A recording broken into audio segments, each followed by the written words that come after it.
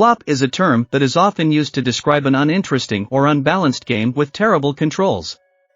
Or in the case of a game with an absurd difficulty level. The virtual reality game, Tower of Trials, fit this description exactly.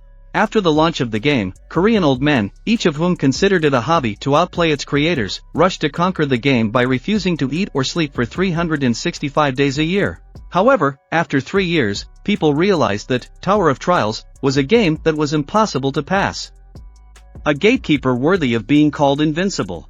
A polar region with a temperature of -60 degrees, where it is possible to freeze to death in just an hour. A long labyrinth of over 10,000 kilometers. It wasn't fun, it was sheer torture. After that, the game went bankrupt. Well, almost bankrupt. There were still a small number of old guys who challenged the damn difficulty. Breathing heavily, a system window showed up, congratulating me on clearing the 50th floor and completely clearing the Tower of Trials. Is this true? The player asked, holding his bloody arm. Unlike the others, he had cleared the tower in a different way. The guy had replayed the same thing over and over until he had learned everything by rote and was confident he could get to his goal. And he spent 11 years doing it. He didn't expect to clear every last floor and wished he'd turned on the live feed. He was even thinking of putting it on YouTube, it would get some views. However, he was distracted from his thoughts by a system notification. Thank you for still playing our game. There will be a reboot refresh in 12 hours. We wish you an enjoyable game. That was unexpected news. A reboot update? And what kind of money is this company using? Did they find an oil field somewhere in the desert? The guy still couldn't understand the logic of what was going on. After all, this game didn't make much profit. Although maybe the developers had something in mind. Only one thing remained the main thing: reboot, refresh, or something else. He wasn't going to play this game anymore. The broadcast, which can be considered the guy's source of income, he's going to do for the last time. He has no family to take care of, but he's already 27 years old. He can't live on just 500k won a month forever. Also, the captain should be told that the guy won't be playing sports for a while. It was once said that he should have been a professional fighter, but now money was definitely more important than sports. The live feed is live. People in the chat room started to get active. Some of them were wondering if it was too early to start the broadcast today. Some of them were discussing the amount of food on the table. After gathering his thoughts, the guy started to speak. Hinas, I want to tell you something. In the comments immediately began to wonder what this atmosphere is and whether Heck wants to announce about marriage. However, after a short pause, he laughed and said that he was just building up the atmosphere. Drinking another glass, he thought that tomorrow he should officially announce that he was canceling the streamings. In the morning, Heck suffered from such a terrible problem of mankind as a hangover. However, even so, his first thought was to quickly post a video of the Tower of Trials walkthrough. Turning on his computer, Jin Heck saw a live broadcast with an unusual title: The Tower of Trials has really appeared. His interest overpowered him and already his cursor was on the enter button. Wow, hens! You see that? Everyone can see it, right? Came from the live broadcast. I found out about it because I was informed by a hen melon-flavored watermelon. It's from a game, Tower of Trials, that launched 11 years ago. Can you believe it? Panic started in the background, huh? Just a second, the sky turned blood red in color. No way, Jin Heck thought this kind of thing happens when you first start the Tower of Trials. As soon as he thought this, a system window appeared in front of him, announcing the completion of the first stage of updating the new version of Tower of Trials. System windows appeared in front of each person one after another. All players must advance to the next floor of the tower in 90 days. If they fail, humanity will be destroyed. Phase 1 of the new version, Test Tower, upgrade has been completed. People's level of adaptability and acceptance of reality is increasing amazingly, the system windows reported. We need to stay calm. Flashed through Jin Heck's mind. He realized that if Test Tower had actually become a reality, then now was not the time to hesitate. He hurried to the place where he could obtain this item. After all, the world would probably be destroyed. Heck's heart was ready to jump out of his chest with excitement. At this time, panic broke out in the central city. People were looking for ways to leave Seoul for Busan or somewhere else, most importantly not to stay in Korea. However, that damn tower had appeared overseas as well. so there was no point in going there. The people in the city were sure that if they stayed in Seoul, they would be foolish and die for nothing.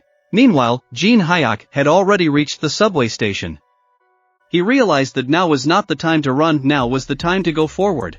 On the Korean server, this metropolitan area had been selected as one of the off-tower areas, and if you looked at the countries, there were only 40 of them, and this was the closest of them all. You have entered an event area, reported the system notification. The people who were here were people who had played the first part of Tower of Trials. Everyone was just watching each other, since there was nothing else to do for now.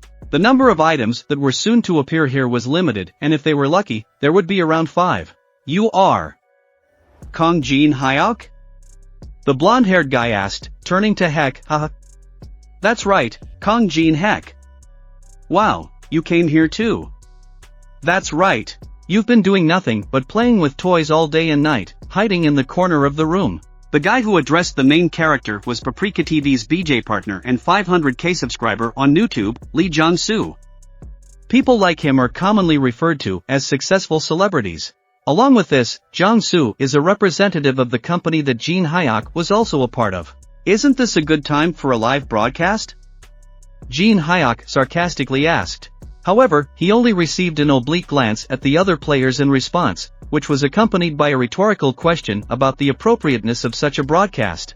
More importantly, what floor did you get to? After all, you played this game so hard. Why hide such a thing from a colleague with whom you work in the same company?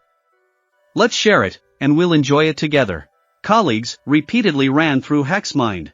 In the company Jong-soo created, there were many BJs who were cheated because of the unfair contract. The more broadcasts they did, the deeper they sunk into this quagmire. And their protesting voices were mercilessly drowned out by the force of the huge lawlessness. Eventually, in the course of time, the colleagues with whom Jin Heck had been close and with whom he had risen from the lowest ranks gradually left the company. I know you're pretty good at playing and making mouth-watering mukbangs. And just for you, I'm willing to change your contract terms to a more favorable one. Jong-soo was about to start trying to negotiate with Jin Heck. However, one thing he hadn't calculated was that the world had changed.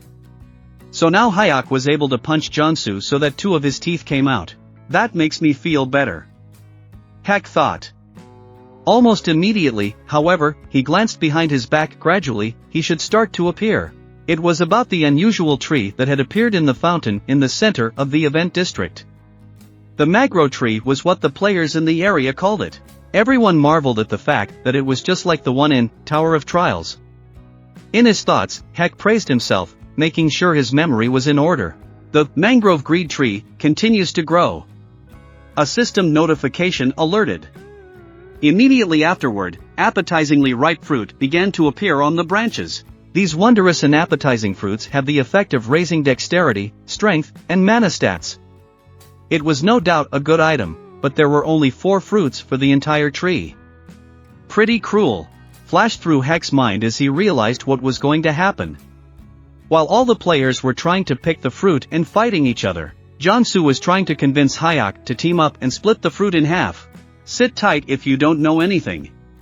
It's not time yet, Heck said with a victorious smile. Ordinary people don't even know about the existence of a tree with fruit. People who have only played a few times will focus their attention entirely on eating the fruit. But the old-timers enjoy a more perverse and cruel spectacle. The last fruit was plucked and the tree began to rampage. People began to panic again, for everyone here had been through this a long time ago and had already forgotten everything. Even Jong-soo tried to hide, and only Jin Heck alone stood there looking at that tree. Are you going to give up? A question sounded towards Jong-soo. Our meaning. Panicked the guy. This place is all about dying a dog's death. Is that so? Heck asked, intrigued. That's a pity. After all, the real reward of the event can only be obtained when all the fruits have been eaten. Jong-soo thought for a moment. Now everything was falling into place. Now he understood why Jin didn't show any interest in the fruit.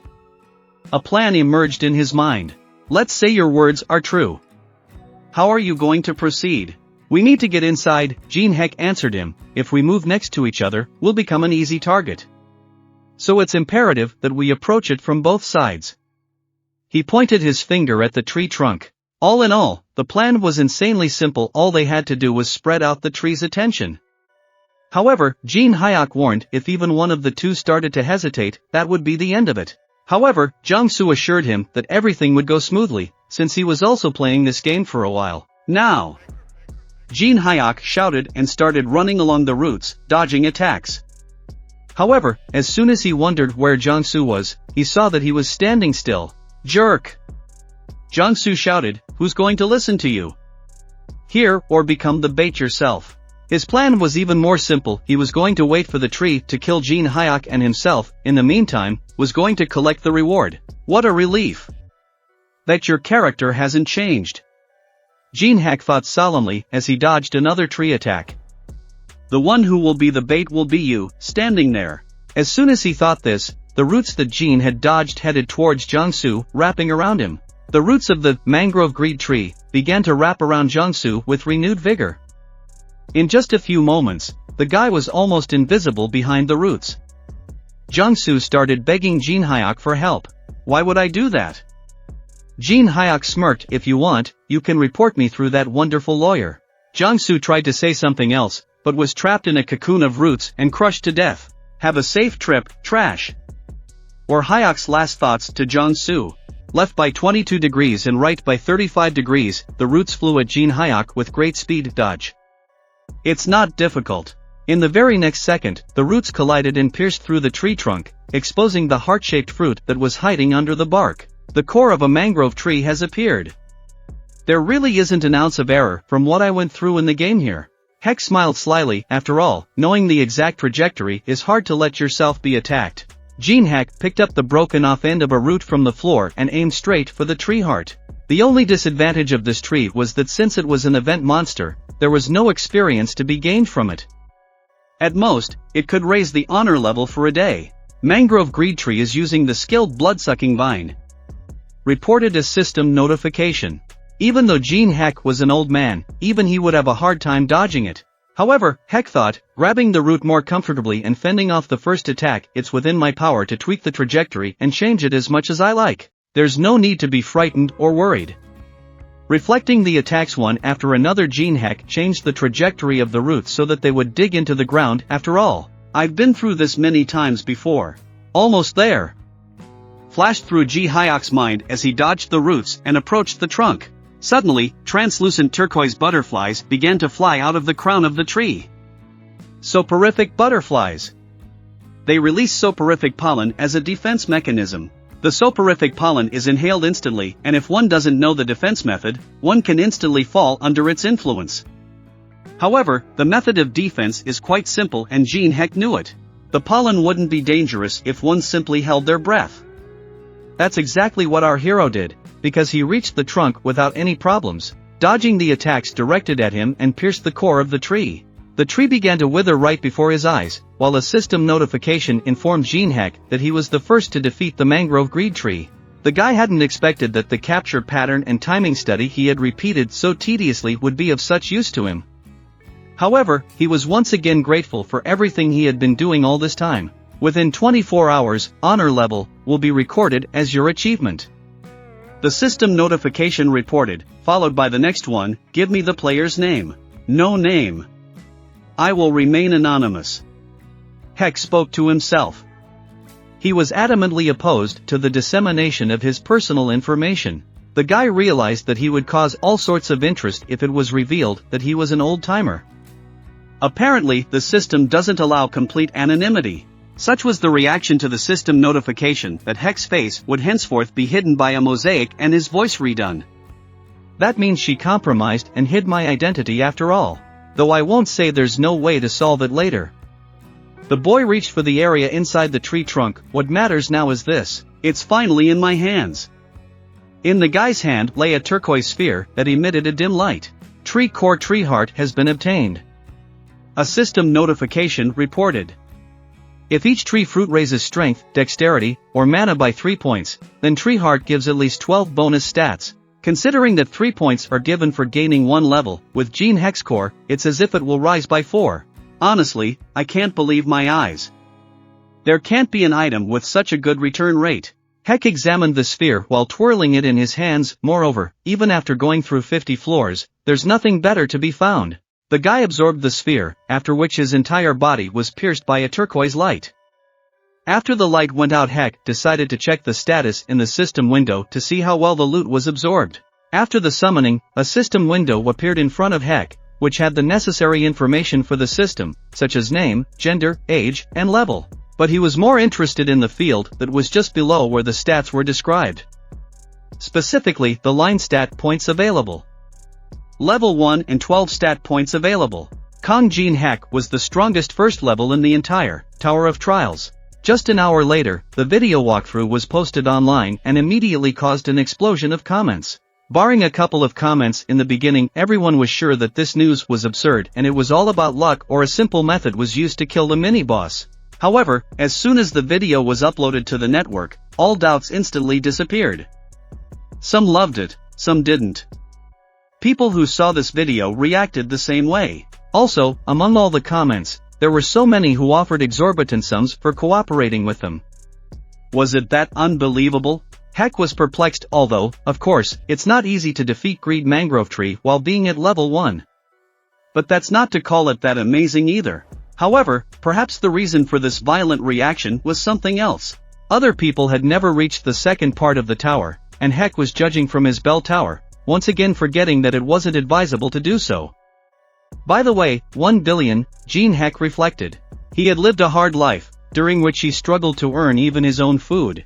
The guy was often late with his rent. There were even times when, after saving money for food for the mukbang, he could sit hungry for days at a time. If he had been offered that money 24 hours ago, he would have accepted the offer without a second thought.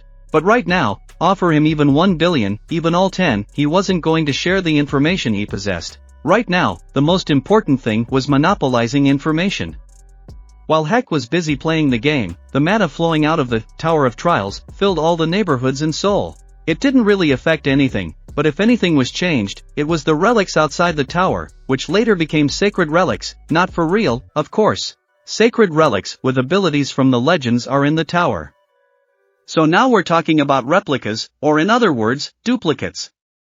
The place where I can get the most replicas is here. Standing in front of the building and checking against the map on his phone, Jin Heck pondered. This building turned out to be the People's Central Museum. It is a beautiful place that houses many relics. It's like a kind of treasure warehouse. However, the problem was that there was more than one Jin Heck targeting the relics. Unlike the greedy mangrove tree that appeared in 7 different places in Seoul, the People's Central Museum is only one.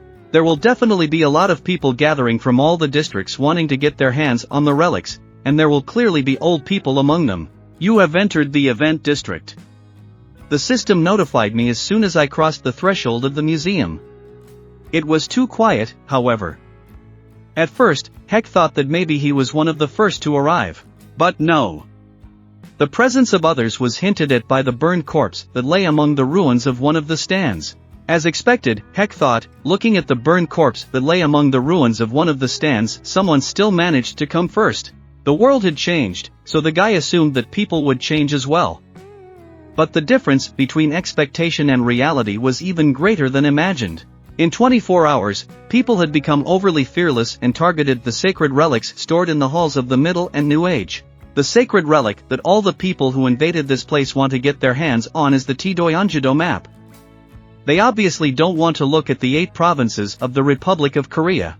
Since the ancient map imbued with mana holds information about the Tower of Trials, everyone wants to possess it. It details where to find the labyrinth with ruins and what items and monsters are there. Who wouldn't want to possess something like that? Even though there is no information above the 10th floor, it is enough to light a fire in people's eyes. Everyone wants it, but they don't know that truly valuable sacred treasures are hidden in the clay. Meanwhile, chaos was going on in one of the museum's halls. Many exhibits were smashed or broken, and people were literally killing each other in an attempt to get to the map first. Freeze! Loudly shouted a guy with the appearance of a typical Yakuza. Whoever moves from this point onwards is considered dead. However, naturally no one believed him and people started snapping back. Then if you move a finger either, I'll crack your skull. Threatened the guy with the Yakuza hammer.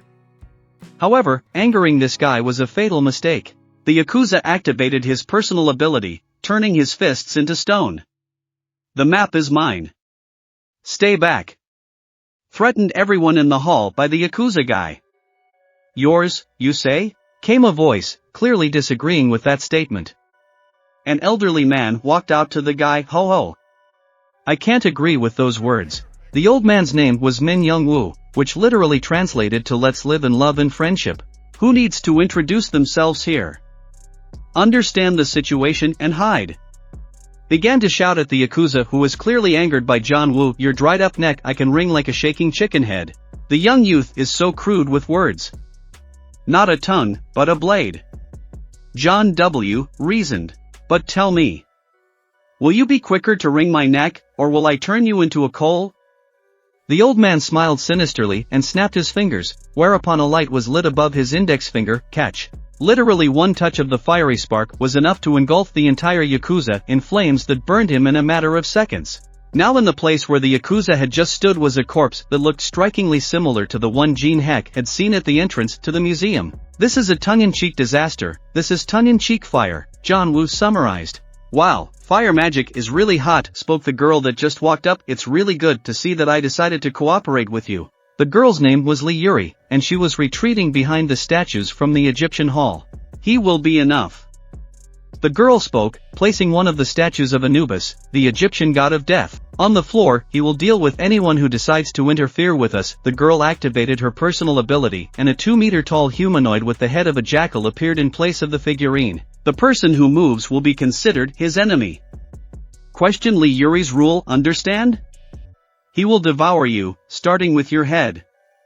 Rum rum. This time she was already addressing the people in front of her. The people around them didn't understand why there were so many old people gathered in the museum, even if they were awakened. Therefore, it was easier for them to surrender than to try to resist the experts and die in a not-so-fair battle. Everyone started throwing their weapons on the floor and declaring that they were surrendering. However, the moment Lee Yuri and John Woo had already relaxed into the hall, Jin Heck walked in. What a mess they've made. He was indignant as he looked around. Don't these people even have the basic etiquette of handling antiques? Anyway, what a relief that nothing got torn. A satisfied Jin Heck picked up and dusted off the ancient manuscript. Hey, Appa, who disturbed the atmosphere of fear? Addressed Yuri to Heck. Does it look like I'm messing around here? The girl turned to Anubis with a single command, get rid of him. Anubis charged straight at Jin Heck, intending to kill him with a single blow of his naginata, but the boy easily deflected the attack, knocking the weapon out of the copy of the god's hands. The naginata flew off and made a groove in the floor behind the boy, so strong was Anubis' attack. A ripple of excitement began to run through the hall. No one understood who this guy was, how he got such strength, how he fended off such an attack, and most importantly, how he didn't take any damage. They're the ones who still don't know how many stats Heck has. That's how they reacted like this. What will you do? Your pup. Heck turned to Yuri mockingly, and your only weapon is gone. Who said I only have one statue? Lee Yuri began to panically rummage through her backpack, pulling out 4 more statuettes from there and reviving them. Awakening of the sacred relic Anubis incarnation, replica. The system notification reported. How's that? You could easily tell from Yuri's face that reviving and maintaining the 5 statues was quite hard on her. Still want to laugh? Not bad, Jin Heck summarized. Judging from the fact that Lee Yuri is able to maintain 5 of these things at the same time even with such a small amount of mana, she's no ordinary level. And the grandfather who had recently used magic. Somehow there's a lot of old people who got out of the nub images. Did you say not bad? Lee Yuri interjected, lost. Aha. More specifically, somewhere between not bad and SOSO, Jin Heck continued to stand his ground. Lee Yuri was confused at first, and then got angry and accused Heck of bluffing. How about this? Then I'd better show you. Because it's impossible to sense if the difference in skills is too great. Even just showing her would be enough for her to see everything with her own eyes, the overwhelming difference. Jin Heck took the same manuscript that was dusting off and injected his mana into it. Entering mana into the sacred relic Pine Tiger replica, a system notification announced, followed by another, appearance of the mountain ruler. A huge golden tiger appeared beside Jin Heck, looking at everyone around him with an evil grin. Absurd, the girl muttered quietly under her breath, not believing her eyes. Era, Josian. Identity, nameless, presented the tiger's system notification. The jackals began to grind their teeth, feeling threatened by the tiger. Some desert jackal dares to show its teeth to the ruler of the mountain? Jin Heck smugly muttered, stroking the tiger behind its ear contentedly. Then the guy pointed his finger at the jackals and spoke out, "Pathos, eat is served." The tiger was just waiting for this command. He pounced upon the jackals with indescribable anger, mauling them one by one. However, Anubis replicas were not far behind either. They tried to fight off the tiger as best they could, but none of their attacks reached the ruler of the mountain. "There's no way," stunned Li Yuri. "I've certainly heard of different ways of using sacred relics, but I've never heard of anything like this." The girl was racked with fear, and her body wouldn't listen to her mind. "And this mana? It feels like my skin is being ripped off. I can't win." The girl fell to her knees from helplessness against the mountain ruler and Jin Heck. One could easily read fear, despair, and incomprehension on her face. I was firmly convinced that this was the strongest card. Tears came to the girl's eyes. How could it be? Who is he? While the girl was coming to her senses and asking a lot of questions, Jin Heck began to approach. "Give it back," the guy uttered, looking at the girl from top to bottom. However, Li Yuri didn't understand what he was talking about, so he clarified, "Tutankhamun's mask. It's useless in Korea. Where are you going to use it?" The girl clearly wasn't going to part with that mask so easily. That relic really was useless in Korea. Why would a guy need it? However, Jin Heck did not argue with her. He simply summoned the tiger. "I'll give it back, I'll give it back." Li Yuri screamed panically. "Sacred relic mask of Tutankhamun, replica, has been received," the system Unifying reported. "Wonderful." Jin Heck thought, "Now I've gotten the second sacred relic." "You're targeting the Tednyajido map?" Li Yuri asked interestedly. Heck remembered that originally, after all, people had come here mainly just for this map. Hinting to the girl that it was none of her business, he turned to the Lord of the Mountain. "Make sure that everything is under control. Make sure no one decides to follow me." Finally, all the preparations were completed and it was time to obtain the strongest skill, Tower of Trials. "Lady Li Yuri, how come?" He stood beside a pensive Jin Heck who was thinking about the barrier in front of him. Who was he that he could get here? Did he really defeat Lady Li Yuri, and that's why he came up here? "It seems to be a level 1 barrier," Heck said thoughtfully. "Ho ho! Looks like you know about it too." Jianwu touched the blue wall in front of them. "This is the first time I've seen a barrier like this. Whether it's a physical attack or a magical attack, it's all useless." The old man spoke like a longtime barrier expert. Jin Heck touched the wall, focusing on the flow of mana. He needed to find the place where the flow of magic diverged. It was there that he saw this word, Karpo. "I think I know how to destroy it," turned to the old man, "but I have a condition." "A condition?" John W. interjected. "If you affect the barrier with your flame magic non-stop, that way we will have a chance to weaken this shield." Jin Heck issued a quite logical theory. "How long do we need to do this?" John Wu questioned. "Until I return with the necessary relics." "That is to say, while you're inside I have to stand outside the barrier and affect it with my magic?" The old man couldn't understand this guy's train of thought. However, Heck's reasoning was logical. He didn't have the ability to use powerful attack magic that could damage the barrier on his own. He was even willing to give the old man the map, since he himself had come for something else. There was nothing left to do but trust the guy. "Understood. I'll trust you and do my best," John Wu assured him, activating magic and directing it at the barrier. The barrier began to resist the attack, but still began to crack. "Go!" Jin Heck shouted to himself, while simultaneously uttering the word Karpo, which allowed him to safely run through the barrier. "Hurry up!" Grandpa shouted, squeezing out all of his mana reserves. Heck nodded back at him and turned away. Quickly looking around the floor with a quick glance, the guy noticed that, unlike downstairs, there was nothing to indicate that anyone had been here. Except for one thing, a broken display case that had iron sword engraved with Qianluan on it. This person already did what he wanted to do and left. Heck pondered. It also became obvious that he was the one who put up the barrier. Whether people are fighting somewhere or not, this man left right after he got what he wanted. He still couldn't bear the slightest burden of danger. However, even those like him did not know what Jin Heck knew. Namely, the fact that the item he obtained was merely a second-rate relic. Found it, Heck said softly and with a smile as he looked at the Li dynasty coins. It was the final piece of the mosaic in obtaining a personalized ability just for Heck and coincidentally, to create the strongest skill. Its ingredients were ceremonial Persian pouring mold, E, and the right eye of Tutankhamun's mask, B. By combining these two relics a system notification appeared. Two relics react that only appeared when two matching relics met. At the same time, if one wanted to advance further, one had to pay the appropriate price. Jin Heck added Li dynasty coins to the two providual relics, and then the system notification said that three relics were already reacting with each other, followed by another notification saying, "You have overcome the abysmal probability percentage and succeeded in unification. The Eyes of Truth (SS) relic has been obtained." The system window showed data about the new relic, allowing the owner to open another person's status window and discern the truth/falsehood in the object's words, but this function was only available 3 times a day. In fact, Eyes of Truth was the best of the 5 existing eyes in the world. However, the real reason why Jin Heck had come to the museum today was not that.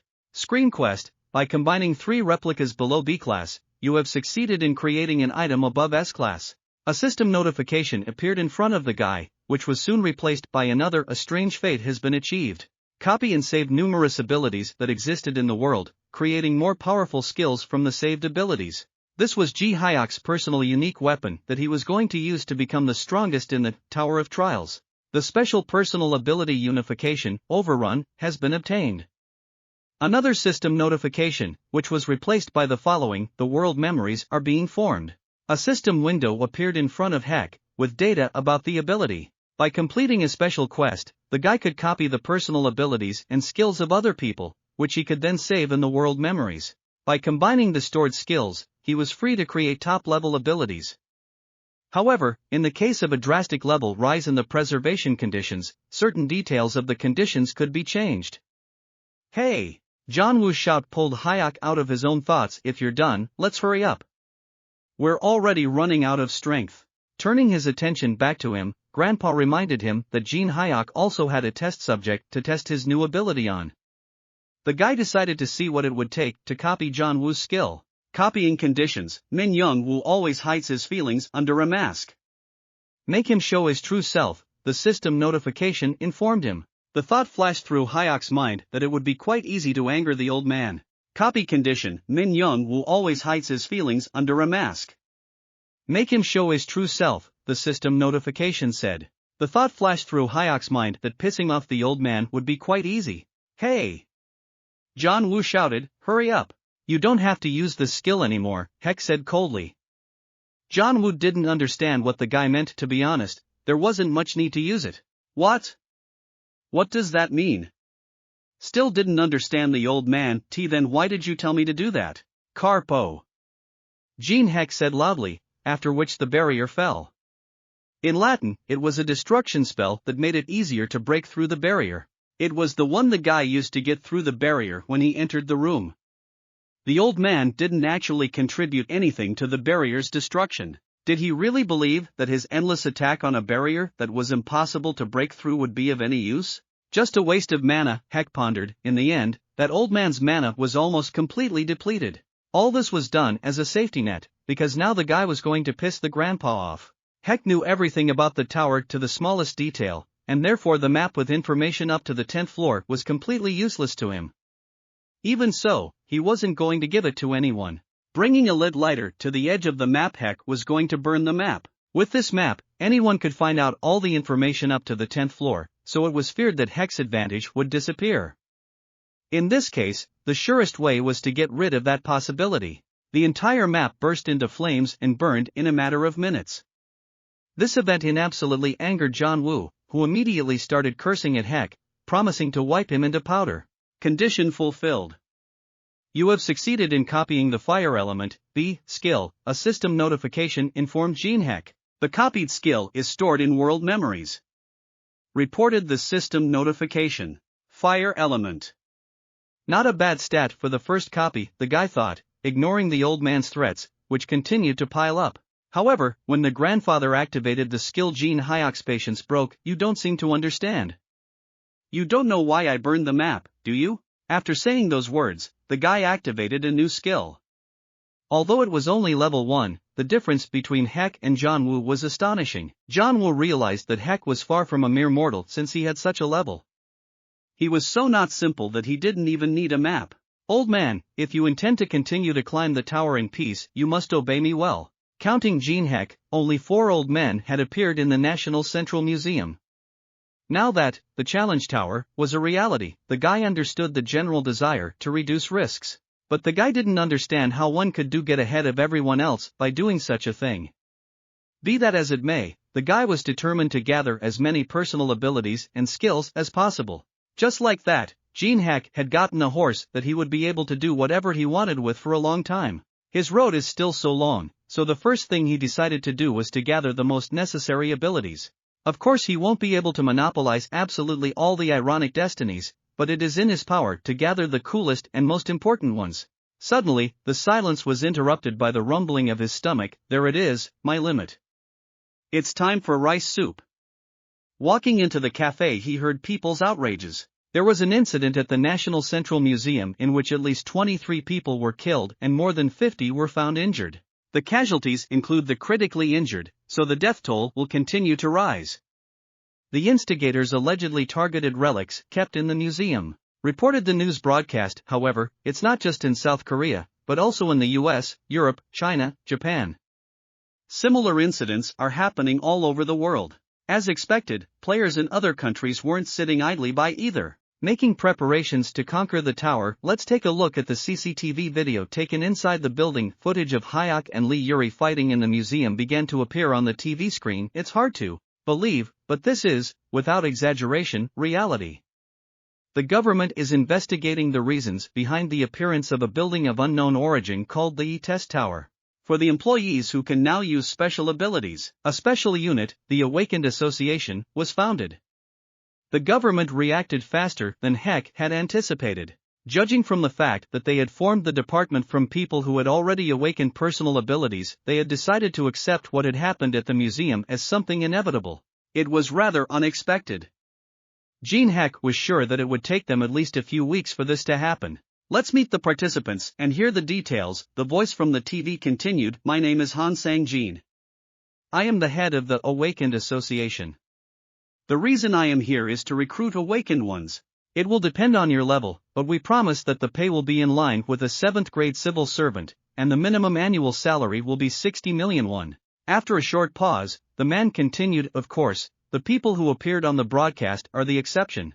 Nevertheless, I am willing to put the name of the head of the association on the line and promise, if you join us, whatever you wish for, all your needs will be funded by the government.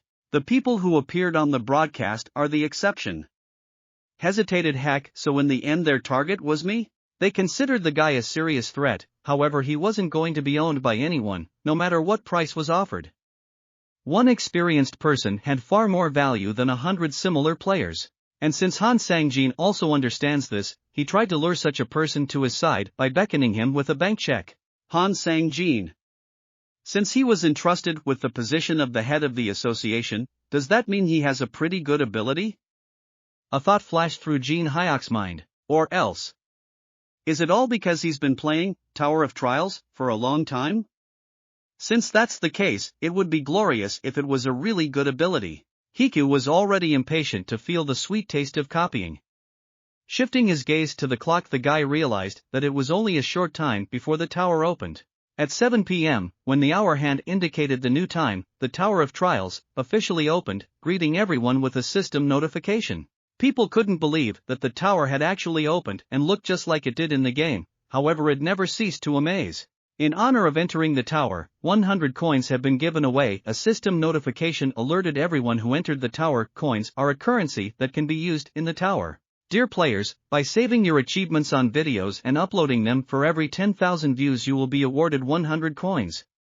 The commission varies depending on the level of the player. Viewing videos by those who live outside the tower will only count when they watch the video for the first time.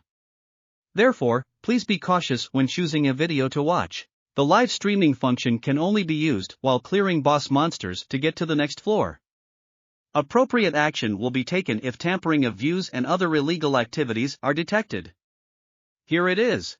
The bridge, that is the link between the people going up in the tower and the regular people living outside the tower, is the live streaming system.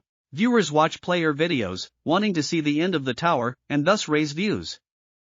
The most interesting setup of Tower of Trials is this system. In other words, the more famous you are, the more coins you can earn. After all the system notifications appeared, people snapped out of their seats, hurrying to grab a favorable spot as quickly as possible and raise the level faster. They must want to get ahead of everyone or get rich quicker. It wouldn't be a problem for Heck to learn coins since he knew everything. However, he wasn't going to pour the video first. Even if he gets some coins for watching, but shares the information he has, he will do himself a huge damage. Especially since the guy had already decided what he wanted to do first. A bit of a different road from the rest of us. Jin Heck was immersed in the memories of the very first pass. At that time, after clearing the beginning of the 30th floor of the tower, there was a period where there was no way to advance further. He collected hidden parts, searching the lower floors to climb to the next floors, constantly analyzing every step of the way. Eventually he was able to find a solution in the ruins alone. Finally, he realized that his character was worthless from the beginning. Is this the result of me searching all the lower floors? The character I pumped up after spending several years in misery turned out to be crap. The guy was bursting with internal resentment and despair. However, he was determined to delete the character and start all over again. That was about 6 years ago. Heck wondered, standing in front of the dungeon doors. Name, Labyrinthos. Type, Labyrinth. Difficulty level, B. The system notification popped up. Description, Labyrinth of Crete, designed by Daedalus. Features an incredibly intricate maze and the presence of traps of various types. The foundation for breaking through above the 30th floor will be basic accumulation. And the key to the essence of this sweep is in the Labyrinthos maze. Heck never thought that he would have to do this again. It feels like he's going into the army again. Alright, let's go. Jin Heck encouraged himself as he opened the maze. Inside, he was greeted by the familiar sight and smell. Everything was exactly the same as before. Beautiful glowing moths flew under the ceiling, one of which descended and sat on Heck's arm. However, the guy's attention was taken away by the people that entered the maze after him. Who are you? The guy asked menacingly. Hello? Friendly, began a girl in a pink sports sweatshirt that looked to be the head of the team. We were looking for a place to hunt and saw an open maze.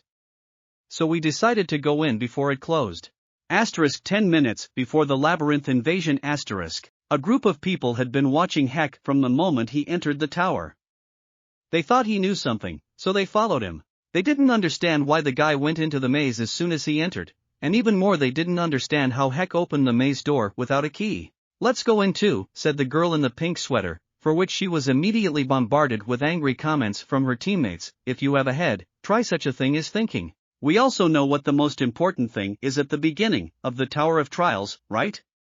He hasn't even found the key and the maze has already opened. Besides, since it's at the first level, that means it's possible to go in there and the degree of difficulty isn't that high. From the crowd came the logical statement that the guy obviously wouldn't want to share items. To which the head of the group stated that they would make him stay in that maze forever. Hello? Friendly, began the girl in the pink sports sweatshirt that looked to be the head of the team. We were looking for a place to hunt and saw an open maze. So we decided to go in before it closed. Since you're going in anyway, wouldn't it be better if we all went together? They say the more people who share the burden of danger with you, the better. Heck didn't like the fact that they were trying to outsmart him, confident in their numerical superiority. Activating his eyes of truth, he began to study the status window of the girl who introduced herself as Park Hannah. The guy noticed a very entertaining ability, Contact. It allowed for faster rapprochement with people and eliminated the feeling of awkwardness. Copy condition, move together with Park Hannah for a minimum of 240 hours. However, during the 240 odd hours, you cannot have anyone else around besides you and Park Hannah. Contact. It will help control that person later. Flashed through Hyok's mind. The rest of the squad members introduced themselves as well. Some hadn't even made it to the end of the first floor, for others it was the first time at all. Heck didn't even memorize their names, because he was sure they could betray him at any moment. Park Hannah approached Heck and put her arm around his waist, asking him what level he was on. Park Hannah is activating the contact skill of level 1, the system notification warned. So that's how it works, thought the guy, coming to his senses from the skill. If I didn't know about the ability, I'm sure I would have sensed we were close, right? Dryly replying that he was up as much as he could, Heck did his best to shove the annoying girl away from him. What's up with that bastard? The contact effect should have shown up by now. Strange, Hannah couldn't find a place for herself. Then maybe you can tell me what kinds of monsters there are in the maze and what their features are. It's not hard for you, right? Hannah turned to Heck. Not difficult, replied Jin Heck dryly. This maze changes every time at a certain hour. At first, the people around him didn't understand what he meant, but as if to confirm his words, the maze shook and began to change its shape. New blocks began to emerge from the walls of the labyrinth, changing their position with great speed, crushing the players in the process. By the time the reshuffle was over, only 4 people remained alive from Hannah's group. Everyone's been to the beckoning maze at least once, haven't they? Heck asked calmly, dusting off his shirt. It's too dangerous for level 1. We need to get out of here now, Park Hannah stated the fact. Hi Min, can you find a way out? You can find it with your ability, right? Asked Hannah to the girl in her squad. During the maze change, the ability deactivated, Min said with tears in her eyes. Then, it turns out we can't find an alternate exit either? We're locked in here? Hannah's face showed fear. Heck wondered why they had entered the labyrinth so confident. And it was only because of their faith in navigation. Afraid that this someone was not a novice, they figured that knowing about the maze would turn their foray into a trip to the neighborhood supermarket. Okay, let's stop with the fact that they're idiots. Now it's almost time for him to show up. Heck was distracted from his musings by Hannah shouting at him. She began to accuse him of not warning about the maze changes earlier and that many people had gotten hurt because of him. The rest of the group joined her. Hey, tell me. Did I tell you to follow me? Heck asked coldly. You said yourself you came from there, didn't you? I didn't drag you here by force. The white-haired guy was getting even angrier at Heck, and even drew his weapon to attack the guy when his head was blown off his shoulders by a single blow from a sharp axe. From around the corner came a huge and clearly not friendly minotaur. Everyone drew their weapons to defend themselves while the axe reappeared in the beast's hand. We're dead, ran through Hannah's mind. Stand back, Heck said and headed out to meet the beast. No one realized what he was doing. The minotaur was about to strike, but at the last moment Heck ducked. You have successfully dodged, said the system notification, followed by the next one, a hidden stat breach has been received. Great, Heck thought, smiling contentedly. The minotaur was about to strike, but at the last moment, Heck dodged. You have successfully dodged, said the system notification, followed by the next one, a hidden stat breach has been received. Great, Heck thought, smiling contentedly. A gap is a stat that reduces the level difference in a battle with a strong opponent, and increases it even more in a battle with a weak opponent. When fighting an opponent stronger than yourself, the level difference decreases for every 3 points. This is the way to grow while remaining at level 1, and the only way that Heck learned about through countless trial and error. Dodging the Minotaur's numerous attacks, Heck remembered that he had already been hit by tens of thousands of times. His body remembered every attack pattern.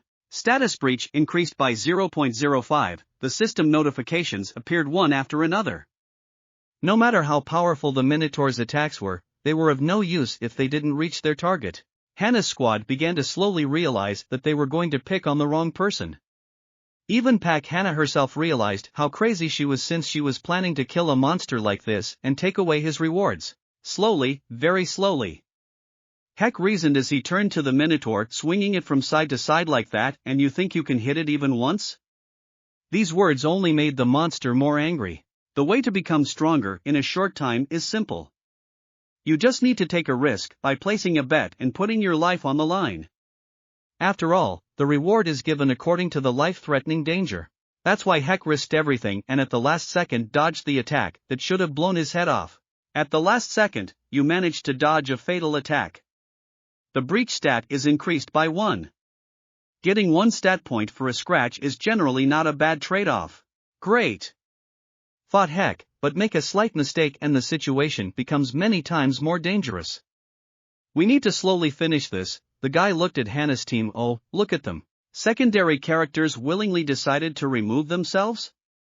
Hannah's group moved under the wall, trying to find a way out. Where are you guys going? Heck crept up silently, which startled the entire group.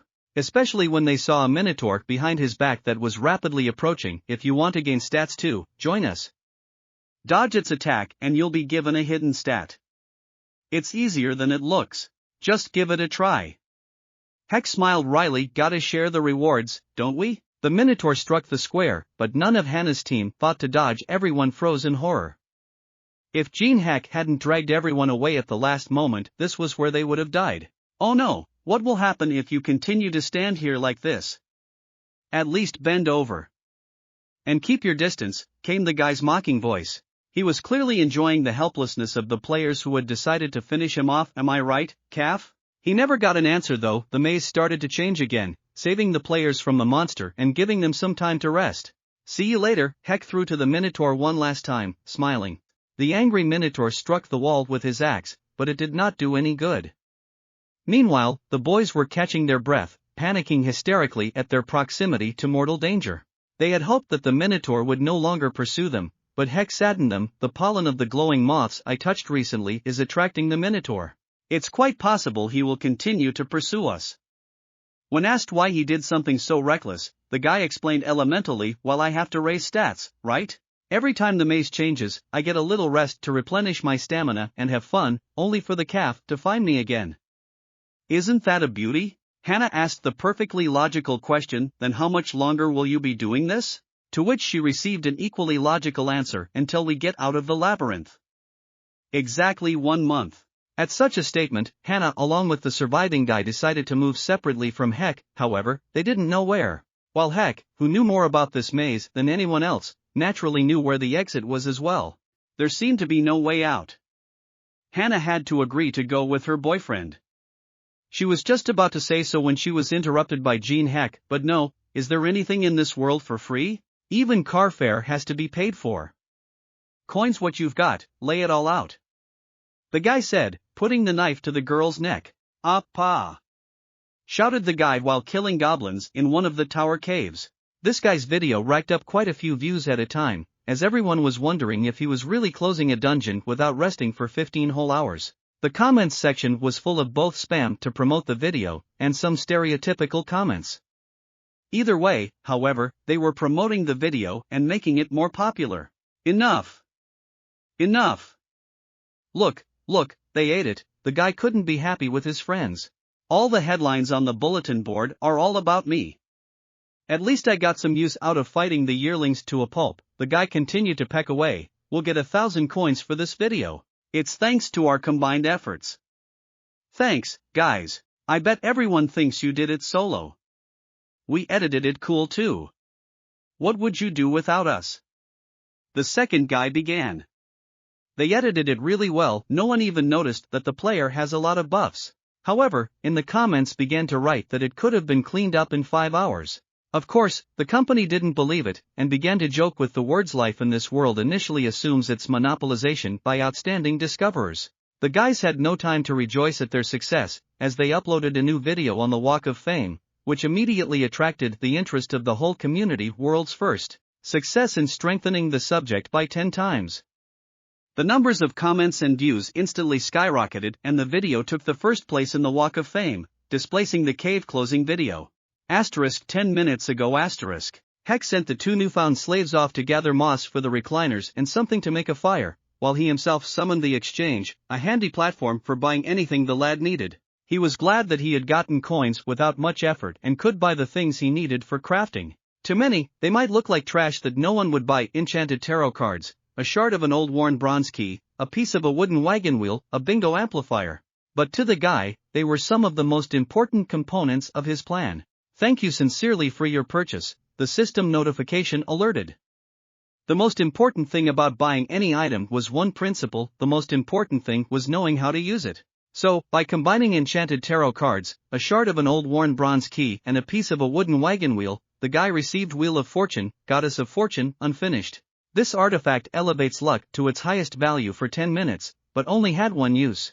Unless one knows the limit of luck with a limited area, to the best of one's ability, the luck gained can be something that will push you from heaven to earth. However, Hiku knew its limit, and so he activated the artifact. The highest value of luck has been increased. The system notification reported. The amplification success rate is 0.000012%. Reinforcement loot was famous for having the worst percentage, but right now, Heck's luck was at its maximum level and he was going to use all of it on the Conjul. You have succeeded in amplification. System notifications appeared one after another, with the same text. It was hard to count how many there were, but finally after all those identical notifications, another one appeared, received Old Dagger 10, max. Followed by 2 more, you are the first person on the Korean server to succeed in creating a 10 item. 5,000 coins received, followed by another one. This achievement will be placed on the Walk of Fame for 24 hours starting tomorrow. It was the 10th 24 hours of life in hell. A fire made of gathered twigs, a bed of moss and no food except mushrooms and the same moss. The Minotaur that came regularly at certain times was exhausting, and the changes in the labyrinth and the constant struggle on the verge of life and death only made it worse. But Jin Heck took it all casually, not showing any signs of it at all. What was harder was Hannah and the guy with her. If this keeps up, we're going to die. Hannah summarized. Yeah, that demon will take advantage of us enough and leave us, her friend agreed with her. In front of Pak Hannah, messages from anonymous people started popping up with all sorts of advice on eliminating boyfriend Ta and generally words of encouragement. From these messages, it became clear that the girl was doing a forbidden live broadcast for which she could be penalized if this came out. The commentators tried to dig up information about Jin Heck, but they naturally failed. All videos about the tower before its opening in the real world were blocked, and there was no information about a player named Jin Heck anywhere. A couple of people tried to find his channel on YouTube, but also failed and decided that the guy chose a full solo walkthrough. Anonymous passed information about the situation to the guild Black Raven, which consisted of both guys from the maze and Hannah's old brother, but even there no information could not be found. The only thing the girl learned was that it would take another 3 weeks to get her out of the labyrinth, because no one knew exactly where the labyrinth was. I've been thinking.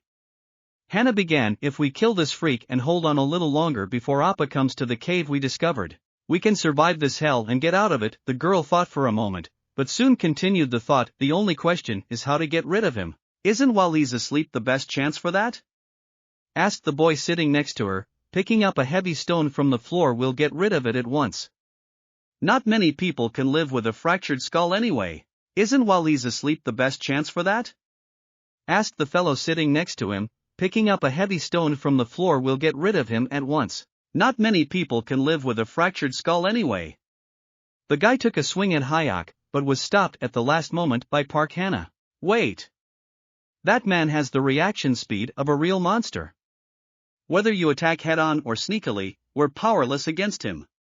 There's a good chance that if you attack him now, he'll stand up and attack back. And what do you suggest?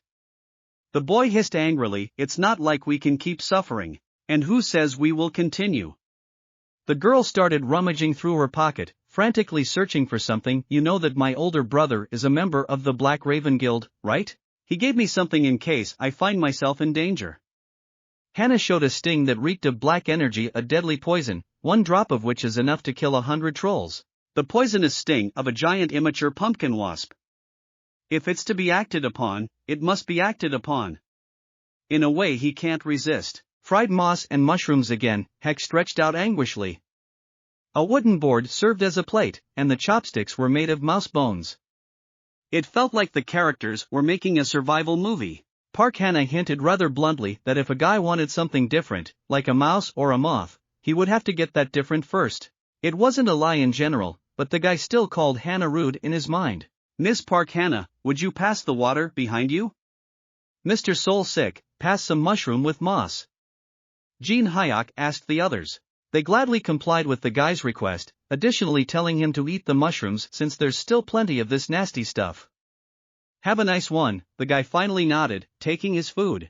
As soon as he put a bite of food in his mouth, the commentators exploded in an uproar.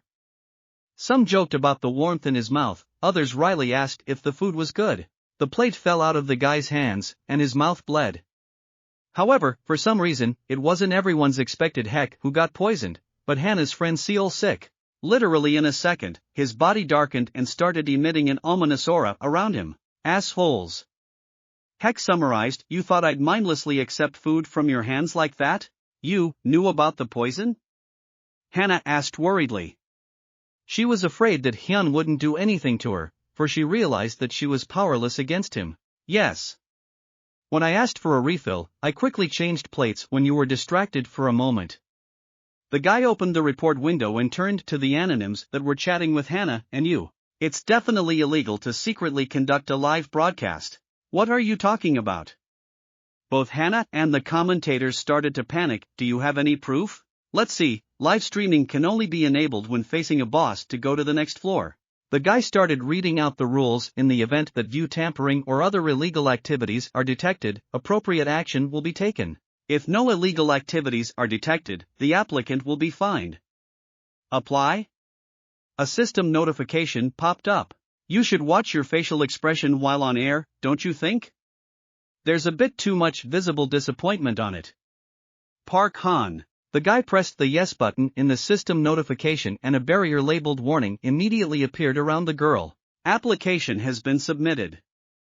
Anonyms have been removed, the system notification reported. Hannah just watched as her viewers were blocked one by one, without being able to do anything. These viewers will not be able to watch the video for 1 month. If violated again, these viewers will be permanently deleted. The system notifications reported while Hannah still didn't fully understand what was happening. A new notification appeared. This player's fine has been replaced by a merciless fate. Immediately after this message, the wall was breached by a minotaur that had just discovered its victims. With a loud roar and a lust for killing in its eyes, it began to flee rapidly. Are you going to fight this time too? Began Hannah to Jin Heck. Just tell me where I can hide, hurry up, he's getting closer. Miss Park Hannah, how cheeky you are, uttered Jin Heck. Even more recently you tried to send me away, so why should I even tell you anything? Heck asked the logical question. Why, you ask? The girl hesitated, but you've been doing it so far. The conditions of copying have been fulfilled. You have succeeded in copying the skill contact, see. A system notification appeared, after which Heck smiled ominously. Ah, that. Now you're not needed. Heck issued threateningly. Wait a minute. You're going to regret it, aren't you? My older brother in the Crow Guild, but the Minotaur, who had clearly not been taught that interrupting is not a nice thing to do, especially not with an axe. Hannah barely dodged it, while Heck looked as if he had been waiting for it. He wanted Hannah to look at him carefully, because he was going to show how big the difference between him and some stupid guild was. The boy struck the Minotaur with a crisp kick to the neck. TSK, not deep, the boy remarked. But the damage, as well as the benefit of pumping breach, was there, which was already good news and couldn't help but be happy. In any case, killing the Minotaur will not be possible yet, so it will be enough to create a similar situation. After another series of dodging the monster's attacks, the guy activated the fire skill. Activated fire element LVL1 informed the system notification. However, it was as if the fire was wiping out the monster without touching it. The guy cut the tendons in the monster's knees and the monster, unable to stand on flat paws, fell off with bent legs. Don't rage too much, said Heck, intercepting the dagger into a more comfortable grip. As you build muscle, the meat gets tougher. It was almost time for the Minotaur to use his last card. A terrifying monster howl echoed throughout the maze and a system notification appeared. Maze Guardian Minotaur activates Rabies LVL10. With quick and precise blows, our hero struck the Minotaur from behind, hitting its tendons and thus immobilizing it. The hero prepared himself, knowing what awaited him next, as he had passed this test before. The Minotaur used his last trump card and activated a level 10 Rabies. His muscles grew larger, much like himself. He was aggressive and very angry. His axe began to glow green in color. Our hero stood confidently. The girl did not understand how such a creature could even be defeated. The rabies that activated the Minotaur meant that for 5 minutes, Vic's strength, speed, and movement speed were increased by 30%. An additional time option was activated. Intelligence was increased. He could speak fluently in the human language. The human said to the Minotaur, I will tear you to shreds, stomp you into dust, and sew you into Dagji so that you can no longer encroach on this place. Our hero felt the mana effect improve slightly from what it was. Now he was ready. Attack! He shrieked. The Minotaur was possessed by the power he had. They clashed, blow after blow being thrown by the Minotaur. Our hero easily blocked them. The girl who was standing behind them watched them and couldn't believe her eyes. With such strength, even if an entire crow guild fought against the Minotaur, they wouldn't win. And that crazy guy, how could he smile in such a situation? Thinking back, it seemed like he was stuck, but he hated with every fiber of his being the reality that made it seem like no matter how hard he ran forward, he was still treading water. In this unchanging reality, he felt helpless, whether in reality or in a game. The complexity was like hell. However, this world was now reacting to him more strongly than before. Our hero was good at fighting the Minotaur. They had been fighting for a long time. He didn't attack much, only dodged. The Minotaur was furious. You're so strong, human, you can't even leave me a scratch. With quick movements our hero jumped in different directions, and the Minotaur could not keep track of him. And now almost the Minotaur's strike reached its goal. But suddenly there was a notification that 5 minutes of the Minotaur's rabies was over. Frenzy was a way to show all your strength in 5 minutes, even more. It was the Minotaur's Raven card, but a penalty would follow where he would go into anabiosis for 24 hours. The hero knew this with a smile, as he had passed through this maze before and had died here more than once. Standing near the mammoth, he counted his pack points gap. If you look at it that way, the difference of 19 levels is quite manageable. With 20 days left, our hero's goal was to reach 100 points. The frightened girl stood and asked our hero, "Finished already?" To which she heard in response that the rabies was over, but he only got rid of the Minotaur for a while. When the maze changes, it will be 24 hours before he reappears. I thought he said he was going to be here for a month, only 20 days left. It's over. After 20 days of battling the Minotaur, attack after attack collected stats of 10 and 15. And eventually his values reached 100 points. The longer you fight, the weaker you become, said the hero and knocked out the Minotaur with one powerful blow. But as he stepped on its head, he said, "It's time to infuse, calf.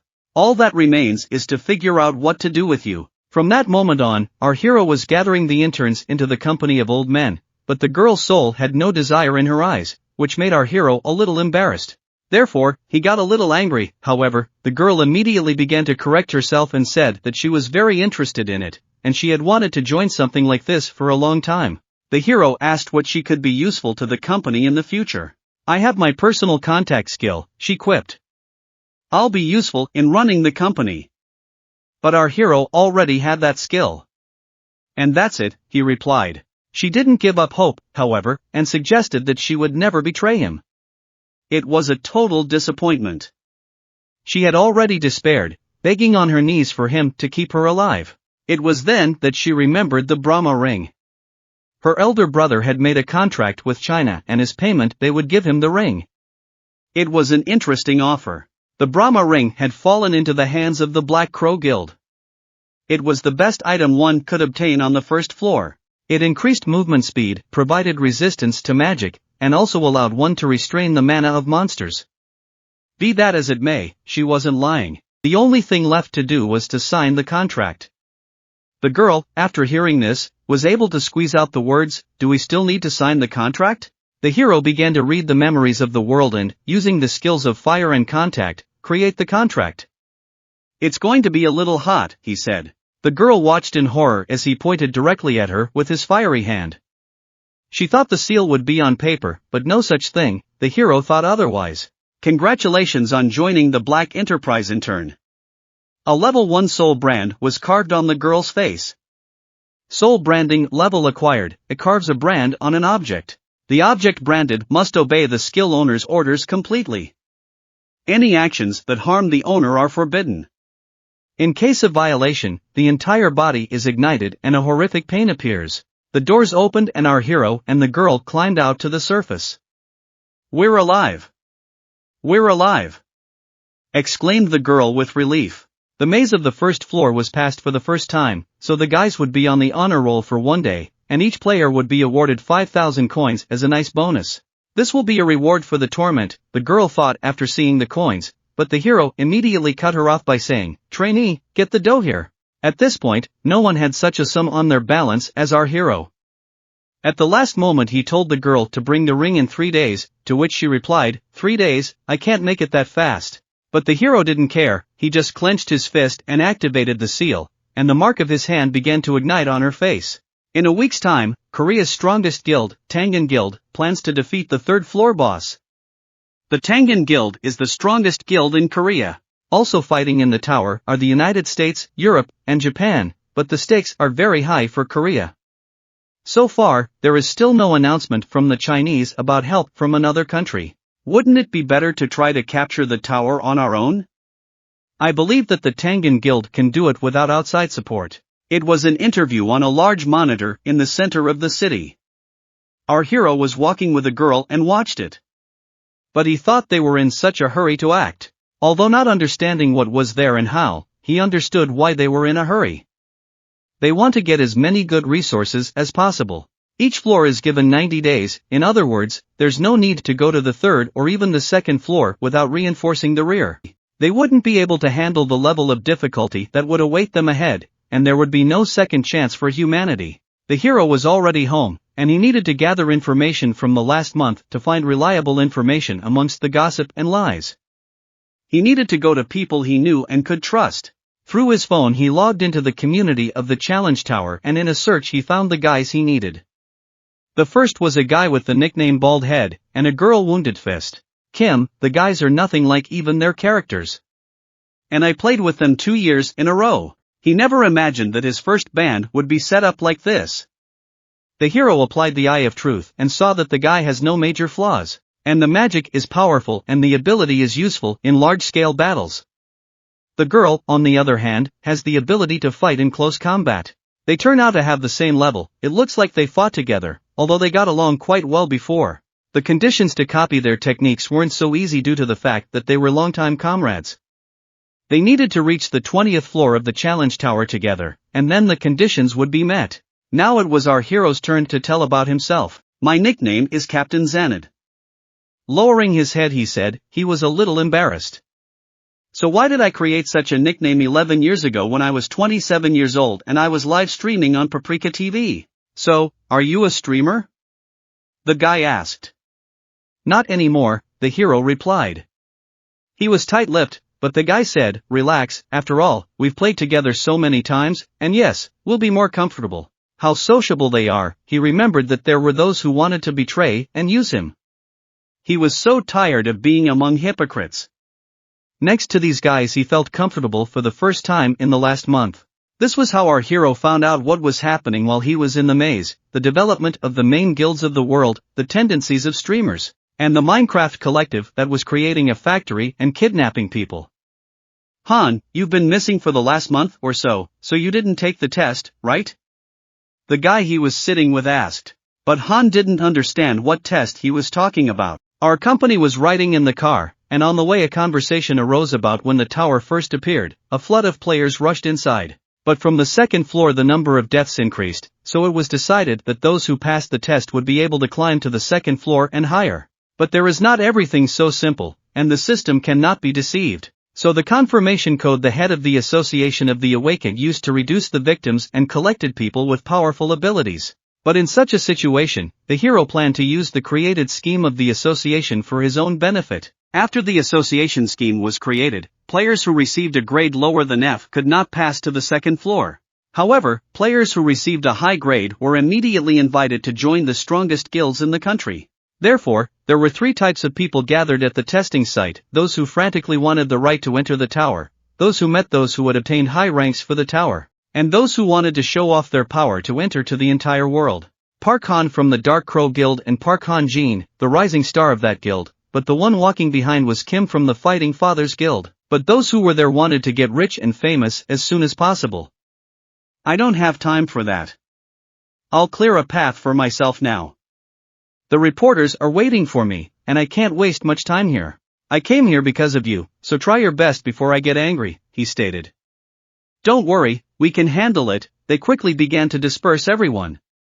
Give way, come on, hurry up, what are you standing up for? Shouted and shoved everyone. Who are you, can't you hear me? Shouted one of the big man's subordinates in the direction of our hero. Move over for me, will you? I got my number and I'm waiting in line. Why should I move over? Stated our hero. And then a magical rising star appeared with shouts, Why can't you get rid of some asshole? With a swoop at our hero, I don't know who you are, but you're making a mistake. If you don't move, you're gonna get hurt. The situation was heating up, everyone was whispering around. It was Brother Park Han, the hero, who had activated the Eye of Truth. Seeing his abilities, he was offered copying conditions.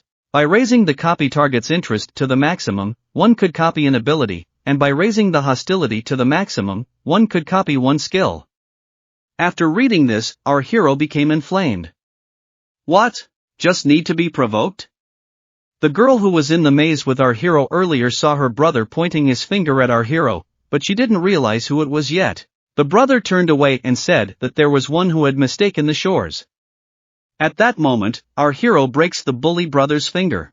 The guy grabbed his finger, with the words "what a freak," started to pull out his weapon and go to fight, but our hero was faster, throwing water at his opponent. With the speed of sound he kicked him in the leg and he fell down. No one noticed what had happened, they thought he had just stumbled. Ira couldn't believe her eyes when she recognized our hero and wondered why exactly he was here. What was he doing here? From behind, someone shouted contentedly. The big guy, our hero, baited the Eye of Truth, but there was a failure. The scan was rejected due to the difference in levels. The big guy's level was over 20. I didn't know he had a babysitter, our hero told the big guy. He needs an eye on him. But that's okay, he's a useful little guy, the big guy replied. Useful? You say that's what he's shipping to China? Isn't that Bark Dynasty ginseng? How about asking the right question, like how to get rid of side effects? The hero said. Enough! Shouted the big guy and activated a level 3 dungeon skill. A cube began to appear in the building with only our hero and the big guy in it. He asked our hero, and he just stood there and watched as a protective wall formed around him, necessary to restore mana, eating the ginseng item of the Korei dynasty. But if you just eat it, there would be a side effect of magic poisoning. You must be agonizing over it right now, right? But our hero knew how to solve the problem. There were 3 items needed for this: the juice of Karasin, the moonstone, and most importantly, the mandrake root. I think you're on the lookout for mandrake root. I'll tell you where it is. Everything the hero said matched the scouts. Cold cream, this guy wondered. Big guy. Okay, I'll believe you, but there's one but. I'm warning you, no tricks, or you're gonna get hurt. I will wipe you out. Our hero asked for 10 of the most valuable dungeons. It was an excessive, high price. The big guy didn't like it and decided to end it. But he didn't seem to realize that this deal and his life were now in our hero's hands. Outside, the hero's team was massacring the big guy's team left and right. If they keep this up, it's not going to end well for them. The dungeon skill was cancelled, and here our hero was already walking towards his team. Are you okay? Shouted the guys. You were simply kidnapped. I'll kill them all, you just say the word. Don't worry, we're fine, we've found common ground. At this time, a guy with a broken finger walked up to the big guy and started yelling. Are we just going to let him go like that? Let me get ready and I'll bury him. The big guy took him by the throat with one hand and lifted him up, saying, You're not his equal, so don't move, and if you ever do anything like that again, I'll kill you. What had happened in the Nutri dungeon? The guy wondered. He was so angry that his eyes were turning red. After saying I'll kill him, the copying condition was fulfilled. Our hero had copied the stealth skill. This meant that he gained a passive skill. He could control his breathing and heart rate. The control depends on the level of the skill. Now it was time to pass the thoth. Looks like my trainee has seen mountain ginseng or something. Here we go, next. Come on in, our hero is here. The test is very simple. You have to hit the magic stone as hard as you can. All items and skills can be used. The hidden power of the stone is revealed during the attack. After the explanation, the hero will only use a dagger. That should be enough. The guy with glasses who was following the procedure said, Whenever you're ready, you can begin. But our hero wasn't so simple and went straight to the supreme stone. But the guy wanted the hero to hit the middle stone. That was the starting stone. Simple players can't even activate the middle level stone, he said. But that didn't stop the hero. He instantly activated the power surge stat. Well, let's see what all the effort in the maze was worth. With lightning fast power, he chopped the stone in half. It's not possible, shouted the guy with glasses. Most of the players don't qualify. because they don't have enough magic power to attack a small stone and break a medium stone in half. He didn't even know it was possible. Congratulations, you got rank C, the guy yelled at the departing hero. Wait, I have to report this to my superiors. Report back in a week please, asked our hero. What? Answered the guy. You want to ask for a postponement? For personal reasons in a week you can report anywhere, said the hero. I know a few worldly wisdoms. One of them is the law is far away but the fist is near you. All understood, said the hero with his blade in his hands. After these words to the guy, definitely understood. After that our hero stood in the corridor and then came up, the trainee with whom he was in the maze. She held out her hand in which was a ring. Here is what you asked for, she said. Brahma ring, difficulty of obtaining A, resistance to magic plus 10, speed of movement plus 25, ability suppression plus 20, it could suppress the abilities of monsters. It came out even faster than I thought, said the hero. In response the girl with a hot face screamed, I kept my promise to remove this stigma from me. But our hero only anointed his hand and said that he would look at your behavior and decide what your rank F cannot be. I thought you would have more than us. With surprise, said the friends of the hero. To which he replied that this is a temporary result, in a week you need to retest. But he needed information on this. He said not to worry and that they should go to the tower and he will write to them a little later. The first test determines the rank based on magical power. And whoever passed the first passes to the second. The task is very simple to pass one of the dungeons of the tower. Restrictions. In complexity there is no need to only choose the difficulty and opponents, then at will goblins or orcs all the same. But the place where our hero will go is the ruins on the first floor. Neither for those 11 years that they played in the tower, nor now when it appeared, yet no one has not managed to pass that forbidden zone. The last time the hero was there was at the abode of the fallen. With an F rank, he couldn't go there alone because the guild guarding the ruins wouldn't let him through. The best option was to go there as a porter. Earlier, the guy he was walking with asked how he got here. He had to explain that he needed money to survive. Everybody needs it, the guy replied. I'm here to feed my wife and kids. The hero immediately realized he was one of those suicide players. With our rank, we must be extremely careful. Where they point us, that's where we go. There's no machinery inside, and the ambulance won't come. Don't worry, our hero started to calm the guy he was walking with from the beginning. The ones in here will at least get home unharmed. Thank you, he replied kindly. And you're braver than the others. Finally the quest for the raid team begins. It was difficulty C, which had the conditions to kill the location boss and free the prince who is deep in the ruins. The reward was a choice, however, if the boss was not killed, the choices were limited. After traveling a long way, they have finally reached and will be able to rest until the raid team arrives. The hero stood as if nothing had happened, but then there was a special reward for the first conqueror of the tower. It was only visible to our hero. Next he was given a reward. It was luck and adaptability, which increased by 10. Also received a cold heart, the ability to remain calm even in a critical situation, but there may be problems with the appearance of emotions. A passive monopolization skill was also obtained. If the hero completes the quest alone, the reward for completing the quest will be the highest possible. The smile was up to my ears. How awesome was this? Although there are many incredible rewards in the tower, getting even one was a huge amount of luck. With a pass like this, I basically don't need luck either, the hero thought. Suddenly, a bright light appeared, and hunters started to appear, led by the leader, who immediately after appearing started saying, "Oh my head, I can't get used to this." There were 50 of them, quite a large number for such a raid. Our hero immediately used his eye of truth to see who the leader was. His name was Song Chong, and he was 29 years old. At this moment, his level was 14. The copying condition for our hero was to gain his trust during the raid, but it would be difficult for him. Wait, I can't believe the head of a top 10 guild only has that level? The main thing is to make sure that no one reveals our hero. If someone finds out about his power, everything will definitely fall apart. It got darker at first, and some magician in a hat started saying to follow him. If someone got lost, no one would look for anyone. He activated his level 1 lamp, the entire countdown lit up with a red light, but what was it? There are arrows in the head and torso. Once inside the cave, the group was horrified to see the swarm of the group underfoot, who had killed many monsters, spreading out quickly and without any trouble or casualties. There was a frightening atmosphere in the cave that made goosebumps run down the body. Some guy waved his hand to the porters. "Here they are, they've arrived," he said. Our hero looked at the swarming group that had been fighting before they arrived.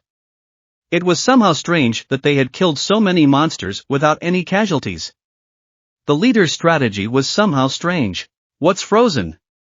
Someone shouted and punched our hero on the shoulder. What's frozen? Go hand out water, said the guy. All right, I'm a porter, our hero immediately realized and turned his attention to the guy in gold armor. It was a foreigner. What is that sign on his shoulder? He wondered. That's right, it's Shaun Guild warriors, some fragile creatures. Maybe I'll be able to make friends with someone? With confident movements, our hero presents a cup of ice and says, "You've done a good job, drink up, chill out." At this point, he activated his level 1 communication ability. In response, it was received that our hero was shown interest. The man started to remove his helmet, but who was there? It turned out to be a very beautiful girl. Our hero did not understand at once, but then it came to him that it was the youngest daughter of a family of aristocrats, Teresa of Europe, a versatile player connected with divine power, with skills of attack, defense and healing. The hero who saved Amsterdam from chaos, one of Europe's famous players. Now it was clear to our hero why they had suffered no losses, since she is best at dealing with all sorts of undead and other evil things. The hero could not understand why she was here, because now everyone wants to climb as high as possible in the Tower of Trials, and if I'm not mistaken, now there is a raid on the boss of the 3rd floor. Teresa was very happy after quenching her thirst. The hero wasted no time and applies the Eye of Truth to see what this girl is all about. But suddenly there was an error. The application of the skill was impossible because of the difference in level. It turned out that Teresa had level 20, but because the hero had recently gained the stats of luck and adaptation, he could compensate for the level difference. The Eye of Truth was now level 2, and he could look at players who were level 20 or higher. Now he could evaluate Teresa. Well, let's see, she would have excellent skills. After what he saw, the copying conditions were as follows. Teresa was among the top 100 players in the world. If our hero could rescue her from a dangerous situation, he would be able to copy one of the skills. Looking at the statistics, the hero understood why everyone admired her. That's it, that's what the career choice test is, that's why she came here. Teresa gave thanks for the water. It had sufficiently quenched her thirst. I should thank you, whispered our hero, for an ability that is highly prized by warriors. He would have the opportunity to receive the patronage of the heavens. The only thing would be to find out what situation could be dangerous for this paladin, and how he could save her. This was quite a heavy condition. Zhang Huan, urgently come over here, some person shouted out. The head of the raid came running over and saw that all the sentries had been killed. But who could have done this? Some kind of object is flying in the air. A notification appeared that the ruin guards were watching for trespassers. The time remaining is 10 minutes. It was a security system, a dormant bomb. It only activated when trespassers appeared, and when activated, it could summon guards. If it's left untouched, nothing happens, but some idiot activated it that way. It doesn't matter now, it's in battle mode, there's only 10 minutes left. So little time. The guild leader knew that fighting the guards was suicide. At least half of the raid could die in this battle. He could have evacuated the civilians in 10 minutes, but he didn't want to. In his panic, he didn't want it to end like this, before it had even started. After all, they had just gotten here and couldn't leave with their hands clenched. He had worked so hard to become the head of the guild to leave it like this. We are continuing the raid as ordered by the guild head, but the guy behind us replied they haven't even gotten halfway there. There are guards there who will attack from all sides. Sweat was running down the face of the guild leader. He was both angry and agitated, but he didn't want to go back. He shut the mouths of those who arose and ordered them to follow him. If anything, he would take full responsibility. Even without a second team they had a chance of success. After all, they had Street Teresa with them, a girl who was in the top 100. She is strong and brave. She will help us. At this time, a group of people who were vacationing heard someone running toward them and saw a guy yelling, "What are you sitting there for? Didn't you hear that the guards woke up?" The guys calmly continued to sit there. They had faith in the guild they came from and began to calm themselves down, thinking that with such a strong guild, there was nothing to worry and fear. After all, they had probably already dealt with all the guards. But suddenly, a large hand appeared from behind the guy who had come running. With one sweep of the hand, the guy flew off. It was the guards. They were big, and flames were erupting from their equipment. The guys were surrounded by them and realized they were all in trouble. The guards began to advance, and the main forces of the raid team began to prepare for battle. The tanks were put forward, and the porters were sent back, thus forming a platoon. The tanks were handed out buffs and the hitters were ordered to get ready. The guild leader didn't waste much time and immediately activated level 3 steel defense and level 2 combat concentration. After that, the mage who was behind activated the level 2 Song of Angels. The guards were approaching, and the battle began. The first blow came at the leader. At this time, the solo players were surrounded and had nowhere to go. They asked for reinforcements in the large group that was fighting ahead. The leader started telling them that the solo players were in a dangerous situation, but the guild leader didn't care. He didn't even want to listen as he thought that there would be casualties anyway and there was no time to think about the solo players. Unlike players who act cohesively, solo players in such situations are immediately lost. The guild leader heard everything, but still left them behind. It would seem that the solo players are finished, but suddenly Teresa appears and activates a level 4 cross skill and kills the guards in one move. Teresa, thank you, said the solo player who was barely standing on his feet from fear. Teresa stood and assessed the situation. 2 guards had passed through the rear of the raid group. That meant that the non-combat units were in danger. She was right, the porters had been defeated. The last one left was sitting under a rock and saw the guards coming towards him. It was the end, he thought, but our hero appeared with the words, "What are you carrying, old man? I told you you'd come home alive." A porter shouted from behind, seeing the guard approaching. At this moment, our hero activated the fire skill. Hitting with a fire attack, the guardian shattered into pieces, but our hero didn't kill him, as he needed to stay at the first level. "How did you get such power?" asked the man who was saved by our hero. In response he heard only that he was just lucky. The hero wondered who could have awakened the guard, but it didn't matter anymore. At speed, Teresa flew by and took the man away from our hero. She thought our hero was bad after noticing him threatening the porter with a knife. "And perhaps it was you who woke the guards?" she asked. "You're under arrest," she said. Our hero stood there in shock thinking, "Who am I?" She started to attack. She didn't mean to hurt him, but our hero fought back well. Teresa got more than a little pissed off and didn't listen to what our hero was saying at all. "Well then, we'll have to do this." The hero in one motion shifted and shoved Teresa so that she crashed into the wall and there he was with his blade near her face.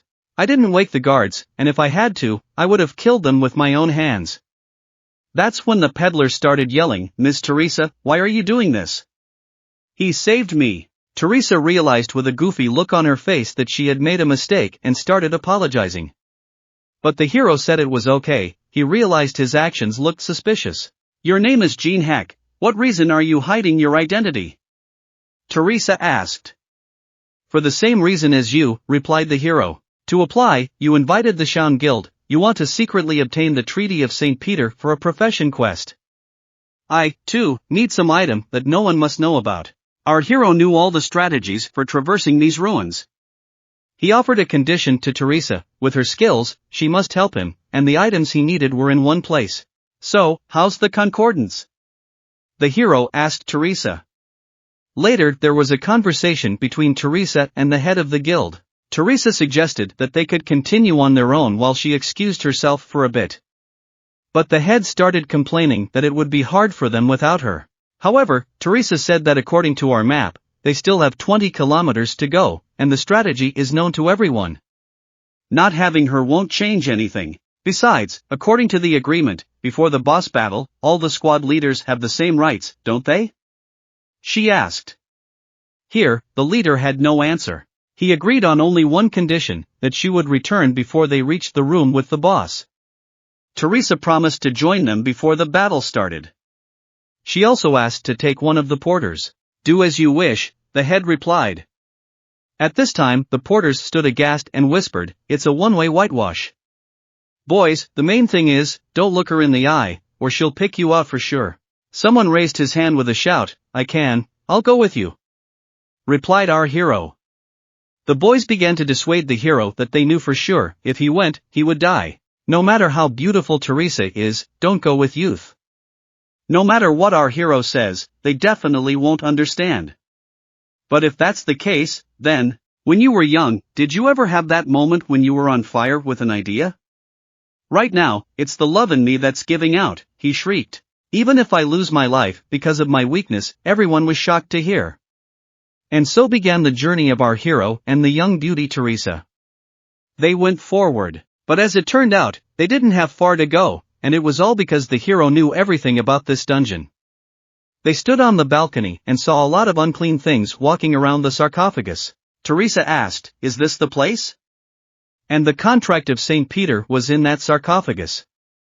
But they realized that they still had to remove the protection. Suddenly they got a notification that the master of the abode of the fallen was watching them. Our hero wondered, they were talking about the boss, but he had never been interested in the players and now he decided to show himself. Teresa and the hero realized that they both see it, it's definitely from the boss. But what do the words mean? Teresa asked the hero. Does he see us as enemies? She asked. The hero immediately replied that, as expected, he recognized it and is watching. Jin Heck asked me, "A question for you. You said you know the way to pass?" "Yes, I have known for a long time," replied the hero. "Then I must do it," Teresa replied and jumped straight to the monsters below. There were a lot of them, they spotted her right away, but Teresa activated the level 5 battle song skill. It helped triple her stats for 10 minutes. The hero asked her beforehand to attract the undead's attention, and the battle began. All the monsters noticed her terrifying power and rushed at her. Teresa released all the energy and thus attracted almost all the monsters that were nearby. Teresa activated the power of a level 5 saint, emitting such a bright light that all the monsters started to disappear in the vicinity.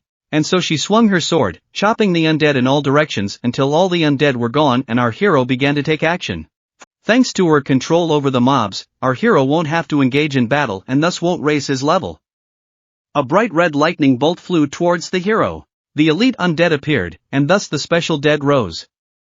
It was finally a mini-boss for our hero, and that was good news. Striking from the front was a guardian, but from where it came from the hero wondered. Most likely it was because he came with Teresa and the conditions had changed. The hero would need to take that into consideration next time. The daughter is using dark magic and thus hurting her own guards. The hero could deal with the guards easily, but here was a flying monster mage, you had to be careful. The dark mage started to attack the hero, but he didn't even realize that the hero was deliberately luring his attacks in his direction so that he would miss. The attack went directly into the sarcophagus, magic level 5 was destroyed. The mage screwed up, the hero moved forward slightly, thus scattering the guards. He stopped. So, he said, Teresa will be done soon too, only you, the skeleton, are left, but what is it? Someone chopped a skeleton in half. I finally found you, some guy said as he stepped his foot on the skeleton's head, thus destroying it. Someone who reads all the monster's movements like an open book, I was sure you'd come.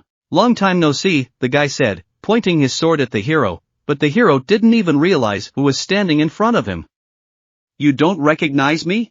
The hero applied the eye of truth to find out who was in front of him and the player's status was revealed in front of him. Young Yusong believes that he is the best swordsman. Defeat him in a sword battle by breaking his self-confidence. The hero also noticed that the guy is holding an iron sword from the Qianlong dynasty, the same weapon that went missing from the museum. If he took it, back when the Tower Challenge became a virtual game, that guy lost to me once. His bootstrap got short-circuited, and time after time he wanted to fight me. Wherever I was, he challenged me again and again. This battle-hungry warrior, you're the damn stalker who was chasing me. The guy understood why he didn't recognize me, the game had become real, and the character had changed. That's why he reacted the way he did when he saw me. He's underestimating me, the guy decided. The character remembered him back at the museum. Leave me alone, the hero said, you're a pain in the ass, constantly challenging me to fights just to play. This time will be different, said the guy standing in front of the flushed hero. We're at the beginning now, so you won't have an advantage, the hero decided. Since he wants to fight so badly, there's no point in discouraging him. But can you handle it? The hero asked. My partner won't just stand by and watch, she'll smash him like snot on a tree, he added. That's Street Teresa, that's an interesting partner you have, said the guy. She won't be able to stop us. Zhongxiang applied a level 5 field selection, taking his sword, he slammed it into the ground. At this time, our hero was standing near the sarcophagus, and he found what he came for. From a slit in the sarcophagus he pulled out a small ball. The space from the technique started to change and Teresa who was looking at it heard only 2 words from our hero, "We will meet again." A moment and they disappeared, all that was left of them was a bright light that flew upwards. Teresa didn't realize what was happening and stood there confused. And lo and behold, they appeared in a different place. The guy who challenged our hero to a duel pronounced that no one else would stop them. "I am the world's greatest swordsman, I challenge you to a fight." He activated the chitin technique. It was a level 5 duel. Because of her, all of his stats were increased by 10%, but his hero stats were conversely reduced by 10%. His special skills, field selection, and dueling had weakened him. The situation for the hero became extremely disadvantageous. However, special conditions for skill synthesis appeared. Simply put, when copying is not advantageous, the conditions are adjusted to the changing situation. Copying is possible after a skill is obtained. Thus, our hero has copied the opponent's ability, Class C Sword Song. The swordsman's skills are enhanced by 200%, and the hero's body begins to use sword fighting techniques, which also greatly enhances his perception. The enemy began to advance, shouting, "You're ignoring me again. Don't melt or I'll kill you in one hit." The hero meanwhile pulled out his dagger and began to fend off the enemy's attacks. The opponent didn't understand and asked, "What are you counting on? You're fighting at a medium distance after all. Why are you only using your dagger?" But the hero thought that it would be enough. After all, sword fighting was also interesting. After saying that, the guy started going crazy, shouting the same thing, "You're underestimating me." With that, he activated another skill, the level 6 Sword Soul. The guy became more than a little angry and started attacking the hero with sword streams. "Aren't you trying too hard, using higher techniques to fight a newcomer?" asked the hero to that scary guy. But that made it even more infuriating. "It's you, newbie, what kind of nonsense are you talking about?" Began to stupidly yell like a slashing, funny moment. The hero turned his attention to his sword and noticed that if he continued to parry his attacks, the dagger would be finished. That meant it was time to use it, a skill that could counter the sword. He began to combine the sword song and the demon soul. With a movement of his hand, he performed an out-of-rank synthesis, combining the abilities Sword Song and Demon Soul. Oh, and how hot it became. The enemy couldn't look in the hero's direction because of the bright light coming from the blade. The hero had gotten a little overzealous and gained a unique C-class ability. It was like a graveyard of swords, the hero's skills became 500% stronger. The body now only used the most effective sword techniques, and perception was at its maximum. One of the abilities required to obtain the title of Demonic Swordsman. The ability that the hero received gives out barely a tenth of the total power. He realized that he doesn't have enough mana to control this power. The hero's next goal would be to increase its supply properly. The enemy was dumbfounded at how powerful it was. He chose the most convenient battlefield for him, and yes, he tries not to fight at close range. However, why couldn't he defeat him now? That was the only thing that was of interest. What would be the opponent's next move? 1-1, 1-1. Both in and out of the game, he was doing everything to win. The hero developed strategies that were supposed to help him, but nothing worked. Time after time he lost. Sitting in his apartment and looking at the wall with posters and ropes, he kept drawing and writing out what move he would use. Asked many questions, grumbled, but the bottom line didn't change. Why can't he top it? I will not accept this. Our hero's opponent started attacking more and more, but he didn't expect the hero to be able to parry his attacks. Although with the big difference in level, the hero was many steps above his opponent. He had already fought opponents that far surpassed his opponent in strength, but now he was bored with this battle due to the fact that he was faster than a bullet. The hero moved behind his opponent's back. Swinging his dagger, the opponent wanted to block the attack, but no such luck. His sword instantly flew further away, and his opponent fell to the ground with a great crash. Our hero defeated him again. He couldn't even remember how many times it was, but his opponent counted each defeat. 138 times he lost.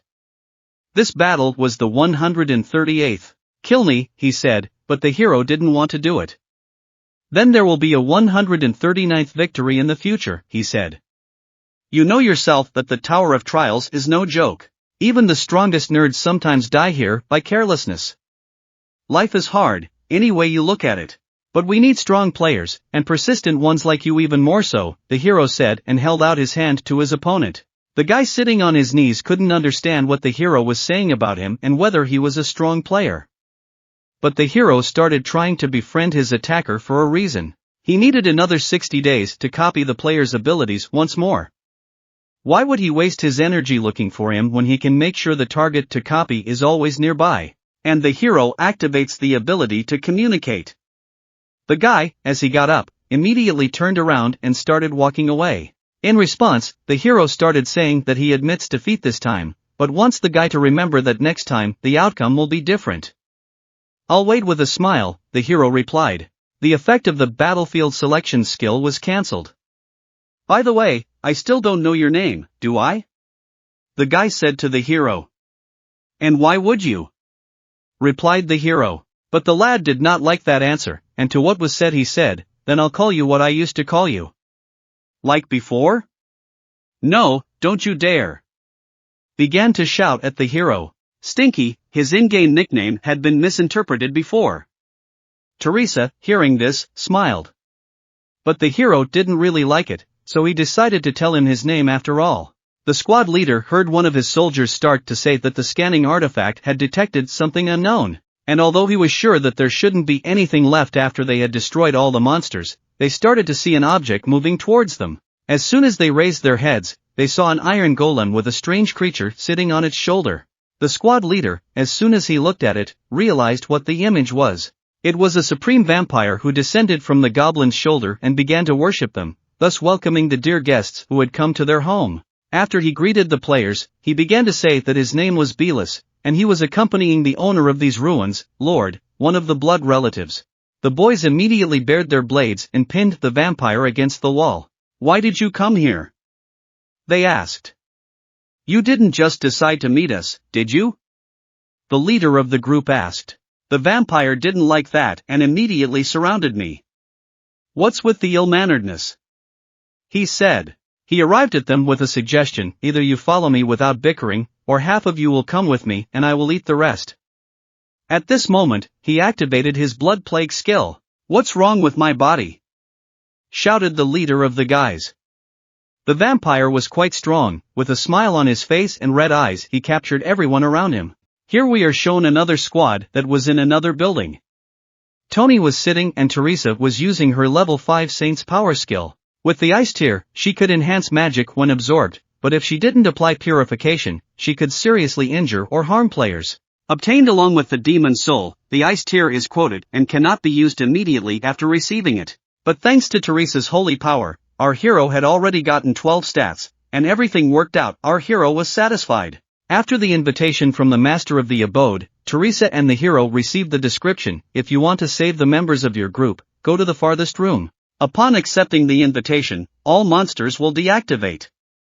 Teresa couldn't believe that the entire squad had been taken hostage. It's mind-boggling to kidnap an entire group. Teresa sprang into action. If she could save even one person, she could not hesitate. Teresa wondered, would they be able to defeat the Lord, or would they simply fall into a prepared trap? Without the raid team, it would be impossible for them to defeat the Lord. Teresa regretted leaving them behind. What would have happened if I had stayed with them then, she thought.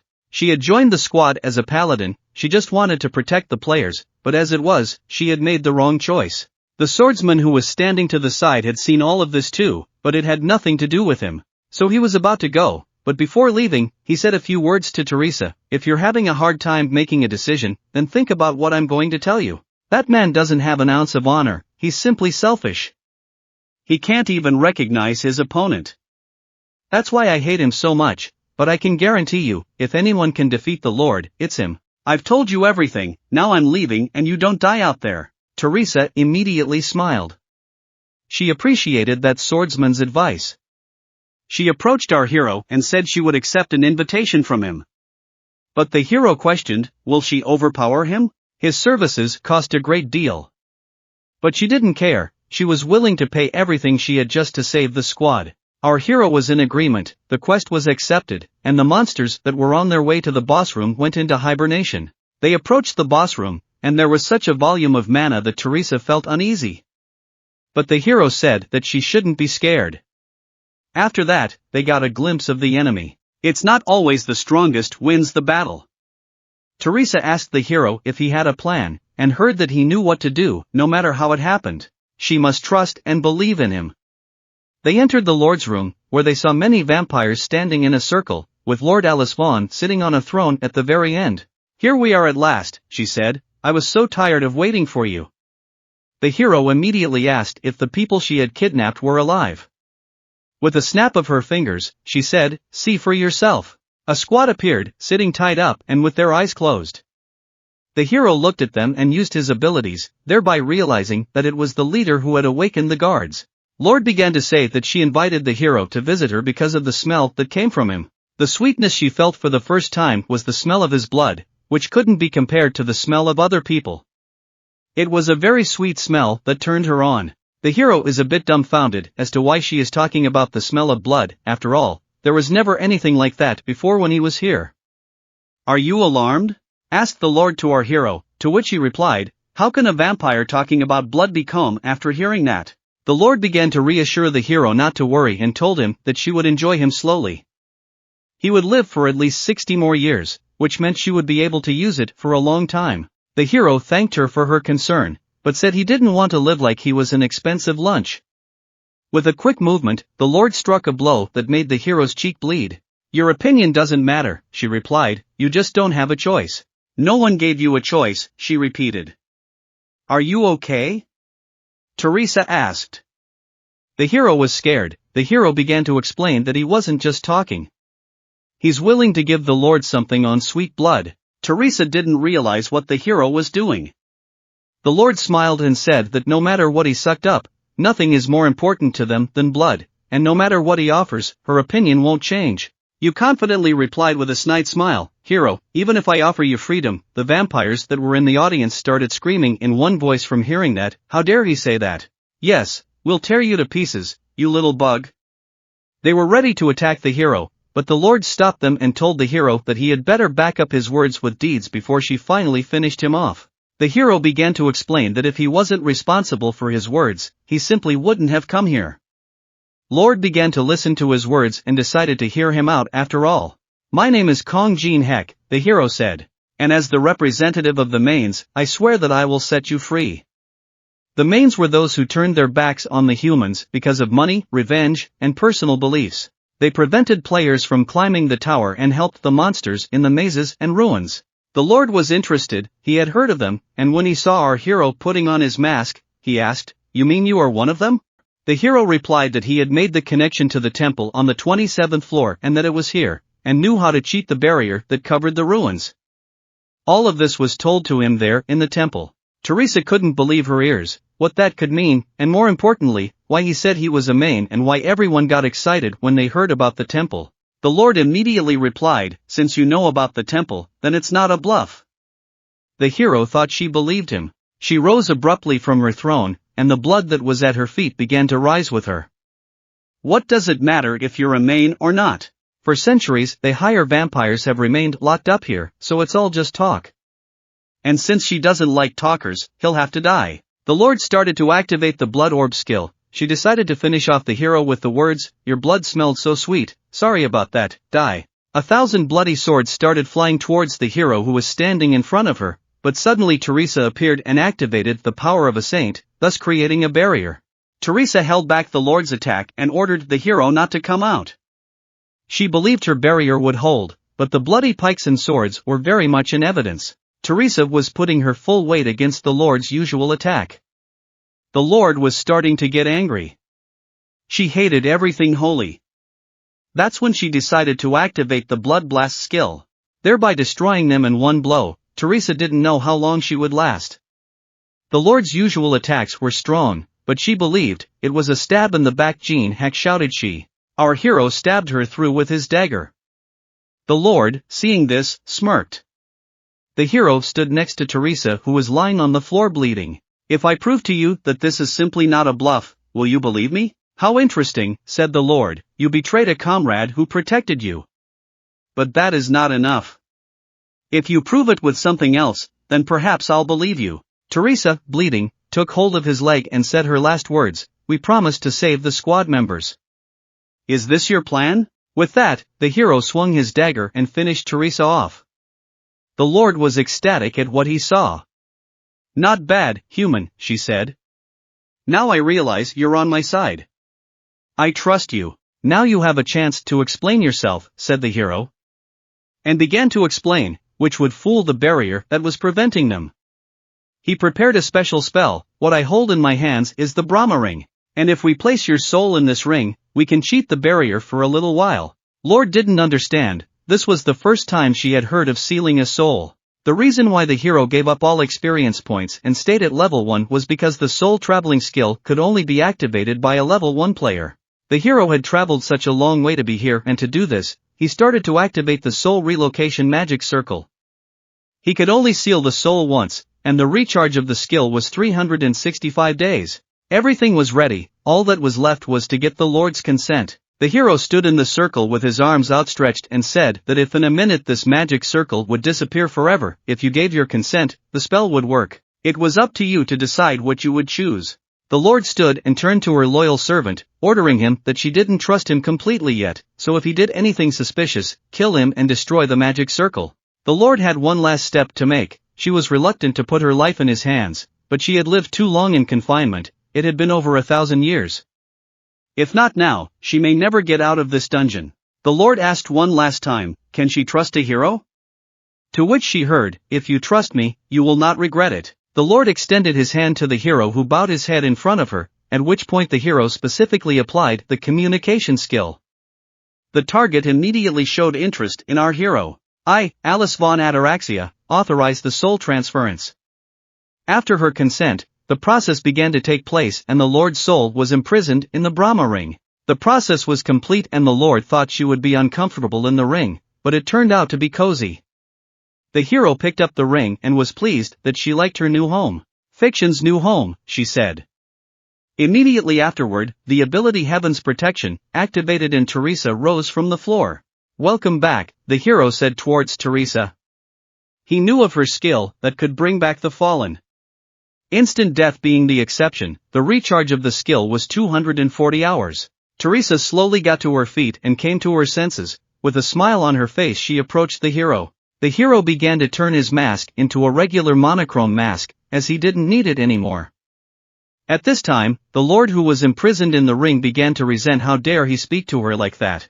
Bemis, kill the vile deceiver. She shouted. Teresa had many questions, but she realized it was better to ask them later, to which the hero agreed, as now was not the time or place.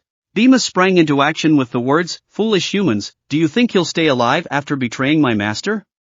He began to activate the Blood Moon skill. The hero and Teresa were in danger, you would think, but the hero activated the Fire Element skill and hit back with the same force as the enemy.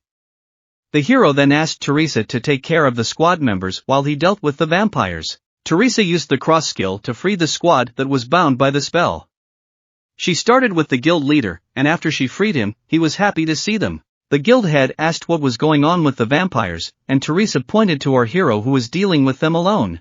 Bemis attacked the hero, but couldn't understand how he was able to repel his attack. The hero explained that his magic and fire extinguished the enemy's attack.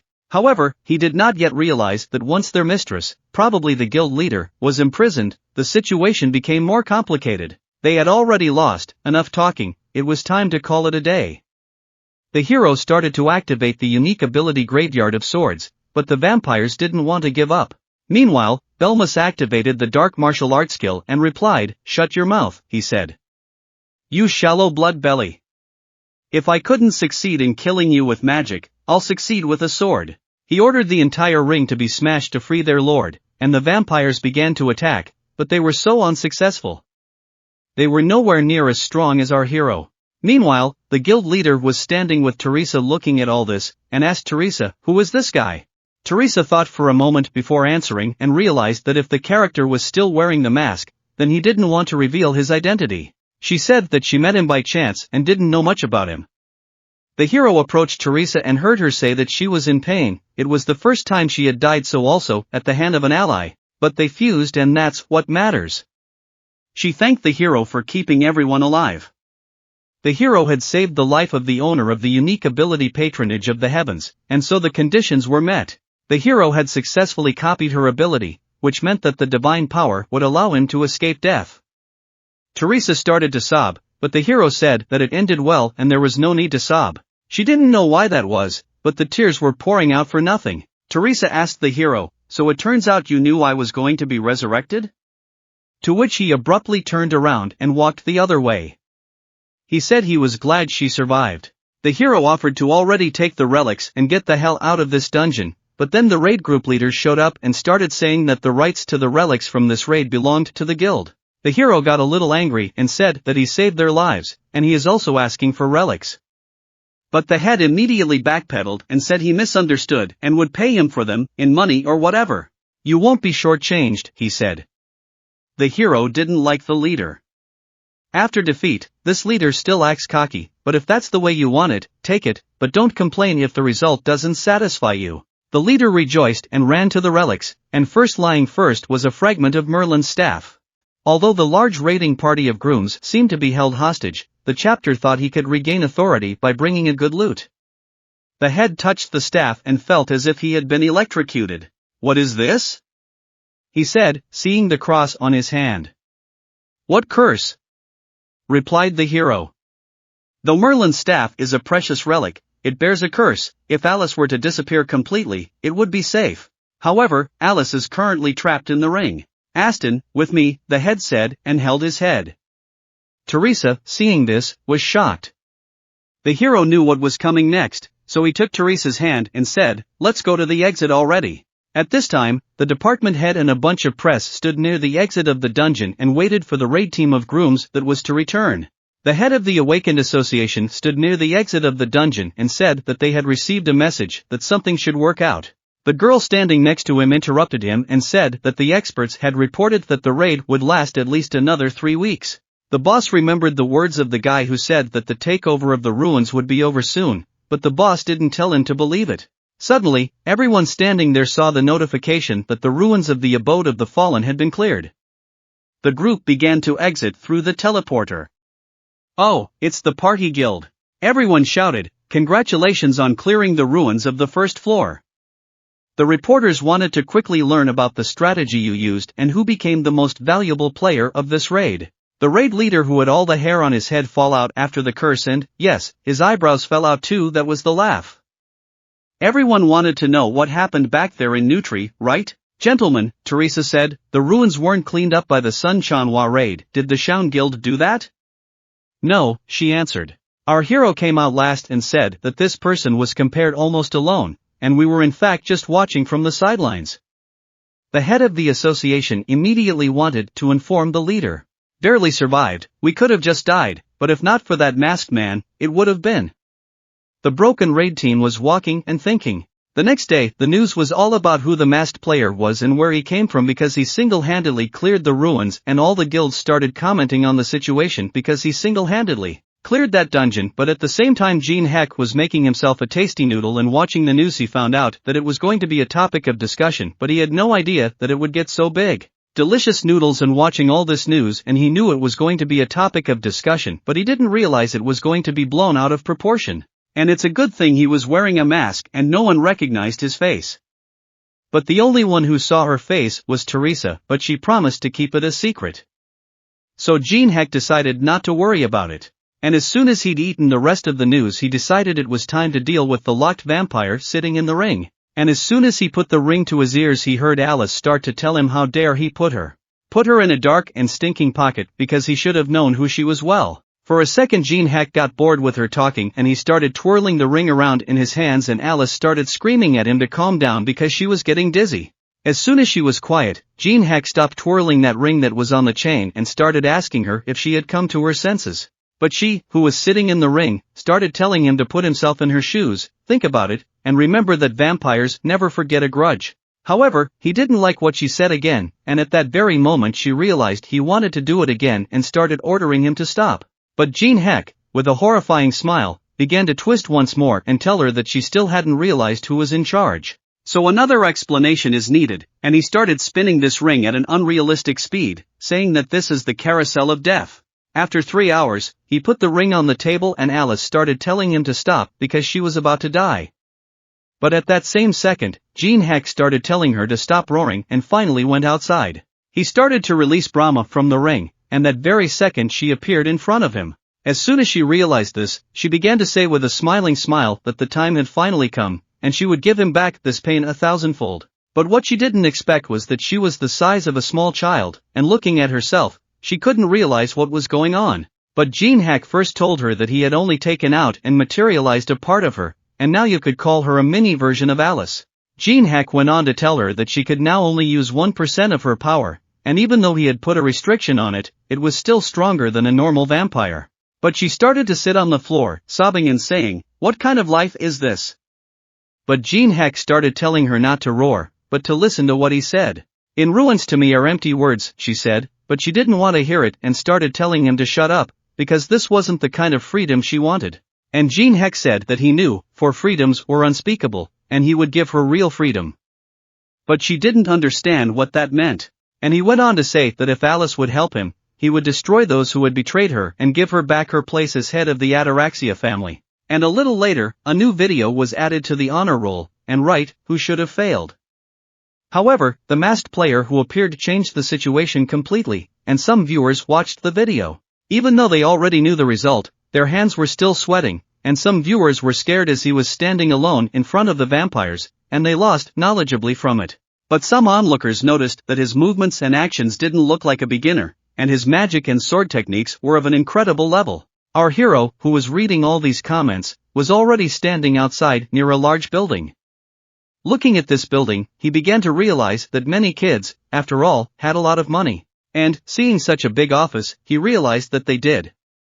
And as soon as he started to put on his mask, he knew that he wasn't going to get involved in the guild's affairs or the squabbles between them, because he didn't care about them.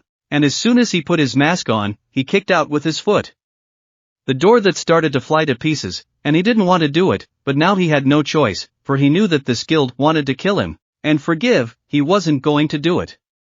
After all, for such a thing he would tear them to shreds. And just as our hero began beating up all the staff and all the guards that stood behind those broken doors, the head of the guild was sitting on the upper floors of that building. He started to greet not one of his underlings, but that he was a jerk and made it clear to him that he should die in those ruins. And what did he do? Woke up the guards and ended up accomplishing nothing because of some asshole they can't handle. They can't be allowed to lose their reputation and maybe cease to exist altogether. The guild leader stood up from his desk and started walking towards that subordinate. He kicked him off his leg, saying that he was a lowly jerk and couldn't do anything properly. And at that same second, the two guards who were standing near the door in the guild leader's office started to hear some kind of knocking on the door. And in that same second, the door exploded from the fire flame that Jin Heck had applied. And as soon as those two guards flew aside, Jin Heck started to go inside the room and asked if he was the master of this guild. But the head at that very second started ordering his underlings to grab him.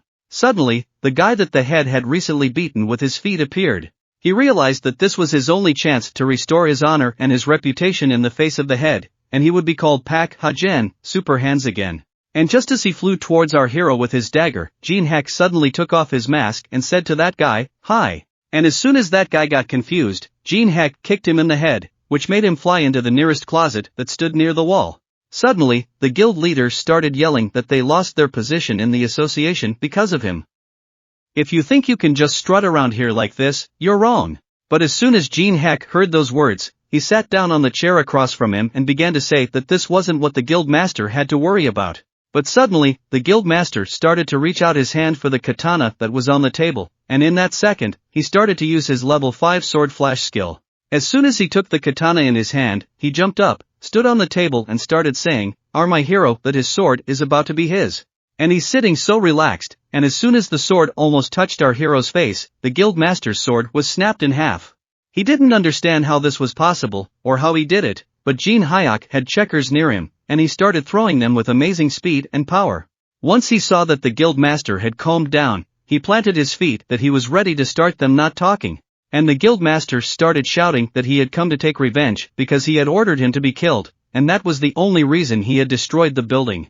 And as soon as the guildmaster stopped shouting towards Jin Heck, another checker flew straight at the guildmaster's head, causing him to lose his balance and fall off the table. Jin Heck held out his hand with another checker in it, and he started to say that he didn't think such words were out of place. But the guildmaster started to say for him to stop it, for it was enough. But Jin Heck didn't understand why he should stop when he was only in the middle of what he had started doing, and the guildmaster started telling him to be more objective. After all, they had so many rankers who were now in the tower ready to fight. And even if he kills the guildmaster, many will be after him for revenge, and he doesn't realize what that means. After all, blood for revenge breeds revenge, and until one side asks the other, there will be no end to the bloodshed. But Jin Heck, with more checkers in his hand, began to say that although it sounds strange, it makes sense. Blood and revenge. He began to think that he would interfere with a restful sleep, so he decided to end it right now. At this very second, Jin Heck's hand that had a lot of checkers in it started to ignite, and he said that we will take revenge, and let the guild side ask and end this war. But the guild master didn't understand what was the point of this, and Jin Heck said, how could it not be understood? After all, this is the guild master's logic. In that same second, our hero started releasing many fireballs that flew towards the guild master. And just as they began to reach their target, the window that was behind the guildmaster shattered. The master himself began to fly into that window. A second later, Jin Heck walked over to the window, looked through it, and began to turn around. At that same second, the guy who started attacking him with the knife in the beginning was lying near the window. Jin Heck started telling him that he would let him live because of his little sister, because she had done him a lot of good. The hero started telling that guy that he'd better not get in his face again for the rest of his life. At the same second, Jin Heck turned to the other guy and asked him to stand up and not play dead. And once that guy who had stood for the day was fully up on his feet, Jin Heck started asking him if he could prove himself useful to keep him alive. He had a story to tell about himself. That guy started to say that his name was Kim, he was 26 years old, and he was doing general work in the guild. He studied information technology and accounting at Stanford. He assured me he could get anything he wanted. After that, Jin Heck started telling him that he was hard enough, and as he could see, the situation here wasn't good. Destroying a guild like this isn't particularly profitable, so he wants to hand it over to him. Kim started to get nervous, because he didn't understand what he was talking about at first, but Jin Heck immediately started to calm him down, telling him not to worry, and to just become the official representative. Kim replied to him that even if he became a guildmaster, no one would follow him, and that was correct. An ordinary member of the organization suddenly getting a high position would cause controversy. Jin Heck turned around and added that Kim didn't have to worry about those who wouldn't agree. Kim didn't understand what that could mean and started to ask if he could handle these problems himself. But Jin Heck picked up his ring hanging around his neck and started to say that why would he need to worry too much? He would just lend him something so Kim wouldn't have to worry. At that moment, all the guild members started receiving messages on their phones with information for those guarding the tower. Everyone was supposed to gather on the top floor of the base. The highest ranked guy who was outside Ilya's office started to get angry because the guild master knows that everyone is busy, and suddenly called everyone to the meeting. After all, he was on a raid, and although they were servile people, but this was too much. It pissed him off a lot, but suddenly, as soon as he started walking towards the office, he saw a lot of people gathered near some kind of car, and he wondered what was going on there. And as soon as he walked over and shoved all the people around to get a look at what was there, he saw that the guild master was lying on the hood of the car, and he realized that he was dead. He started to get even angrier, and as soon as he got to the top floor he started yelling, "Who gave the order?" And suddenly he saw Kim sitting at the desk, and at that very second that guy started attacking him with words about what he was up to. And as soon as he came to the table and grabbed Kim by his tie, he started ordering him to tell everything without leaving out details. But Kim started to say that there was a new owner, and suddenly that guy saw a little girl standing by the window. It was Alice, and she was standing there looking at all these guys, not realizing if she needed to start this conversation. But that guy kept standing his ground and yelling, "What is this nonsense? After all, that little girl can't run a guild." And at that very second, Alice heard her being called petty and her eyes lit up red. She asked that guy if he was the one who called her petty, and at that very second, an explosion sounded inside the room. Jin Heck, who was standing outside, saw the building he came out of explode and another explosion went off inside. He realized it was Alice, and holding his head up, Jin Heck said, "I like that, for she gave them a fight back from the start, there to destroy everything, and it had been about 2 months since the tower had appeared, and the world was changing fast, and people were quickly adapting to the changes." A masked man was shown on the news. He sparked interest by single-handedly mopping up ruins that large units couldn't handle. And only 2 people knew who was behind the masked man. The former porter indeed was Jin Heck. And one of those men was the leader of the porters, Uncle Kim. He asked him to keep it a secret.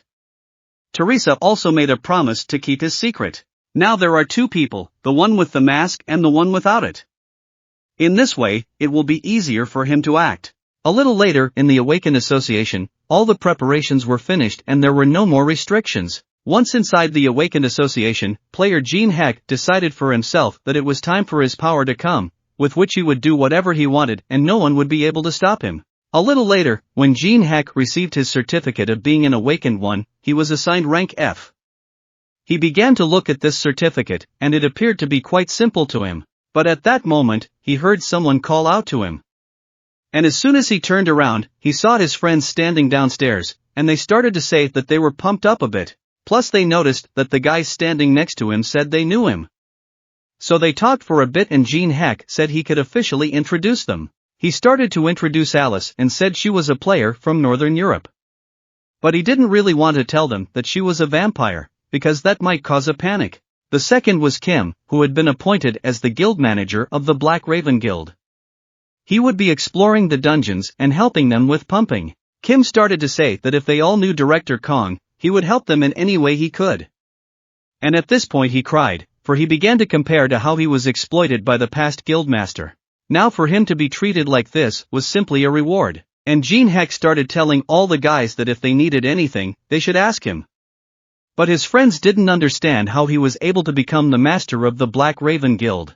Jin Heck answered them that according to the documents, the guild master was Mr. Kim, but it was actually him. Immediately after saying that, his friends were excited about this information and began to rejoice that they were friends.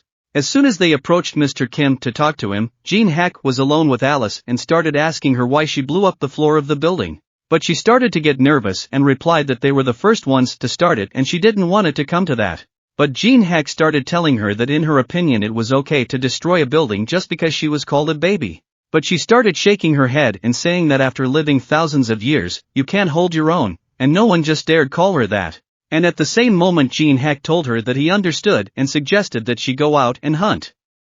Alice, however, was not thrilled with the idea. She began to ask why he couldn't go and hunt alone, to which Jin Heck told her that it was a pen hunt and he needed support. But Alice didn't know what he was talking about, or what a pen hunt was, or if there were any places left to hunt.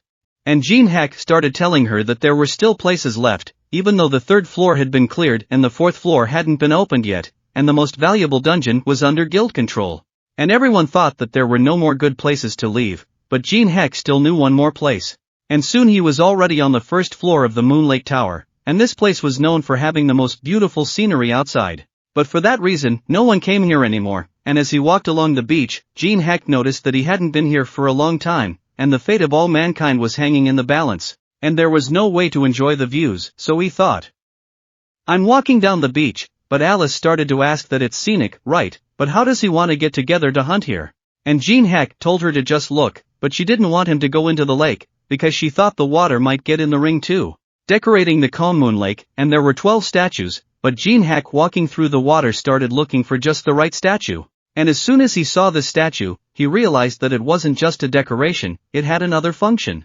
Alice started to ask if there was some secret button in this statue, but Jin Heck told her that if only it were that simple. After all, there are only 3 players who have discovered this secret, and very rarely do they share it in the community. But no one had been able to find the right key, and that was understandable because it was an unusual key. Moonlight. Using your fingers, you have to adjust the amount and angle of the light, and when the system starts to react to the reflection of the light, you have to push a little, and then slowly the entrance will start to open.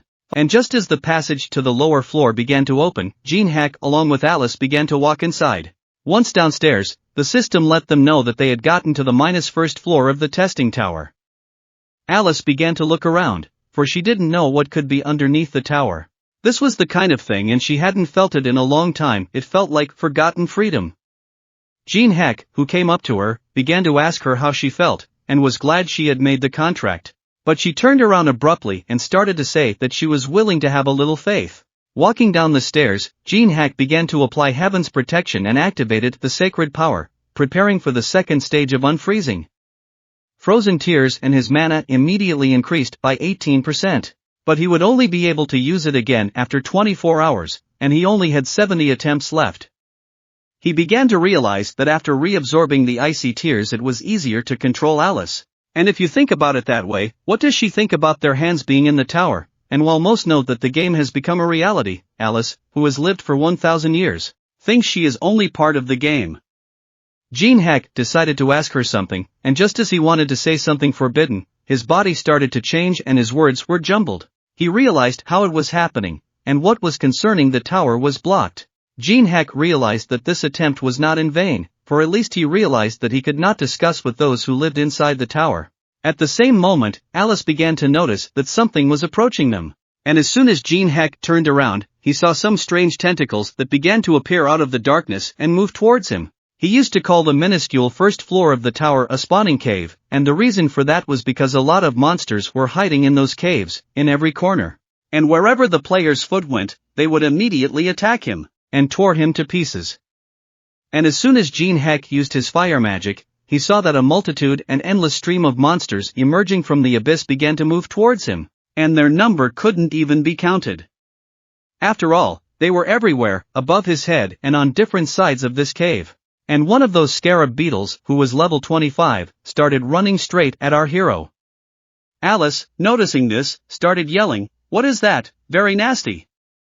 And Jin Heck told her to get behind him, and at that very second, he activated his unique ability Heaven's Protection, and a huge explosion sounded at that very spot. All monsters within the range of this skill began to lose their physical defense by 30%. Jin Heck at that very second started asking Alice to show her power, but she didn't understand why a noble vampire should have to fight such nasty monsters. And as soon as he started twirling his chain in his hands where the very ring was on the chain, Alice realized that it was better not to argue and started doing everything. She activated her blood path skill, and as soon as all the scarabs were blocked by the vampire's blood, Jin Heck sprang into action. As soon as he pulled out his dagger, he began to use his leap skill and slashed all the scarabs that were in his range. As some scarabs died, his level began to rise very quickly, and Jin Heck thought about how hard it was for him to hold back while he remained at level 1. He had so much stress accumulated. Those scarab beetles surrounded him, and there seemed to be no escape anymore. Jin Heck began to activate his unique sword graveyard ability, and a terrifying energy appeared around our hero. He was very happy about the appearance of these scarabs, because now he could pump at an amazing speed. But at this time, a meeting of the Olympus Guild was taking place in one of the palaces. One of the guild members started to say that he felt like almost everyone was gathered, so he decided to start. The head of the Titan Guild was Frederick, and he began to speak. Everyone already knows that the 8th floor could not be conquered. Out of 100 people divided into 15 squads, there are only 20 people left alive. The boss of the 3rd floor is quite ordinary, but he summons thousands of statues. We need a way to defeat them. And just as the factory finished its work, he heard a loud thumping of his hand on the table. It was Tong, the head of the China Guild, and he started to say that they had failed even by using the divine artifact. He didn't understand how they could get rid of those damn statues. But Maria, who was sitting at the table with him and was the head of the Olympus Guild, started to say that the 2nd and 3rd floors were passed too quickly and the players had too little time to pump. And if there were more players above level 15, they would easily pass the 3rd floor. Beck, the head of the guild's 3rd squad, agreed that everything was correct and not because they were having problems. He added that you couldn't, for example, monopolize magic crystals like China, but guild leader China started to object, saying that these were serious accusations. However, Beck didn't realize what he said wrong, and guild leader China went on to say that they were just passing the tower for the sake of humanity and wouldn't tolerate insults. He added that those weren't even excuses.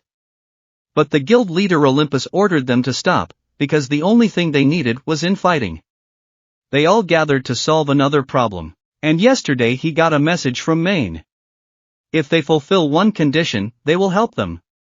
But the other guild heads didn't really want to cooperate with them. After all, they were all internationally wanted, and they couldn't work with lowlifes like them. But Teresa, who was standing nearby and was a loner, began to think about the fact that they were all afraid to interact with Maine, and it was no wonder. After all, the influence of the guild was already above that of the government, and the greater the influence, the more important morality became, and they should all act with that in mind.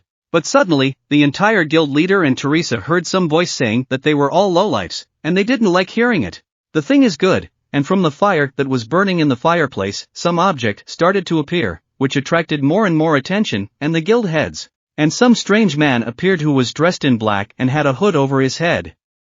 Because of that, his face couldn't be seen. He started telling the whole guild that they already knew they couldn't do it on their own.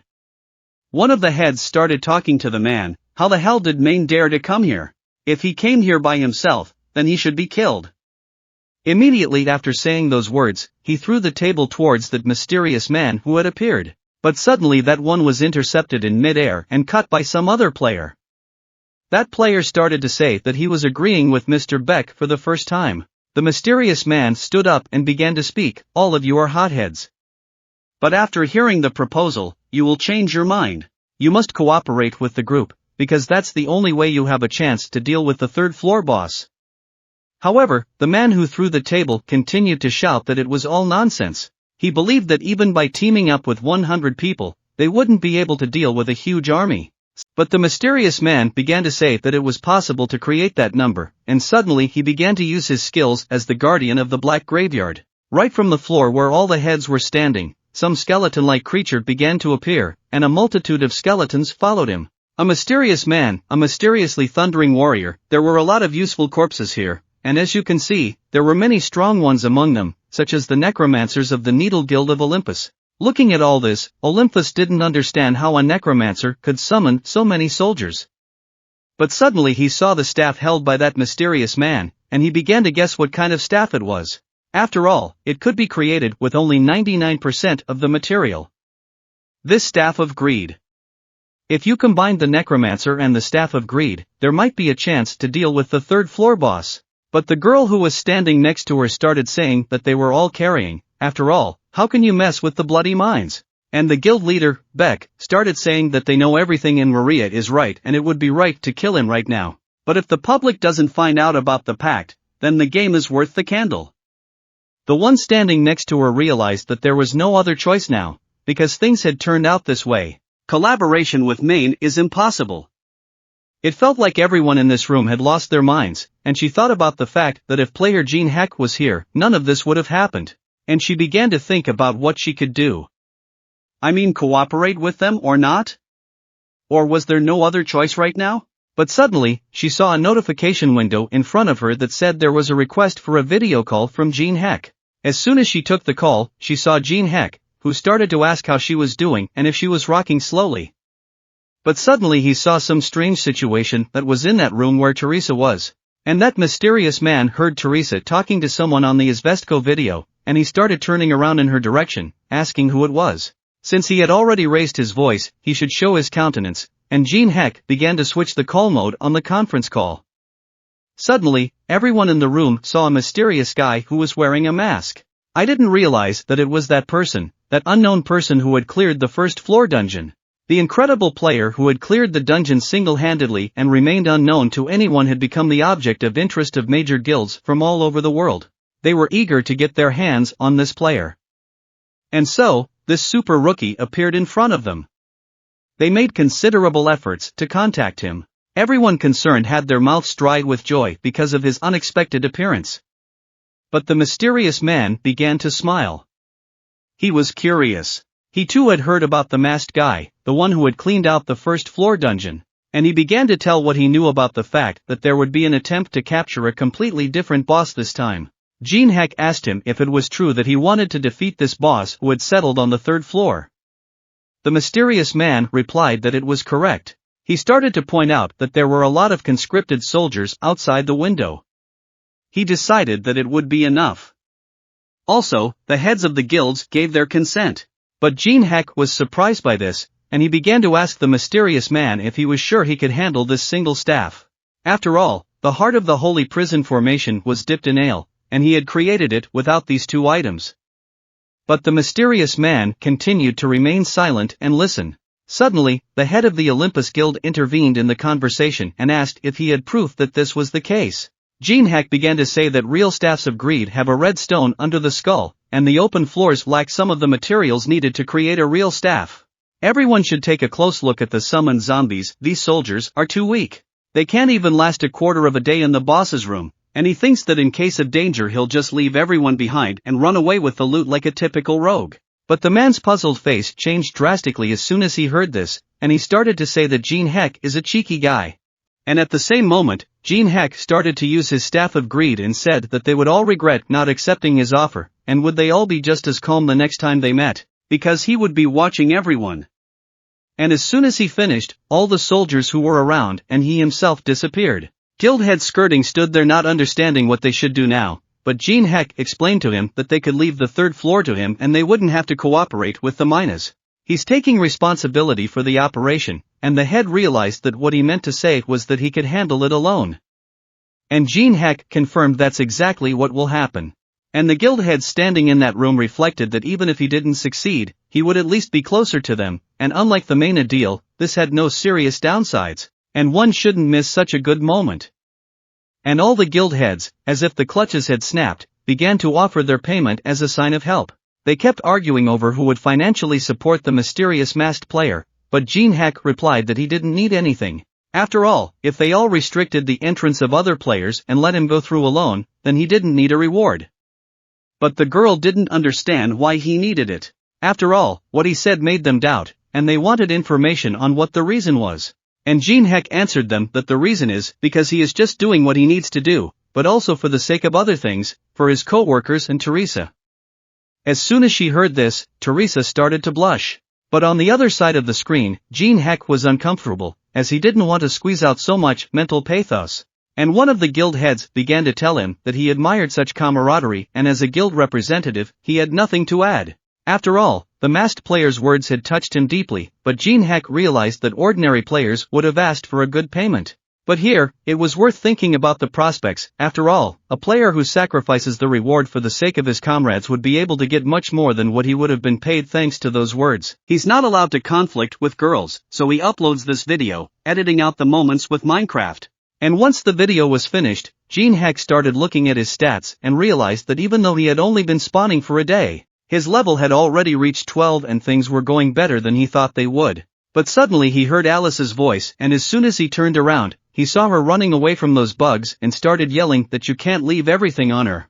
But Jin Heck began to tell her that since she had the strength to bicker, she wouldn't die, for she was too awake to die. Suddenly Alice started acting like an actress and saying that they were not an equal partnership, slavery. But Jin Heck thought that slavery was a baseless accusation, and he started pointing at the system window, saying that he wanted to buy her mana replenishment, but Alice told him that it wasn't enough.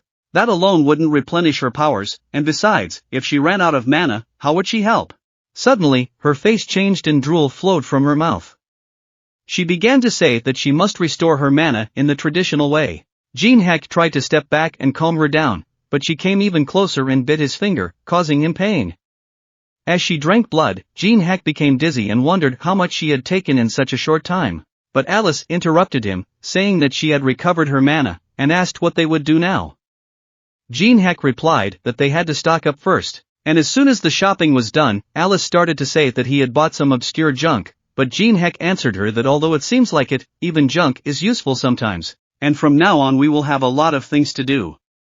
And we have to clean up the minuscule floor in a day. And as soon as Alice sat on his shoulder, he started telling her to hold on tight, and that very second Jin Heck ducked into a stray hole. And just as they were flying, Alice started asking if he knew the depth.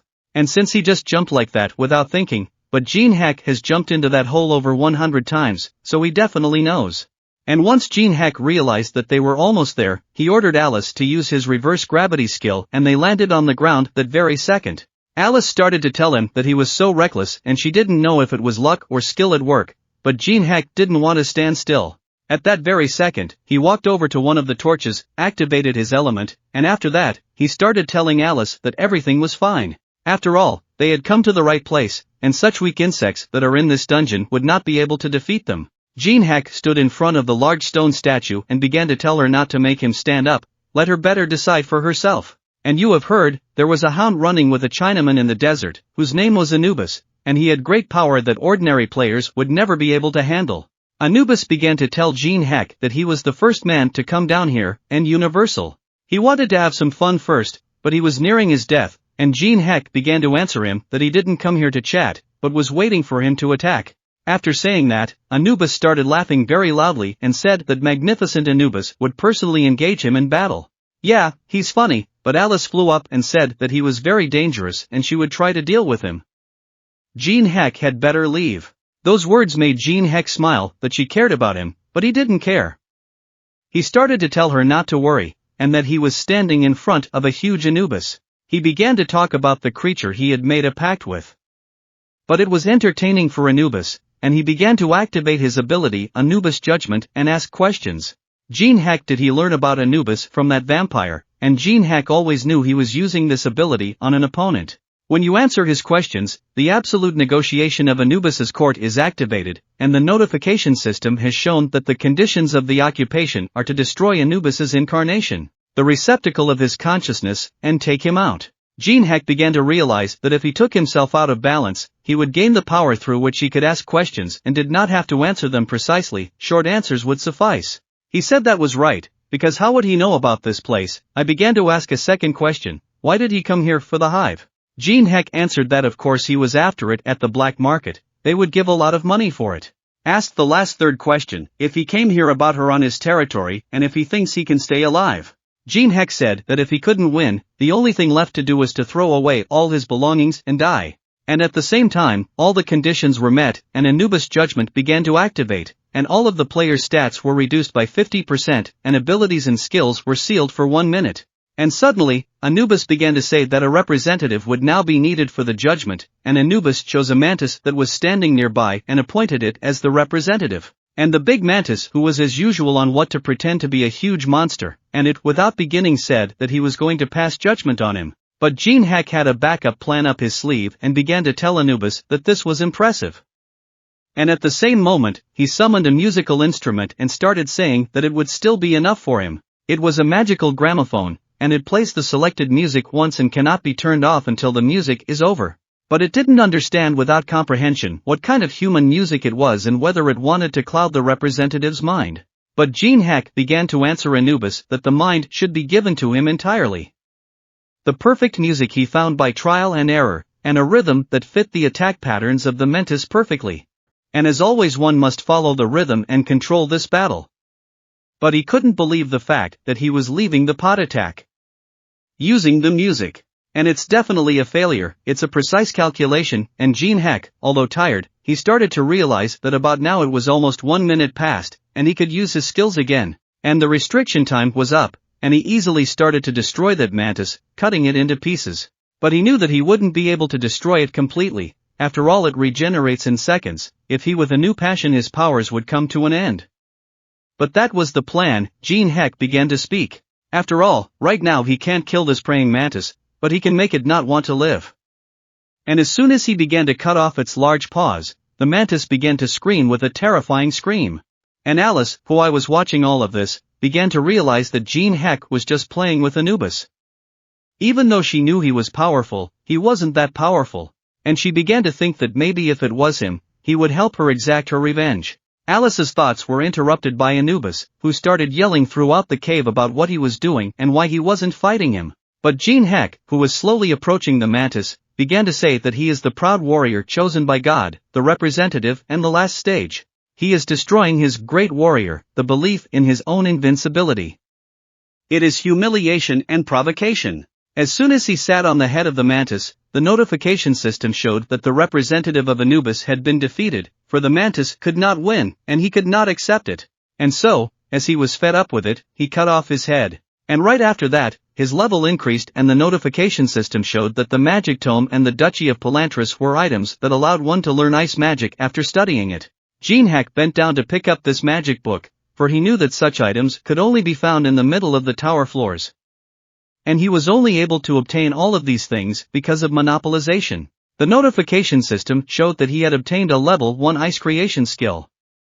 These were not bad gains for him. At this very second, Anubis started to speak and recognized that he was no ordinary person, but he was sure that he couldn't defeat him with this ice. But Jin Heck didn't understand what he was talking about there, because he can't even attack directly and is holed up there on his 42nd floor. And he's talking without beginning, as he realized that only an incarnation is standing in front of him. Why is he challenging him then? What is the reason? To which Jin Heck replies that he's just having fun.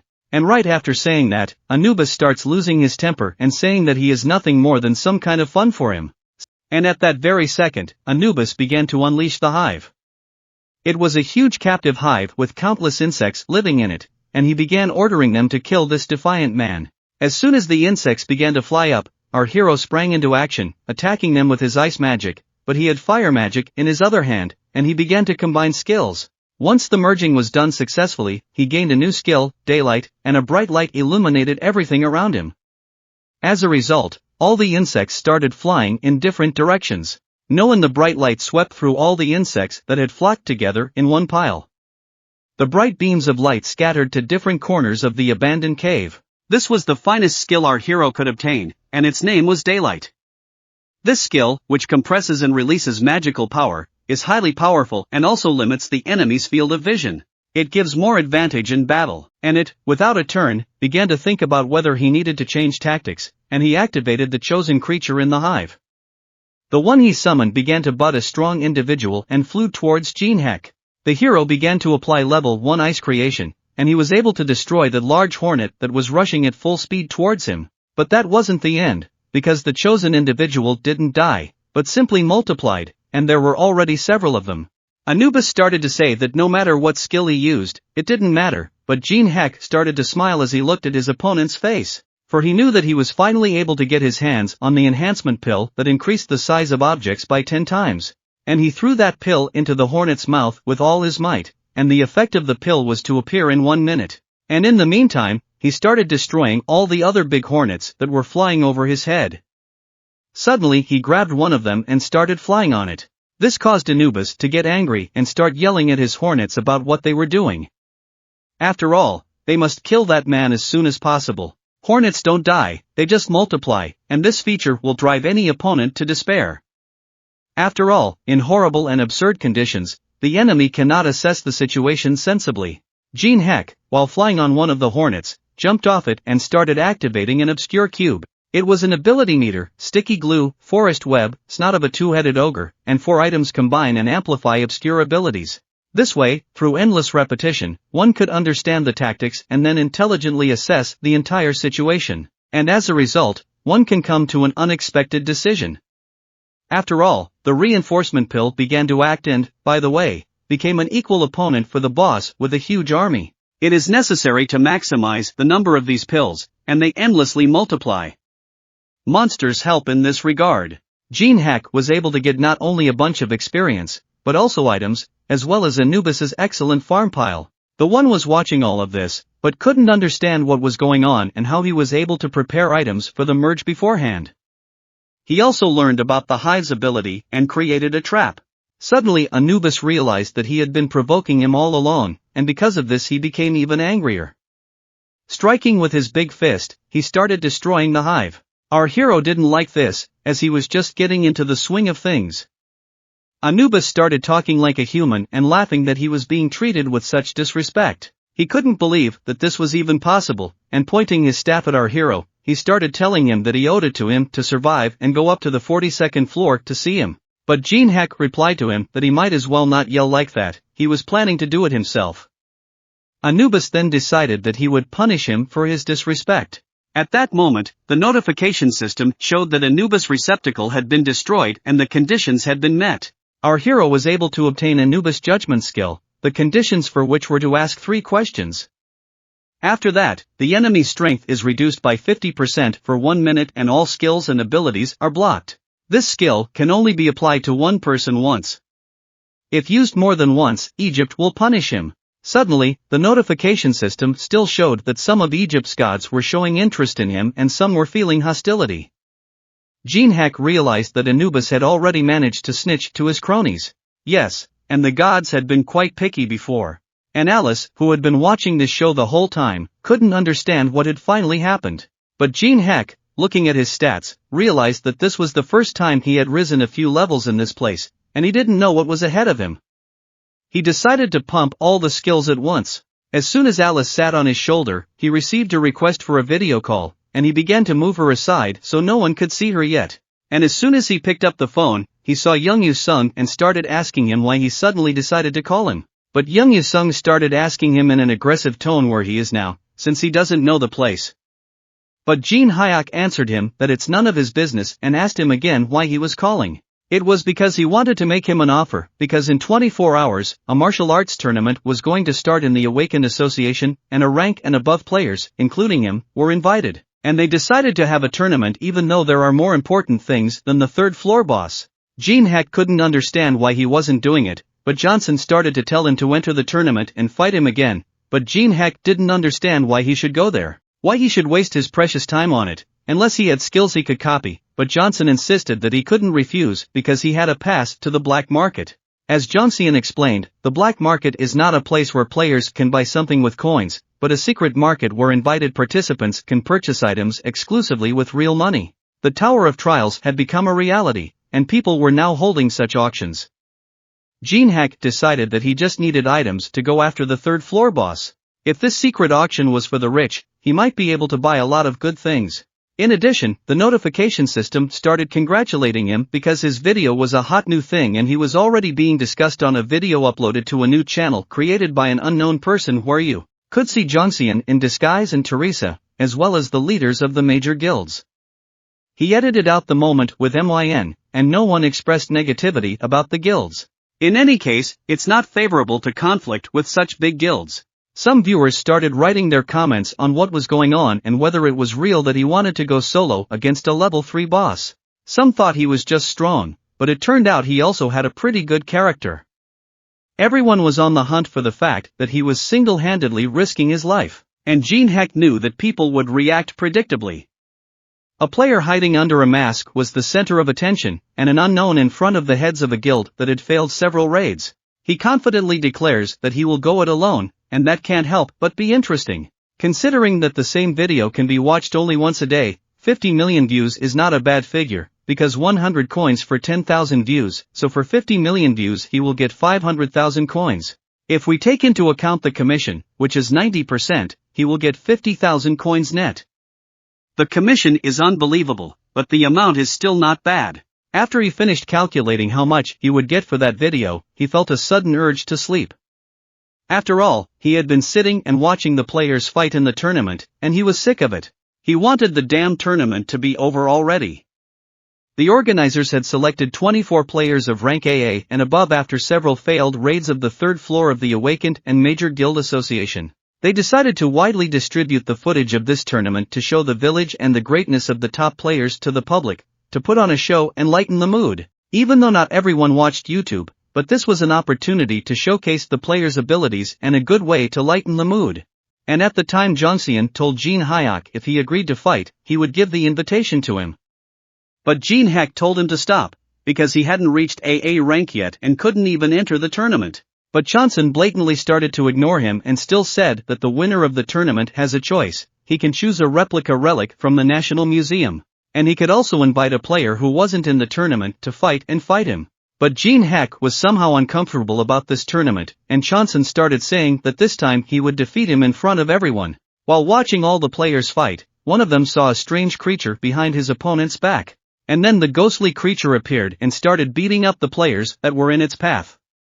Jin Heck noticed that those two from the museum were also here, and they turned out to be pretty good. Some spectators began to discuss this, saying that they were strong, and one could sleep well knowing that there were players like them, as well as many participants that could be recruited. But the head who was sitting in the audience started to say that he only had his eye on one player, Jang Song. He had black luck in his eyes, and he was gorgeous. He noticed that that guy had control over the battle and a wide view. And most importantly, many types of attacks. When they first suggested to him if he wanted to join the guild, he refused, because he wasn't interested. The head realized that he was an ambitious guy, not like the other kids. And all of a sudden he noticed that someone started talking about him behind his back, that it doesn't make him feel better.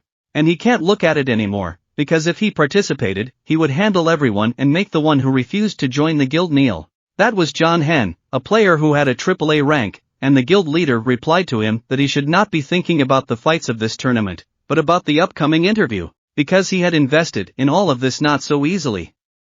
And John replied to him that he shouldn't worry, because he knows how to shine in front of the cameras. John Hen has all the potential to rise to S rank in 3 years if everyone recognizes that he has cultivated a rising star. The prestige of the guild would increase a lot and one would certainly like to keep him from shining unnecessarily, but at the same time, a terrifying aura appeared at the training championship that caused all the players to start falling to the ground. It was Shansone, and his offensive attack swept away all the players and eventually a winner emerged, and the girls who were riding the subway and watching the live broadcast saw the winner. To them, he was a total hottie. And the rest of the viewers who were watching it on the big screen outside thought that Jongseon had decided to choose the right to choose his opponent, but the viewers thought that he would fight some guild master. Everyone was wondering who he would choose. But suddenly, Chanson started pointing his sword at a player who was sitting in the audience, and Jong Yoon blew up. The one who was sitting near the guild head. Black luck, he was happy that someone picked him and challenged him to a duel, but the guild head started telling him to sit back down in his seat, because he didn't pick him, and he has to look at the tip of his sword and the direction of his gaze. He looks a little higher, and Chanseong started telling him not to pretend he doesn't understand and to come out to the battle site. The guild leader was sure that other than him and John Hen, no one could match him, and as soon as Jin Heck stood up from his seat, he began to say that he knew how to harass people. And as soon as he lowered his sword, all the spectators realized that he had really picked that guy. The managers who were sitting near them started quickly punching Jin Heck into the database. And once they found him, they started reading that he was a rank F player. If he had challenged Hen, a rank AAA, the duel would have been quite spectacular, but he had chosen a rank F player, and he wouldn't get any benefit, quite the opposite. Maybe he just wants to publicly mock the weak one? The main thing was wondering what he was up to, but standing in front of Jongseon, Jin Hyuk started telling him that if he loses this time too, he should just give up, because it's about time he learned to admit defeat. Jong Sun replied that he was saying that after seeing him win. Jin Hyuk started teasing him that he had definitely gotten stronger and seemed to be training hard. After saying that, Jong Sun got angry and said that he didn't stop for a second, doing everything he could to catch up with him and get that ticket. Jin Hyuk had to fight him at full strength. And as soon as Jongseon started to use his sword soul skill and second stance, Jin Hyuk took his head, because he realized that that guy had taken up his game again. At the same moment, our hero's face became more serious, and he decided to fight him for real. And just as the battle began in the Great Hall, an explosion sounded, and a huge hole formed in the wall. Ice shards lay on the ground where the battle had taken place, and Johnson stood, completely crushed. He didn't realize how dangerous his opponent was or how much skill he had.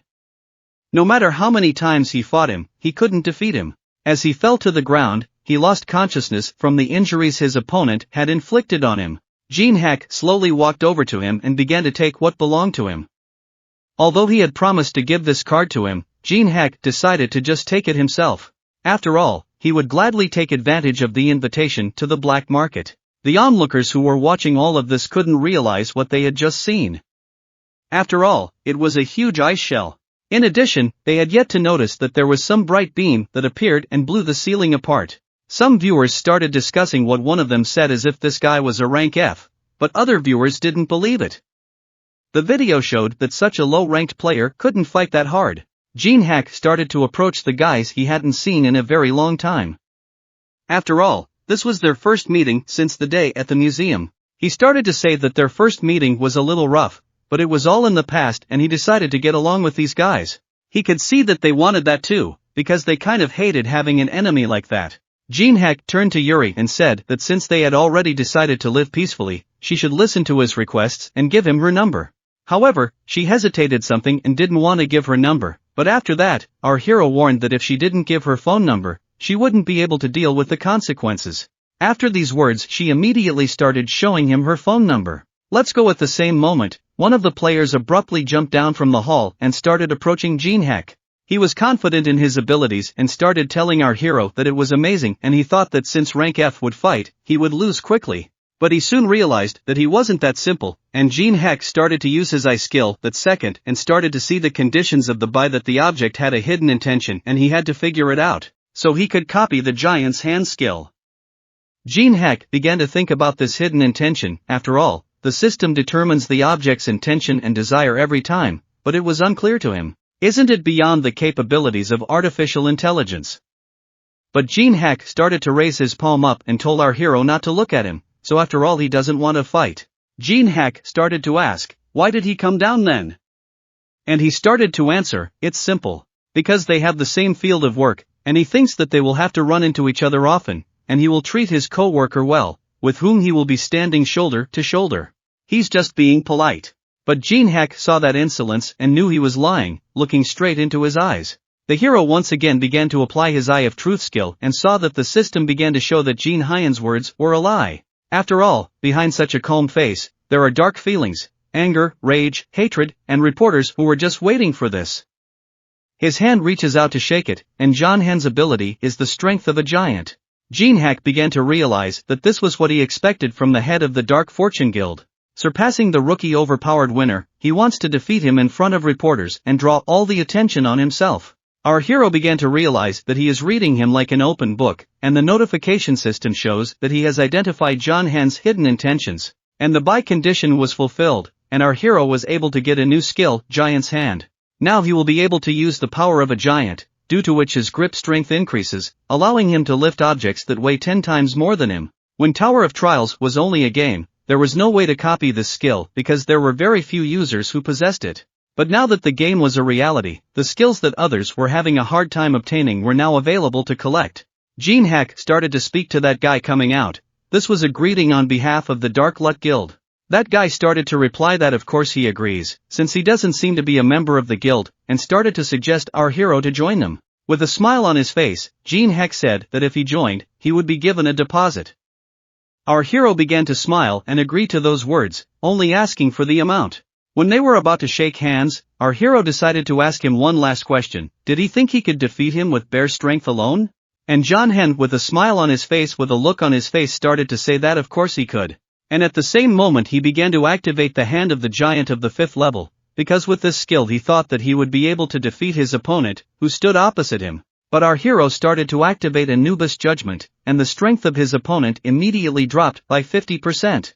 That guy started to realize that he couldn't fully handle his strength, and after a moment he started to kneel down. Our hero continued to squeeze his arm even harder, telling him that it was holding up well and he should recognize it. And started asking him that he seemed to be confident in his strength, and if he wasn't ashamed of squirming in pain like that, and where was his pride. And as soon as Jin Heck squeezed his hand even harder, that guy started yelling for him to stop. After all, if he keeps squeezing his hand so hard, he'll turn out to be a slasher. But our hero didn't like his last words, and he with all his might hit him in the stomach, from which he began to fly several meters. And as soon as Jin Heck saw that he fell and did not move, began to tell him, clenching his fist, that they are certainly not colleagues, and do not need to do what he wants, just to make friends. But events didn't end there, and our hero saw something start to land on the sparring ground. He immediately activated his eye of truth. And it was the head of the guild, who came down behind his subordinate and started yelling towards our hero. How dare he beat up Khan, after all he had put so much effort into this day. Our hero began to see the terms of the buy that the notification system provided, and it said that he must break Hongdok's ego. If he successfully completed the task, he would be able to copy the Blood Rage energy ability. The hero started to say about the head that he realizes that he is evil, but one could be more restrained.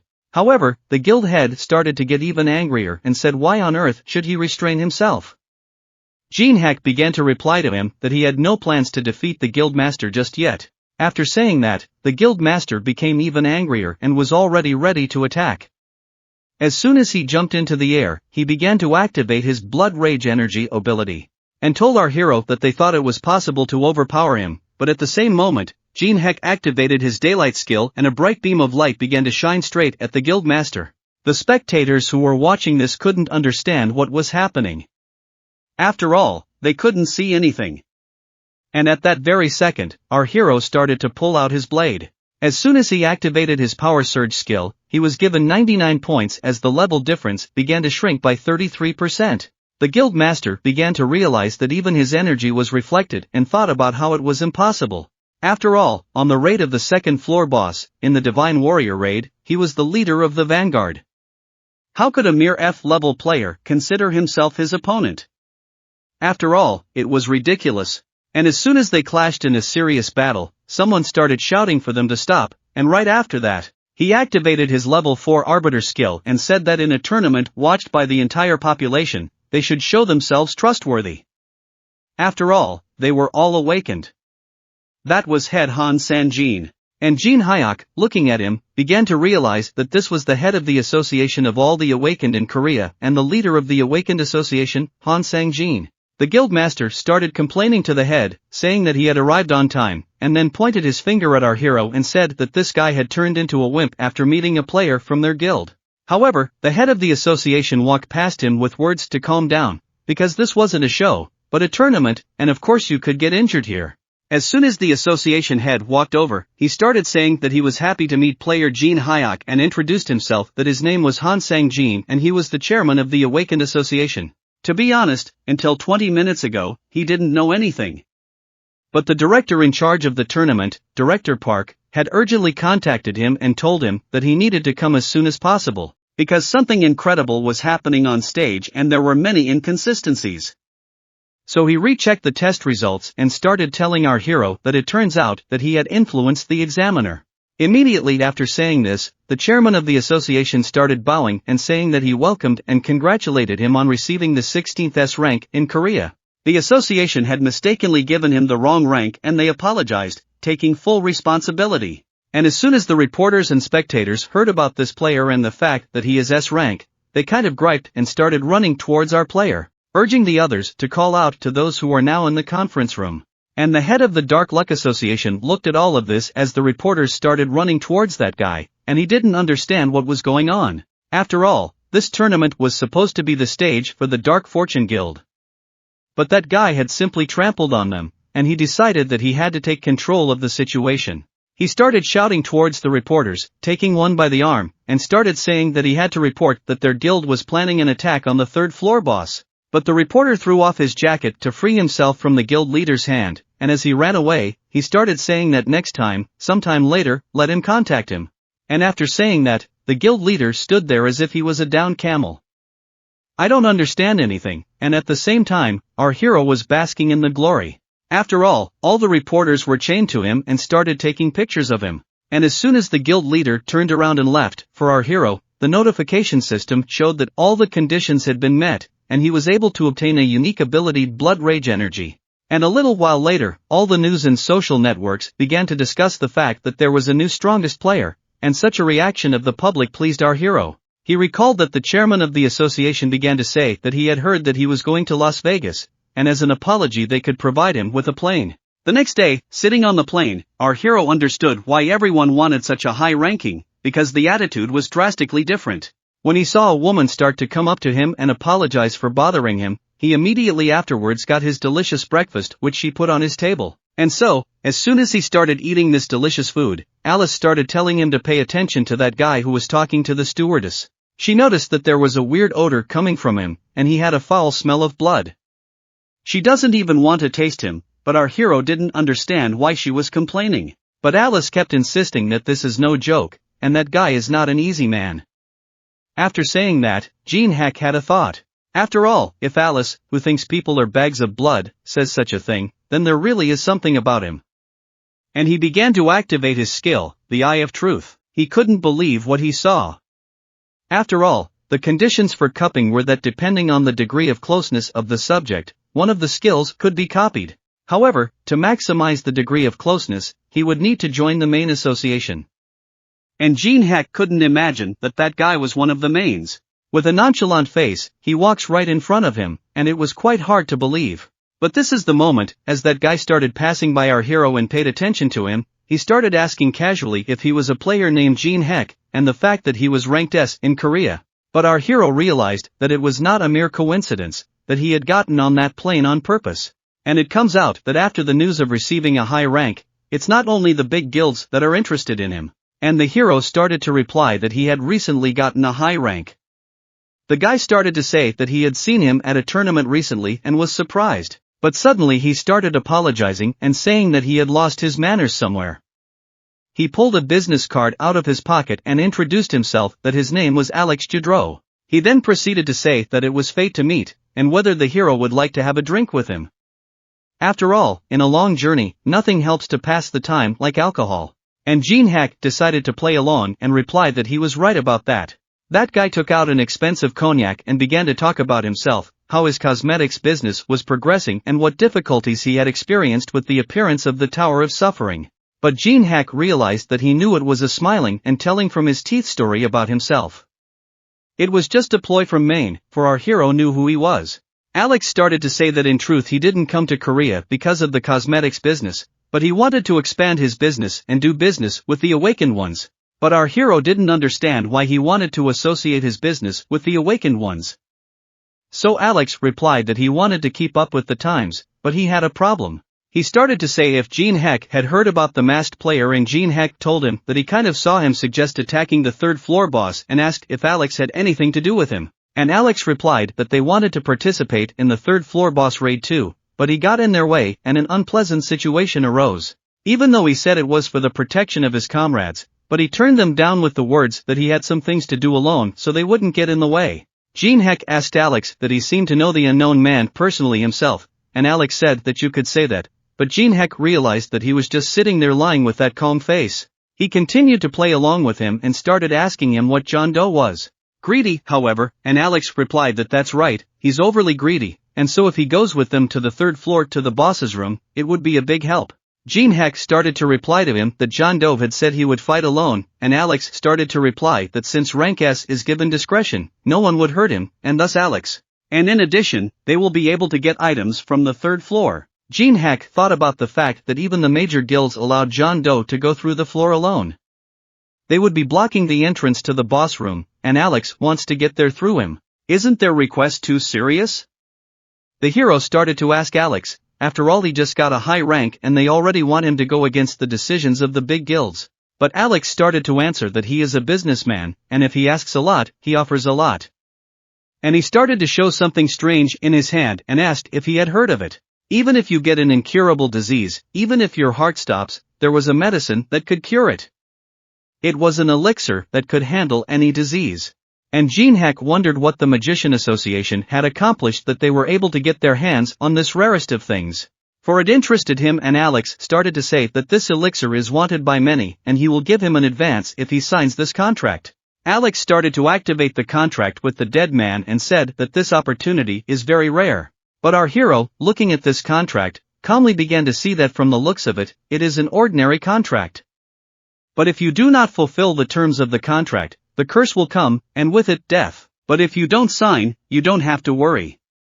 Jin Heck starts telling Alex that he can't sign it, and he's very judicious, and going up against the big guilds is a bit dangerous. Alex's face changed and he started to say that it seems like it's not enough. It was a pity that he was relying on Jin Heck's hand. At the same moment, he started to reach his hand over and take the elixir, saying that he could forget about the elixir, but our hero wasn't going to give it back, and Alex didn't realize what he was doing. But Jin Heck was sensible and also still greedy, and he is bound to get what he wants. Well, Alex started to get angry, because he thought it was some kind of nonsense. Jin Heck was greedy and could always get what he wanted, but Alex thought that was nonsense. And at that very moment, the plane started shaking. Alex began to wonder what he was going to do with so much mana, and he soon realized that he wanted to cause the plane to crash. At that very moment, the airplane's pilot in command started telling all the passengers who were on board that their plane had encountered sudden turbulence and all passengers should take their seats and fasten their seatbelts. Jin Heck started to tell Alex that if he heard the warning, he should return to his seat. But Alex began to tell our hero in a rude tone that he knew from the beginning what he belonged to. To this, Jin Heck replied that he had guessed and that he was playing his role well. However, Alex started shouting that he didn't advise him to annoy them, because the unknown would make him pay the appropriate price for this situation. Jin Heck turned around and said that he was being ridiculous. After all, it's a lie, and he was kicked out of the Olympus meeting. He said he was on the same side as the unknown. After these words, Ola could not understand who this guy was and how he knew all this. He couldn't possibly be familiar with the masked man. And he started thinking that it could be a bluff. After all, the big guilds could have shared information with him after he was given a higher rank. As Jin Heck walked away, holding a bottle of potion in his hands, he began to say that if he behaved well, he might share information about the masked man. But this is for later. And as soon as the plane landed, our hero saw luxurious and very bright places around the area. A little later, Jin Heck went with Alice. She began to ask him if this city really belonged to humans, because she really liked it here. Jin Heck replied that she should be quiet, otherwise he would have to send her away. But he was grateful to her because she had helped him find Maine. In gratitude for this, he let her out using his current mana, limited to 1.50 m. At the same moment, our hero began to call upon the memories of the world. With this, he merged the Eye of Truth with the energy of Blood Rage. As soon as the merger was successful, he gained a new skill, Greedy Gaze. It was an improved version of the Eye of Truth skill. In addition to being able to view the status of any player and even disassemble hidden spells, this skill also allowed for vision sharing and mind reading. Due to the peculiarities of the Blood Devil's energy, the owner's personality could change if the skill was used frequently. Sight division and mind reading could only be applied to lower-level players. But Jin Heck wanted to combine this skill with a safer spiritual skill. He needed to do this urgently, but there was nothing he could do about it, and his thoughts were interrupted by words that said she wanted to go elsewhere. As soon as he looked up, he saw that she wanted to go to the casino. He told her that he didn't agree and they would go somewhere else. After all, they hadn't come here for fun, because in his lavish casinos it was forbidden to use skills. While it would be possible to take the money by force only to spend it at the auction, it is not possible to take the earnings of ordinary people, including Alice. She began to ask where they would go, and Jin Heck began to answer her smilingly that this place was nothing like a regular casino. It was a private and cozy house in the mountains, but Alice did not like this building. The previous ones were more to her taste, colorful. Jin Heck repeated to her once again that they were not here for fun. At the same moment, they noticed the guy start telling the other guy that he had seen someone use skills with his own eyes and trick him.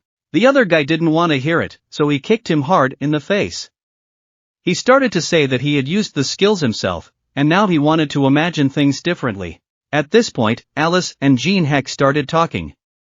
I decided to say first that those who are deceived like this are complete fools. Jin Heck agreed with her words. As soon as they went inside, Alice saw a lot of interesting things and started asking Jin Heck what made this place different from the others. He explained that it was a casino where magic could be used. Then he picked her up and sat her down at the bar. He told the bartender that he was paying all the expenses and she would be served any drinks she wanted to try. She didn't like that because she hadn't been out for a long time, but he made her sit down and started telling her what he was going to do in private. When Jin Heck drank the drink the bartender gave him, he started to say that he came here to make extra money. The hero began to approach one of the tables, where one dealer began to use the blocking skill. The main player targeted by this skill is not affected by other skills, and the skills applied to the target remain in effect. A dealer named Pedro dealt cards to all the participants, and when Jin Heck looked at his cards, he realized that this dealer had a good hand. Because of this, he had already lost $500,000. It was dangerous to lose more, and he decided that this time he would win. After all, he knew that this time he could win. As soon as he saw the big amount, our hero decided to bet all in, as there was about $5 million on the table. All the spectators standing behind the money started to wonder why he decided to bet such a large sum. Our hero was confident in himself, as he was sure that everything would be fine despite the large amount of the bet. But as soon as he picked up his glass, he saw that it was a bit dirty, and he started to wonder which guild controlled the place. The dealer replied that the janitorial guild invests and controls. But as soon as the dealer started thinking about the fact that he had been silent all along, and the other guy started asking questions about whether it was even possible to ask so many questions, at the same moment the dealer realized that the player playing with him could read minds with his skills. And at the same moment, the dealer began to reveal the cards, because he knew that it didn't matter.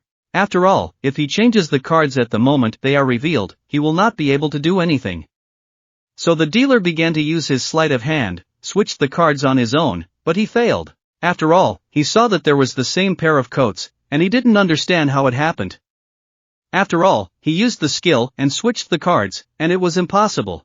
Our hero was happy to have two kings in his hands, and it was a great relief for him. After all, he won and began to thank the dealer for giving him a pair of kings.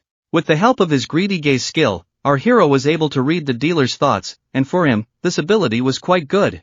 And as soon as our hero started to take the chips he won, someone from behind started running up to him and telling him to wait.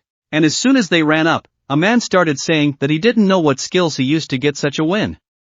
But he would have to follow him, and Jin Heck didn't like that, because they don't treat visitors well. But one of the men started to say that they don't call visitors those who take away such a prize, and he started to shout to his friends to take him to the room. And as soon as he turned around, he saw that he was being run over by the big bullock that had come with him. When he turned back around, he saw our hero, who was annoyed that he had started talking. He heard these words and remembered something he had heard at the entrance. It said that those whom he was beating were complete fools. And now he would break the faces of those guys who came to take his money, which he had won in an honest way. At the same moment one of the guards shot at our hero, but the shot was a miss, for our hero dodged and jumped aside in time. Immediately afterward, he attacked the one who had shot him and nailed him to the earth with one blow. The other players who were watching this battle were happy to see this, because finally someone was able to put these guards in their place. Alice, who was sitting behind the bar, began to ask the bartender, "What's the name of that drink she just had?" The barmaid replied that it was a cocktail called Kiss of Fire and it expressed the budding love between lovers. But Alice somehow didn't like the name of it and thought it was some kind of nonsense. Jin Heck kept beating up those guys, and one of them started yelling to his subordinate, "When is the management coming?" And he replied that the guild would be here in about 30 minutes. At that same moment, that guy realized that something had gone wrong, and even though they were now in a criminal area, and even here it's hard to find such an unstoppable fighter. One of the security guards started showing the manager a phone and saying that they had a problem and the manager needed to see this right away. And as soon as he picked up the phone, he saw the pictures and realized that this person had recently received an S rank in Korea. Immediately after that, he became nervous, because he realized that there were even about 20 or so top-ranked players in America, and now one of them was right in front of him. If he continued to ruin everything here, he would just destroy the casino.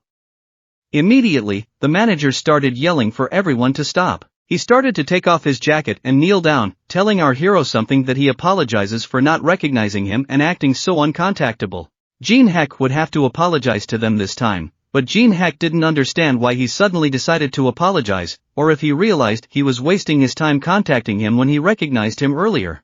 But the manager didn't mean it, and Jin Heck replied to him that it was absolutely true. After all, wasn't it originally the case that the one who gets beaten is the fool? And he made a bet, won the average amount, but they intervened, and therefore also caused moral hazard. So all things considered, $10 million would be enough for him, or the manager would have to close his establishment. A little later, when everything has already calmed down, Jin Heck stands on the street and sees that $10 million came to his account. He realized that this amount would be enough to buy the right item at the auction. Soon it should be their turn. But at the same moment some cars started approaching him. And as soon as he stopped, the driver, who had rolled down his window, began to ask, "Are you guest number 117? Jin Heck replied that that was correct, and the driver began to say that he would take him to the auction room. And as soon as he got in the car and started driving, in the back seat he began to wonder about the fact that it was impossible to see where he was going. After all the windows were tinted, and from the outside it meant that the auction venue was being hidden.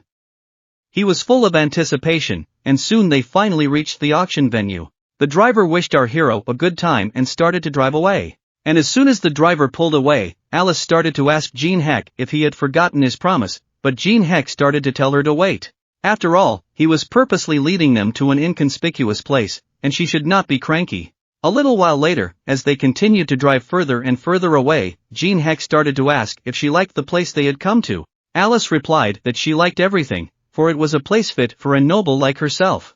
And as soon as they started walking towards the door, Alice started asking if they were going straight to the auction now. Jin Heck answered her that it was about time, for they were already late, and she should try not to attract attention. After all, there would be too many eyes here. Once they got inside, our hero heard a conversation where one of the guys was telling the girl that he's been here 175 times, and every year he participates. But this time he is more worried than usual, and whether there will be items related to the tower here.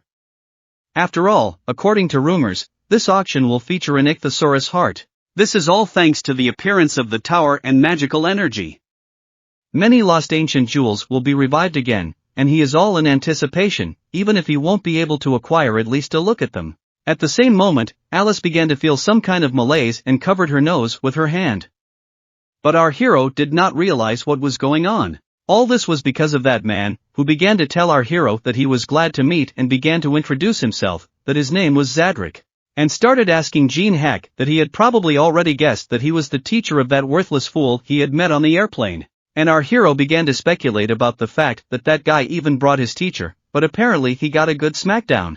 After all, he returned without results and elixir, and Jin Heck began to use his skill, Greedy Look, and as soon as the skill worked, our hero saw a notification window from a guy whose name was Cedric.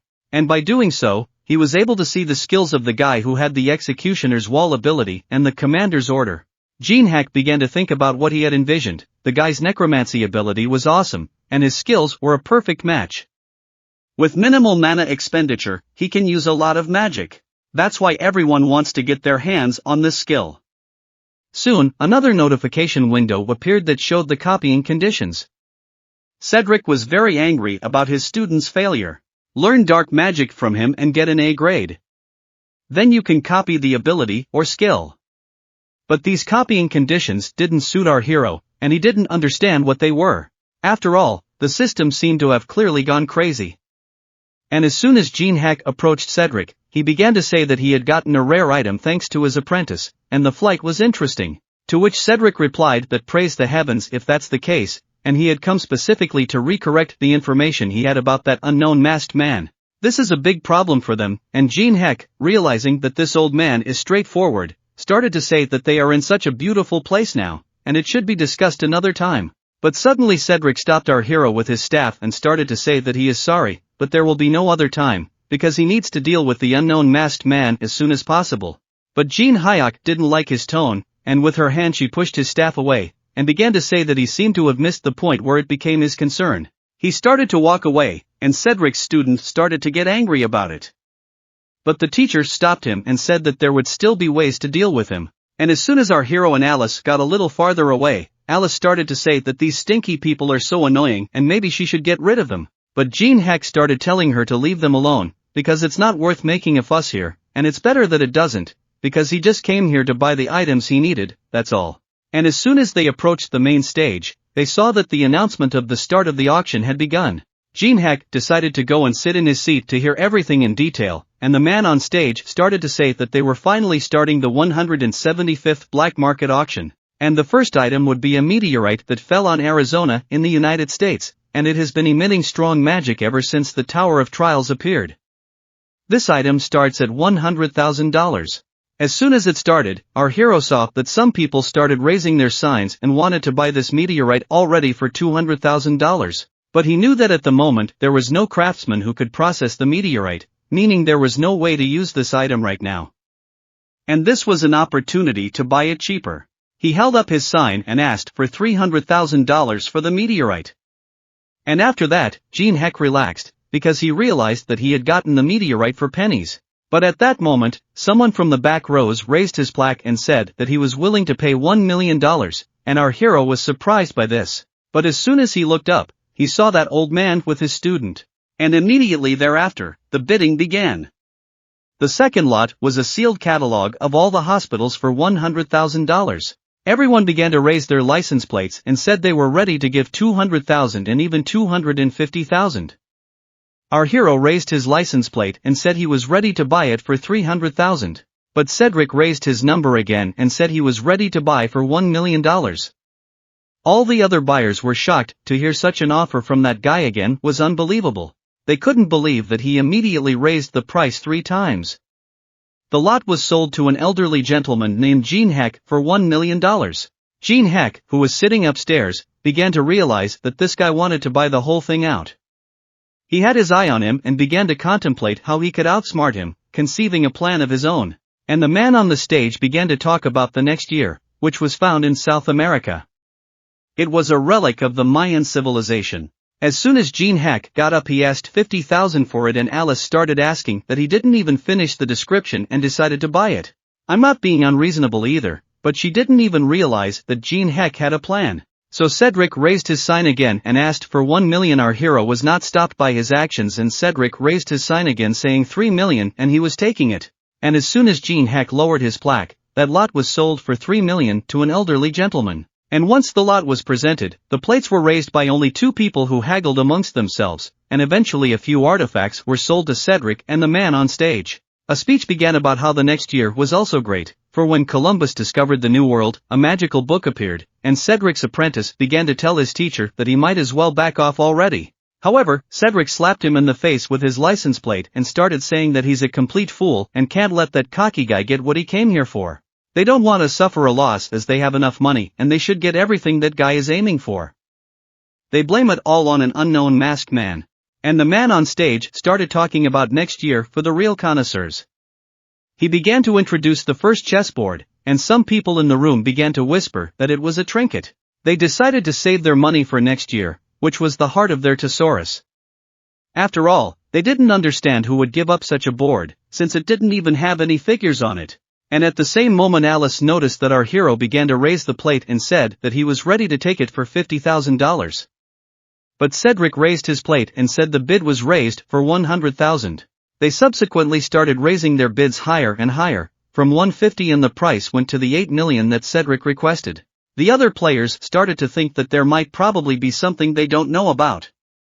After all, that sick person is purchasing some dim item for 8 million. Jin Heck started to get nervous, picked up his plaque and said that he was giving $10 million for it.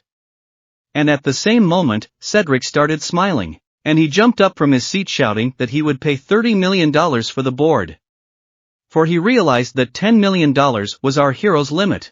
And he finally found what he really wanted and started yelling that if he wanted to get his hands on this thing, he would have to go on his terms. At that very second, Jin Heck took his head, for he didn't understand where he got so much money from. After all, he had already spent a lot, so how much did he have left? What had happened here was contrary to his expectations. And he began to think that he needed a new plan. And just as the man on stage began to say that number 56, the first chessboard was being purchased by an elderly gentleman for $30 million. At that moment Alice began to say that she would pay $100 million for that board. Cedric couldn't believe his ears. How could anyone pay such a large amount of money for an ordinary board? And who is that little girl sitting next to Jin Heck that made Cedric nervous? After all, he's already spent over 10 million on all sorts of garbage. If he stopped, it would be a total defeat. He started shouting that he was willing to give 110 million. But at that moment Alice interrupted him and said that she was ready to pay $200 million. But Cedric didn't like that and started telling her not to cross the line. After all, who could believe she had $200 million? The man on stage started saying in her direction that it's not that they don't trust her. And started asking if she could provide a statement of her account balance. And then Alice started conjuring a portal behind her back from which a lot of jewelry and gold items started falling out. As soon as the staff started checking all those treasures that fell out of her portal, the man who checked the crown started saying that it was worth over $500 million, and Cedric couldn't believe his eyes that this little girl might be an unusual person, but more dangerous than this Jin Heck girl who keeps this mysterious girl near him. He began to guess that he might have an adversary who would be a problem unbeknownst to him, and as soon as the situation changed, Cedric turned to Jan, telling his apprentice to go to Plan B. The apprentice began to approach with a goofy grin and said that he had finally waited for those words. And at the same time, our hero was approaching that board he bought, and the man who was standing on the stage started to say that he congratulated and they were ready to hand him his first chessboard. But Jin Heck, of course, is grateful. But it's a little over the top. And Alice replied to him that she didn't care, she was already planning to take this junk apart, and more importantly, she couldn't stand to see these fools looking down on his contractor. And after saying that, Jin Heck realized that this little girl had a way with words worthy of praise. But suddenly, there was a loud explosion behind our hero, and the entire room began to collapse. All the players started to get out of the room, which was collapsing. They were running away with all their legs to escape as quickly as possible. If they stayed here for even 1 minute, they would all die. But out of nowhere, Cedric's apprentice appeared, and using his sword, he cut through several people who were trying to escape. He started to say that they were just victims he needed as raw material. Alex started to use his skill of melting magic, and at the same moment the people he wounded started to have a very bad headache, because of which they couldn't move from the place. Our hero who was standing nearby saw all of this and started saying that he was out of line, a freaking psychopath. And at the same second Alex started to pull souls from those people who fell on the ground, and afterwards huge red monsters started to appear, which obeyed Alex, because it was his ability. But for our hero it turned out to be some kind of abomination, and Alex did not like these words. How can it be an abomination? Alex said. Look at them, they are beautiful. And as soon as Alex turned his head, he was surprised that our hero could stand on his feet even in front of such a strong influence. And he remembers very well how he insulted him in the airplane, and after the order of elimination he no longer needs to hold back. And at the same moment, the monsters that Alex summoned started running towards Jin Heck and attacking him, and as soon as one of them approached and hit Jin Heck, he was able to jump aside, thus dodging the blow. Alex, who was standing nearby, noticed that our hero was nimble, and started asking where that little bratty rich girl and Jin Heck had run off to. He realized that she didn't like those nasty guys, so she ran away a long time ago and her body disembodied as she would need all the magical energy and the damage would gradually accumulate. The player realized that there was no time to stand still and wait now, as the huge monsters were already closing in on him and he needed to finish the fight as soon as possible. At that very second, he activated his graveyard ball skill and was able to cut those big monsters. But as soon as Jin Heck got close to Alex, he disappeared and then appeared behind him. And as soon as he appeared, he started saying that he was excited that he couldn't even keep up with Jin Heck's speed. But he was pleased that the amount of resources was more than expected. After all, these people were all his puppets that were lying on the ground, and with their souls, he was able to summon more and more terrifying monsters. Jin Heck watched as more and more monsters appeared, and he began to guess that Alex wanted to prolong the battle and exhaust him. These monsters fed off the strength of these people and stayed in formation while the enemy ran out of mana. It's their standard tactic, it's how necromancers fight. Well, he bounced to Jin Heck's side and began to realize what trump cards Alex had. Deciding to burn the monsters before they recovered, he began to use his daylight skill. Bright beams began to shine directly into Alex's eyes, but Alex knew about this skill, and he had already analyzed it by watching videos from the tournament. He knew to attack before the beams of light combined. But suddenly Alex started to notice that something was wrong with this technique, and he couldn't understand why the rays of light weren't moving, and why his monster's feet were frozen. But Alex realized that Jin Heck had unlocked the ice skill with a flash so he wouldn't see it. At the same moment, our hero used a terrifying technique that illuminated the entire house they were in. Eventually Alex fell to the ground and couldn't move. And as soon as he raised his head, he saw the impossible, his monsters were burned to the ground, and behind him was Jin Heck, who started to say that his cutie was a bit blown away. And as soon as he turned around, Jin Heck inflicted ice damage on him with his hands. After the dangerous blow, Alex started to turn around and run away, for he realized that he had lost. Although he had a huge advantage, he realized that he had to run away and find his teacher. But at that very moment, the blade was already in Alex's back, causing him to fall to the ground. As soon as he turned his head, he saw Jin Heck who threw his blade at him. Soon after, Jin Heck started approaching Alex and saying that he was the one who created this chaos. He was now planning to escape and began telling Alex how he was going to die. In the next half hour, blood will build up in his lungs and when they fill with blood, he will begin to suffocate. Death by fire would probably come first, but the agony would be no less intense. Still, he could make sure Alex didn't suffer that long. After all, if he told about his associations with Maine, who would be able to survive with the elixir? And Alex started to say something, but nothing worked, because he was choking. So he decided to write something about Maine on Earth. But at the same moment Jin Heck's foot stepped on his arm, and he started to say that if he didn't want to report anything to him, there was nothing he could do.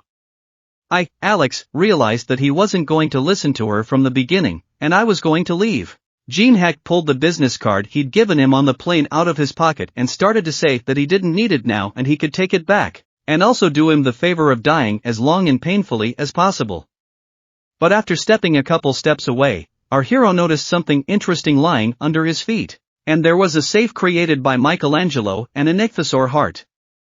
Our hero realized that with this combination, he could create a subspace for objects. He began to combine the safe created by Michelangelo and the heart of the ichthyosaurus, and was able to successfully create a huge inventory space that gave him plus 5,000 kilograms.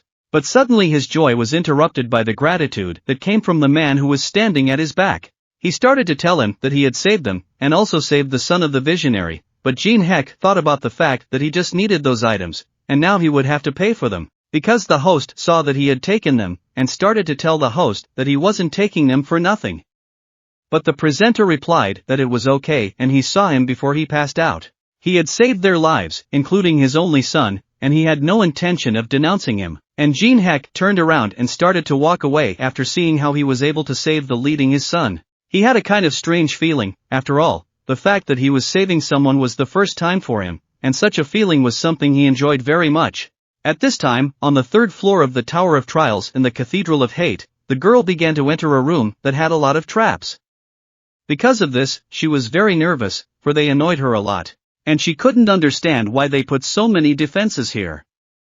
They have to go through it every time. But her partner started telling her to stop complaining. After all, he was already in a bad mood because of an idiot named Alex.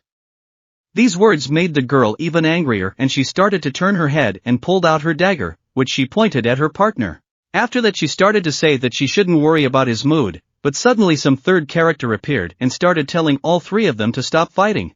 The hooded man with the weird mask was saying that he couldn't even believe they had survived together for over 10 years. And why were they like cat and dog all the time? As soon as they sat down, he started saying that the reason he called them is because there is a new character that needs special attention. That person is Jin Heck. The girl immediately began to reply that Jin Heck had probably played this game before too, but that didn't mean he was stronger than the other rankers. As soon as she finished speaking, the hooded man began to tell her to be vigilant, for it was possible that he had already risen above them. The girl replied to him that those who had climbed a floor higher were considered cool, but she didn't think he was able to climb higher. The partner who was sitting next to him replied that he thought she was worrying for nothing. Using the unpopular virtual reality, they chose this ordeal to hide from the surveillance of the international police. Therefore, they are very familiar with this tower. The partner sitting next to him fully supported him. There was no pressing reason for others to get involved, but perhaps he was playing this heartless game out of pure idleness. Only a person sick in the head would keep going through this game. The man standing near them with a hooded mask on his head began to ponder the fact that they weren't taking his words seriously.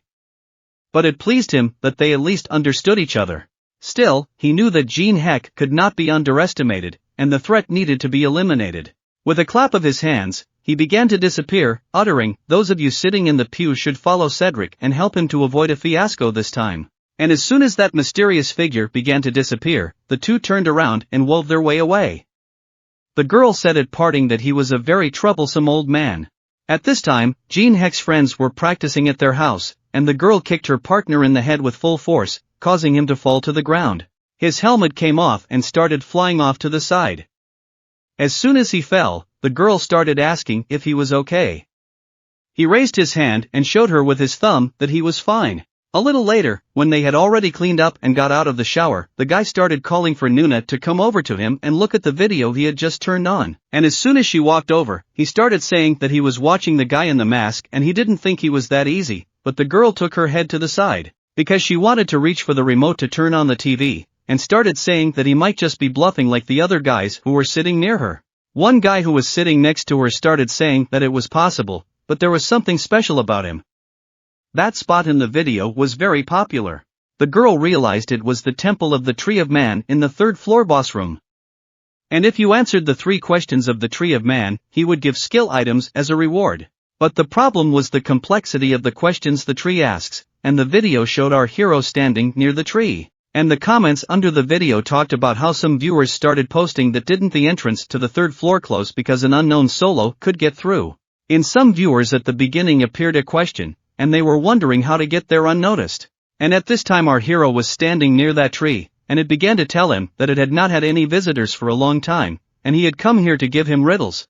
Jin Heck started telling it to give him the most interesting one, and the tree went on to say that if he answered 3 questions, it would give him a leaf of his choosing. However, if you get it wrong even once, it will punish him, and the tree began to ask the first question: what is the optimal depth and temperature for Kelgernov to live in seawater? The guys who were at home watching the live broadcast couldn't understand this question, and who would even be able to answer it? The girl, who also did not understand who could know such a strange question, but she is a hero, started to speak, and the tree said that the answer is simple. After all, the depth is 175 meters and the temperature is 1.5 degrees Celsius. A guy and a girl were sitting by their TV watching a live broadcast. They couldn't believe their ears when Jin Heck started talking to a tree, asking it to ask the next question. But the tree answered him that he hadn't told him if that answer was right yet. But our hero was sure that the answer was correct and the tree should ask the next question. However, these words began to annoy the tree, which began to ask questions that were not easy. Next, the question was about the second way of using the sponge body in the phylum. Jin Heck began to answer that one must boil the salt of the sun desert and the holy water of a priest who had changed professions for 5 hours on a slow fire. After that, once the answer was correct, the guy and the girl couldn't understand what the words meant and why the masked guy was carrying this set of words. Then the tree asked the last question. The giant eagles from the heavenly plateau only mate once a year, when? To which the guy, hitting the red button, began to explain that the answer was simple, when the first snow falls in the tower. After hearing this answer, the tree laughed loudly and confirmed that the answer was correct and that he was the first one to answer all his questions. But our hero was also interested. He is always happy to talk about the tower. The live broadcast continued, and chaos reigned in the chat room. After all, most of the viewers couldn't figure out if what that guy was answering all the questions was real, and without even thinking about it. And so the tree began to say something. As he had promised, he would give him a leaf, which he would choose. But the choices were red, yellow, or green. Red was a fire modifier, and yellow was a defense enhancement. The guy sitting at home in front of the TV started to say that he knew, or rather heard, that green increases the speed of movement. But the girl sitting next to him also guessed something and started to say that there would be a long fight with the boss. And perhaps he would choose movement speed, because that's what she would choose. However, our hero turned to the tree and said that he didn't want those regular leaves, he wanted something else. As soon as he got close to the tree, he started telling it to give him the black leaf he was hiding. The tree could well understand how this guy didn't know about the black leaf.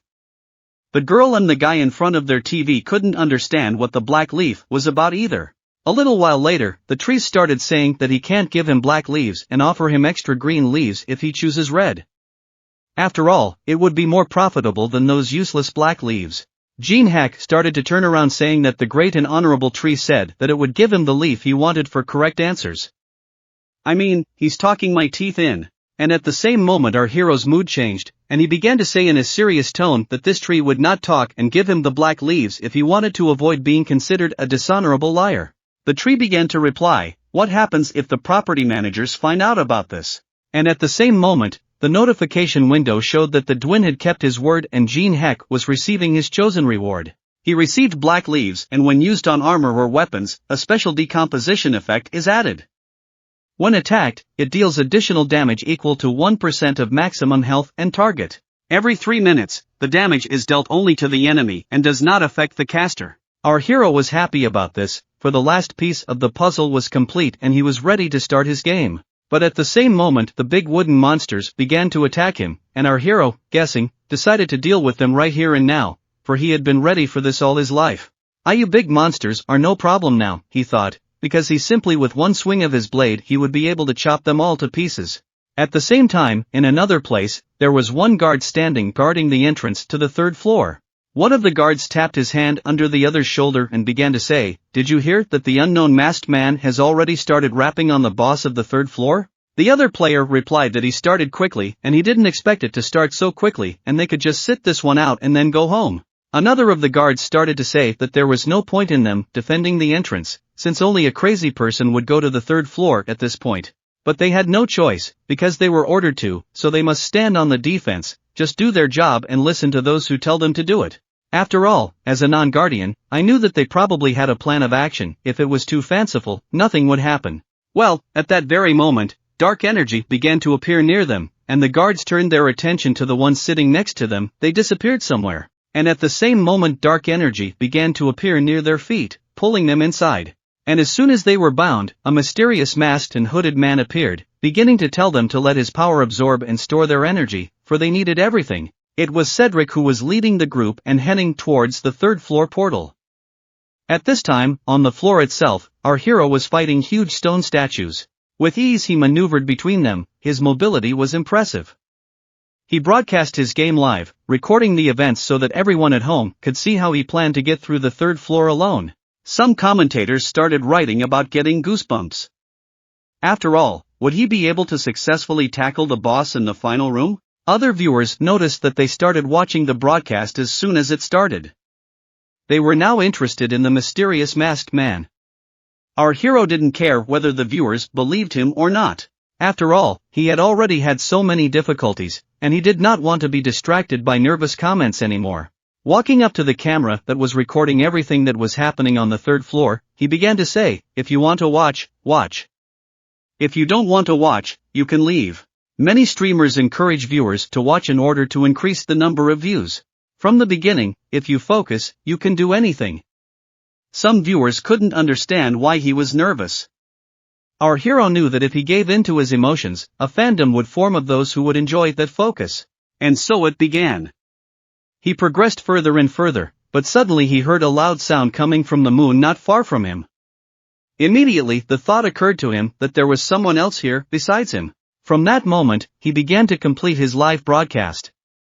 And as soon as the broadcast was completed, various third-floor monsters began to appear near that large explosion and began to fight against the group of Maine who had just entered through the third-floor gate. Here they had already performed their spell to quickly defeat all the monsters that were in front of them, and the huge army began to fight against each other, and all this was watched by our hero, who stood on the slope. And he began to guess that the Mayans seemed to have appeared unexpectedly, but as soon as he looked closer, he realized that both sides were equal in strength. And once a few minutes of battle had passed, our hero began to notice that Maine's faction was a bit stronger than the monsters.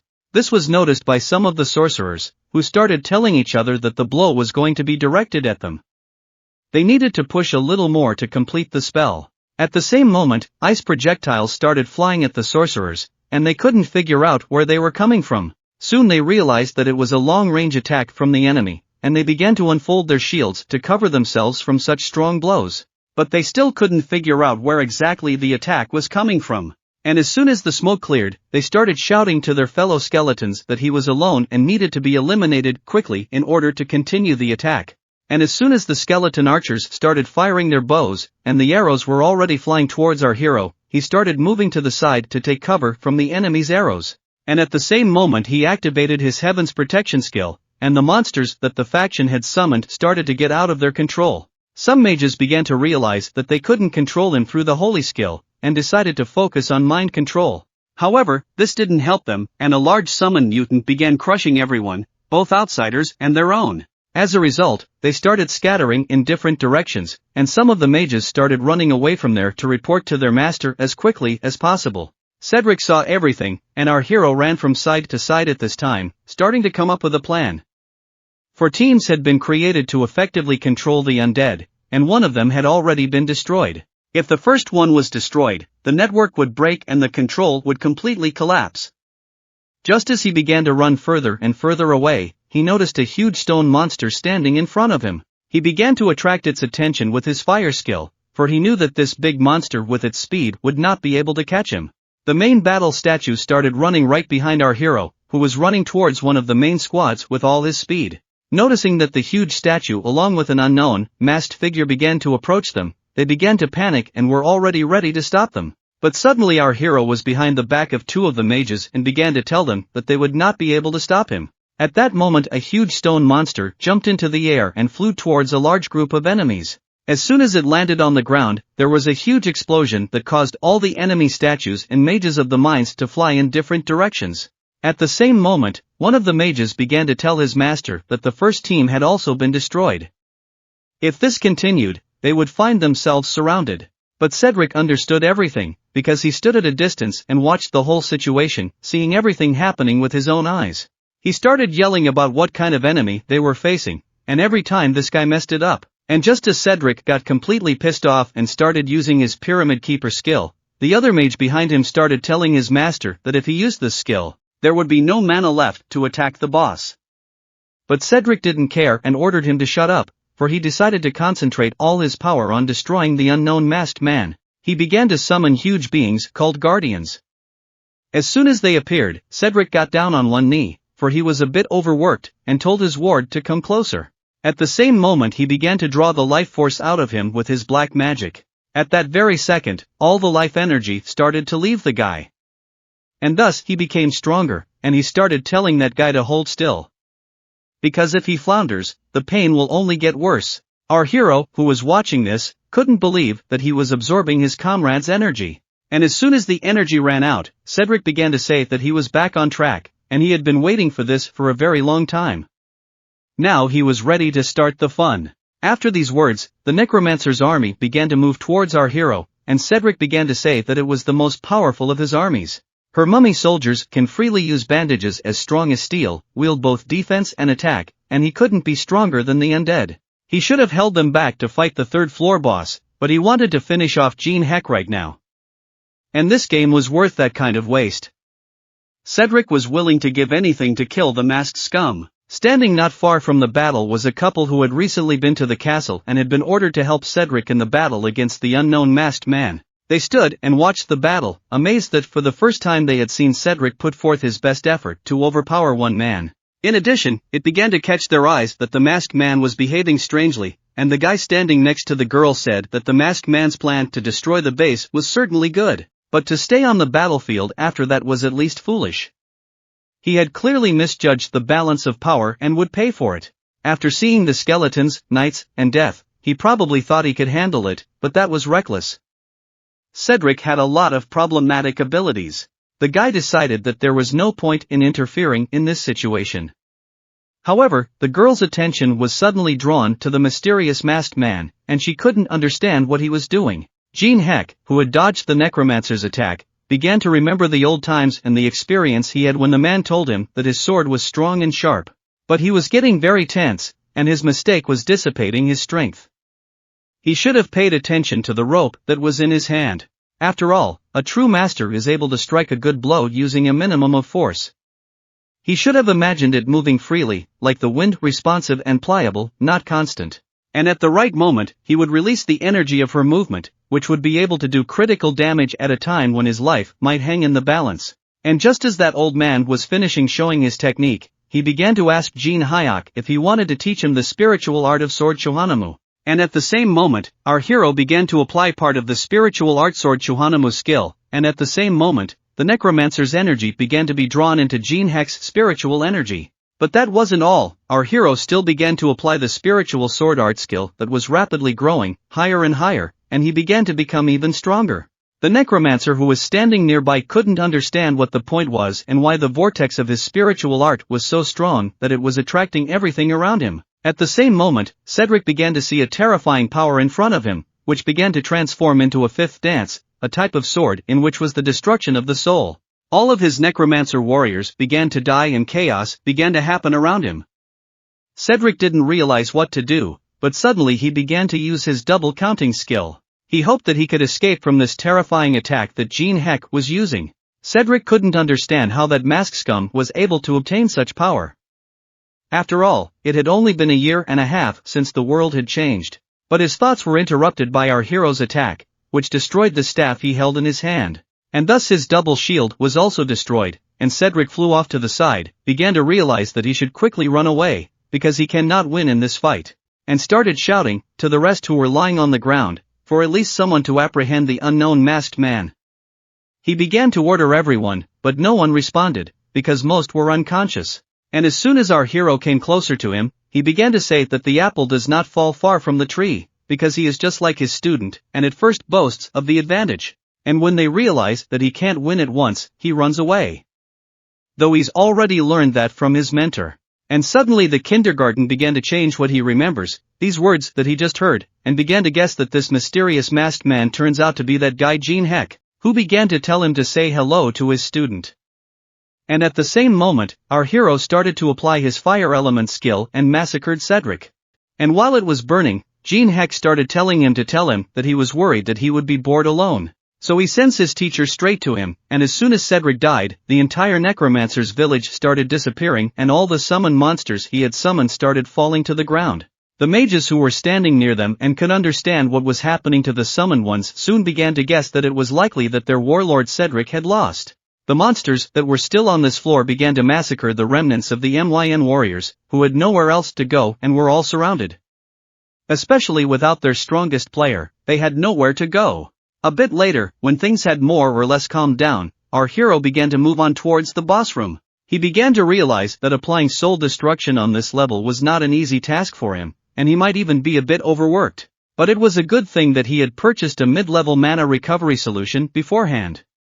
He began to replenish his strength using the mana bottles. Suddenly, he saw that there was a shield on the ground that had flown off from the battlefield right here. That's when he remembered that he used to be fond of swords. Stepping with his left foot on the shield that flew into the air, he was able to catch it with his hand. But as soon as he raised his head, he saw in front of him. These were the guards of the Temple of the Lord of the Four Beginnings Temple, who were doing what they did to guard the entrance. To ensure that no outsiders could reach their third-level lord, our hero, who was standing in front of them and looking down at them from Earth, was ready to massacre them right here and now to finally finish this battle and defeat the third-floor boss. The huge guards began to attack our hero, who began to defend himself with his sword and skillfully dodged their large swords. He initially knew that he could handle them, and as soon as they attacked him, by his count, he started telling them that he liked their silence. And at that very moment, he jumped up and started slicing them with his blade, and lastly told them to finally spit out their key already. After our hero defeated the guards, he was followed by the others who began to attack him. However, he managed to destroy them, and once he dealt with one of the guards, Jin Heck began to wonder if they had some kind of pattern. But suddenly, another guard appeared who had the key to the door in his hands. That guard started doing something strange, and as soon as he squeezed that key with his big hands, the notification window showed that the key leading to the main hall started to react. Our hero couldn't understand what even that could mean. And suddenly another notification window appeared, where the system began to show that the entity behind the gate had responded to the call. And then our hero began to realize that he had decided to act for sure. The guardian, who had started to do spells, began to summon his older brother.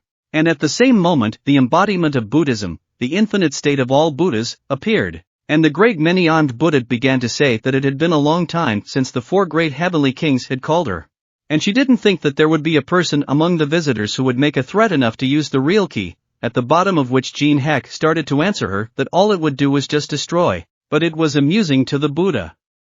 And she began to say what an interesting man is standing in front of me, and she's not sure about the rest of it. But his bravery she recognizes, but Jin Heck was not interested in hearing this, and he started telling her that she took it as a joke, and he wants to finish soon, because he is very tired. And Buddha replied to him that she would like to continue talking to him, but he was apparently not in the mood, and jumping up from his seat, Jin Heck told her to leave the statues alone. He was having such an amusement.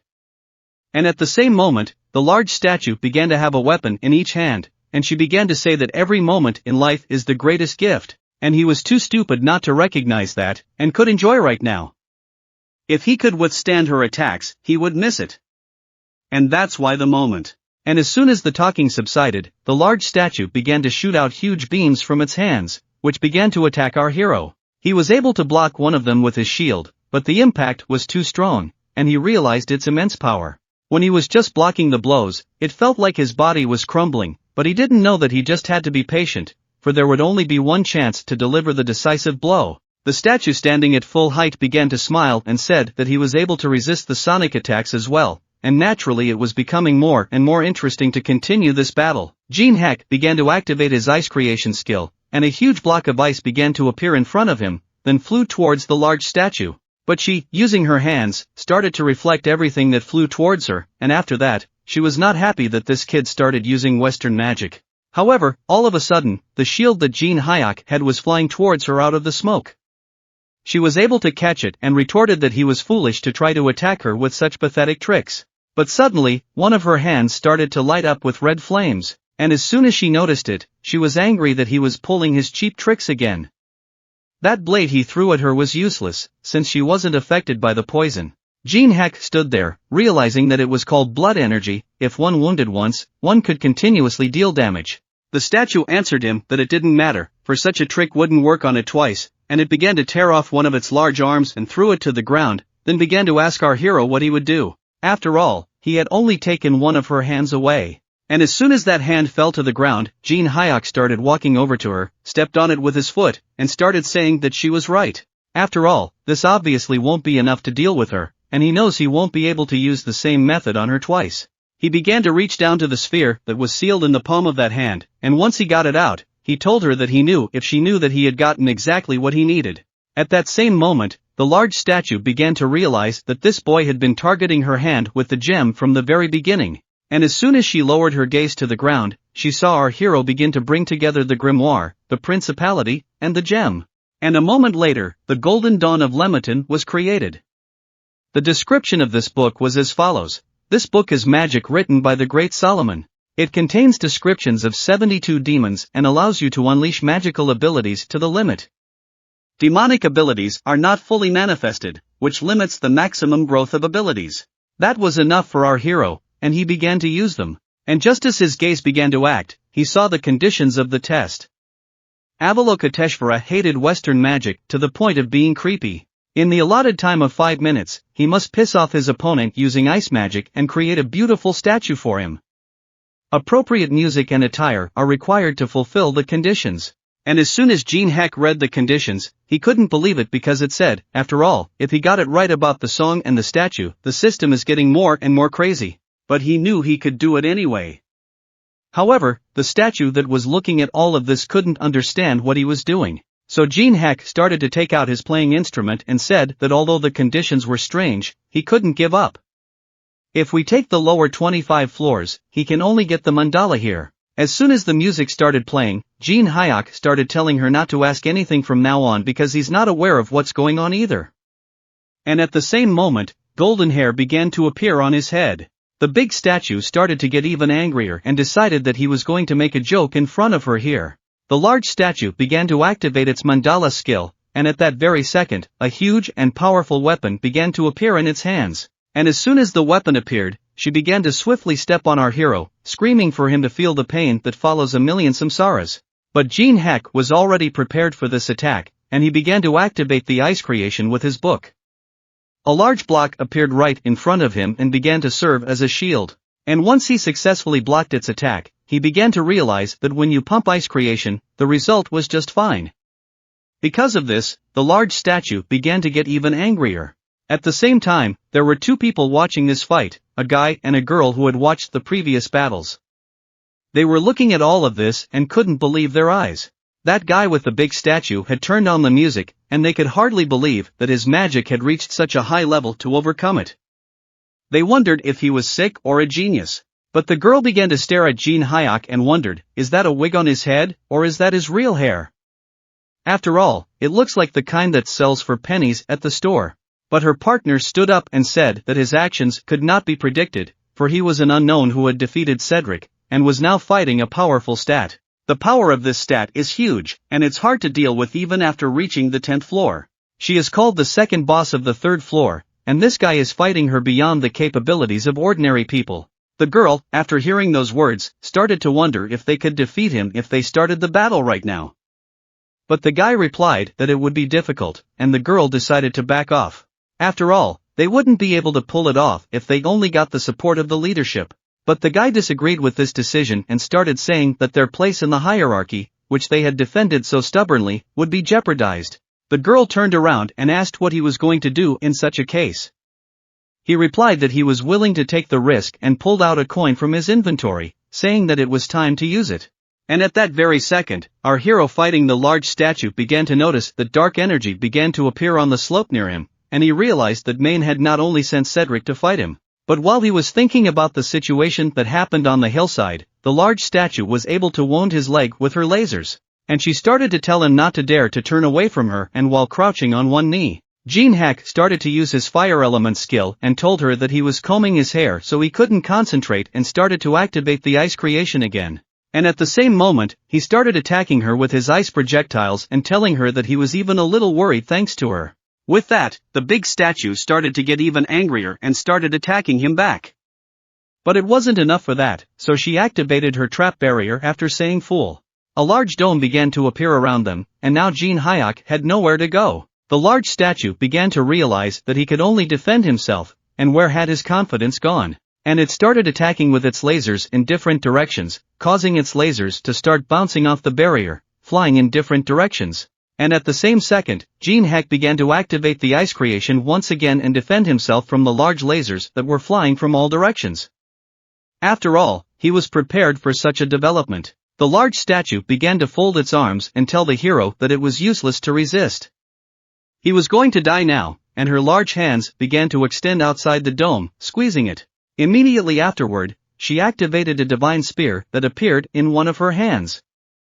As soon as she swung it, large blocks of ice began to fly in different directions from the powerful attack. She was about ready to admit that she had finally defeated it, but she suddenly began to notice something strange. And now, it seemed so strange, Jin Heck was already in a different place and was approaching it. Using his ice creation skill, he began to freeze the large statue, turning it into an ice prison. After all, he knew that she couldn't stand ice magic, and it was hard for her to imagine him acting so offensively. The small statue trapped in an ice trap couldn't understand why someone who had reached nirvana through self-development would act so prejudiced. And Jin Heck at the same moment, using his ice magic, began to create a large hand that showed the statue a middle finger, and by doing so, he began to annoy her very much. And from within the confinement, the statue began to utter that it would send him to endless suffering and make him reborn into an insect thousands of millions of times. At this moment, the notification system showed that the copying conditions had been met and he was able to copy the mandala's ability. Only their harmony with themselves and the world could use the skill to create a weapon of special power. By undergoing training of the spirit and mind, one can gain the ability to determine the direction of an attack. As soon as our hero dropped the wig from his head, he started talking to the statue so that it wouldn't waste its powers. He began to apply his mandala skill, and the big statue couldn't believe his eyes. How is this even possible, and how could he get this ability? After all, it had taken ages of meditation before the mandala opened before him. How did a mere human being manage to get it?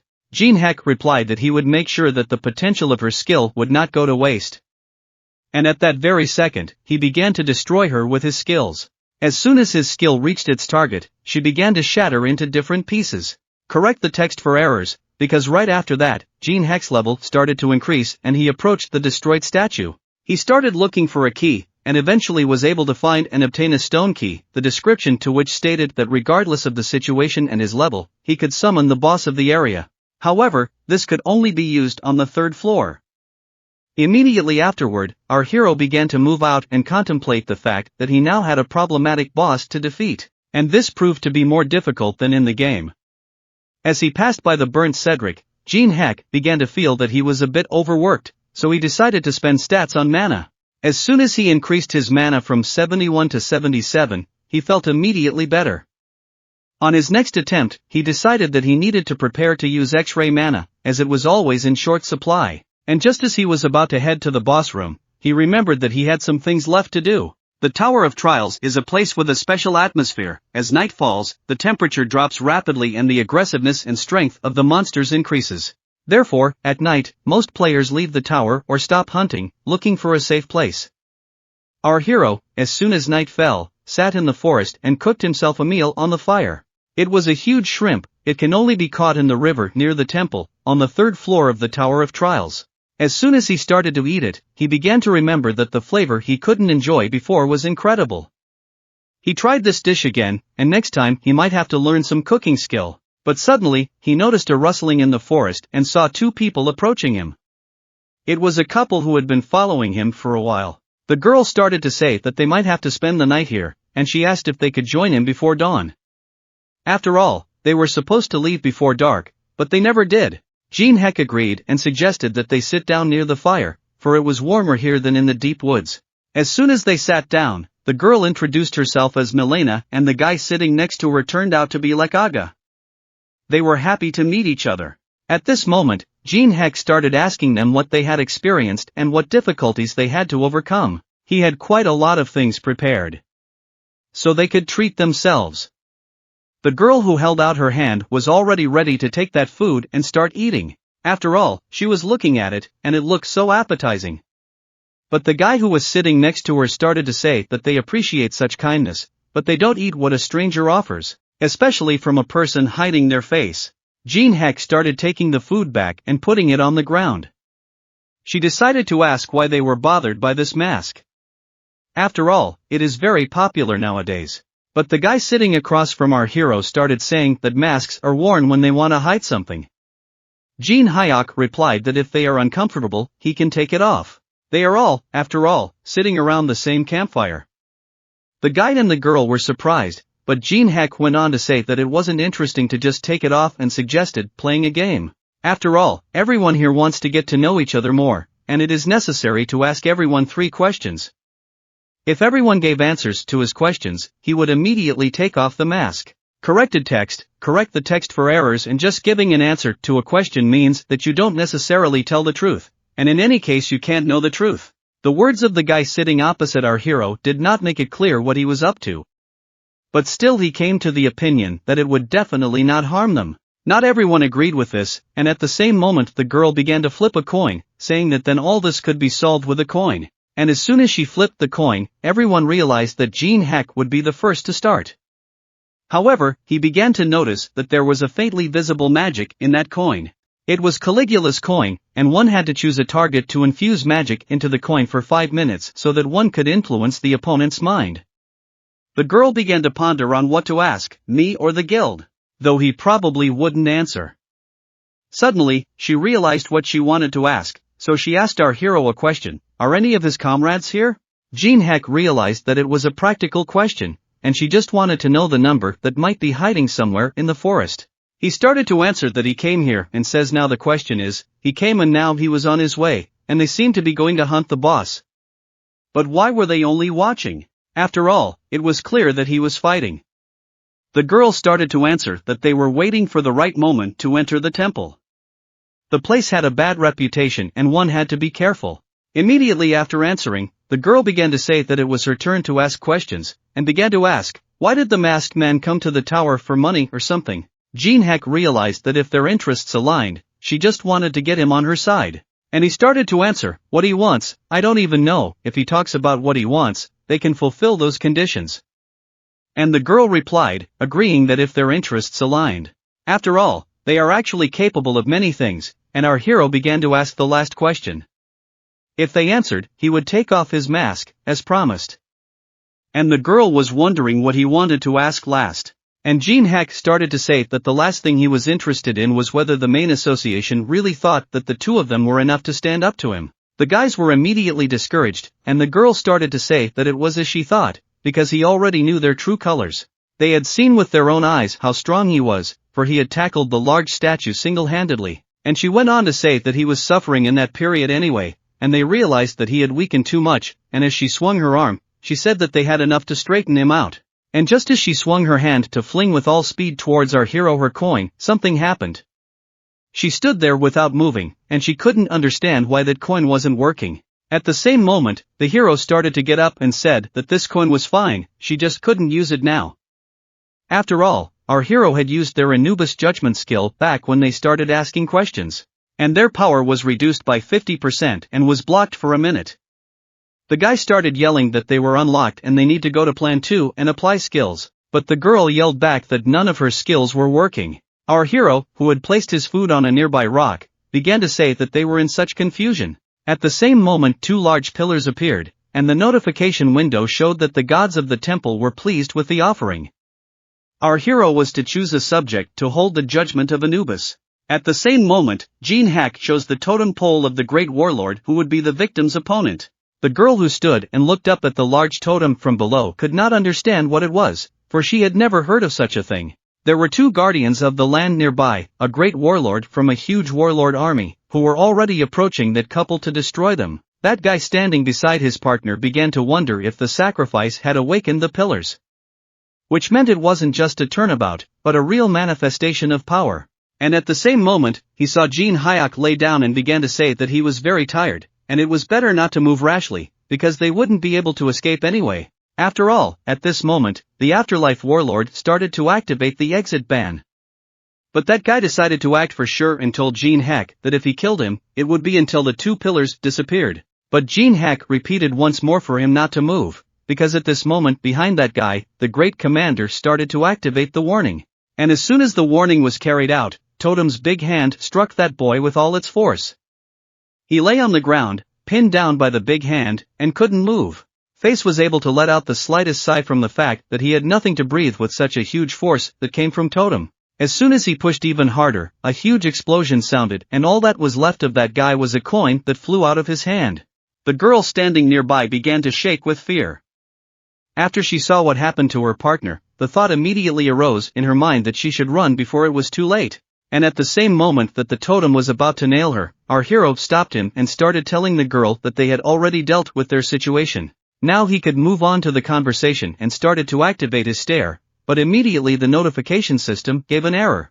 The action of the skill was cancelled because of the difference in levels, and our hero did not like it, because he realized that even the luck stat did not help him this time. He began to tell that girl to look at her partner and realized that from now on she would answer his questions sincerely. Or the girl, after what she saw, asked Jin Heck what he was interested in.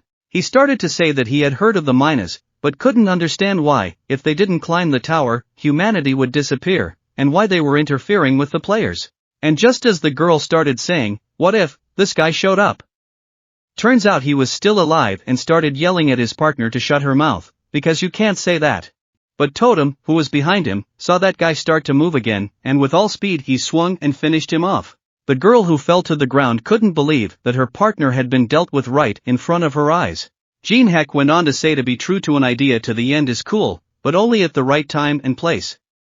And she must remember that he doesn't leave alive those who make attempts on his life. Only if she tells the right information will he keep her alive. The girl interrogated if he would keep her alive for sure. Jin Heck, who was approaching her from behind and holding his blade in his hands, started to say that everything is right, because information is precious, worthwhile, but not as much as a life, of course. The girl started to say that she didn't know the real names of those who were sent to kill him, but they all refer to them as the cursed relics. Also, there are 11 others, but she's in a group of assassins, so I don't know. And once Jin Heck activated his skill once more, Greedy Gaze and realized that her words were true, started telling her to continue, and the girl started talking. The management said that if they collected the 12 cursed tower relics, even if humanity disappeared, they could survive and get more rewards.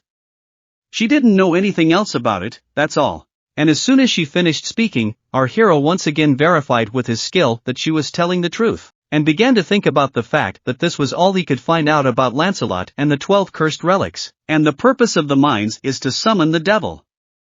And will survive even if humanity disappears, and will need to act with this information in mind. And after thinking about it, Jin Heck started to thank the girl for the information he needed, because it would come in handy for him, and the girl immediately began to ask if she could leave already, to which he replied that she could not, but she didn't understand, for he said he would keep her alive if she told everything she knew. And as soon as Jin Heck stood up, he began to tell her not to worry, for he would keep his promise, but only after the contract was made. And as soon as he got close to her, he started to activate his. The contract stated that she would now listen to him, and that was 100 times better than death, if he could survive of course. And as soon as the morning came and our hero gained strength, he started posting on his social media accounts that the raid on the third floor boss would not be broadcast and he would upload the video a little later. Whoever was interested could watch it. And as soon as he put up the notification, some viewers in the comments were annoyed, because he had drawn them in and now they would definitely wait for the video when he defeats the third floor boss. At the same moment, he started walking to fight the third dungeon boss, and he started pulling out the key he had in his pocket. Using the stone key, he started to open a portal to the place where his boss was already sitting and waiting for him. And as soon as he inserted the key, the large interdimensional traveling gate began to open, and the notification system showed that the third floor boss was responding to his call.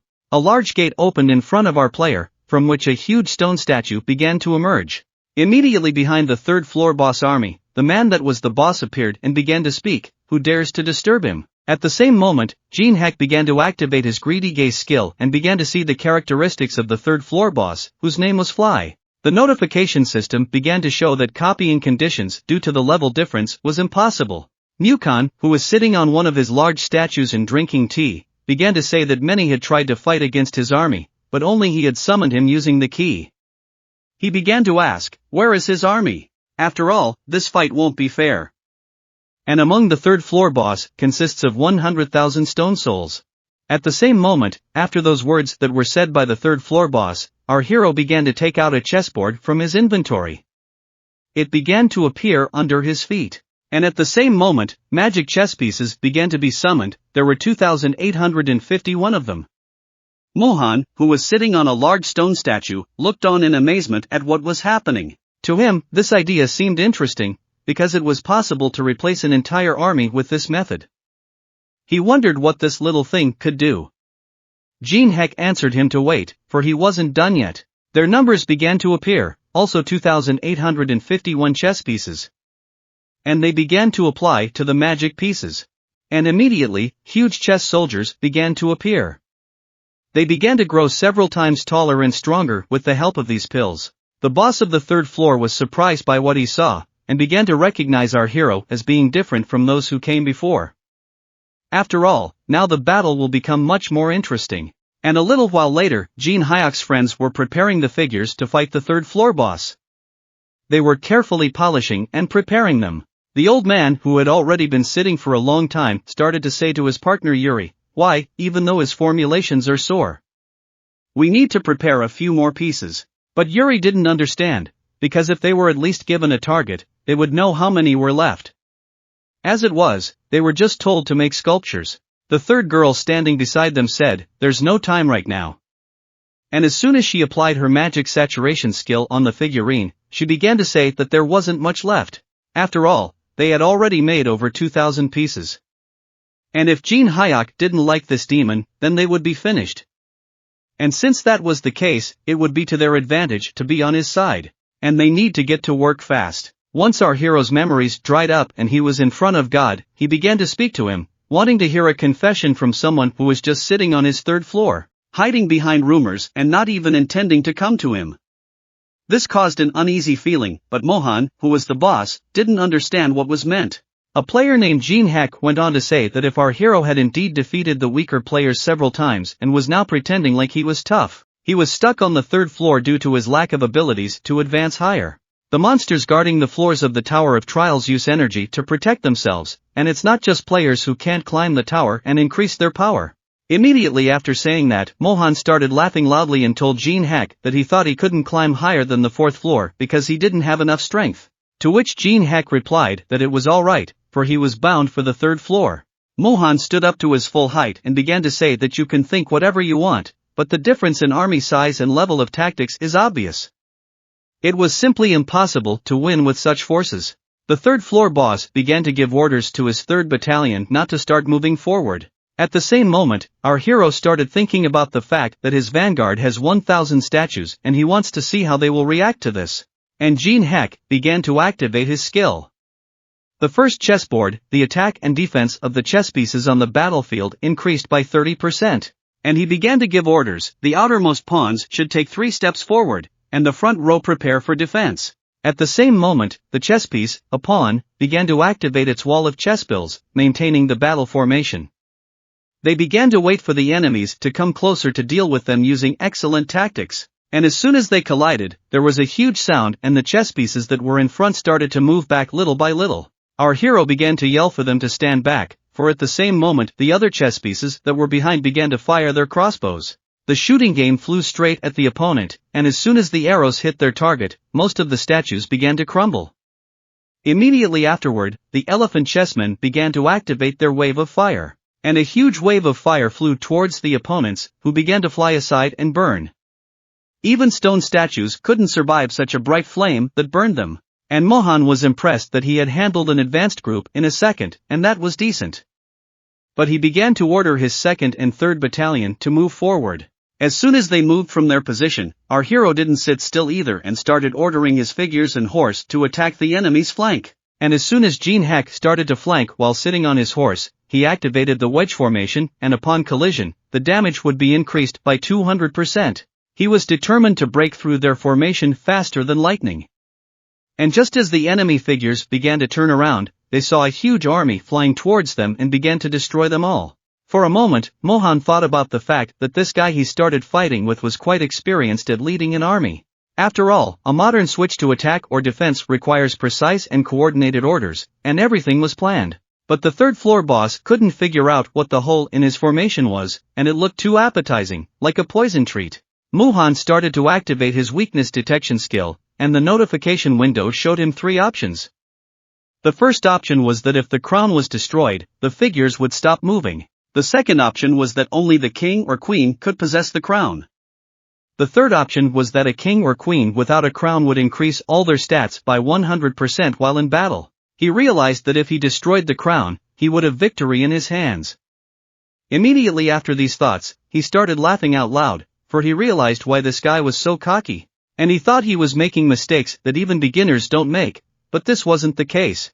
And the queen was Alice, who was standing behind and waiting for the right moment, and Mohan at that very moment realized what he meant then and started ordering his soldiers to start the assault. Jin Heck, who was breaking through the flank, began to notice that about 3,000 soldiers were there, including giants about 15 meters tall. They began to break through to the queen as soon as he stepped back. At the same moment, Jin Heck started shouting for them to ignore that direction, as the enemy now had 3,000 fewer warriors on the defensive, and Mohan, who was standing behind his army, began to realize that he was being lured by opening the center and showing the bait in the form of a crown. And it was not a bad trap. At the same moment, the 3,000 warriors that had been sent to destroy the queen began to fight the chess pieces. Although the chessmen fought and counterattacked well, it wasn't enough. In fact, the huge 15-meter-tall statues began to destroy them, and eventually, they were slowly approaching the queen, who was uncovered and standing in her place. And once the last of the chess soldiers who stood guard were destroyed, she was left alone against the big giant statues of her opponents. They already wanted to destroy her, and the boss of the third floor, who was watching all this, was pleased that he would now see the end, for the queen would now die. At this time, our hero was learning all sorts of things, making his way through a huge number of opponents to the third floor boss. The one stood on the largest statue and began to tell Jin Heck that he had gotten this far, and now he was praising him. After all, he had gotten to him with a handful of warriors, but Jin Heck began to answer him to stop talking nonsense, for he knew that he had left a trap in the passage on purpose, and Mohan couldn't understand how he knew it was a trap. He decided that enough was enough though, after all he had given that crown to the little girl and made his way to him with so little effort, but he wouldn't get more than that now. For from this point on, Mohan started to get serious and decided to end this right here and now. He began to summon two great deities that appeared to the right of our hero. These two deities knew how to talk and began to communicate with each other about how there were no better warriors among mortals and not even a single person with perfect proportions. As soon as Mohan saw the smile on our hero's face, he began to ask him what made him lose his mind in the face of defeat, and he wondered why he was laughing in such a situation.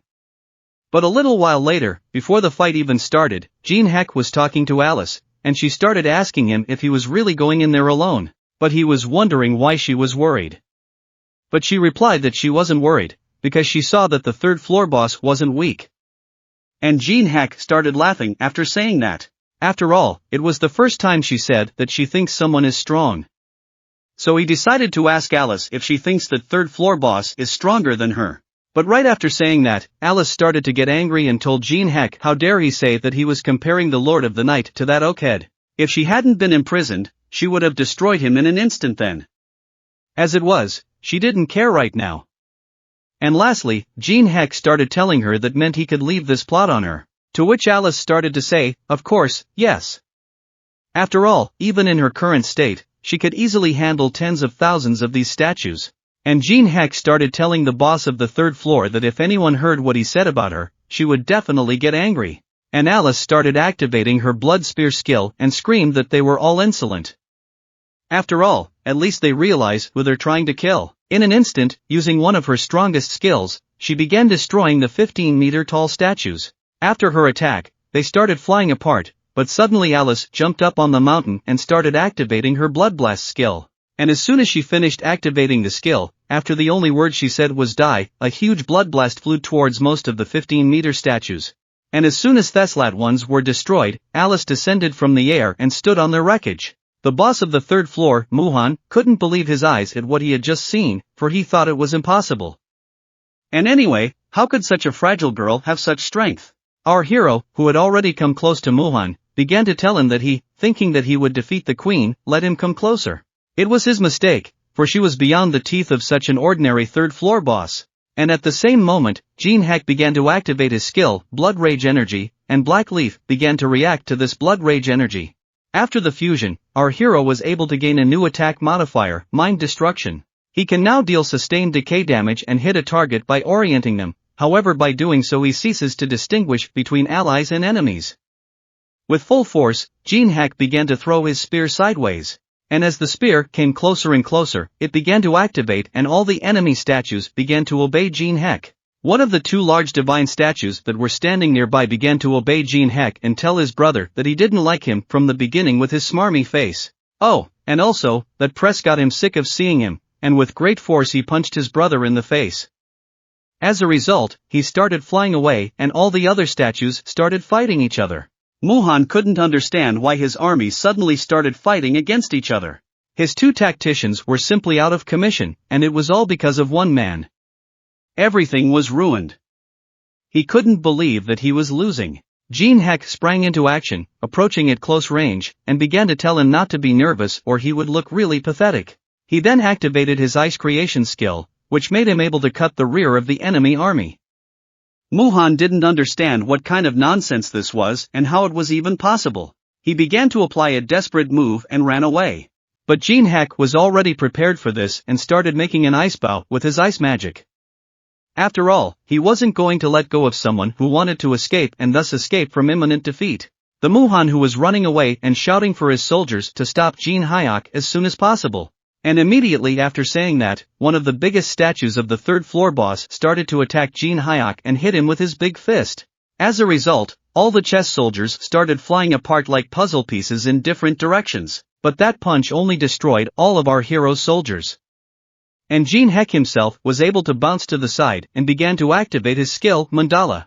After all, he realized that barely smelling fried, Muhan left everything on his servants and tried to escape, just like in the past.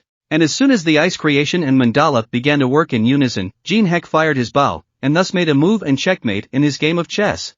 And as soon as the arrow flew out, it made a hole in the huge statue's arm and started heading straight for his head. Also, after the shots in the head, it went through and began to fly towards the boss of the third floor, who had no place to go, because he was running away with all his legs.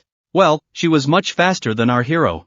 And a few seconds later, the arrow reached the target, hitting her directly. From this, the third floor boss began to glow with a bright light and thus disappear. At the same moment, the notification window began to show that the third floor boss monster had been defeated. At the same moment, all the players and ordinary spectators who were watching all of this began to see their notifications on their computer monitors and TVs, informing them that the third floor boss had been defeated, and there were 90 days left to conquer the next floor. And as soon as it was over, our hero's level started to increase, and immediately he decided to put all the stats into mana. Immediately after that, he looked at the drop that fell out to him. After all, the treasures that can be obtained after eliminating a monster are divided into rarities by color, and from the first 10 floors only red items fall out the lowest.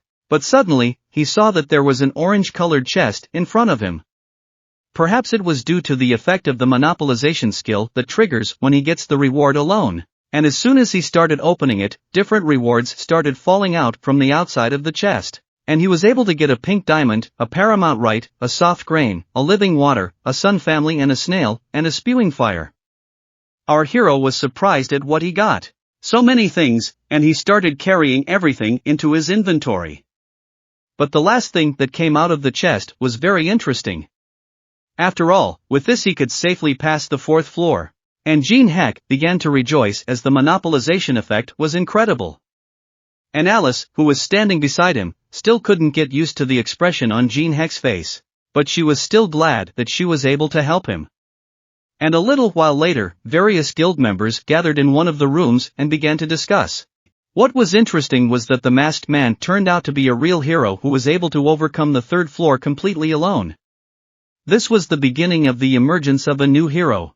They were given another 90 days to prepare for the next floor, or they were to pump themselves up. However, one of the guys started yelling at the guild managers, accusing them of being idiots and thinking as if the success of this raid was only beneficial. After all, he got all the loot and rewards for his efforts. Teresa, standing next to him, couldn't understand what he was talking about now. After all, he was the one who helped them deal with the boss when they couldn't handle it themselves and almost teamed up with the Minas. Thanks to the unknown masked hero, humanity was able to get another 90 days to prepare without the intervention of the Minas. He gave such speeches after the unknown masked hero had helped them deal with the crisis, and as soon as Teresa finished, everyone else began to fall silent. And she couldn't understand why they weren't saying anything, but it turns out this guy wasn't the only one who thought so, and everyone else was also in the same situation. They just couldn't say anything. Teresa started to say that if nothing could be done, she declares that she would leave their association immediately. The girl who was standing next to her began to say that she was serious about leaving, as she needed to think again about how much had been done for her to be able to join here. The head of the guild, who was sitting at the head of everyone else, started to say that their association is not a place for random passersby, and you can't just join and leave like that. Only people who can actually protect humanity are invited. All the elite of the world are gathered here, and if they leave they will never be able to come back. And does she really trust that man with her future? And as soon as she turned around and started walking towards the door, she answered that yes, she was trusting him with her life. At this time, Jin Heck was walking along the beach and started to think that he had money to spare and could go to a nice hotel. But suddenly he heard his phone start to vibrate, and as soon as he took it out of his pocket, he saw that Hua was calling him, and he started to tell her that when she called, he was in the tower and couldn't pick up the phone. Hua started telling him that their grandfather wouldn't open his eyes, and Jin Heck immediately started asking where she was so he could drive up as soon as possible. Hua, aka Fire Fist, granddaughter of the legendary martial arts master Chun Hyan, a grand master from the Korean martial arts field, and on top of that resilient, active and cheerful, stood in the hospital and looked at Jin Hyuk with tears in her eyes. It was the first time he had seen her in such a state, and he came closer and began to tell her to tell him what had happened, quickly. And she started to say that it started around the time the Tower of Trial appeared, and he remembered the incident in Inochi. It was when he was in the maze with Park Han and he saw something on the news. And she started to say that Grandpa was there then and Grandpa defeated the monsters that had awakened after the outbreak. And he was badly hurt and he wasn't getting better. And now he was even worse, and Jin Hyuk began to look at the man who was considered the strongest in Korea. He was lying senseless on his hospital bed, only he had activated his Eye of Truth. He saw how to copy that man's skills. He was currently between life and death, and if he could save him, he would be able to copy one of the skills. And Jin Hyuk was surprised that this man who had never entered the tower suddenly appeared in the ward. At the same time, a man started to come in and asked the girl what had happened that she had left the ward so abruptly. And the man who came in with her turned out to be a fighter who, except for fighting, didn't know anything, and he didn't know what the reason was for coming in, but he began to warn our hero that even the man with the highest rank wouldn't be of any help here. Jin Hyuk began to tell him that he had known Mrs. Unhwa for a long time and had come to see if he could do anything for her. But Jinsu, who was a rank A healer, started to approach the patient and apologized for the misunderstanding. He was embarrassed and thought it was the famous Jin Hyuk who decided to become a genius healer as well. Unhwa began to tell him that she was so desperate that she called her mentor, who, although not a healer, is powerful and the best experts in the field are here. Except for some reason Grandpa isn't getting better at all. She began to take off her glasses and wipe them clean. And they say that they are doing everything they can, except that even with modern equipment, there is no way they have time to investigate the diseases arising from the tower's influence. He hopes that they will realize that they are doing their best and everything that depends on them. And after hearing this, Yen started to apologize and say that she gave in to her emotions and started to tell her mentor that they can go out so as not to disturb the doctor's work. But at the same moment Jin Heck started to activate his skills, looking greedily and with great anger towards those doctors and hearing their thoughts, where they were thinking about why this rancher appeared here. And they were here catching freebies, and now he will interfere with them, and the fact that he really wants to sleep, and until when should he do it? I mean, it's like he's practicing medicine. 10-10-110, and Jeans should approach the patient and explain that the reason he went into a coma was a conflict of energies, his own techniques and the tower's magic. They plan to use a treatment method using the magical stones they are currently researching, but the cost of the raw materials for this method is very high. Grandpa's granddaughter asks him not to worry about the financial costs, as she is willing to sell everything she can just to make Grandpa recover.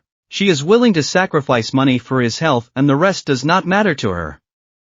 When the doctor agreed to the treatment, he starts to hear our hero saying something negative. He calls him a fraud who is trying to extort money. However, the rest of the doctors side with Jinsu, asking what the doctor is talking about and what kind of extortion is involved. They believe that our hero is making absurd accusations and resent the fact that he is insulting them seriously. They believe that he is talking utter nonsense just because he is a guest in the lady's house and cannot say everything that comes into his head. And Jin Heck started to keep listening to that lousy doctor's thoughts, and he thought about what had happened. Could this rancher be bluffing and testing them? After all, even if they get caught registering fake account names for cryptocurrency wallets, he wouldn't find them, even if he were God. And right after that, Jin Heck started talking about heaven being holy, Bolsheviks, accounts, and even cryptocurrency, and how far he had already gone, but Grandpa's granddaughter couldn't understand what he was talking about now, and what other accoutrements. That doctor started shouting in the direction of our hero, "What is this brazen lie? Is he talking now, and does he have proof?" A misunderstanding arose and he tried to denigrate them, but there was still a misunderstanding in the mind of the doctor alone. For he began to think about who this guy was and how much he knew. He began to wonder, did he really know that the Black Luck Guild had been in contact with the Dweller? And our hero couldn't understand what he was thinking right now. The guild and they were in contact with the Dweller. After all, he couldn't believe that the Tower Dweller had made contact with humans. Even with those nasty guild players. Black luck. And somehow, it was strange that the guild leader Hong Diak was in contact with the occupant. Humans were a serious external threat to the tower's inhabitants. He wondered what they were up to then. But suddenly, the grandfather who was lying on the outside bunk started to get up worse and worse. And at that very second, the doctor started running out of the room. But just as he started to open the door, the girl's foot stopped him and he didn't know where to go anymore. And she started to ask where he was going to run away to, and you could see that something was really bothering him. He's in a hurry to escape, and if Grandpa dies, he shouldn't think he's going to get out of here alive. But Jin Heck starts to ask her to calm down. After all, the most important thing right now is her grandfather's treatment. The doctor starts to turn around and says that of course he was just about to go get the necessary medication, but now he doesn't understand what he should do if this is what they are doing. After all, only thanks to him the grandfather is somehow holding on, but our hero did not understand why he says this. He's already screwed up and he's still talking nonsense.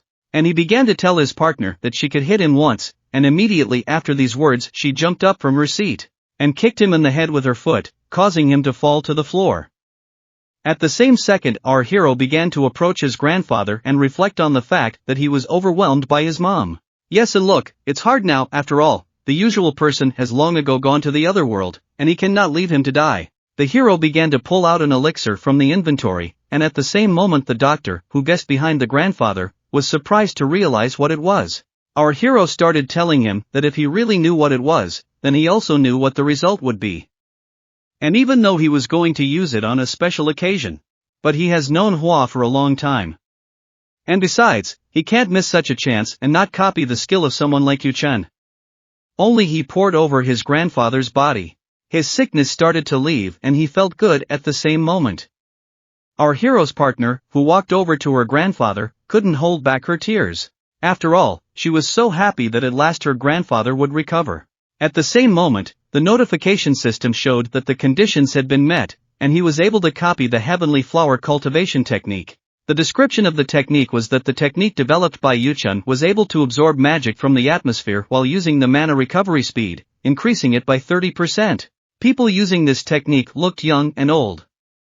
The doctor who was standing behind couldn't believe how this was possible. He was actually cured. Deciding that he should leave quickly, the doctor was about to leave, but suddenly our hero gave the doctor a kick in the ass and said that the assistants could leave, and this doctor should be talked to separately. After a few seconds, our hero threw this guy who was pretending to be a doctor into the same room. But that guy didn't understand what he was going to do with him. And was he really going to kill him? But Jin Heck started saying he wasn't killing him, he was just going to make him pay back the money he stole.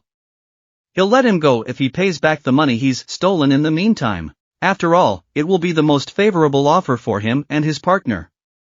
He'll explain himself, so there's nothing to worry about. But that guy thought it was suspicious that he'd be let go for nothing. And at the same moment our hero's face changed and he started saying with serious intentions that he didn't want to live, or something. And at that same moment, 36 million won came in about our hero's partner.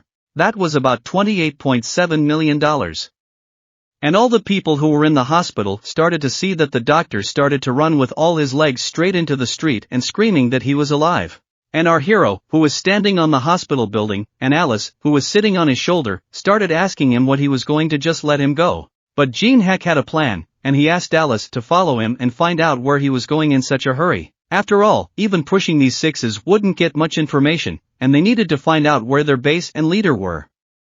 And if she realized that, she could get started already, and keep a low profile. And as soon as she flew, our hero began to turn around and leave, about the fact that she became so joyful. And as soon as she returned to the chamber where grandfather and his partners were, he asked her if she could come out for a bit, because he needed to check on the elixir's absorption. And as soon as she agreed and closed the doors, Jin Heck thought everyone had left. And immediately Grandpa woke up and started to ask Jin Heck what she knew, that he was faking it perfectly, but his breathing gave him away and he started to apologize, getting up from his bunk and saying that he didn't mean to trick him, but it was okay now. And Jin Heck started to say that he suddenly appeared, magnified him and understands his wariness, because he would treat himself too. And suddenly Grandpa started laughing and saying that he understood people so well and he was so guessing. And at that moment, the hero realized that he no longer felt like it, he was quite healthy. His granddaughter was worried about him, and she usually doesn't ask for help, but this time she even wrote to him and her grandfather. It became clear that he seems to be friends with his granddaughter. Jin Heck started to say that he wanted to ask him something when he woke up.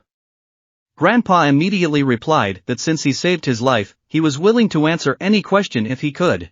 And Jin Heck started asking what happened during the breakout and Grandpa started showing his scar on his chest and said that he was on his way to a conference when it started. He saw a huge rift and from the car and didn't realize where it was coming from.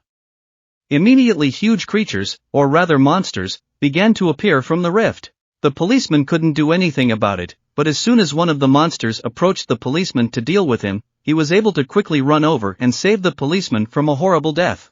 And right after that he started telling the policeman to evacuate the people and he would deal with the monsters himself. Some strange man, or rather creature, appeared on the side of the monsters and started saying that there were some good shots among the people of this world, and he was ready to play with them already.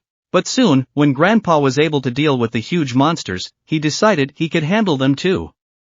But there were some he couldn't handle. And then a monster in human form, with a blade in his hands, decided to come straight at him. And no one knew what this monster had in mind, or what it wanted to do, or where it came from. And so Grandpa decided that there was no way he could defeat that man when he wounded his chest. Well, that blow was too hard, and he had feelings at the time that he was going to die. And now Grandpa started to say that's the last thing he remembered. And he had never seen a man so skillfully wielding a speed sword in his life. Our hero began to reflect on the fact that he was long-haired and was dressed in Asian clothing. This probably meant that the Murim forces dominating the 21st floor had begun to behave in an extremely unpredictable manner. They were persistent guys who used every possible way and method to get their way. When he was still playing the tower because of them, it was a bit difficult to pass further floors. He wondered what they wanted to accomplish by getting out into the outside world. And Jin Heck. After much thought, he began to tell his grandfather that the one who attacked him was a resident of the tower. He didn't think that they would get outside the tower, and it looked like the situation could get seriously complicated. My grandfather started to ask Jin Heck that he said that he had known her for a long time, and since that was the case, she had good friends and they could have a wedding right away. However, Jin Heck started telling Grandpa that they are not in that kind of relationship. Grandpa remarked that he might not be very smart, but as he got older, he started to become quite good at many things, including people. They say it takes at least 10,000 hours of practice to become skillful in any field, and he believes there is some truth in those words. At the same moment, Jin Heck looked at his time in the game with 50,000 hours and realized that he was already a genius back then. After all, the tower had only appeared a few months ago, and waking up in it, which was considered by experts, was often overrated. Grandfather began to speak, except that you, Jin Heck, are different. And, how can I put it, it seems like you've been through this a million times. And the bitter taste of defeat and the well-deserved victories, the experience gained through all sorts of trials. And the amount of effort you put in to achieve those results. But Jin Heck started to reply that old man is exaggerating. But the old man started to smile and said that he was also humble. It's only impossible to hide the fact that he's a master of his craft. And began to put his hand on his heart and told our hero that he wanted to repay the one who had saved his life, and began to ask how he could be useful. But for our hero, the gratitude of Korea's most prestigious martial arts master was only a matter of time, and he started to say that he could ask for anything. The old man replied that he didn't have to worry about that and ask for anything, and a little while later in the night he started to leave the room and met his partner. And she started to ask how Grandpa was doing and if he was okay now.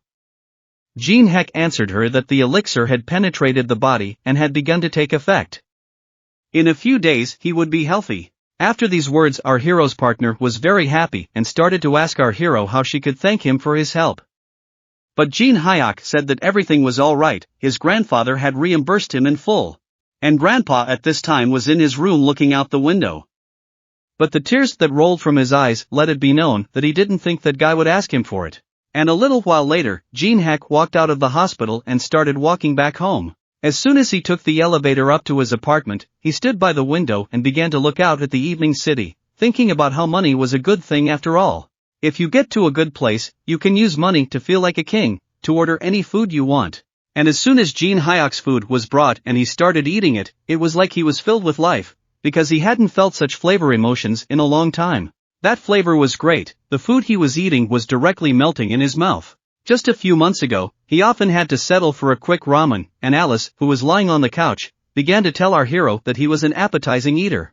But Jin Heck replied to her that people used to watch him eat and even pay money for it. At the same moment, Alice turned on the TV, though there was a program through the Tower of Trials going on. The girl who was running the program started to say that they had invited experts on passing the tower, and today's their guest was Jan Ranker, the Guildmaster of Korea, the strongest in Korea. Once he was greeted with applause by the entire audience, he sat down and the girl started asking him questions.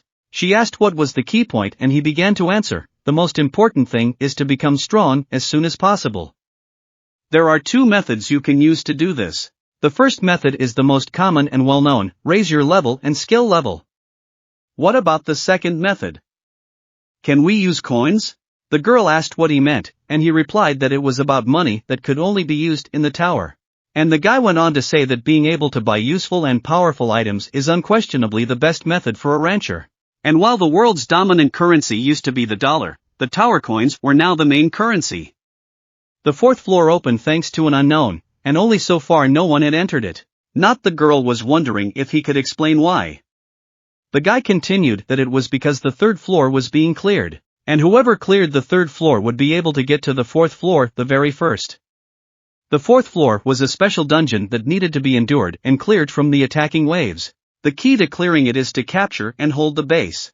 And the problem is that if the player who enters fails to defend the stronghold, the fourth floor will be completely locked down for 20 days. During that time it will be impossible to enter, and there is a huge risk that something irreparable will happen. If the floor is not cleared within 90 days, there will be the possibility of irreparable consequences. Therefore, he feels that such an action is not well thought out, and it is likely that within 90 days of clearing the dungeon, the destruction of humanity could occur. It seems to him that the tower system is capable of such a thing, as it is currently the supreme ruler of the world and ignores the principle of causality when viewed from that perspective. A scenario where humanity disappears looks likely, so it's worth sticking around for at least a month. To boldly go to the fourth floor of the tower out of the allotted 90 days, at least a month should be spent in preparation. Therefore, it is worth planning a vacation elsewhere this month. Immediately after the interview, the guy got into his car and a window notice appeared in front of his face, which said that an unknown player had announced the start of the fourth floor. The organizers ask all participants who want to take part in this procedure to prepare themselves, as the first wave will start in 8 hours. This guy with all speed started driving and telling his co-worker who was sitting on the side to get everyone to gather all the rankers. After all, this is an emergency. They're going to be screwed if they don't absolutely prepare. And there's only 8 hours left. And that guy didn't understand what the unknown man was thinking, or he was doing it. Our hero at this time began to wake up, because he slept like a baby after he finished the massacre on the third floor. His bed, with the morning sun shining right in his face, he decided it was time for him to move out. After all, it was 1 hour and 37 minutes until the first wave started.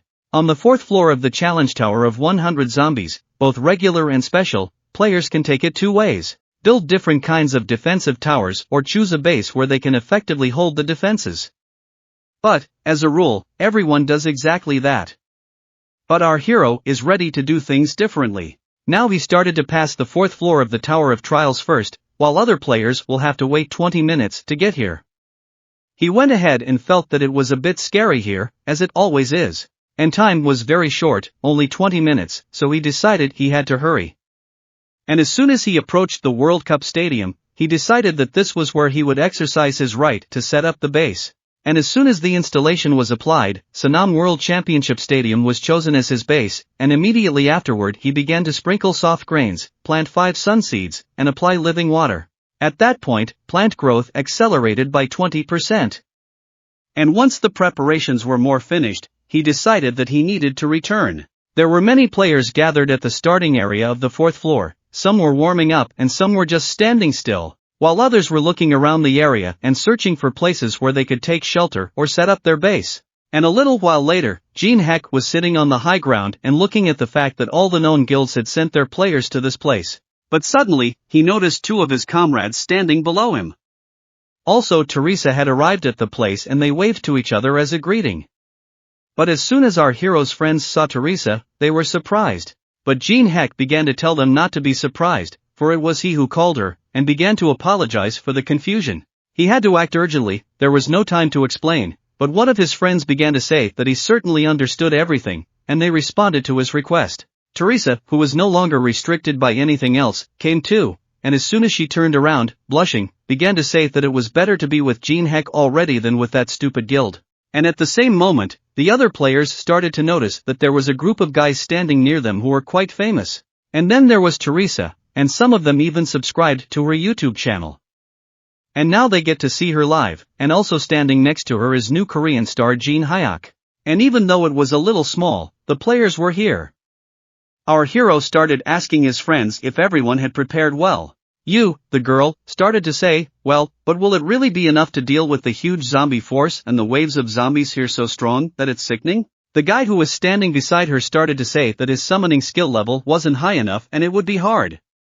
But Jin Heck started to say that if it's going to be easy, it's no fun at all. The stadium, but his friends, as soon as they heard the word stadium, started asking that they hoped it wasn't Sanam Stadium, because it would take at least 100 people to hold such an area. The girl started to get angry at her mentor, for this is no fun at all, she said, and will not play anymore, and if he dies, he cannot be revived. The guy began to tell our hero that he could see from his face that he would not change his habits, because it already smells like masochism. And Teresa, who was standing next to him, started to say that it turns out Jin Heck is a pervert. But our hero started to tell her not to get so killed, because the stadium is the best place to destroy ODS opponents. But his friends were against it, because they knew that only he could fight like that, and it's too hard for them. But suddenly Teresa walked up to Jin Heck and began to say, can she ask him something? And he agreed. She raised her hand and started to say that she had heard that it takes at least 5 people to protect the base, and there were only 4 of them here. But Jin Heck told them not to worry, because the 5th man would be here soon, and at that very moment, the official 5th man appeared, out of nowhere. But he was somehow angry and immediately started yelling towards our hero that he would kill him, the bastard. She was like that. After all, a little while later he was practicing in the mountains and wanted to correct his new ball technique. But suddenly he saw a strange notice that appeared in front of his face. And it said he had to come within an hour to the 4th floor starting area, but he thought it was ridiculous, like he was coming just because he was called, and decided he'd rather give his time to his coaches. But the next notice that appeared in front of him, which said that if he came, he would fight him and he wouldn't use his left arm and right leg. Still, he decided that such a stupid provocation wouldn't work on him, because it was kind of childish and he wouldn't fall for it. And he knew that Jin Heck would lead him around by the nose again, but the third notice that appeared in front of him changed his mind. It said he would also close his eyes. And this guy decided that anger would be the fuel for his future revenge. In fact, he decided to kill him right on the spot, and now he approached our hero and began to say with a serious face that he was a scumbag and he would finish him off. But Jin Heck was glad that he had finally arrived, and noticed that he was holding an attribute sword, an item that conducts elemental magic, allowing him to eliminate the main weakness of swordsmen, long-range combat.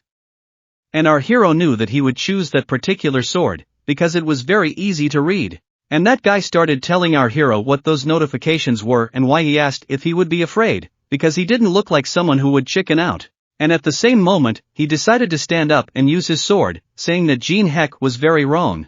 Well, our hero waved his hand and started telling him that this was all well and good of course, but was it really true that he was going to fight with that unfinished sword? But that guy didn't understand what that meant, so Jin Heck went on to say that an attribute sword wasn't a bad thing, but only in its completed state does it reveal itself as a weapon to its fullest extent. And the random drop of this floor just contains an item that will complete the sword. Does it need the fire attribute? Our hero correctly asked that guy. That guy started getting angrier now and telling our hero not to bluff, because random drop is just that, random, and you never know where it's going to fall from. But Jin Heck, well, what to tell him? He knows he has his own methods of getting what he wants. If he joins the base defense, he'll give him an item and he can pump his sword. Then they can definitely fight. And right after saying that guy put down his sword, and as he passed by our hero, he started saying that the item is coming out and it's a good thing. And right after that, the notification system showed that it was Saturday, the group of 5 was assembled, and the minimum number of players to defend the base was assembled. They began to move out towards the terrifying zombies that were soon to appear. And on the way to Torres approached our hero and began to ask him, will everything definitely be alright? After all, your son was, to put it mildly, in a bad mood. But Jin Heck answered her that as long as the agreement is in effect, then he won't be able to betray them. And although the impression he gives is creepy, because he is a man of honor, and one of our hero's friends began to say that she almost forgot. And took out of his hands a katana, which began to give Jin Heck. They were paired dragon swords, and because of the Tower of Trials, the ancient relics received magical powers comparable to the power of artifacts. And to hold such a thing in his hands was incredible to him. Iwad started to say that Grandpa asked her to tell him how he treasured them so much and how he was able to get them. But Jin Heck replied to her that he was just being nice to him, and as soon as he got the balls, he saw a note where one of the balls had "betrayed by the wedding" written on it. Jin Heck realized that Grandpa had a pretty good sense of humor. Once they had already reached their base, Wa couldn't believe her eyes that the 5 of them would have to defend this huge base. His friends realized that he was being his usual self, but he started to reassure them not to worry. After all, he has a plan. But suddenly some voice from far away started saying that he was wondering who chose the stadium, and a strange guy with a sword started coming out of the darkness towards our hero and his team. And Jin Heck started to look at that sword that had a familiar pattern on it and looked up. He saw a guy who was standing across from him and started to address him, asking if he was the same Jin Heck who had recently obtained the S rank. And as soon as that guy started approaching, our hero noticed that he recognizes this pattern he has on his katana. It's one of the Murim members from the 21st floor, and first there was the Dark Luck Guild. Now it's the Triad. It turns out that the occupants of the tower are actually getting out. Suddenly some guy started yelling for our hero to answer if he was Jin Heck. The hero replied that yes, he is, and the Triad guy started saying that his name is Gunshin. But before he could finish, Jin Heck started telling him that he doesn't even want to hear it. After all, if he wants to introduce himself, he shouldn't, because he knows pretty well how fucked up the guys in the Namgung family are. Well, right after saying that guy was riddled with frustration and couldn't understand what he was so angry about. And Teresa, who was standing near our hero, started asking what was wrong with him, and what was wrong with these Namgung people, and if he knew them. To which Jin Heck began to say that we're somehow familiar and the clan of masters of the world Murim, the inhabitants of the XXI floor of the tower, the family Namgung. They are elite warriors with simply incredible ego. And as soon as that guy started to say something towards our hero, Jin Heck interrupted him with a stupid expression on his face and said back, "What are you, you lowlife? Do you even know who I am? How dare you insult the Namgung family? I will destroy you and all your family for this." And please, let's skip that part. After all, he was already tired of these somewhat sort of villainous phrases, and did the Namgung clan still have any pride left to protect? All they have is their name and those words. The Triad guy got really pissed off and started saying that he didn't know how Jin Heck knew about them, and at the same moment he started yelling that he was a jerk. As soon as he started pulling out his sword, the notification system started showing our hero the copy conditions, and that he had encountered the Murim residents in the Triad. There are other residents hiding, and if he found them all who could copy one of the skills, our hero realized that there were others from the Triad here besides this guy. If they just wanted to get a little closer, this was overkill. Teresa started to ask what they were going to do, and Jin Heck started to say what difference does it make anymore, and what's their mission there, because he just has to copy their skill, and started to tell them to get ready for battle. Some of our heroes group started talking. One of the guys started to say, "Girls, Noon, I'll take the left side and she'll take the right side," and activated her King of Machines skill. The skill started summoning mechanisms that folded into a huge machine. The girl began to activate her skill, not a step back, and the damage she received was reduced by 15% until she stopped fighting. Teresa, who was standing behind her, started to say that she would be covering the rear. The last of our hero squad started saying that every time he sees him in action, he realizes that he doesn't care about the circumstances. And Jin Heck, in response, started telling him that it would take him about 3 minutes to see if he could stall. To which that guy said that he wouldn't even need 3 minutes, because he decided to deal with all the enemies himself, and Teresa started activating her skill, Sacred Enhancement and Battle Song. For 10 minutes, all the stats of their group started to increase by 5%, and right after that, the projectiles that the guy summoned on his car flew. A lot of projectiles started to fly into the target, causing other enemy players to start flying in different directions. The girl with her fire karate started fighting against the others. Teresa, who was covering the rear, started fighting off everyone who was coming towards her. Those guys who were the villains started discussing amongst themselves that they couldn't believe how strong they were. But before they knew it, one of the group, Jin Heck, dealt with them and approached that triad guy. But suddenly that triad guy started attacking him, and he realized that there seemed to be more than just small insects here. He started to defend himself. But that guy was a little stronger and he noticed that he had a good reaction. It looked like he was good at something. But it's just that you can't become a swordsman without knowing the techniques, he told him, and he personally decided to show him what the sword art of a true master was all about. The guy from the triad started using his Emperor sword skill and attacked the Jin Heck group member with his heavy blows. This guy realized that compared to the triad guy, he was many times stronger, because it was very hard to defend against him. He was a true master of his craft. But as soon as that guy wanted to make a control strike, Teresa, who appeared out of nowhere, was able to protect him from the fatal blow. And right after that, our hero appeared and started saying that he was finally ready and now it was his turn to fight, activating his fire element skill. Lots of flames started flying at that triad guy, and a huge ring of fire surrounded that guy and the man had no place to go, but he started to say that this weak magic could not defeat him. But at the same moment our hero was already in the air and that guy decided that he was a fool and he couldn't dodge his attack in that position. But suddenly that guy's left leg started to be covered in ice, and he couldn't move. And at that moment, our hero started attacking the opponent with his daylight skill. As soon as the bright rays almost reached that guy, and one would think that he was already finished, suddenly some other player appeared. Able to repel Jin Heck's attack with his cross-striking skills. It was one of that triad guy's partner who was standing there watching all of this, but suddenly decided to intervene to protect his comrade. Our hero didn't understand where he was coming from. And as soon as that guy landed, who came out of nowhere, started saying that it was because he was expecting it, and started telling his comrade that he figured he couldn't do it alone. And suddenly 3 more of his comrades showed up. And once the whole group got together, one of those guys who showed up started saying that he didn't think there was anyone outside the tower with so much internal energy. But our hero was glad that they finally showed up. At the same moment, the notification system began to show that he had found all the residents inside the triad, and the copying conditions had been met. He had successfully copied the Infinite Step skill. Now, Infinite Step and Ball Graveyard had combined, and he had a new skill, Demonic Sword King Steps. When this skill is applied, his movement speed is increased by 70%. When you concentrate mana in the skill's pillars, it can be used to attack, and Jin Heck was happy about it. But those guys who appeared started asking their comrade if he was alright, to which he replied that it was just a trifle. And right after that, the other guys started making fun of him. After all, it was the first time they had seen their brother disconsolate, and it seemed to them that he was not at his best, because of which he began to get angry and tell them that he was and did fine on his own, and who asked them to interfere in the first place.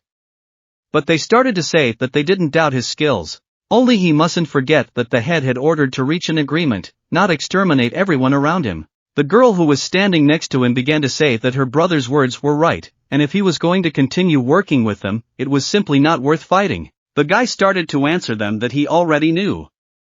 Only he already knew they came from the tower. And once they heard that, they couldn't believe how so.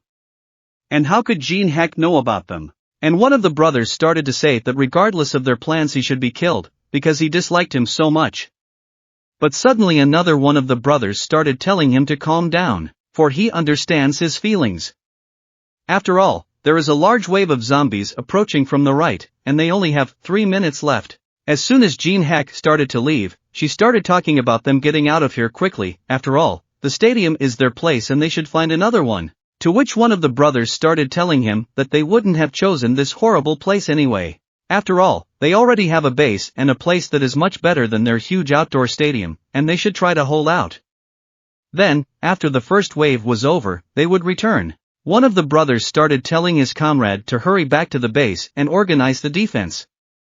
This is an order for everyone to move out. As soon as they started to leave, he started telling our hero to know that he was lucky, because next time he will fight at full strength. Well, our hero stood unperturbed, for he had such empty words heaped upon him, and the girl from his squad began to say that she was a bit tired, for they already had to fight before the wave began. They actually need to conserve their strength, they need to get ready too. Let's get going at the same moment.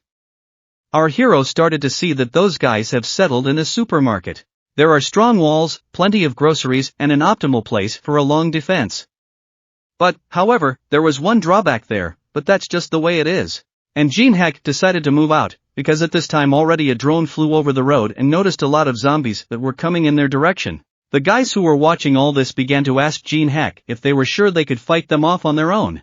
And wondering if he had purposely chosen a strange place to enjoy the extreme like in the past, but Jin Heck started telling them not to worry and showing them the sunflowers behind his back. He said these things were more useful than they looked. Teresa, who I looked at first, said it was the first time she had ever seen such big flowers. Now Jin Heck began to explain the plan and purpose of the base defense to prevent the capture of the flag. He placed the flag in the center of the stadium so that it would always be in sight. Their stadium has 4 entrances, northwest, east, south, and west. He planted plants in front of each entrance. If they kept these plants, they would be able to protect their large base. Due to its size, they would be able to count on the maximum number of kills. His comrades couldn't believe how strong the plants were and started asking what they should do. And Jin Heck went on to say that the plant will wipe out most of the zombies, but they periodically need to be given about a minute to recharge. And during that time they would have to hold back the zombie hordes. The swordsman who was in the group started to say that he would take over the western direction, but Jin Heck responded by telling him not to overdo it and let the zombies bite him. To this, the guy started to get angry and said that he thought some pieces of rotting flesh would be able to overpower him. Our hero replied to him that he had literally just said that he got something similar from a guy in Murim, but the guy replied that it was a different matter. Jin Heck started ordering the rest of the guys to cover them, staying in the center, assessing the situation and remembering to use the drones, keeping an eye on all directions. The other girl started to say that she would go north to hold the southern direction. Once everyone began to take their positions, our hero began to look at his paired swords and finally rejoiced that he would be able to use these dragon swords.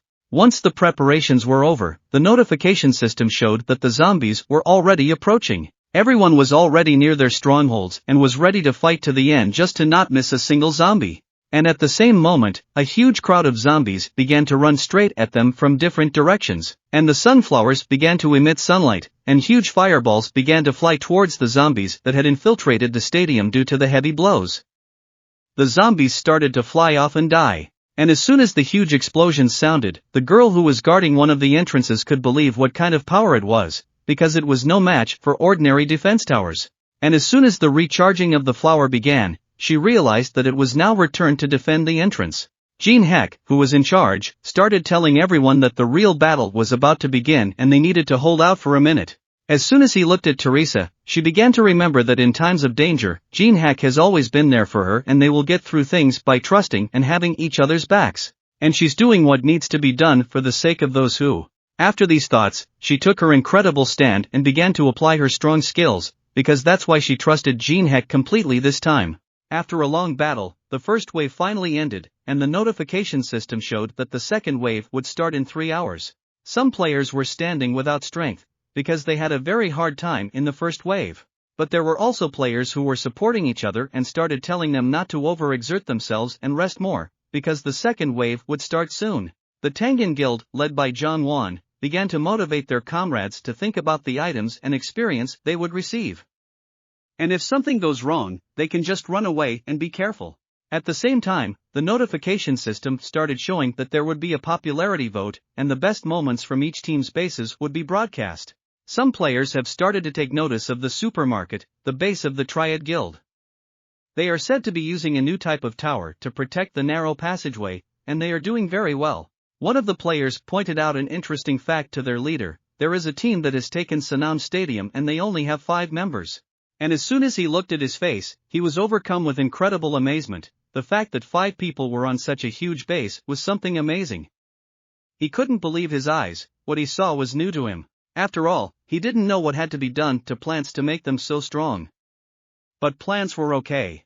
And as he began to look at the guys who were fighting the zombies, he began to realize that the zombies weren't as close as they might have seemed. They were outnumbered, and some of the players began to realize that all the notable newcomers had gathered. But suddenly, the guild leader Tangen took a closer look and noticed the strange girl he had seen earlier. And as soon as he saw that it was Mrs. Thoreza, he was very happy, because he remembered that once in one of the dungeons, she had helped him and prevented him from dying. From that moment, after he saw his mentor Teresa, she started telling all his comrades to vote for this video sooner rather than later. His comrades realized that as soon as he saw Teresa, he immediately went crazy, and they decided to hold him back so he wouldn't go crazy until the end. But Teresa was the best for him and had to blow the place apart.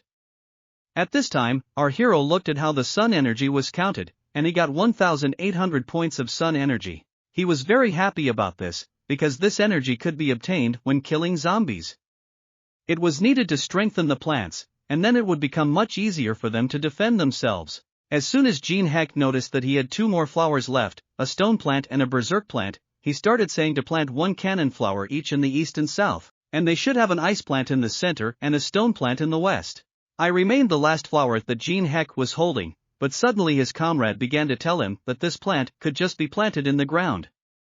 But he began to answer him that it was not.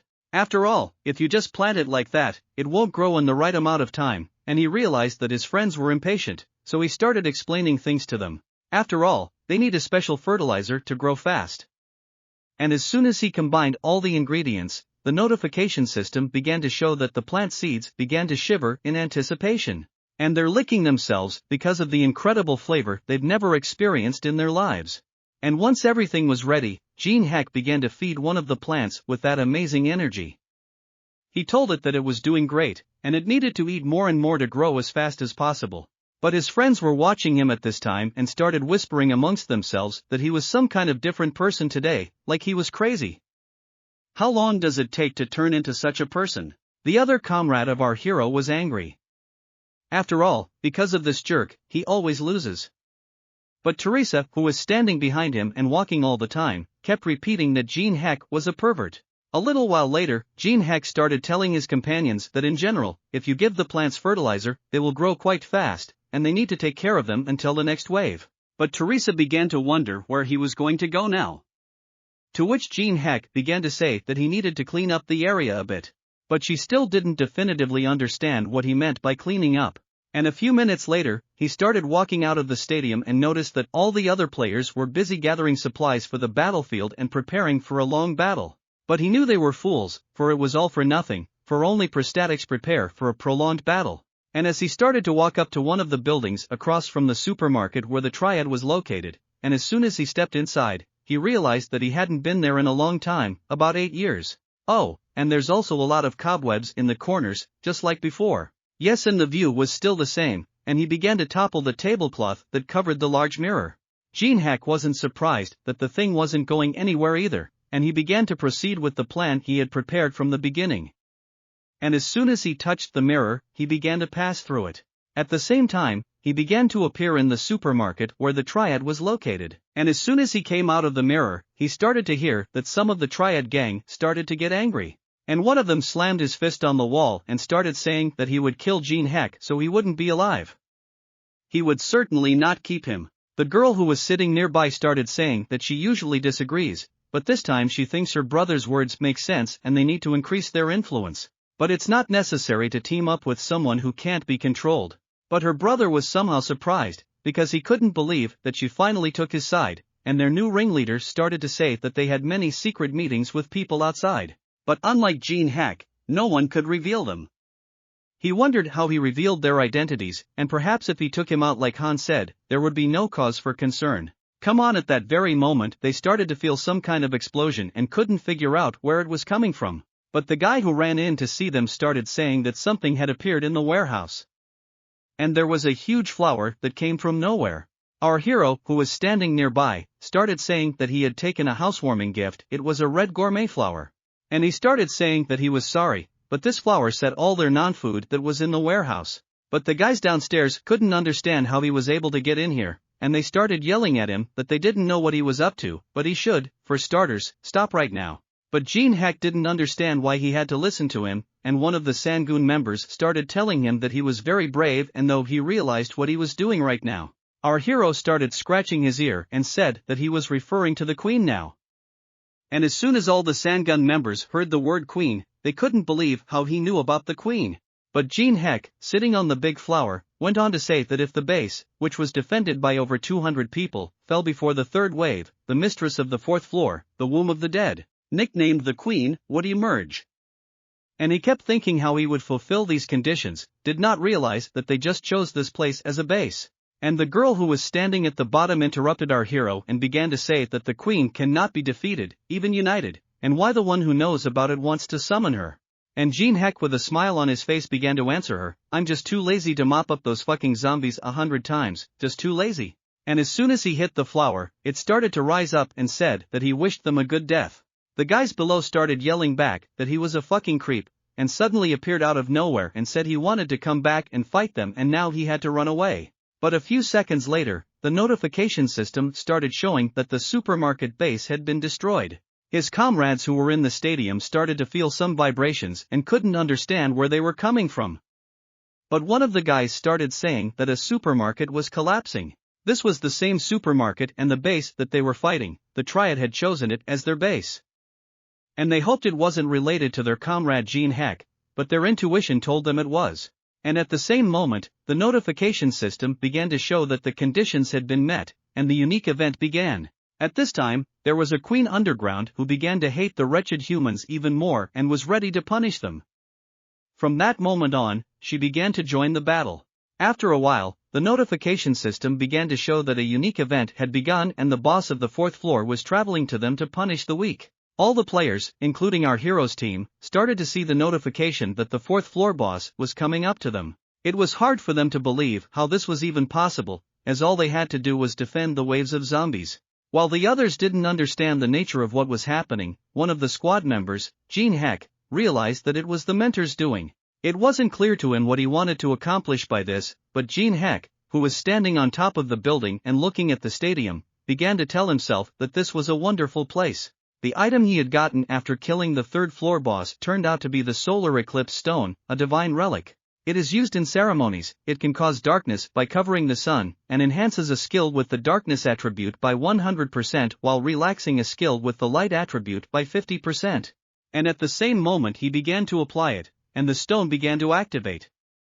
And a solar eclipse appeared, and soon after that, all the zombies started to feel this power coming to them. They started to get even stronger and mutate, and while the zombies were screaming at the top of their lungs outside, Teresa, who was standing in the stadium, started to feel her skills with the attribute of light started to weaken by 50%. And the other players who noticed that something was happening to Teresa started asking what was wrong with her. And she started saying that she couldn't believe that this was even possible, because her saint powers were suddenly halved. But at this time, the boss of the fourth floor, who was in the dungeon, felt that her darkness attribute skills had increased by 100. Because of which she started to get angry and said that it was an insolent person who was allowing himself. And the notification system started to show Jin Heck that the boss of the fourth floor was looking for the location he was in, and right after that, the next notification window appeared and it said that the boss of the fourth floor was directing the entire attack to Sanam Stadium. But our hero was happy with this result, because this was all part of his plan. And once it all started, he decided it was time to upload the video to YouTube. But elsewhere, other players started running in different directions. After all, they didn't realize where the boss came from, and the information that there was a fourth floor boss hadn't come to them. And they began to run away quickly from the Triad, for this raid had already failed for them. And while they weren't running away, one of the players started telling his head that if they failed the raid on the fourth floor, then it should close down and be unavailable for 20 days. But the chapter, who was running nearby, started saying that they shouldn't run away. After all, they need to survive first, and then they will think about it. And a few minutes later, the viewers who started watching the uploaded video by our hero started discussing what kind of plant was in that video. Failed even one of the first waves and everything, and the fact that the squad was over 300 members, not just, and made it so the boss was woken up. And it's a disgrace. And at this point in the stadium, his friends started to see that his video was in the top 10 in terms of views, and they didn't realize when he had already made the video and uploaded it online. Further, watching how many views he had already gotten, but suddenly their attention turned to our hero, and they started asking him if he had accidentally overdone it and if he was planning to bring all the zombies and the fourth floor boss straight to their stadium. Teresa, who was standing behind him, started to say that the second wave hadn't even started yet, and the destruction of the supermarket wasn't his doing after all. But Jin Heck answered her that who knows. And Swordsman, who was standing nearby, started telling Jin Heck that he did or didn't do it. It was good that a worthy target had emerged, and whether or not he had a way to remove the queen. And Jin Heck began to explain that there was one method, and Swordsman was glad to hear that he had some sort of plan this time. And began to ask what it was. Jin Heck turned towards him, pointed his finger at him, and said that his role was very important this time. Soon after that, they started to feel a large pack of terrifying zombies coming towards them, and at the head of them is the queen, who is the boss of the fourth floor. And soon they had already reached the stadium and the queen began to feel that they were here. She began to tell her subordinates that Jin Heck was her prey and they could punish the rest. All the zombies started running into the stadium, and like locusts, they started climbing the walls and getting inside. Teresa, who was standing inside the stadium, started shouting to everyone else to go back, but suddenly they noticed some special zombies and started firing all the guns at them. After all, they were the biggest threat, and the big fireflowers also started shooting big fireballs that flew at the zombies and everything around them started exploding. The queen, who was standing near the entrance of the stadium, started shouting for the fool to get out to her as fast as possible. After all, he was weak in front of her, and she would punish him for calling her outside. But suddenly, as soon as she stepped inside the stadium, she saw something incomprehensible, glittering and large in front of her. It was a huge glacier, in which the entire squad of our hero was frozen, and the boss of the fourth floor could not understand what was going on here. Suddenly, some bright crystal started flying towards the fourth floor boss and fell near her feet. She bent down to pick it up, but as soon as she picked it up, she didn't realize what it was, and 10 minutes ago, the swordsman who was in our hero's squad started getting angry at him and says that he won't die by his own death. That's right, because Jin Heck began to transfer his money to his account, and the amount that was 100,000 coins, because he knew how much money he had, and he did not want to spend his own, and he began to tell everyone else that from now on they were all becoming bait. But Swordsman, who was standing behind him, did not like such words, for they sounded like mockery. But Jin Heck apologized to him and began to say that it seemed he had used the wrong word. It wasn't the bait, the amino trap he was holding in his hands. It was the little crystal that he had thrown to the fourth dungeon boss, which he was now holding in his hands. And at this moment, it began to glow brightly, and suddenly began to activate the ice creation. The large ice prison began to freeze the entire stadium and all the zombies that were inside the stadium. And after a few minutes, everyone was frozen, including the one after the fourth floor. She began to feel that she was extremely cold, at which point she activated her spellcasting skill, breaking the shackles that were restraining her. She then walked closer to the frozen Teresa and asked her to leave her house. But suddenly, she felt someone approaching her from behind. And as soon as she turned her head, she saw Jin Heck, who started to use his skill, silent breathing, and activated the demonic king sword step skill. With all his speed, he began to run towards her fortress, but not before he briefly broke away from the queen.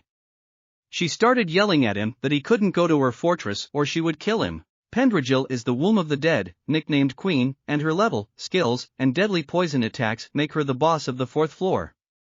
She is strong in all parameters except intelligence. The essence of passing the fourth floor is to protect the base, and this rule applies not only to players, but also to zombies.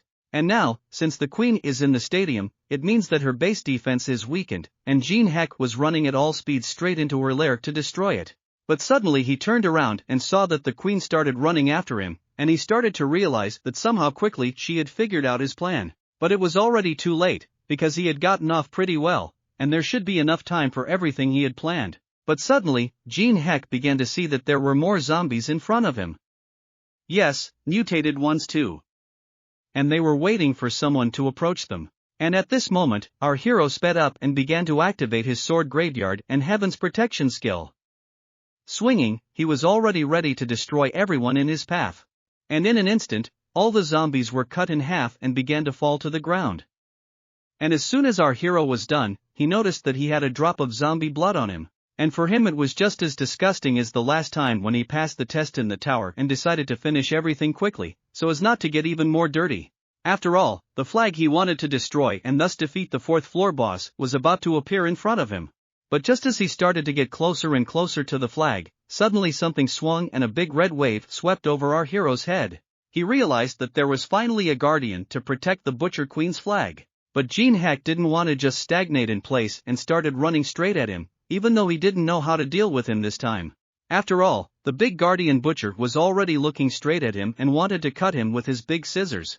But as soon as he swung, his scissors hit the katanas that were in the ground and he could not cut them. And at this time, our hero was already in the air and started activating his fire element skill. And with all his speed, he hit the butcher right on his head with his fire, causing his head to start burning.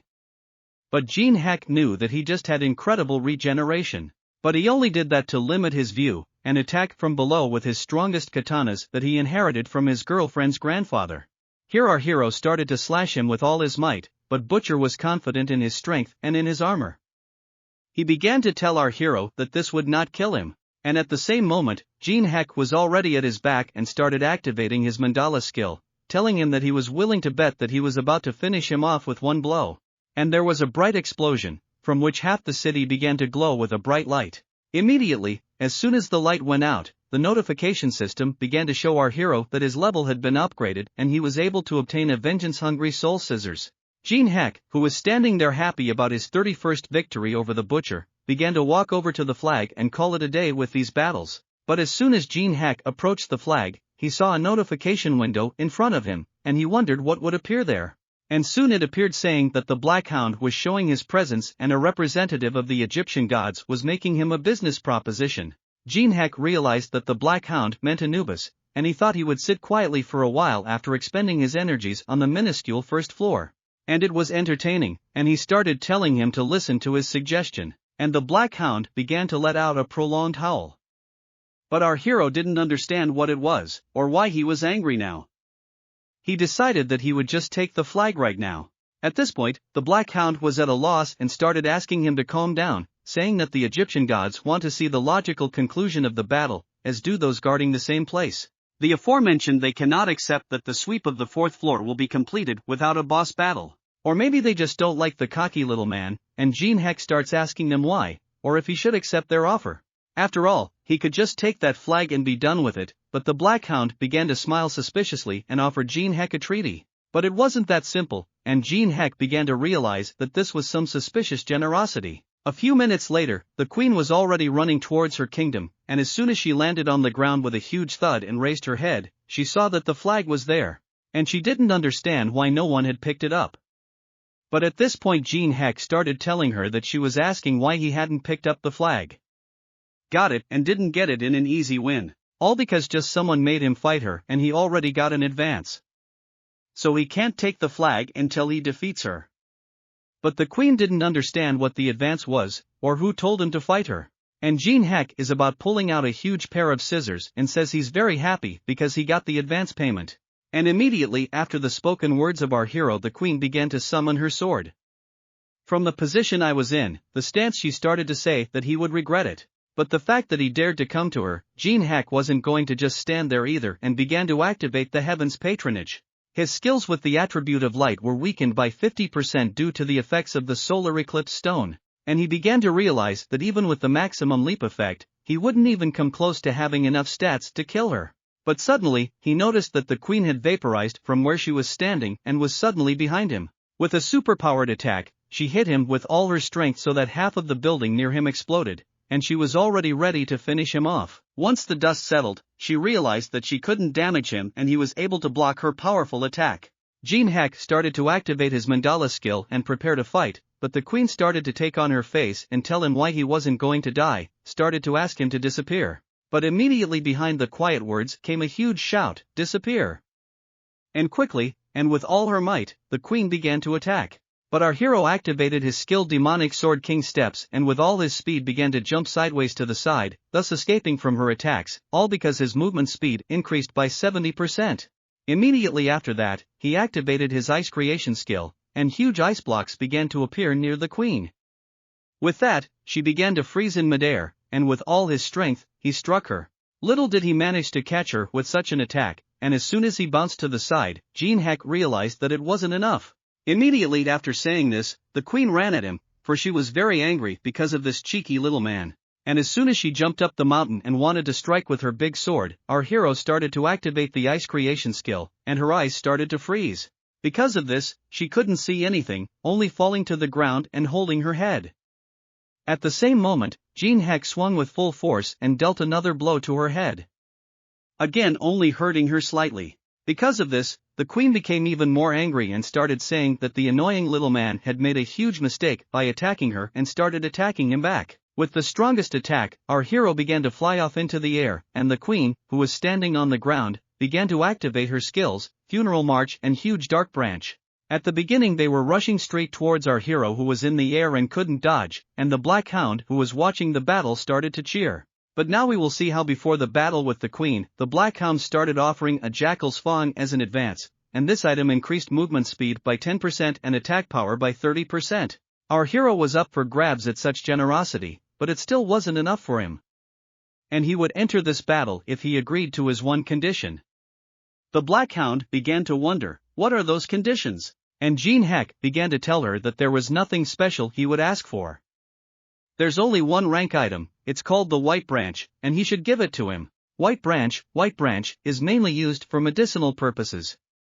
In fact, it's an extremely common item, and can easily be obtained on floors higher than 10th. To Anubis on the 42nd floor, such an item is nothing but useless trash. The Black Hound began to accept the conditions, and as soon as our hero could get the Jackal's Fang and the White Branch, the notification window began to show him that he couldn't take the flag until he had the upper hand on the queen. But he wasn't going to take the flag, he started to combine the White Branch and the Jackal's Fang with the scissors, with a vengeance-hungry soul.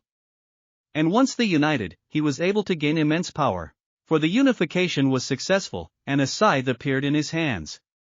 And the dissection of the causes of their bonding and the complexity of this scythe was such that I could not determine. After all, it was an artifact of the great god that had the effect of absoluteness and could kill what could not be killed and dissect what could not be dissected. And as soon as he was able to get his hands on this amazing artifact, the system began to show him that the appearance of the divine artifact on the corresponding fourth floor had attracted system intervention due to the recalculation of the effects. The item can only be used once, and our hero began to smile, for he realized that this artifact was not appropriate for his level. Can only be used once, or so it became clear to him. After all, even one chance would be enough for him. And as soon as he swung it at the queen, she began to sense the danger, and realized that she wouldn't be able to dodge, but decided to attack him back with her last attack anyway. She bet everything she had and took her only chance. Her large sword flew towards our hero, who was also moving with terrifying speed towards the queen. As soon as their attacks collided, our hero's artifact began to destroy the queen's sword. And soon the sword was completely destroyed and the queen took a huge amount of damage to her body, causing our hero to start smiling. Anubis, who was watching all this, couldn't believe his eyes what just happened. The queen began to remember the fact that it was as if she was in a closed room where no daylight penetrated. When she saw the door open, she stood up to see who was about to enter her room. As soon as the door opened and the queen saw the bright light, she looked at Jin Heck, who started to say that the third floor boss was hiding behind the backs of rumors, but the queen was much stronger, and now he was ready to say goodbye to her, for the fourth floor boss had been defeated. And right after defeating the queen, our player's level started to rise, and the final system notification showed that he had successfully defended the base, and each squad member was given 5 random A rank boxes. And as soon as all the squad members started climbing up after the big glacier thawed out, Teresa still realized that she was able to pull it off this time, and she was very much relieved that she had helped him in some way. And the next day all the news started saying that it had been 24 hours since the fourth floor of the test tower had been breached, and they still couldn't believe it. After all, they expected it would take at least 20 days to fight off 100 waves. It was hard for them to believe that Jin Heck and his team had pulled it off in just one day. A little while later, when the news had calmed down and the excitement had died down, Jin Heck started walking into one of the establishments and telling his friends that even though he was late, he had to bring someone with him. It was Alice, who started coming in after him and saying that the banquet hall was pretty messy. The guys who saw Alice realized it was the same one they had met recently. Jin Heck started to say that he had brought her since she was also now a member of their old guys company, although the name old guys company wasn't particularly normal, said one of Jin Heck's friends who was standing nearby. But suddenly, our hero noticed that he couldn't see Teresa and started asking his friends, "Where is she?" The girl who was standing near him began to say that she would be about an hour away and advised him to start without her. And at that moment, Jin Heck started to turn his head around and saw a familiar face. It was Swordsman, who was sitting at the nearest table. Jin Heck started to say that he didn't think he was coming, but he came anyway, and Swordsman started to reply to him that he only came to learn the secret method of getting random rewards. Jin Heck walked even closer to him and putting his hand on his shoulder, began to tell him that he would reveal the secret to him, so he should just sit down and have a drink with them. Immediately after that, the door started to open and the rest of the group started to come inside, who as soon as they entered, started bowing to Jin Heck and telling him that they congratulated their president for successfully completing the 4th floor. When everyone had already gathered, Jin Heck started telling the guys to all eat as much as they could. After all, in honor of the cleanup of the 4th floor, Alice is paying for everyone with her 2 coins. A little while later a lot of meat and beer had already been brought to the table, and the whole group was already sitting and drinking at the table. Some were chatting among themselves, and some were just eating. But Alice, who was sitting at the table and looking at the meat, couldn't believe that she could eat so many delicious things for only 2 coins. And she started eating the meat, because she had tasted many kinds of meat, but the flavor of this one was on a completely different level. And as soon as our hero began to take one of the chicken legs with his fork, the atmosphere changed, and began to threaten Jin Heck. He realized that it was better not to annoy her, and told her to eat it herself. After that, she immediately became a normal, kind and little girl, and started to thank Jin Heck for that. After all, she would never forget such a kind act. But Jin Heck could only think of the fact that no one would say anything about her being one of the strongest residents of the tower. Some of the guys who were sitting nearby started discussing who was who. The swordsman started to say that he used to be a student in medical school, although it was hard to believe, and at that very moment, Teresa, who was the very last one to enter the room because she was late, and as soon as the door opened, she walked in and told everyone else to excuse her for being late. Well, all the newcomers kind of went off the chain when they saw Teresa and started running up to her to take pictures. Jin Heck, who was watching all this, began to smile, because he remembered that in the past, when he went to the Tower of Trials, he was alone, but now he sees a lot of friends and good people in front of him, who will always help him. And Alice, who noticed this strange smile, began to ask why he was smiling, but Jin Heck replied to her that he was just glad to have friends. And when the party was over, Jin Heck sat in his apartment and looked at his stats. He was surprised that he had risen 3 levels. After all, he had thought he was on the most perfect path before, but now he was advancing so fast that he couldn't even compare to the past, and that was because of the changes he had received. After the game became a reality, and most importantly that he didn't go at a loss, he decided to look at the reward for the 4th floor. The first thing he saw was a high-level skill enhancer. He decided to apply it to the skill he uses most often, ice creation. Immediately afterward, the ice creation skill was upgraded to level 8. In the hotel after this change with the ventilation, cold air started coming in, even colder than it was, and the staff started complaining that someone had turned on the air conditioner. Now they were getting cold, but the manager said he was so responsible. If he is cold, he had better get dressed, because even he can't think of getting sick and shirking work. The next moment, Jin Heck decided to use the commoner item random, an item that could be obtained by scrolling level a random items. And as soon as he started spinning the reel, the notification system immediately started telling him to press the red button located in the middle. He had very little time left, but these were just cheap threats to him. After all, if he set the wheel to spin, the sound and visual effects would make the player anxious, as if something terrible was about to happen in his place. He pressed the button, but aside from him looking for bugs throughout and across, the bugs were deliberately implemented by someone in the system. And he kept spinning the drum. As soon as time ran out, he would respin it until he was spinning the wheels non-stop. On the 37th revolution, the wheel's spinning speed had decreased by 99%. When he demonstrated this to the swordsman and explained how he could trick the system, he couldn't believe it actually worked. He started questioning our hero about how far he was willing to go, but that was a whole other question. Jin Heck gave the swordsman the opportunity to choose his desired item this way. The swordsman began to rejoice that he would finally be able to fight at full power. However, this method had consequences. The improved item would disappear after a week. He was happy taking all the attributes, but Jin Heck couldn't wait to see his reaction after a week. And just as our hero was spinning his drum for the 37th time, the pills he wanted to get finally fell out, tricolored Class A pills. He began to ponder that, given that he could only use them for a week, he decided that this was the best option for passing the next floor. The last and most important item he had for passing the 5th floor was the entrance ticket to the Great Magical Library. And as soon as he used the ticket, the Great Magic Library began to open. He found himself inside and began to realize that he hadn't been there in a long time. Should he visit that old man sitting in the very center? And as soon as he started to approach that old man, who was sitting at his table writing something, he started to say to our hero, "What's all this about?" After all, of course, he had heard that the 4th floor had already been dealt with, but he didn't expect to immediately see guests at his place as well. And as soon as he stood up, he began to say to our hero, "Welcome, my name is Rick, and I am the manager of this library." Rick Hennessy is a mid-level influential person, the manager in charge of the Great Magic Library in the Tower of Trials. Jin Heck was glad that he had finally met someone from the manager's side. After Jin Heck introduced himself, Rick began to say that in his long life, this was the first time he had ever seen someone come here so quickly. And not only was he able to come here so quickly, but he was also in the huge maze in the library.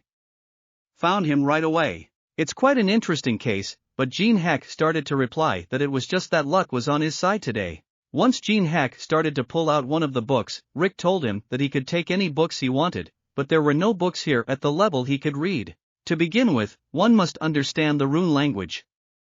But suddenly, Jin Heck interrupted Rick and started to say that the teachings on ascension to the 6th circle were written by the Imperial Palace mage Telemos, and he was right. Rick immediately started looking at him with a hard stare and asked if he knew the language of runes.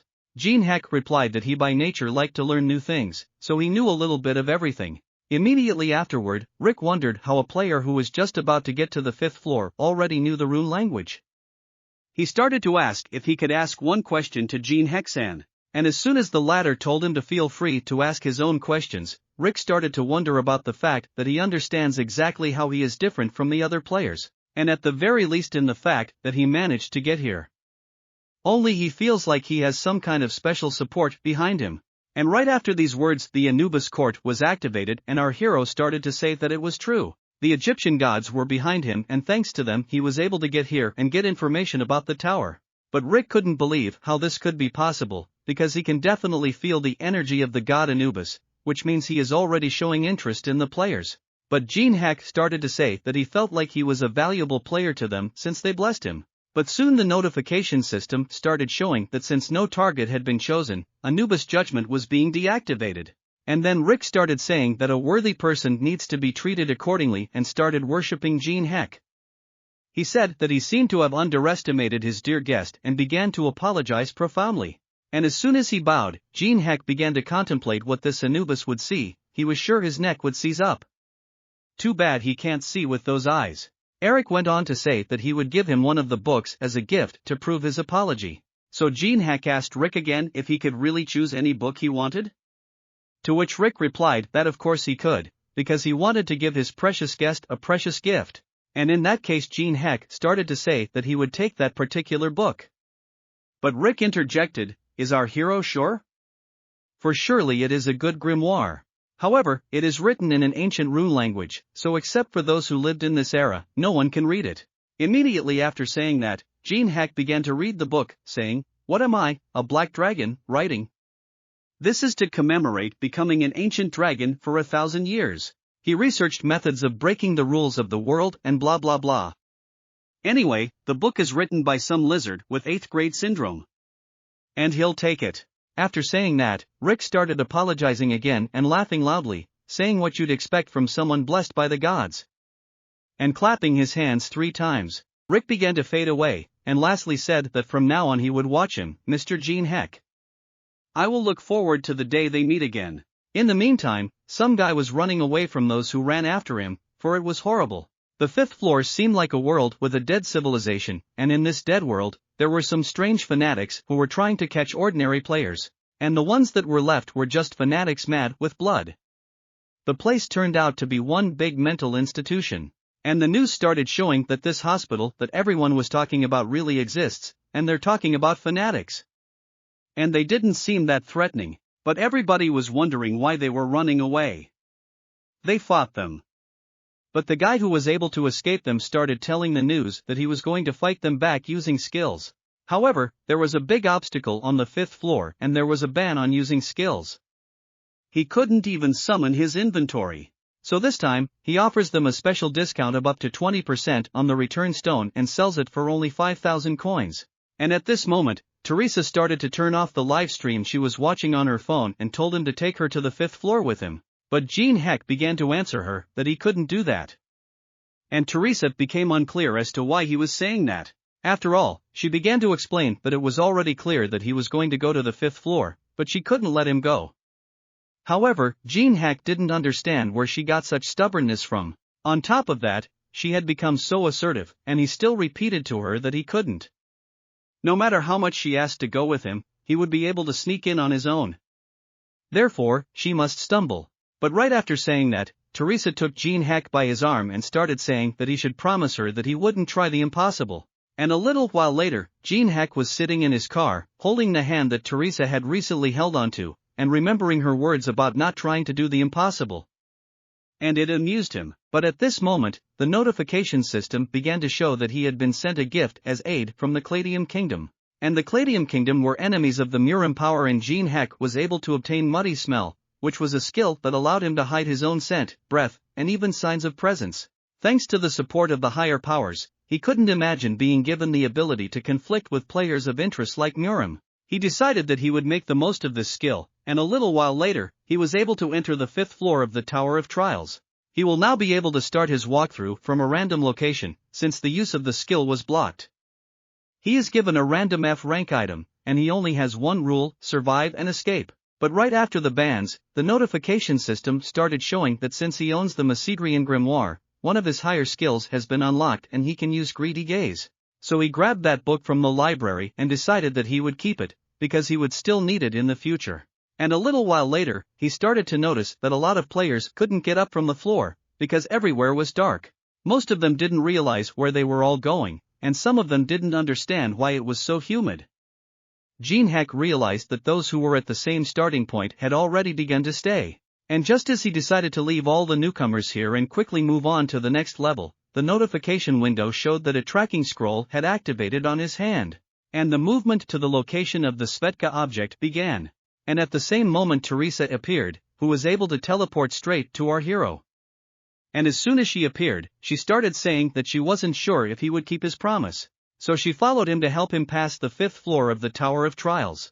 And Jin Heck started to say, shake that he asked her not to follow him and what was she even thinking going here. But Teresa started to reply that he shouldn't scold the person who came here because she was worried about him. From that moment on, Jin Heck realized that all his plans had to be rearranged and his perfect passage went down the drain. After a few seconds, Teresa started to notice that all the players who were standing near them started to say that something appeared in their pocket. And as soon as she stuck her hand in her pocket, she saw that there was a flashlight in her hand. It found a hero, there was a pen, and it was kind of weird. After all, everyone had flashlights, and he only had a pen. But it was better than a flashlight for Jin Heck, because this pen could be used in a fight. At the same moment, another player started to light a lighter to bring light, because it was dark everywhere. And once the light came on, they could now see something at least. Teresa also wanted to turn on her flashlight to see what was going on in the neighborhood, but Jin Heck stopped her, for he knew what was coming next. All the players began to look around to see what this strange place around them was. To begin with, it says how they should get out of here in such darkness.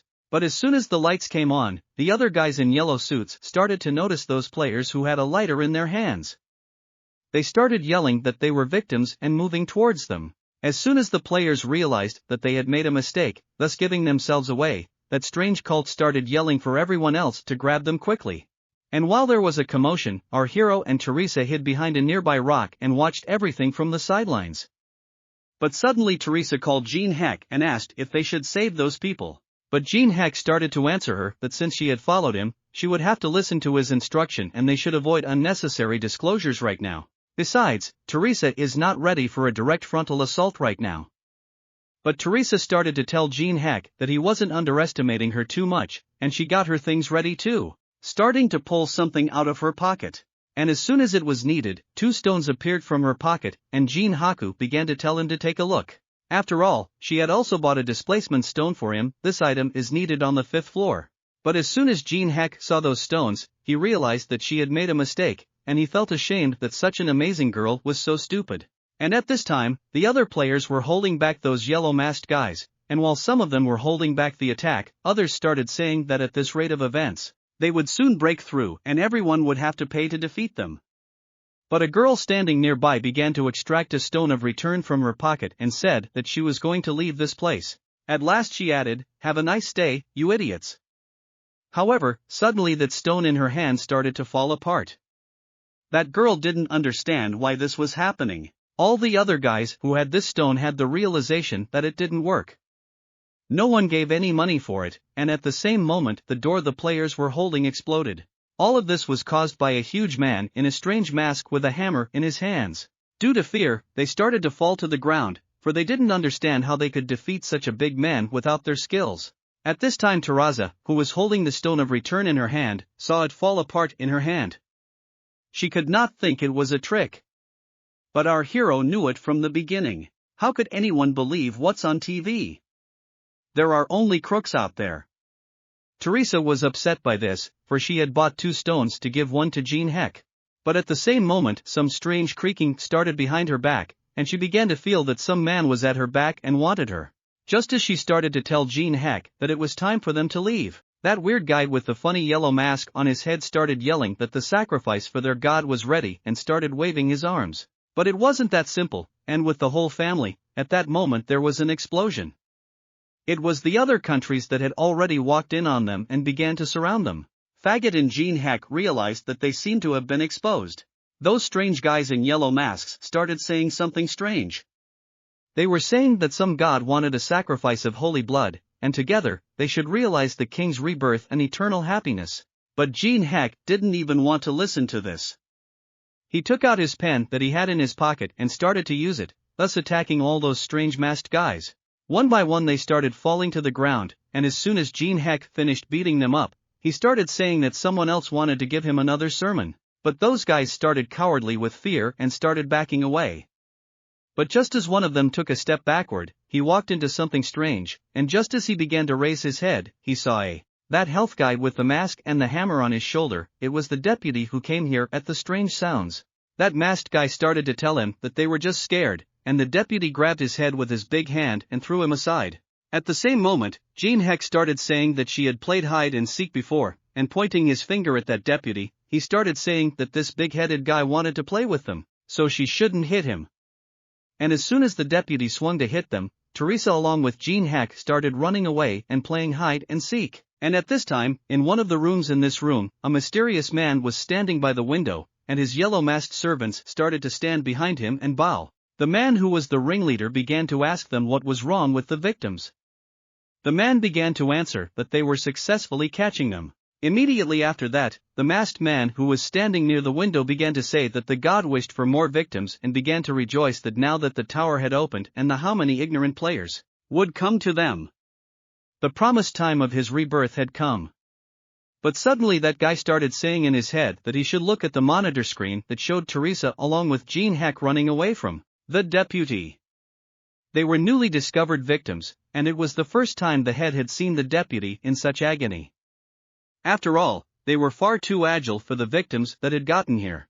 But the third man who was standing near them noticed that it was Jin Heck, and he was surprised when he looked at him, and the head that was standing next to him started asking him if he knew the guy on the monitor. And he replied that yes, he did, and he started saying that he remained the most dangerous nuisance to their plan, and he needed to be eliminated as soon as possible. Together with Jin Heck, they continued to run away from the deputy who was running after them. He took another swing and hit Teresa with his big hammer, but it didn't hit.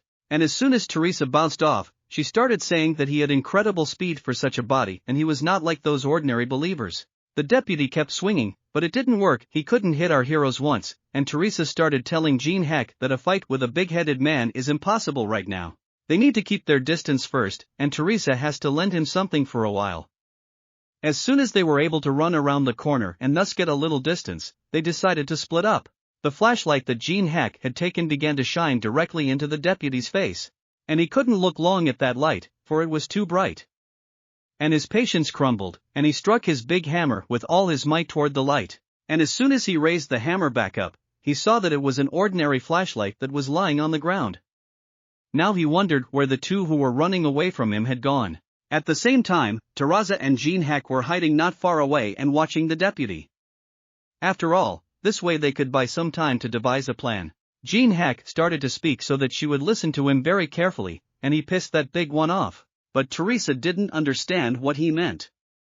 After all, they had just gotten away from him, and they would be running from him again in the dark building. But our hero answered her that it was alright, for to pass this floor they would have to run into him anyway, and while he was distracting him, she should find other people and evacuate. After all, they had come here by trusting on the stone of return, but now they couldn't get out, and he would try to clear the 5th floor as quickly as possible, even though it had become a bit problematic that she had come here. And lastly, Jin Heck began to speak, and just so she would remember something else just in case, what he was about to tell her. And a little while later the deputy continued to look for his victims. And at this point a small pebble flew into his big head, and our hero started telling him that he wasn't playing hide and seek too badly. But not a few seconds later, some deputy angrily started running after our hero up the stairs, and Teresa, who was watching all of this from around the corner, started remembering when Jin Heck had told her to take advantage of it at the right time. But she didn't realize when, but he replied with a smile on his face, when it comes, she will surely feel it. And at that same moment, she started looking for a weapon that was in one of the drawers and pulled out a large hockey stick. She decided, for starters, that she would save those people who were now in danger. Jin, who was running away from the deputy, started to think about the fact that the one had probably already gone far away, and he decided to activate his greedy gaze on the warden. But suddenly the notification window showed a warning that an action violating the casualness of the 5th floor had been detected, and the rotting heart began to show interest in our hero, triggering secondary conditions for a change of occupation. The rotting heart began to offer our hero to become his sword, and he could reincarnate as the Black Apostle. Accepted offer. The rotting heart was one of the absolute beings residing on the upper floors, similar to Alice, and here it is better known as the Demon King. If one tried to somehow overcome the restrictions like this floor, places where the use of skills was forbidden by the Demon King, it would attract attention. After becoming an apostle, one would be able to boast about their new abilities.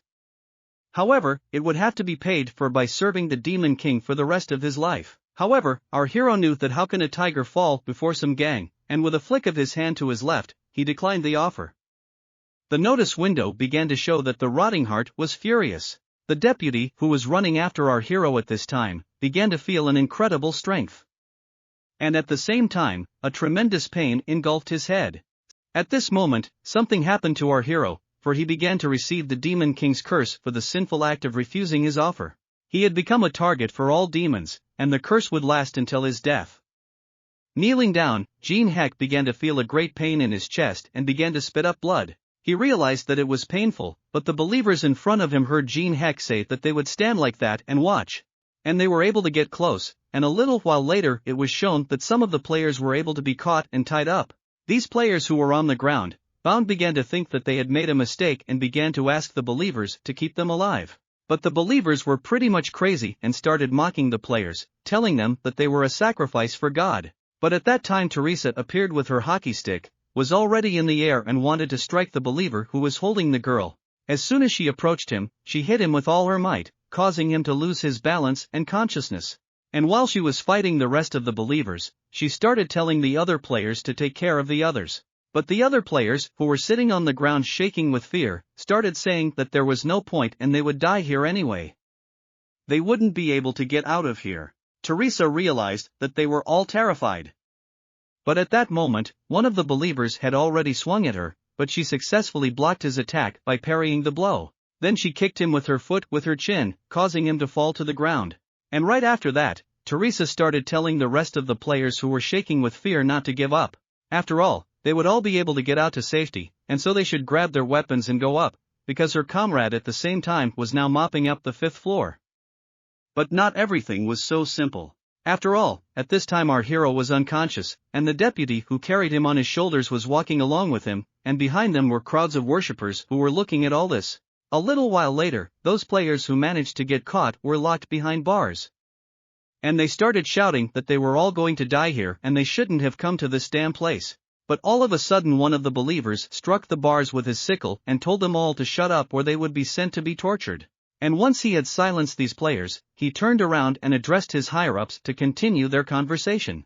And as soon as the believer stepped back, the head of the believers started talking and pointing at our hero. The guy who was standing next to him began to say that this was the first time he had ever encountered him in person. And Jin Heck, who was sitting locked in the dungeon, watched as some strange guys approached him. And as soon as he looked up, he saw a man with human mana emanating from him, and he realized that since he was at one with the 5th floor boss, he must be one of the miners.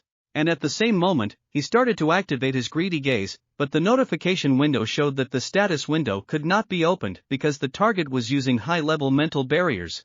Immediately after that, Jin Heck started to take out a pill from his pocket and thought that he wasn't going to use it to fight the cult head, but apparently he would have to now, because he had no choice. And as soon as he used the white pill, due to the pill's effect, one of his stats doubled for 10 minutes, and his adaptation from the 10th year began to improve. And at the same moment, he realized that this was a Knight of the Round Table and must be the very influential person of the main association that Milena was talking about, and much more influential than he thought. However, this skill is a mental barrier. It is so beckoning for Jin Heck to get his hands on it, because later it can be the foundation in defeating the deity. But suddenly, he started to see the conditions of copying it. And the first one is that he must make the object say his knight name. And the second is that until he learns the name, he must act like a schoolboy with 8th grade syndrome. And he can copy one of the skills in fulfilling both conditions. And at the same moment, Jin Heck took his head, for he didn't understand what kind of stump was controlling the tower system. And he would only be able to fulfill them by dropping off a bottle of alcohol. But suddenly Floki began to ask our hero why he was silent. And Jin Heck immediately apologized to him and began to say that he was busy suppressing his powerful force of darkness within him. And at that moment those two were standing across the room and could understand what he was carrying. The head of the believers began to say that this was definitely the one he was talking about, for he didn't seem to have his head right. Floki replied that he definitely was, and the head of the believers began to say that even he wasn't that crazy, and began to leave Floki alone with him. And at this point, Alice, who was sitting in confinement in the ring, started laughing uproariously at what Jin Heck was saying. He himself was also starting to cringe, so he started to pretend that nothing was wrong, and Floki went on to say that he didn't seem to fully realize the gravity of the situation. At least he's aware that he was caught to be sacrificed, but our hero started going even more crazy, telling him that he thought he could hold on. It's so silly, but Floki was starting to suspect something, whether he was hiding some kind of trump card, and given the abilities he was showing, it's entirely possible. And so, after naming our hero's Floxa began to say that he was already aware of his power, except that he wouldn't be able to survive here with sealed skills. At the same moment, Jin Heck along with all the other players who were sitting in confinement began to hear loud sounds of screaming coming from below. Floki began to say that if they were hearing this, it was the sound of a sacrificial rite they were all participating in, and that they were in for an immediate and painful death that could not be endured in a sober mind. He could, however, give them these keys if they were told all about the unknown. But Jin Heck began to laugh, and answered Floki that he wished to know his true name, and that he would answer him if he would first reveal his name. Floki thought about the suggestion, for he realized that Jin Heck was going to die anyway, so he began to say that his true name was Floki, and he was also known as Lancelot. And right after that, the notification window showed that the conditions had been met and he had successfully copied the mental barrier. The description of the skill was that it was strengthening the defense of his mind, protecting him from seeing his status window, and also protecting him from all sorts of mental attacks. Floki went on to say that it was now his turn to tell the true face of the unknown Jin Heck, who raised his index finger upwards and began to say that he would only speak once, so he should listen to him carefully. Very quietly he began to say, "I am John Doe." And right after that, Floki threw the key into the cell and began to say that he kept his promise. And immediately the flock started to turn around and walk away and lastly said they wished him a quick death. And as soon as he left, the guy who was sitting behind our hero noticed the key, quickly ran up to him, took it and tried to open the grate to escape. But he failed in this way, and there was no opening to insert the key. Our hero, lying on the ground, began to think that this was expected of them, and began to wonder what Teresa was doing there now. At the same time she was locked in one of the cages along with most of the players who had been caught, and as soon as the believers got her inside and closed the door, they started saying that this was the first time they had seen a victim who had fought back like that, and they thought she had overpowered about 20 people. They were sure that God would be pleased with a victim with such vitality. And as soon as the believers moved away, Teresa began to ask the others who were sitting locked up to tell her where the other players were. But suddenly she began to hear some shouting that it's all because of people like you. And as soon as she turned around, she saw one of the players beating up another player. And she started asking him what he was doing and for him to stop as soon as possible. But that girl started saying that she just didn't know that the one she was protecting was a tower resident. And Teresa immediately turned around to look at that little girl who was crying, forgotten in the corner. Those guys went on to say that if only they didn't exist, there wouldn't be a tower and they wouldn't be here either, and started yelling towards that little girl that it was all because of her. The girl at the same instant began to cry even more, and as soon as she saw that they were swinging at her, ran up and grabbed that girl by the arm. Started saying that it didn't matter if she was a resident or anyone else, and wouldn't the fanatics grab her just like the others? And that girl who was in the corner started to raise her head to see who was able to protect her. And she saw Teresa, who became serious. Holding that girl's hand, she began to get even angrier, squeezing it even tighter. A little later, one day, let go of that girl's hand. She calmed down a bit and sat down near the little girl and started asking her what her name was. But the girl continued to remain silent. Teresa once again began to say that it's okay, as long as her little sister is around, then no one will touch her. The girl immediately answered that her name was Maria. Teresa said that it was a very beautiful name, and Maria began to tell that recently she had once met believers who had come to their village. They said that if they sacrificed one person, they would keep everyone alive, and they told her that it was a great honor and they couldn't help it. Teresa began to hug little Maria and told her that this is it, as it should be. She is very lonely now. Even though she is a tower dweller, she is no different from an ordinary person. At the same time, the believers who were standing nearby began to whisper that they should already be preparing the next sacrifice, one from each cage. If they didn't choose anyone, they would all participate in the ritual together. Their hands began to shake with fear. They didn't want to leave the cage to be beaten and interrogated again, but suddenly they all started looking at Mary together and said they were ready to give her up. Still, she wasn't even human, and as soon as they stood up and started to approach Maria, Teresa stood up for her. She started telling them to calm down and wait. After all, there was no hurry now, and they should come to their senses. But the believers who were behind her were very happy about this and began to tell them to fight. Because of this, they said, God would be even more pleased. In another cage, a believer who was looking in was suddenly surprised to see Jin Heck raise his hand and start saying that he was willing to go if no one minded. The others were only happy about this and began to say with a nonchalant face that they didn't mind. Immediately after that, one person was chosen from each cage as a victim. They tied their hands and began to lead them somewhere. At the same time, our hero, who was holding a reinforcement pill in his mouth, took it out and spit it out to the side. At this time, one of the believers noticed something strange and started to turn around, but he only saw our hero whistling under his nose.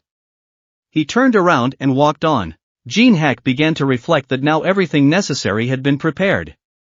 Teresa had been caught and was sitting behind the cage. With her temperament, he was sure that she was going to sacrifice herself. And as soon as he looked up at his window, the notification informed him that, though this was the first time he was passing this floor this way, everything was going according to plan. A hidden quest appeared, stating that fanatics who took people's lives would become enemies. For every enemy killed because of the cult head's elimination, 30% is added to the adaptation stats. Our hero realized that he was getting the stats as a reward every time, but he didn't expect it to be an adaptation. Just as they began to approach the huge door, our hero began to hear something strange. All the believers shouted in one voice as they watched the ordinary players being executed.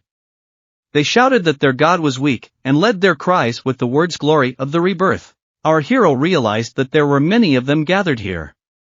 Suddenly he noticed a player who was throwing up, and he began to wonder why this was happening. After all, it's not that bad here after all. And then the faithful began to shout for the next victims to be moved. When the big gates came down, the two overseers were already waiting for the victims to be brought to them. At the same time, the players and our hero began to be pushed closer to the stage.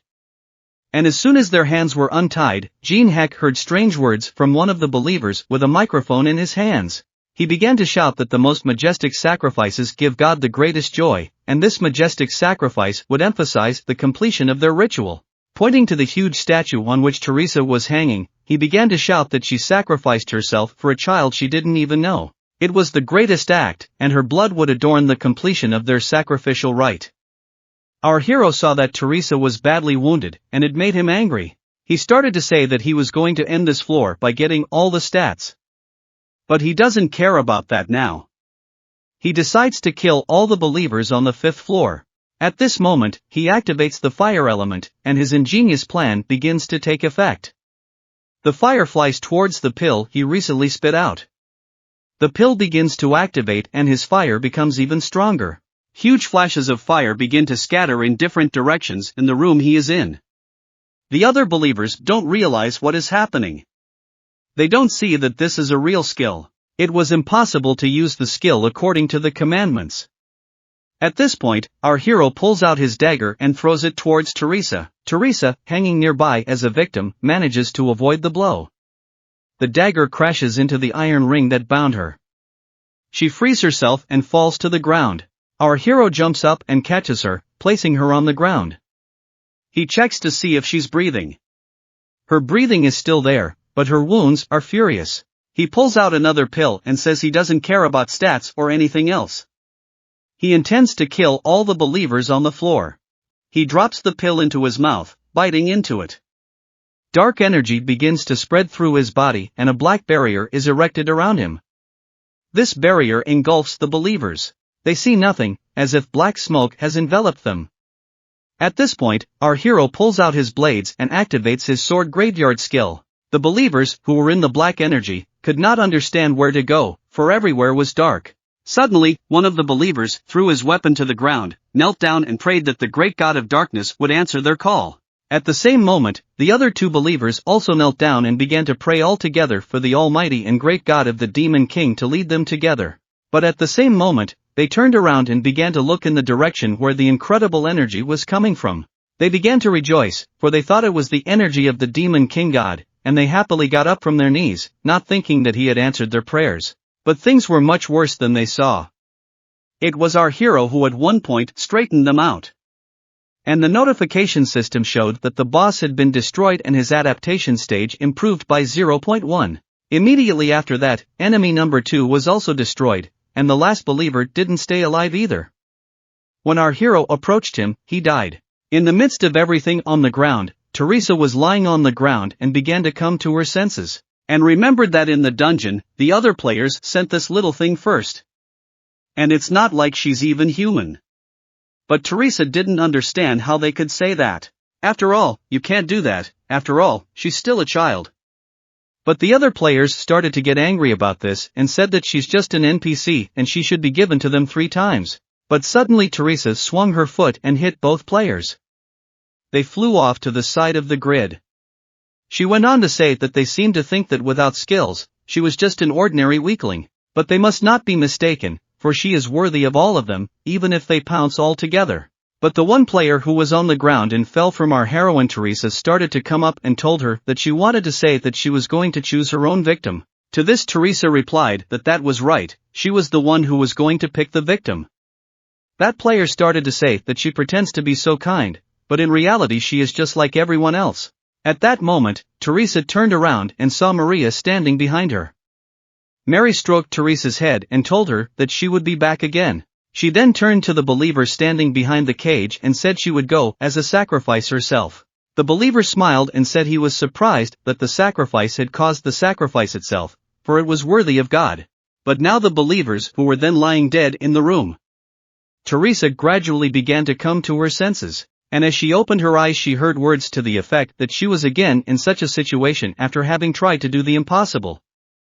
When she looked up, she saw Jin Heck standing beside her. She told him that she knew he was coming.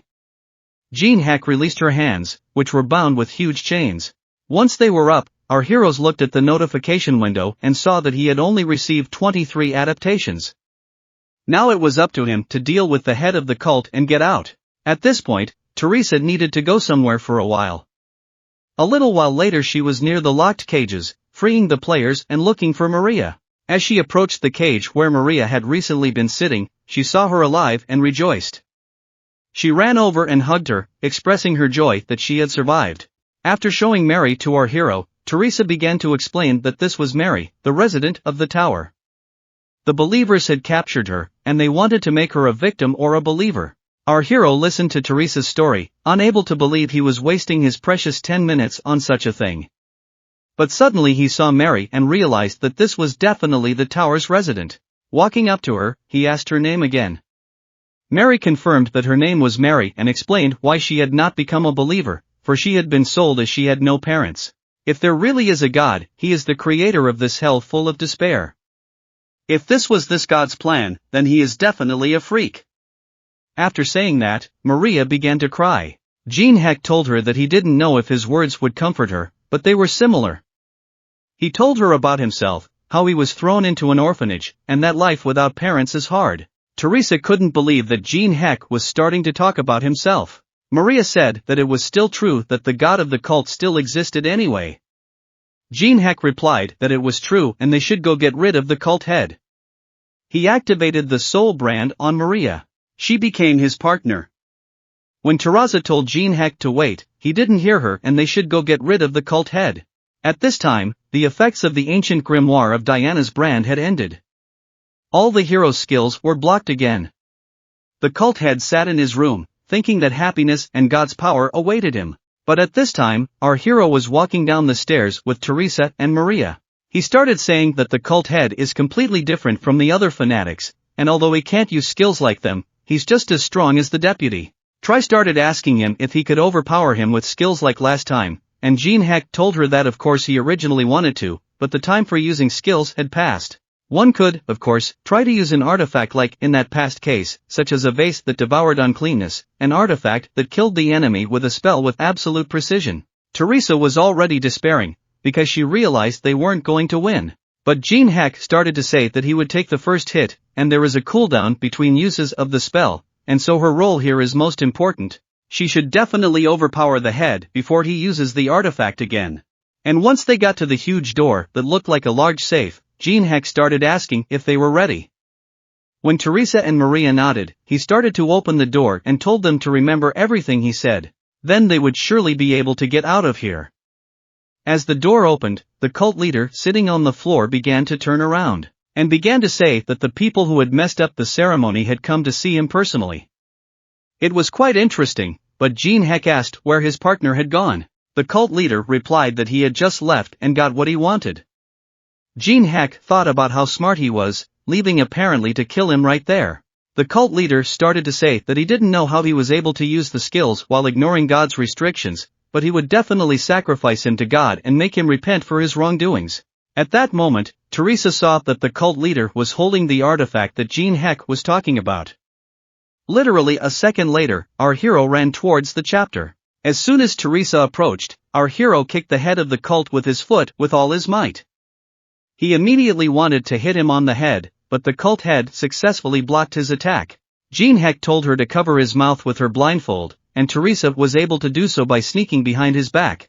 At this moment, while Teresa was holding him, Jin Heck began to approach the cult leader. Suddenly, the cult leader pushed Teresa aside. Teresa hit the wall. At the same time, the cult head started to attack our hero. Jin Heck could not dodge as the cult head's hand was approaching his face. But suddenly the cult head slipped and our hero was able to dodge and hit him with his fist with his chin.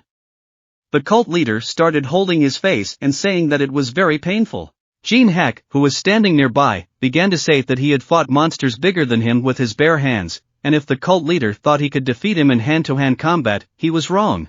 Teresa, who was lying nearby, began to rejoice at the words of our hero, for she had expected such words from her mentor.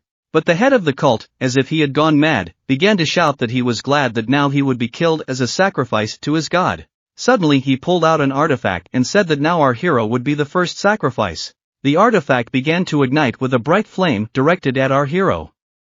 Jin Heck stood still, knowing he couldn't dodge it. Teresa, watching all of this, wondered if this was the spell Jin Heck had told her about. The last thing our hero was able to say while standing still was for Teresa to remember that the spell has a long cooldown and she must look into the eyes of the vase to determine when it is ready to be used again. She must also take care of the rest. At that moment, huge tongues of blue flame struck our hero and he began to bleed. Teresa saw Jin Heck start to fall to the ground, and the notification system showed that he was dead. The Demon King's curse had disappeared because of his death. The cult leader standing next to him was glad that he was able to win. He started to say that it was a fresh sacrifice and God would definitely be pleased. Teresa couldn't believe that Jin Heck was really dead. She hoped he would open his eyes. Anger over her comrade's death made her fight even harder. When Teresa looked up, she saw the cult leader coming toward her fast. He kicked her, and she flew back a few meters. Maria, who was watching this, started yelling at Teresa to be more careful. These words only made her angrier as the cult leader found her location and started to approach to grab her. But Teresa ran up to him, jumped on his shoulders, squeezed her legs together and pushed off. The cult leader hit the ground. Teresa bounced off and got to her feet. She wasn't going to let him grab Maria. The cult head got up and started to say that Teresa still had the strength to fight and he was glad for it. He was ready to have some fun for a while the artifact recharged. And at this time, our hero who was killed and Teresa who was beaten by the cult head, Teresa, who was lying on the ground, began to realize that it was impossible to resist him without skills. And at this point, the cult head started attacking her even faster. But Teresa was able to jump back, and as soon as she was able to distance herself, she picked up broken vases from the floor by the lamp and started throwing them towards the cult head. But as soon as the vase bumps flew into the target, the cult head noticed that she wasn't aiming at him, but at the lamp that was lighting up this room, and he started telling her that if she thought the darkness was going to save her, she was wrong. And it's really funny. She kept smashing all the lamps that were in her way, because she knew that by doing so the cult leader's horizons must be diminished, and first she must take that vase away from him, and if he used that spell again, she would have no chance of winning. But before she could finalize her plan, the cult leader was already behind her and started swinging at her. But Teresa noticed this and bounced to the side. But she didn't understand how he was able to find her so immediately, and as soon as she bounced away, the cult leader started telling her that she was pretty nimble. But if he finds her again, she's finished. Her shiny hair catches his eye immediately, even in this pitch darkness, and Teresa immediately realized how he could find her, and started hiding around the corner. But the cult leader starts looking at his artifact and says that after he knocks her out, he's going to find that hiding little girl, and when she wakes up, he's going to make her watch her fall victim to that vase with her own eyes. A little while later he was able to find her once more and hit her with all his might, causing her to fly off to the side. But getting up, she started to run further away and hid behind the next corner. But the cult leader was very strong and agile, and right after that he started to go further to look for Teresa who was hiding around the corner. He learned that it was just a matter of time to find her, but Teresa realized that it was impossible to waste the precious time that Jin Heck had won for her. And if she lost here, Maria would be lost as well. Suddenly, she began to remember what the cult leader had told her about her hair, and she turned her attention to the piece of sharp vase that was lying beside her. And with that, she came up with the perfect plan to defeat him.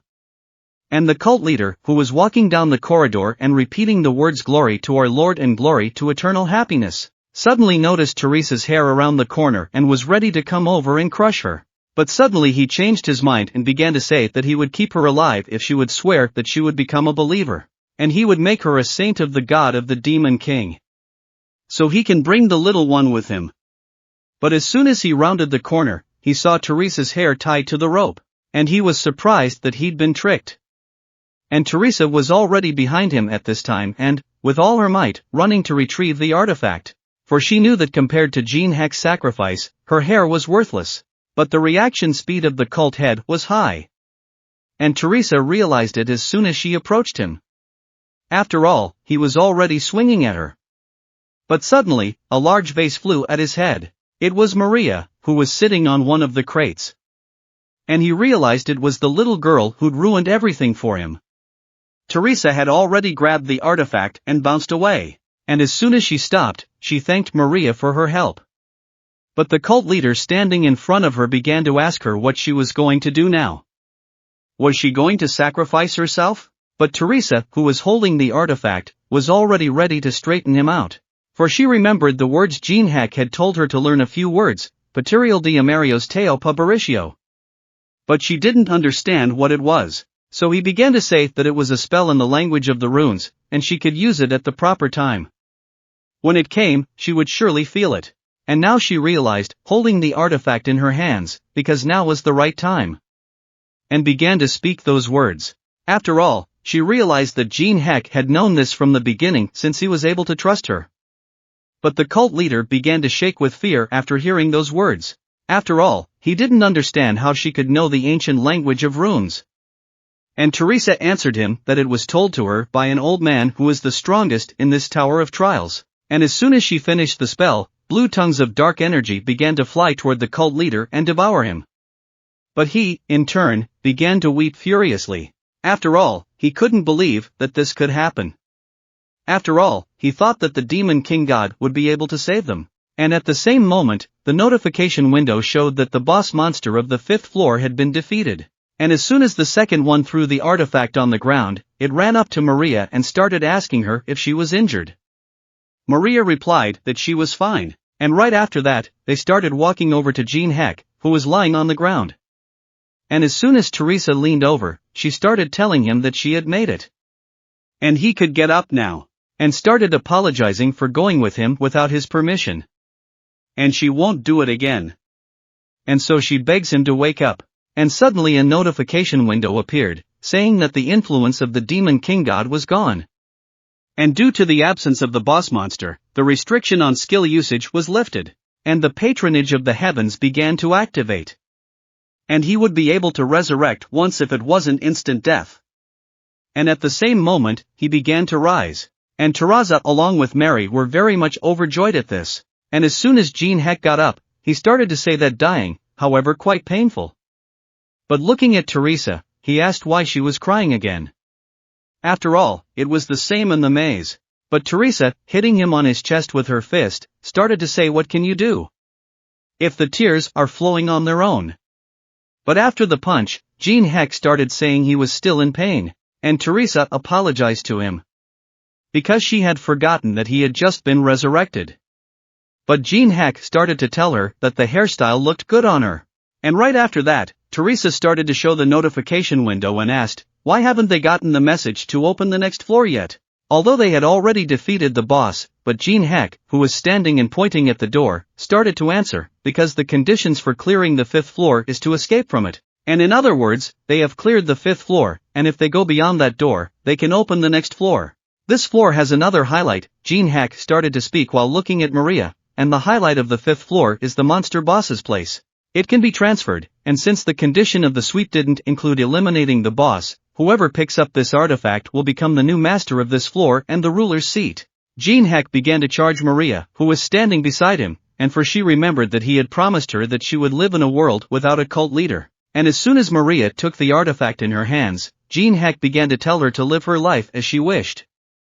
No one could make her miserable now.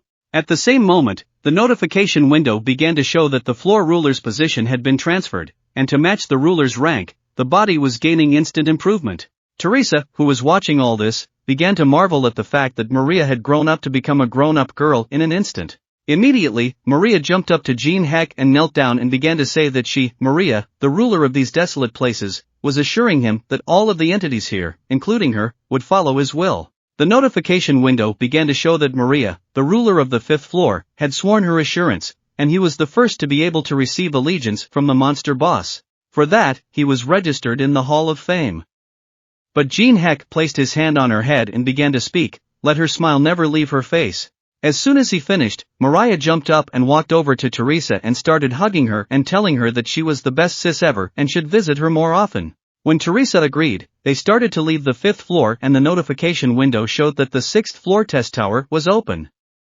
The remaining time until the next floor was cleared was 90 days. The next day, everyone on Earth began reading the news that the 6th floor was indeed open and the 5th floor had been cleared. They started writing in the comments on social media under each post that this is all real now, and don't the presidents of every country owe Jin Heck at least some thanks for risking his life. Everyone, yes, he's the one going through it, because he's a real old guy, a walking legend, and the fact that he pulled it off 3 times is just fire. The criminal who was selling the return stones was beaten and jailed, and some players who managed to escape from the 5th floor treated their subordinates to a treat in honor of the 5th floor sweep. Their boss treated them to a beer and they all celebrated. The swordsman, who was sitting in his house and contemplating the fact that Jin Heck wasn't going to give him a chance to get close to him, suddenly began to hear someone coming to his door. And the cocktail aide turned around. He heard a loud explosion. His door shattered into pieces, and behind the door stood some strange masked guy with a sword. But Swordsman didn't realize who else he was. That guy started to answer that his name was Kevin, and he went on to say that it was a surprise to him, because to the unknown man, this house was not unimportant. He asked Swordsman, for he was expecting to see great luxuries. And as soon as Swordsman heard the word John Doe, he realized that Jin Heck had set it all up. Because of this, he started to get even angrier. And right after that, in the same building, there was a huge explosion that made people start to fumble and scatter in different directions. But at the same time, in another building, our hero was scratching his ear and watching Alice, who was showing another girl that they should all put everything she bought in the places they show. But Jin Heck was looking at her and started to say that after all, inflation was now coming because of her. But Alice replied that let it come, whoever it was, and after saying that, Jin Heck realized that it was pointless to argue with her.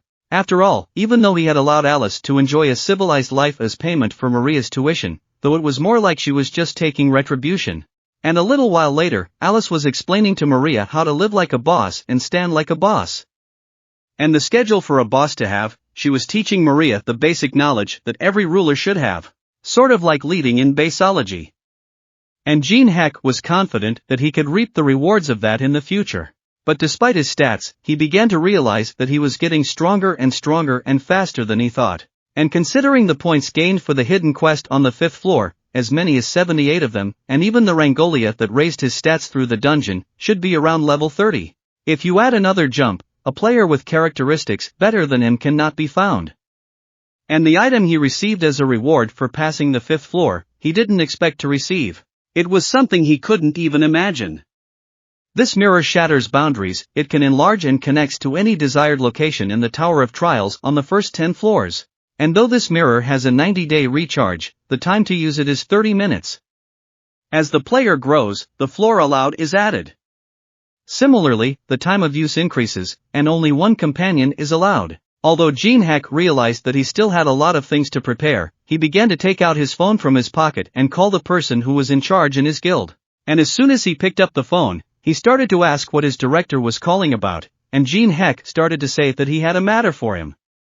Didn't ask if they were quiet. To which the guy started to answer that it's good so far, but he's become so popular lately that there's no channel left that doesn't broadcast about him.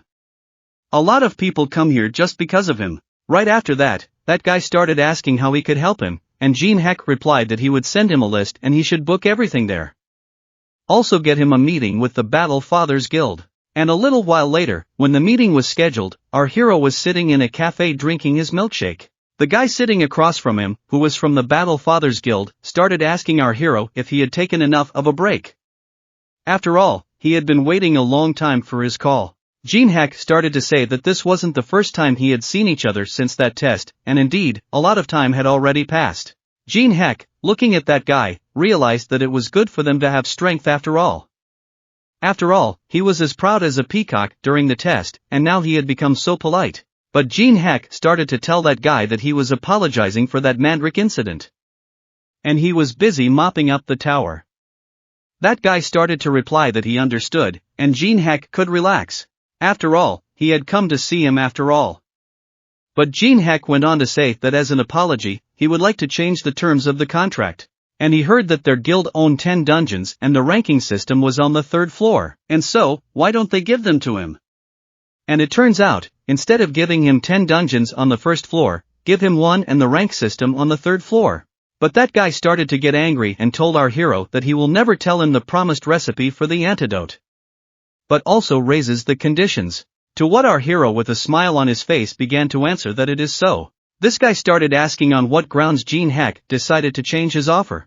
But our hero immediately started to answer him that the rise in inflation, the rise in raw material prices and the rise in labor remuneration. But that guy, after these words, began to get angry and says that they are not some charitable organization, and he did not come here to listen to his absurd demands. And he banged his hand on the table, said that he had only wasted his time, and started to turn around and leave, pretending that he hadn't heard anything. Well, no sooner had he stepped back than Jin Heck started talking in his back about the Labyrinth, about the grey temple he owns on the 3rd floor, and they still can't get past it. And he's a guild master too, after all, albeit unofficially, and can get that kind of information whenever he wants. And he's heard that they won't stop trying to pass the grey temple they've monopolized. But they fail every time, and now they suffer for it. And in that case, wouldn't their place of leadership be threatened as well? And so he would go through the labyrinth for them. But the fellow was surprised by such a proposition, and a little while later in Austria, in Vienna, at one of the orchestral concerts, began to clap joyfully for everyone who was on the stage. And when she got up, she started saying that it was such a beautiful performance, and she was touched. And right after that, the notification windows started showing that he had enjoyed the masterpiece of the era, and he had completed the quest. You were able to successfully copy the absolute hearing skill and successfully copied the skill of understanding instruments. And when the concert was over, Alice along with Jin Heck decided to have a snack. And Alice first asked the waiter to bring 2 bottles of the most expensive stuff they had. And as soon as the table was set, they began to eat. Our hero started thinking that as soon as he finished his business here, he would go back to Korea today. There are 3 more items he has to do. It's to eat at 3-star and above Michelin restaurants, watch other chefs cook, and cook a dish of different cuisines. Well, Alice didn't understand and started asking Jin Heck why they were sitting so quietly and having fun. But Jin Heck answered her that in the future it will pass to their advantage, but for now they just need to enjoy while they can. After all, the 6th floor is the Tower of Trials, there will be a forest of elves, and it's a floor with a beautiful forest guarded by chauvinist elves. And the next floor will go to the next floor if you just spend 90 days there. And most players usually just mark their stay and go on to other floors to pump up levels. But each floor has its own purpose, as well as cultivator perks that can be obtained. And Jin Heck decided to prepare himself well this time. And at that moment, he started to see that the notification system started to show him that he had received a request for a video call. And as soon as he saw that man from the cafe who started to say that everything was ready and he could proceed, the next day, Jin Heck teleported to a place. It was the Profession Change Shrine located on the 3rd floor, the most popular profession change center. And many people come here to see the priest who instructs them in their profession. Our hero continued on his way, but at one point he heard from behind him someone say to him, "At last he has come." And as soon as he turned around, he saw that guy from the cafe and replied to him that he had quickly prepared everything, Commander Kim. To which he replied that of course he did. Because with something like this, it's best not to delay. And he started showing them the members of today's raid. And the guy who was standing behind Commander Kim started talking to Jin Heck and introduced himself that his name was Johnny. And he's the captain of the 2nd Siege team, and he's been watching every YouTube video of him. And right after him, the rest of the team group started coming up to our hero and introducing themselves. One of them is in charge of the team's grouping, and one of them is the head hitter of the Siege team. And they were all huge Jin Heck fans. They started asking him for his autograph, but the commander who was standing over them started telling him in a rude tone that this wasn't a fan meeting of any kind. And he began to reflect that even the best guys in the guild had become casual fans in front of Jin Heck. And the commander began to explain to his team that even though Johnny was still technically the captain, from now on the captaincy would go to the player Jin Heck. And from there he could take whatever he wanted, he didn't care, as long as he won. But Jin Heck stood there looking at him, started to think about the fact that he was planning to nail him and throw him out. But apparently that wasn't necessary and told them that in 30 minutes they would all meet in front of the entrance after the preparations were complete. And started walking up the steps, and the priestess who was standing at the top and who was in charge of changing professions started telling our hero that to get stronger he needed to have a profession, and she asked what path he would prefer to take. And immediately many professions opened up before our hero. And he began to reflect that he had tried all the popular professions through his other accounts, and began to tell the priestess to show him the most unpopular one. And immediately the unpopular and also difficult to learn professions started popping up to him. And clicking on one of them, he decided it was the most ideal, and began to remember about the swordsman, who in the museum and in the labyrinth so says, with his barrier skills, that he needs to stomp his pride well into the dirt. And from that point on, he accepted your lesser profession of barrier master. But as soon as he turned his head, he saw some strange situation below, and began to see that some strange group began to walk, and he realized that it was a guild of samurai. But the commander of the Fighting Fathers, who was standing near them, began to ask why they had come here again. After all, they had already said that they would not allow them to participate in taking over the Grey Temple. But the guy standing on the tray started to tell Commander Kim that he had any idea how many people were disappointed in the Battle Fathers that they still couldn't handle this labyrinth capture. So if he doesn't have enough strength for the good of humanity, wouldn't it be better if they all go together? And at this moment, the other guys who were standing near them started saying to look at the Samurai Guild. After all, they have been showing high growth lately, and they say that they are rising straight up like mad due to their fine-tuned organization and ability to gather information. And Commander Kim heard, realized that they had tweaked the society to suit themselves, and that's not good. But Jin Heck, who was standing behind, started telling Commander Kim that he was popular, and one of the samurai saw him, started to realize that this was the rancher from Korea, Jin Heck. And he couldn't believe that, could he really, he had something to do with the Combat Fathers Guild.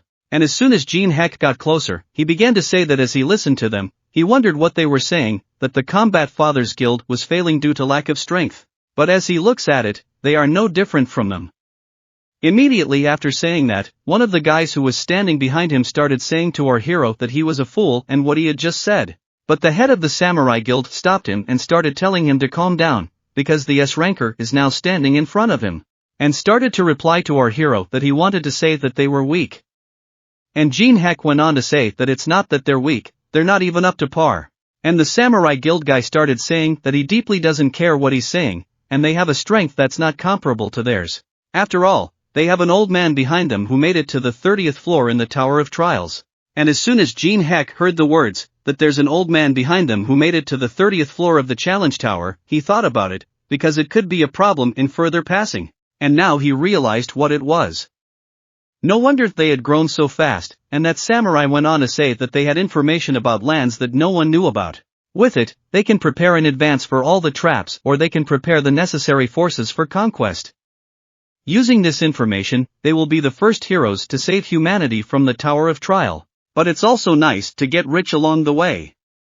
And at the same moment, Jin Heck began to activate his skill, the Greedy Gaze. And realized that the object in front of him was telling the truth, and realized that at least he believed his words. Jin Heck decided to just find someone who was talking such nonsense. And after reviewing the many players in front of him, he still found the very one who was able to reach the 30th floor, it was Yamato. And as soon as his notification window with statistics appeared, our hero realized that Yamato possessed an amazing skill of incomplete foresight. And depending on the level of the wielder, he could see it even higher. And right after that, Jin Heck realized that things were about to get a lot more interesting for him now. After all, Yamato had looked at his comrades a little earlier, who had started to tell him that the trap really didn't work. And he was right.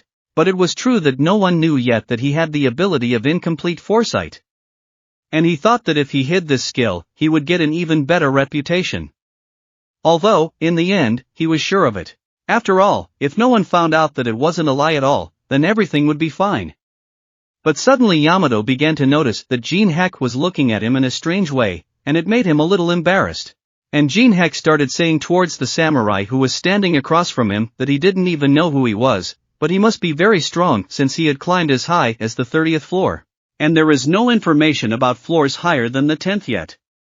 Samurai began to answer our hero that he is well informed, because information is the most valuable weapon in our time, and asked if he would still take them with him. But Commander Kim began to get angry and told him that he would not believe this nonsense. But Jin Heck, who was standing beside the commander, began to stop him and tell him that the samurai should not have started with that, and would not have to drag out the conversation, and they would all go together. And the samurai got excited about this information, and started saying that he finally found someone he could have a normal conversation with. And as soon as he started walking towards Commander Kim, he asked him to make his face simpler. After all, they would at least raise their reputation if they won. And as soon as the samurai started to move out, Commander Kim started asking Jin Heck why he let them go along with them. After a few of their no, that's enough, they can't just go inside. But Jin Heck started telling him that he didn't even think of letting them into the maze if it wasn't for him, after all. But that's not the way to do it. After all, they really want to become the heroes of humanity. So shouldn't they be given a chance to participate? How easy is it to be a hero? After saying that, Commander Kim couldn't understand what that nutcase was up to. And right after that, all the other players started to move out. And as soon as everyone started to enter the maze series, inside they started to see the players who had gone into the maze first. And they were all turned to stone. And the other players felt sorry for them, and they started asking their commanders if there was any way to bring them back to life. But they said there was no way. And you can already consider yourself dead. If you cross your eyes with the boss, you'll be just like the others. And the samurai immediately began to tell his charges not to worry. After all, he had prepared well and was able to prepare, and our hero, who was looking at all of this, realized that they had paid so much for this shield. And he was sure that they didn't even know how to use it properly. But suddenly he started to see that a notification window opened up in front of him. And it said that he had fulfilled all the conditions. And soon it was because he entered the maze right after getting the quest. And as soon as he accepted the conditions, he received the moon seal. And this ability will start to take effect after completing the profession change quest. And in addition, if he masters all the never lost forgotten languages in the tower, he will be able to learn the nameless barrier of passing quests. Upon changing professions, the places where one could learn a forgotten language would be displayed. Jin Heck began to reminisce about the old days. The fact that he had seen these forgotten languages when he passed the tower. But he had no way of knowing what they were for. And it turns out that it was all for the joy of the first conqueror. And he rejoiced that there were still things he didn't know about. But at the same moment Yamato, who was of the samurai, began to sense something. And immediately he went over to the samurai and started telling him to get them all ready for battle. And at that same moment, where do I come from? A giant cobra appeared and started attacking them. But since the samurai were already prepared for battle, they were ready to cut down with their fire magic with a smile on their face. And the samurai began to run towards the cobra. Spread out, jumped up, and with his shield crushed the larger her. Only it fell to the ground. It began to disappear. And the other players who were watching it all realized that that samurai was pretty SOSO and whether they could do anything at all. And Jin Heck, who was standing near one of the players who was depressed, realized that these guys have a long way to go. After all, they're depressed just from that. And he began to think that Alice alone could do this in a minute. Though even a minute would be a lot. Meanwhile, in the tower on the 5th floor, there was a trial. Alice had explained to Maria several times that this was not the way to do it. So she decided to show her one last time, and told her to watch it very carefully. She must first look down, then raise her finger and say that she commands obedience. And after saying that, Maria started clapping her hands and saying, "What did I expect from Alice? After all, this is a very different sensation." And Alice began to reply, "Of course it is, because I'm not too fundamentally different from ordinary people." And at the same time, a group of samurai could not figure out which side to choose. The child had just passed 2 forks, and the chief among the samurai began to ask Yamato which way to go. After all, there is the safe bright left side, or the right side where ambush can be expected at every turn. But Yamato began to ponder on the subject, that he had not seen such a thing in his foresight, and began to think about what he should do. Still, he chose the left side. Suddenly, Yamato noticed that Jin Heck, who was behind him, started waving his hands at something and saying, which was expected of a real old man. Normal people would have gone to the right, the seemingly more dangerous side, sensing a catch. But he seemed to realize that the labyrinth sends people with that mindset, and he started telling Yamato that he didn't know who he was, but believed him. As soon as Yamato turned around, they, along with the samurai, began walking on the left side. Gradually, Jin Heck began to ponder that Yamato's foresight was working worse than he expected. After all, choosing the left or right side, there is no right path. And whichever path he chose, both would lead them to hell.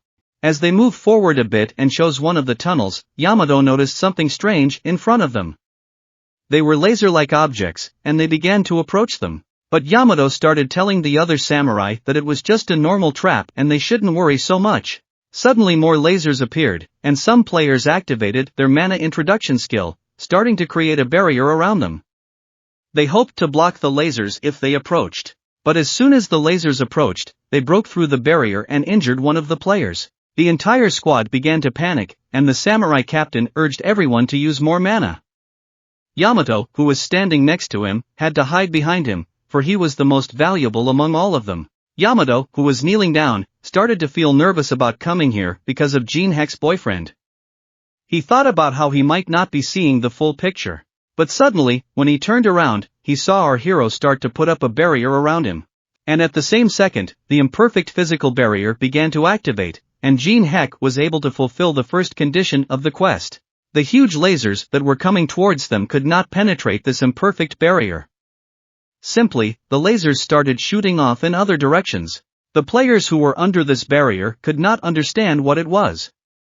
After all, this was the first time they had seen something like this. But Jin Heck, who was standing and looking at his barrier, realized that this was his limit, and until he got a profession, the first condition of the quest was only to activate the barrier. So it didn't matter now, and he started telling all the other guys to stay inside the barrier. But the players who were with him started asking, "Our hero has where he's going?" And coming out of the barrier, Jin Heck started saying that he was going to go back object, and by dodging the laser 300 times, you can get the object. But those guys couldn't believe it, because they heard it, and Jin Heck, as soon as he came out of the barrier, he started saying that if there were any people who wanted to join, they could come out, because it's not as hard as it looks. If you set the right view, you can simply dodge all the lasers that will be from straight on, not straight out. I think it's easier that way. One of the guys who was in the barrier couldn't believe what he saw, because while the samurai guild is nearly beaten to death, screaming in pain, Jin Heck, in which it was as if he was dancing, just smiling, going through all the lasers. And he began to remember what his commander Kim had told him back then, that wouldn't they be at a disadvantage if they gave everything they could get their hands onto a player. Jin Heck, but Kim had replied to him that he seemed to be still young to realize that there are times when you have to accept even a loss. If he's not confident in his abilities, he might back down. After all, that's strategy too, and now this guy was beginning to realize that's why his commander told him so. And after a few seconds, Jin Heck was still able to pass all the lasers, and the quest notification window began to show that he had successfully completed the covert mission. And while holding his reward for the sweat he had spilled, he received a blazing flame. But suddenly, our hero began to hear the screams of other players. And as soon as he turned his head, he saw one of the players lost his arm. And some players from the Samurai Guild had died altogether. And one of them was a healer who was supposed to heal everyone. The chief of the Samurai Guild started shouting to all the others to stand up and count the number of injured and dead. But Jin Heck, who was standing near them, began to speak in surprise. How many are wounded? What are they going to do now? And that barrier was only for 30 people, and he can't let everyone in. But those words made the samurai very angry, and he started swearing towards our hero, that everyone was safe. And did he really know the traps? And our hero answered him that of course he knew. So what of it? But Samara didn't understand why he was saying that. Or else he says he at least realizes that how many people died because he didn't tell them about the trap. And Jin Heck started saying that he let them come in with them, only because he rubbed it in about the old guy who could make it to the 30th floor. So he has no right to even be mad, since no one even asked them to follow them. But as soon as Jin Heck turned around, the samurai started yelling that if he thought their samurai guild would ask him this term, he was wrong.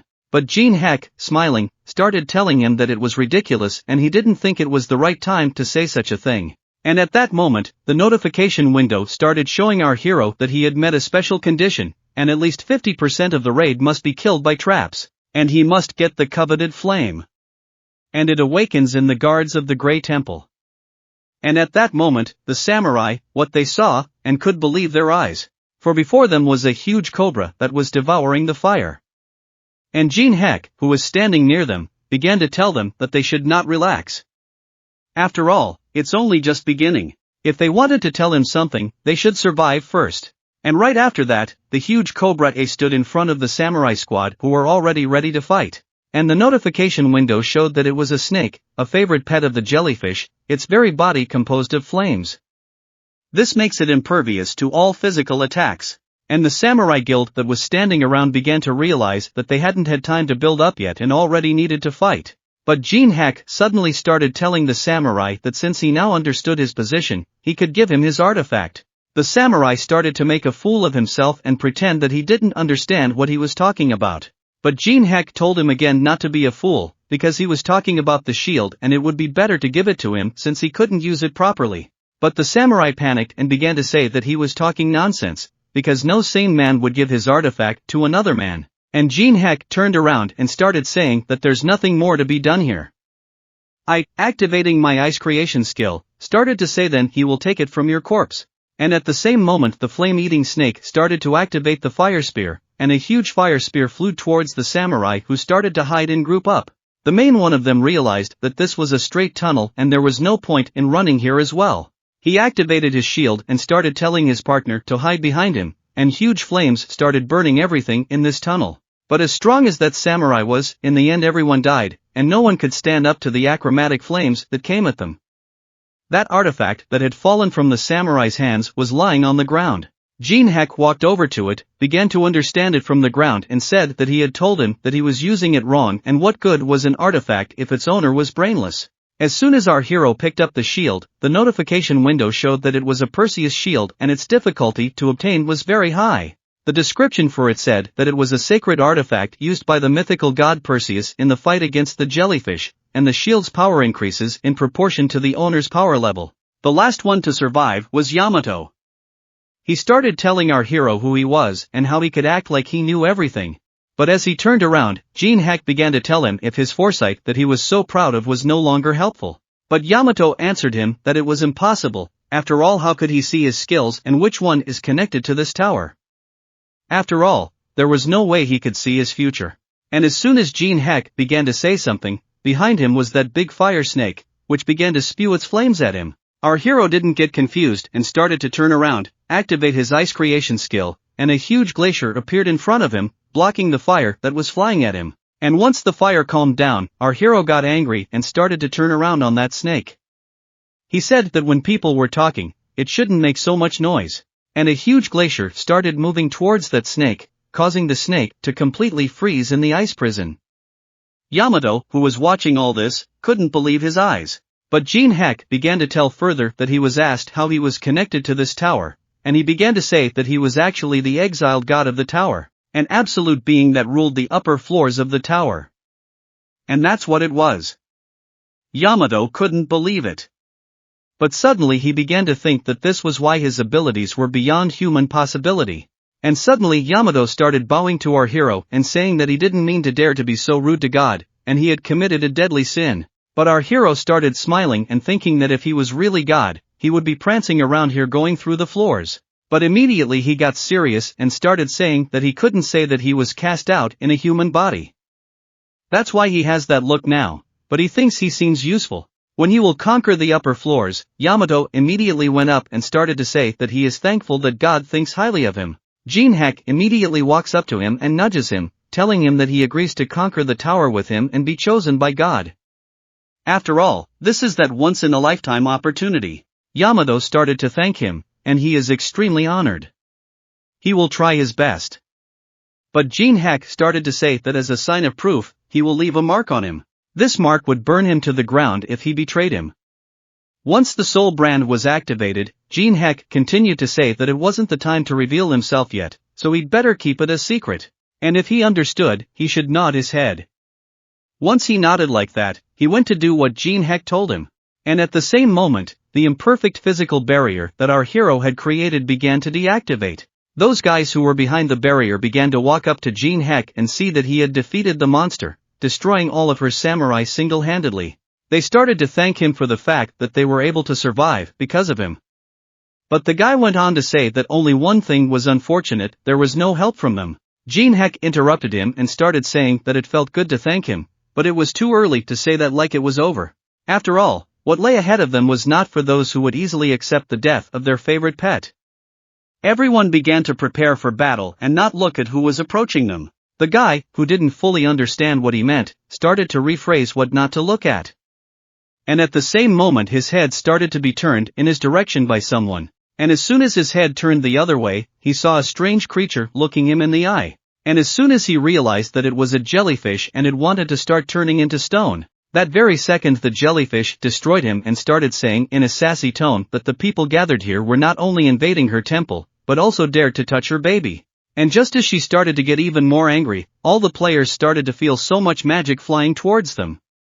But one of the players started shouting to the others to calm down. After all, this is what they came here for, to destroy her. And as soon as one of the players activated their general command skill, all the others began to move to attack.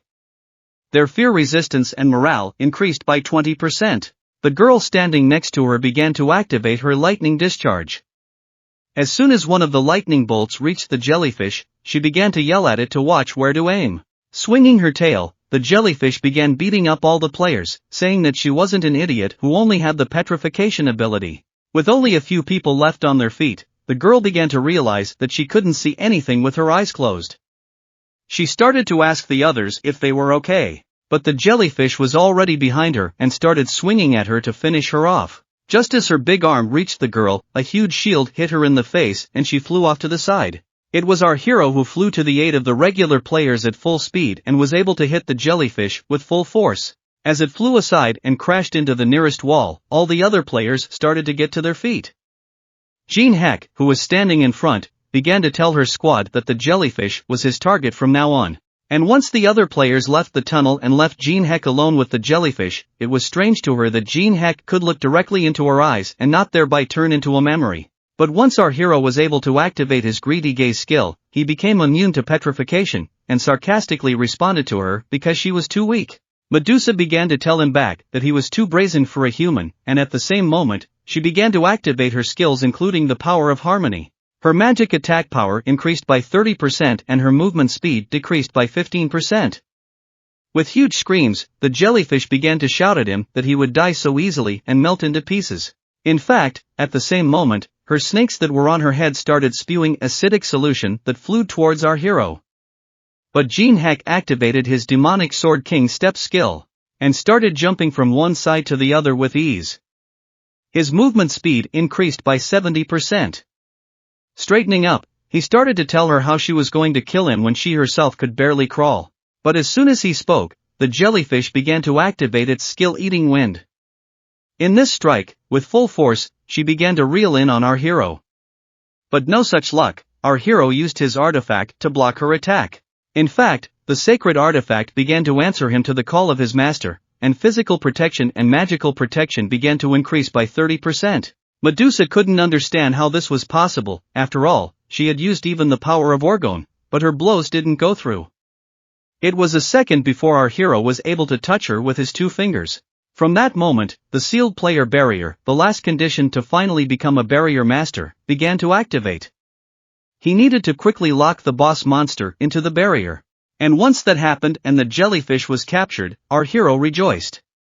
The jellyfish started to get worried and screamed that she didn't think he could lock her in that miserable glass box. With all her might she began to bang on it and thus succeeded in destroying it. But our hero looked at her and realized that it wasn't over yet. He started to run away from the jellyfish, but it was still chasing him for a long time. Soon, Jin Heck was able to activate his giant's hand skill. He picked up a few blocks of stone in his hands and started throwing them in her direction. But as soon as the large blocks flew towards her, she was able to smash them and tell him that such a thing wouldn't work on her. So stop throwing it to him, because it was time to get smart. But suddenly the jellyfish started to realize that he was trying to throw rocks at her. It looked like he didn't mean to hurt her. He just wanted to lure her into his trap. But once she got there, Jin Heck started telling her that it was too late to reach her. After all, he was drawing damage with corpse ash and distracting her with rocks for now. At the same moment, the level 3 barrier, sealed player, began to activate, and a great binding force began to encase the target in shackles. Now there was no way for the jellyfish to get out. After all, our hero had put a lot of effort into creating it. As soon as he turned around, the jellyfish started screaming for him to let her out of there immediately. Jin Heck lastly asked her to calm down so that she wouldn't waste her strength in vain. At the same moment, the quest conditions were fulfilled and he was able to seal the monster into a barrier. The third condition for the barrier master to set up the barrier was fulfilled, and although it was difficult to lock the boss on the island in the barrier alive. After all, that's why people only catch the goblin boss from the first floor. But what if one catches a higher level boss and the notification window starts showing that he managed to catch the highest level boss monster during the quest? He will be able to change his profession to interpreter helm of the highest barrier master class, and he can realize the full essence of the crown, reinterpret it, and create a barrier that didn't exist before. The barrier created by the interpreter has twice the effectiveness of a normal barrier. And as soon as he finished this, he began to rejoice, for he knew that a secret profession would appear. After all, the more difficult the conditions, the more generous the reward. And Jin Heck began to think that if he kept digging, how much more he could get. At the same moment, the moon seal engraving on his body began to bathe, and the barrier activation time decreased by 25% and the barrier efficiency increased by 30%. He was greatly relieved that he had even been given an improvement, and he was already excited to torture the swordsman with it. And as soon as our hero approached the jellyfish, it started asking him what he would do with it now. Would he kill her? But Jin Heck began to answer her that he has not yet fully decided. Well, maybe make armor out of her skin, a third of killing monster bosses. That's common, after all, you can get experience points, rewards, and items from them. But killing a jellyfish gives nothing outside of the temple. DOS heads lose the ability while I'm gone, and the armor made of it is still there, dealing damage to the wearer, and he began to think about which one from the jellyfish. Gathering the ingredients he had in his inventory, he began to think of something, and as soon as he finished cooking, he began to draw something strange on the ground. Suddenly, a secret line of communication was made through the magic circle, and a man who was in the library appeared. He began to ask our hero how he knew about his contacts. For he was quite surprised at this. But our hero began to answer that he only bought what came to his hand and mixed them. Now that's a coincidence, for sure. But the man from the library went on to say that it was useless to pretend. After all, even he hadn't shared about this contact with the gods, and he needed to find out how he had guessed it. But Jin Heck ignored his question in every way possible and started pointing his finger towards the jellyfish. He was saying, speaking of which, what's that bridge doing here? And as soon as the man from the library paid attention to it, he saw a live jellyfish. For our hero knew it would interest him. After all, he collects everything related to Greek mythology, and he wouldn't miss a chance like this. And began to tell him that he was just about to get rid of it, and since he was already on the phone, he could watch it. And as soon as our hero had his swords in his hands, he started to proceed and activate his sword graveyard skill. But the man from the library started shouting at him to calm down, because killing such a jewel is in no way allowed. And the fact that he recognized his contacts. So what, and who cares about that anyway? After all, a good thing is a good thing. He began to say that he would open a gate for our hero that leads straight to him, and they would talk when they meet. After all, things could get more interesting with that meeting. And at the same moment, the barrier that connected this dungeon to the library began to open in front of our hero. But not everything was so simple. And as soon as our hero began to enter the gate, he began to see that this place was not a library at all, but a tower of trials on the 42nd floor of the city of ancient Greek gods, where he was already met by Rick. And started telling him that welcome to the White Oasis. And upon seeing Rick, our hero began to hear from him that he was on the 42nd floor of the Tower of Trials and that it was the city of the ancient Greek gods. But Jin Heck began to reflect that he didn't even think he would get to the 42nd floor so soon, and he feels like this is his first time meeting the gods without reaching level 100. After briefly thinking about it, he started telling Rick that he assumed he would get to the Great Library, but he didn't expect to end up here. And started asking Rick if he was here on vacation. But Rick started to say that he would like to be on vacation, but he was here for work and lived here, which he knew. And they were just about to meet Jin Heck. Everything worked out very well, but as soon as Rick turned around and started walking, our hero realized it was a manner of speech, and something tells him that he uncovered his lies under the influence of the Egyptian gods.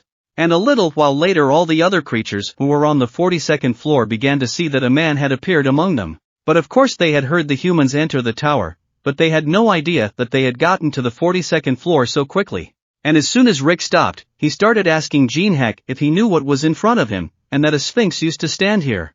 And although it's now just a huge crater, it came after it was revealed that it was covered in the name of Anubis. But our hero, bending down and taking one of the stones in his hands, began to say that it aroused some pity.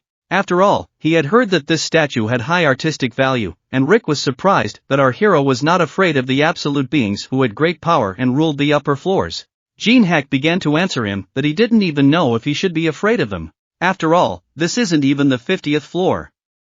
And after saying that, Rick started laughing very loudly and saying that he was very interested and Mr. Jin Heck still doesn't disappoint him. And a little while later they had already come to the great Egyptian gods, and one of them, whose name was Anubis, began to get angry when he saw a man on the 42nd floor. And he began to angrily say, just look at this man.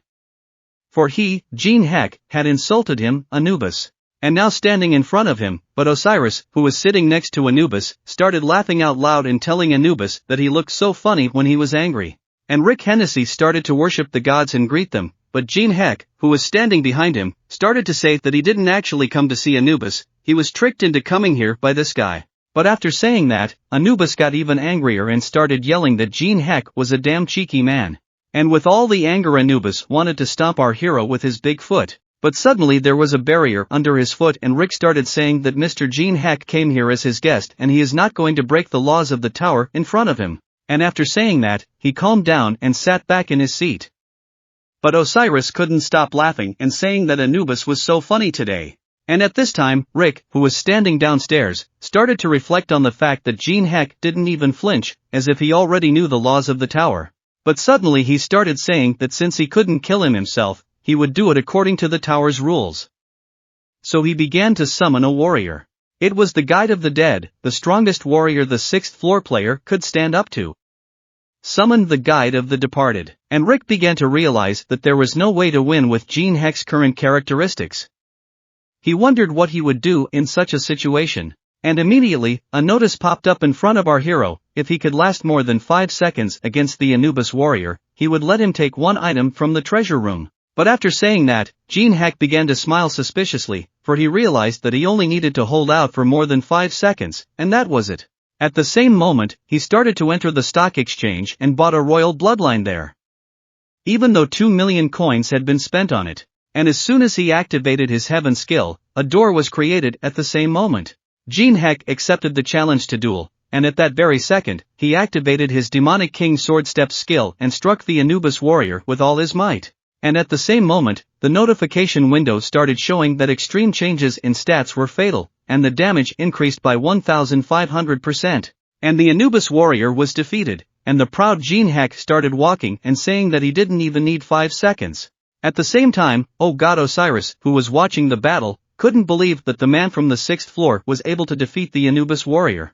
Jin Heck began to say what he should choose from the treasury, but Anubis began to get angry and yelled for Jin Heck to stop playing his games, for they were seen to be attacked immediately after accepting the duel. The real behind Anubis, the sun god of the mountains, started yelling at Anubis to calm down, for he himself had made a promise and was not going to break the rules of the tower. Anubis kicked his foot on the ground and started to walk away and told the sun god to do as he pleased.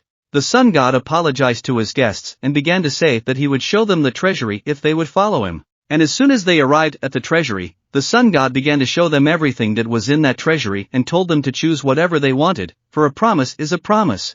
On the side, the sun continued to say that sooner or later he would get here and began to suggest to our hero what about becoming a resident of this floor by choosing one of them. Then he would gain powers more valuable than all those jewels. This time he would really get their support. But Rick, who was standing beside them, began to ponder over these words. Does the sun god really want to offer a player from just the 6th floor a once-in-a-lifetime choice of power? And smiling, Rick realized that this was how Jin Heck was able to get the support of the gods after all. But suddenly hearing that Jin Heck started to say that he didn't need it, after all he was already going to conquer floors much higher, so does it make sense to get help from here? Therefore, as a gift, he chooses what lies where he points his finger. The sun god got a little angry after saying that, because he realized that this guy was pretty cocky. And a little while later the sun god went up to the floor above and started to approach Anubis, and he started to ask him if he was done. To which the sun god had already calmed down and started asking Anubis that he was in trouble as usual because of his temper. But Anubis was interested in what the wretched man had chosen from his treasury.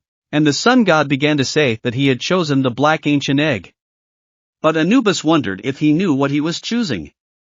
But the sun god replied that he did not know, for he could not verify it. But one thing was clear to him, depending on what he did with the egg, it could be a huge disaster for mankind.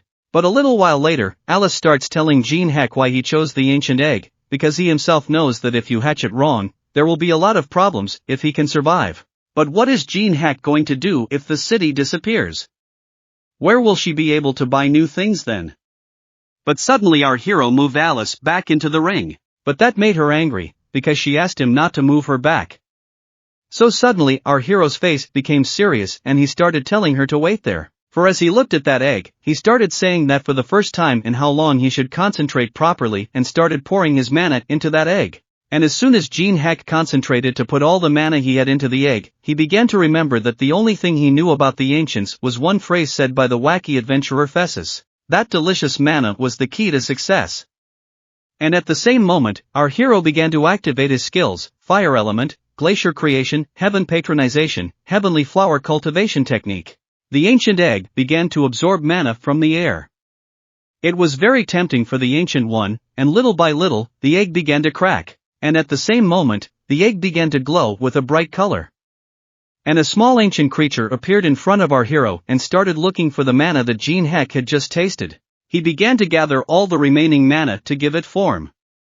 As soon as a small pile representing all of his remaining mana appeared in his hands, it was the first food the ancient ate. The notification window showed that the dissection of the seal on the ancient had occurred, and Jin Heck was registered in the Hall of Fame for a great achievement, the first taming of an ancient. All the tower dwellers were interested in their achievement, and he had to choose a name for the ancient to increase his pet's loyalty. Taking the ancient in his arms, he started to say what if he named him Batat, but suddenly Jin Heck started to realize that although he was cute, he didn't have the mana to feed him. And at that moment, he began to see in the notification window that mid-level manager Rick Hennessy had subscribed to his channel. Now it became like Messi's was reduced from 90% to 80%. The next day Jin Heck was in one of the buildings and the SWB TV executive started telling our hero that all he had to do was a routine interview. He knows that their program is the best in the field and they will guarantee him a 40% rating. But in response, Jin Heck started asking him what executives do in such a situation. The TV executive started to say that if it's about him, it's only natural for him to share some cool tips for getting through. People would love it, since passing the Tower of Trials was the only popular program that survived in their time on television. Jin Heck wondered why the head of the TV station didn't recognize him. Immediately afterward, he began to ask him what about payment, for he had decided to get an advance with magic stones. The telecom manager agreed and started to say that there were a lot of players asking for magic stones lately. Jin Heck started to say how much they could give him, since he wanted to take everything possible. But the TV executive started to say that they usually have pay standards. But for a superstar like him, they can offer him unlimited terms. There is a man who wants to star with him. If he agrees, he will allow him to receive unlimited magic stones from their company. Our heroes asked who this person was. But a little while later, director Hong Du-pee started to emerge from a fancy car at the SWB TV station. For him, the long-awaited day had arrived. The reporters who were near him started to say that they will really star in today's program. And was it true that the relationship between the Dark Luck Guild and Jin Heck had finally gotten better? But suddenly, another person came out of the car. It was an S-ranked member of the China Guild, a girl named Chao. The reporters were excited about this, because with such a castaway, they realized that something big was coming. Tonight's program would blow up all the ratings. From the next car that pulled up, our hero began to get out. The reporters completely lost their minds. And as soon as he got out of the car, he approached the head of the Dark Fortune Guild and began to ask, "Did he chew well?" To which Hong Du-pee began to reply that thanks to him, of course he did, and he was very busy restoring his image after the terrible disgrace. Suddenly, Jin Heck noticed that he had brought his friends over to brag about his connections. The martial arts master Hong Du-pee started to say that they said he was coming, so he had to at least prepare somehow. Those two guys who were looking at our hero somehow looked at him with suspicion as if he was the number one target for them, but no one expected that along with Jin Heck, the Saint of Amsterdam, the strongest Korean martial arts master and the holy sword man Jeon Yu-sung would also come. And as soon as he got out of the car, reporters ran up to him and started asking him that they hadn't heard that he had rejected all the invitations to join the guild. But why had he accepted Jin Heck's offer? Was it because of him and not his comrade? But suddenly, he abruptly turned around with an angry face and started saying that they were no comrades at all and he would destroy him at the first opportunity. At the same time, those two ranked players who had come along with the head of the Dark Fortune Guild started looking at the swordsman and whispering that he was someone who should have died long ago. Saint Teresa and even Jeon Yu-sung were on Jin Heck's side. At that same moment, they started to turn around and leave, but the guild leader of the Dark Fortune Guild started shouting after them where they were going. After all, they had agreed to star together in a program today, but the girl turned around and first said that their goal and they didn't have to fulfill the other conditions. At the same time, Jin Heck noticed this and started telling the Dark Fortune Guild head that if he wanted to brag about connections, he should have prepared better. The reporters who had been waiting for this chance for a very long time began to turn around and walk away from the Dark Fortune Guild leader, causing him to become even more nervous. And holding the reporter's pants in his hands, he realized that they had gone crazy and were willing to take off even their pants to interview Jin Heck. At this time, inside the TV station, a swordsman started telling our hero that he was enjoying the desperation of the head of the Dark Fortune Guild right now.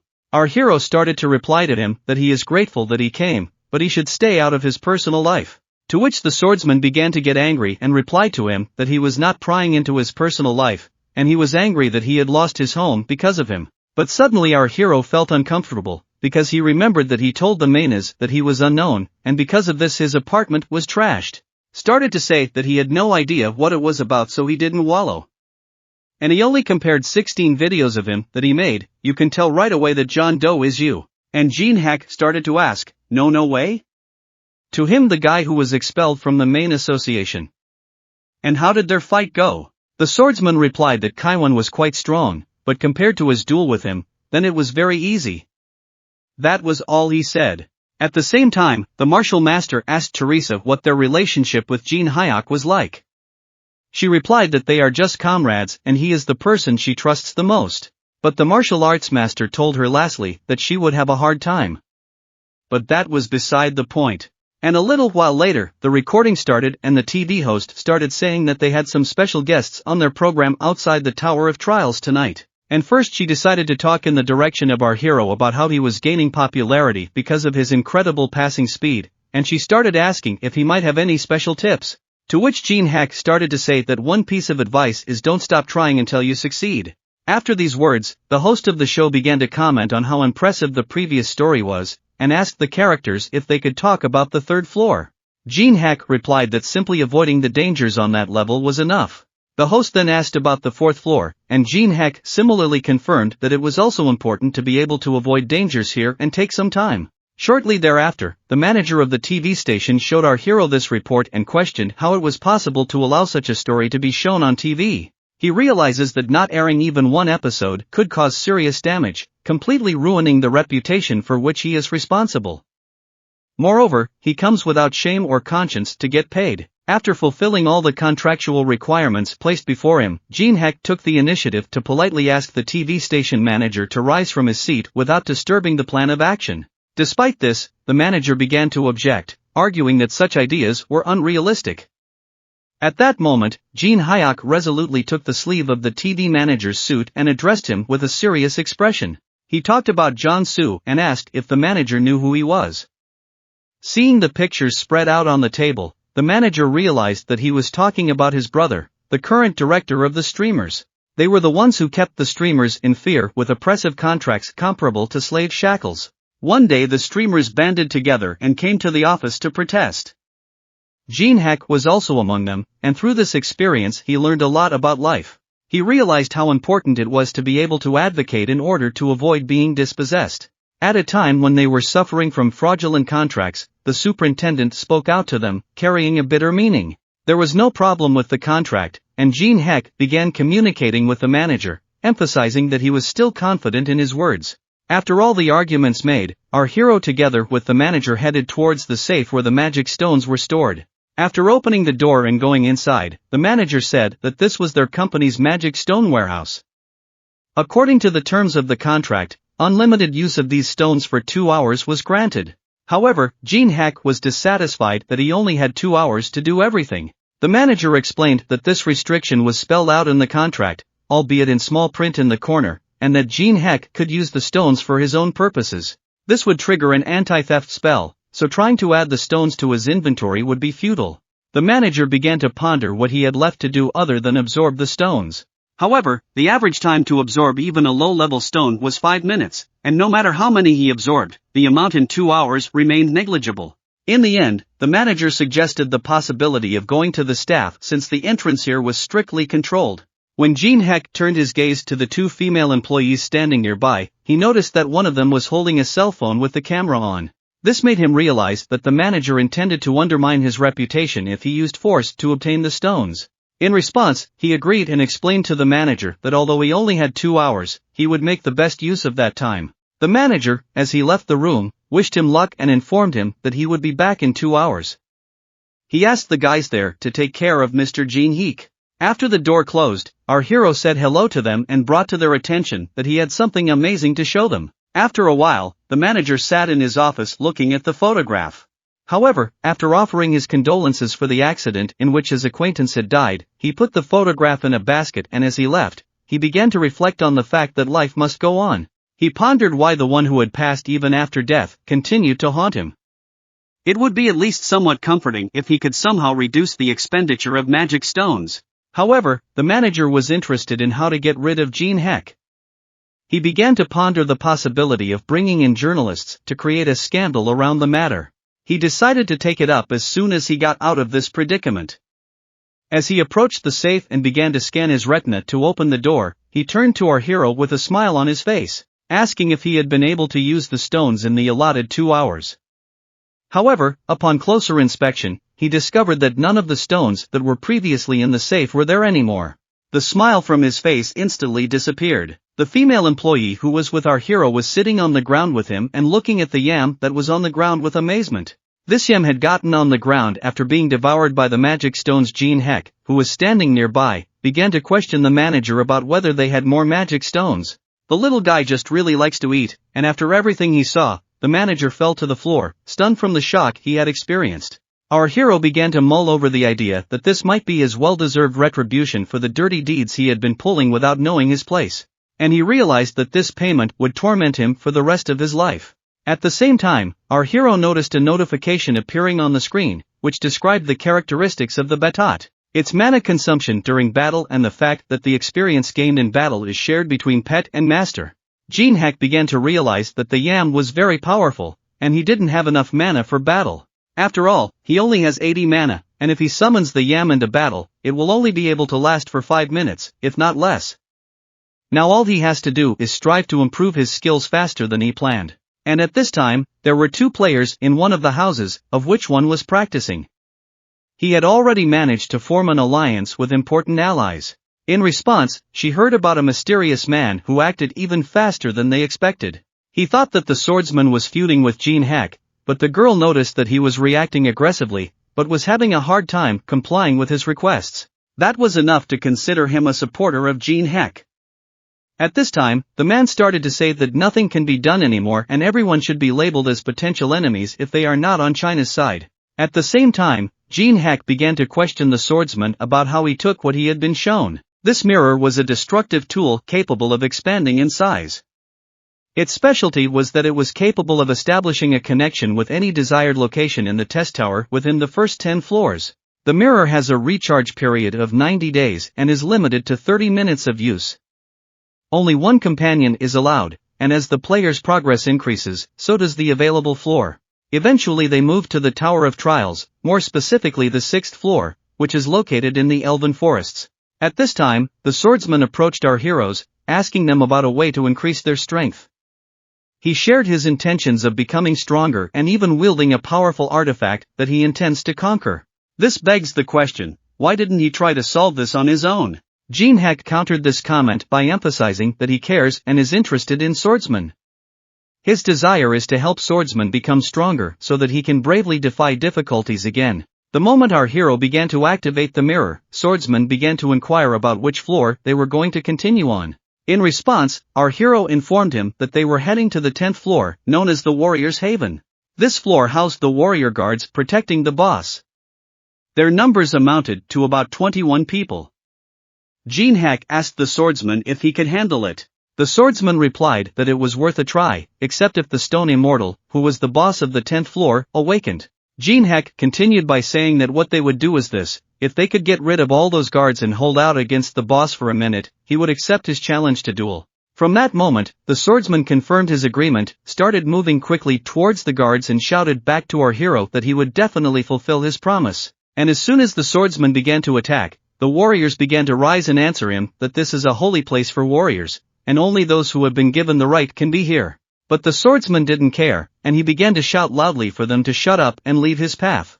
In another place in a hair product store, Xian Zhonghua was sitting on a couch and suddenly saw a familiar face. It was Teresa, and she immediately said hello to him as soon as she saw him because it was the commander of the raid on the ruins on which she had recently fought. And a little later in the store began to apply the technique of hair restoration, and Teresa's hair total guy was restored in an instant. And although this procedure was expensive, but now their hair was as before, and Xian Zhonghua began to say that he missed his hair so much. But suddenly the notification system began to show him. And Sun Zhonghua started telling Teresa that sometimes he thinks that maybe it's a curse to punish him for his sins because he was the raid commander on the first floor, and what a success when he only acted out of greed and avarice that caused many people to suffer, and he even thinks that losing his hair might be too light a punishment for him. And Teresa started answering him that since his greed caused people to suffer, it's not good, but still the fact that he risked his life to get what he wanted, she thinks it's pretty great. And Sun Zhonghua afterwards. And after that he finally dealt with the last warrior that was in front of him, but as soon as he started to raise his head he saw that the boss of the 10th dungeon was left, and even though the swordsman was very tired he had a serious battle ahead of him because he realized that if he could hold out for at least a minute he could fight Jin Heck seriously, and defeating Jin Heck was something he was willing to risk his life for. And as soon as the 10th floor boss started to get back on his feet it was over very quickly, and swordsman woke up in a hospital bed, and as soon as he opened his eyes he couldn't understand how he got here, and the girl who was sitting next to him started to say that he was in the hospital, and as soon as swordsman saw her he started to say to her that she was his servant, but she sighed and started to say that if she was just Jin Heck's slave. And she started to explain that the principal had ordered him to be taken to the hospital, that's why he was here and his condition was terrible. Jin Heck told her to give this to him when he woke up, and she started opening her briefcase to get the thing he asked her to give from there. And once she found it, she began to give him that rock in his hands. Immediately after that, swordsman started to remember that he was fighting a 10th floor boss, and as soon as the boss activated his absolute vulnerability skill, the damage stopped going through him. The swordsman began to remember that physical attacks rather than magic attacks were ineffective against him, and even his attribute sword was broken. But Jin Heck, that creep, began to tell the swordsman that he had only lasted 21 seconds, and he wasn't going anywhere like that, and he still had a long way to go. And as soon as Jin Heck put on his mask, he started activating the steps of the demonic sword king and started dodging all the attacks of the 10th floor boss. Oh, and also with incredible accuracy. The 10th floor boss realized that he couldn't get our hero and started activating another skill of his sanctuary. The force of attraction began to increase by 500%. The swordsman who was lying on the ground began to feel a terrible pressure on himself and told Jin Heck that even he couldn't handle it. He thought that this was the end for Jin Heck and was waiting for it. But Jin Heck began to activate his level 1 barrier skill. The barrier began to strengthen, and the notification window kept showing that it was increasing the effect of spells on the back square at a rate of 1 second. Our hero began to tell the 10th floor boss that now it was time for him to become a stone as well. As soon as the barrier center activation direction setting was complete, the notification window showed that no damage was being dealt to the boss because of it. Like this time after time, and eventually the 10th floor boss turned into a stone.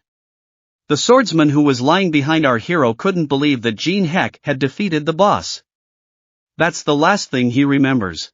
But our hero was standing by that stone at that time, and the notification window began to show that the boss monster of the 10th floor had been neutralized.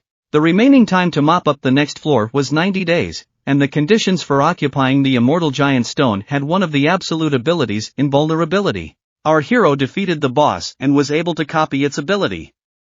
Once the conditions were met, the notification window showed that he had successfully copied the invulnerability skill, and the invulnerability activation time was reduced several times. At the same time, the swordsman who was in the hospital started talking to himself under his breath that he was bullying him again even now. At that moment, our hero was on the 6th floor in the Forest of Elves and started looking in his inventory. He saw that he had gotten the armor-crushing giant sword and the giant shield. The achievements were entered into the Hall of Fame for 2 days and he was listed as unknown. Jin Heck began to realize that he was addicted to the Tower of Trials because of this victory. Suddenly, Alice, who was in the ring he was wearing around his neck, began to tell him that someone was following them and asked if he knew about it.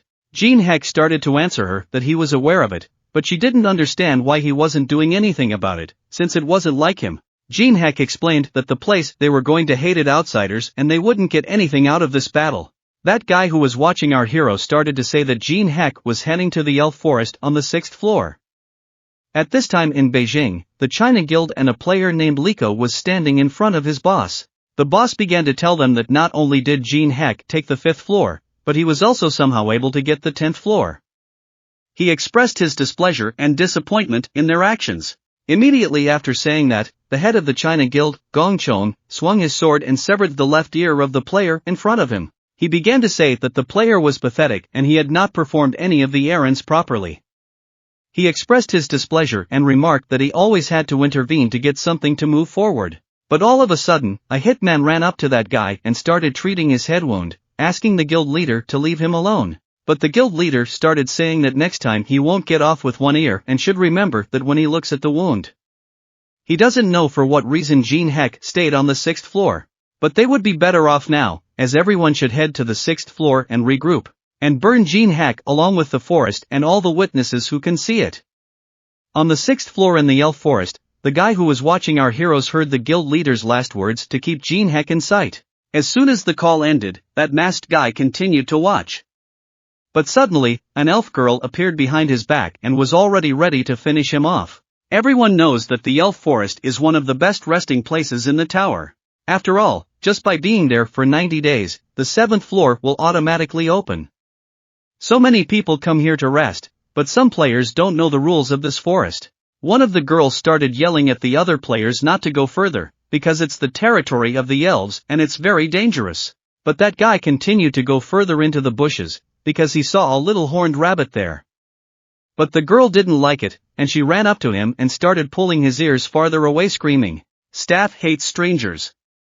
If he doesn't want an arrow in his head, he should go back quickly." But that guy wasn't happy about being treated that way. After all, he came here to have fun and she's just nagging him. That rabbit, who ran into the bushes, saw who the masked man who was watching our heroes.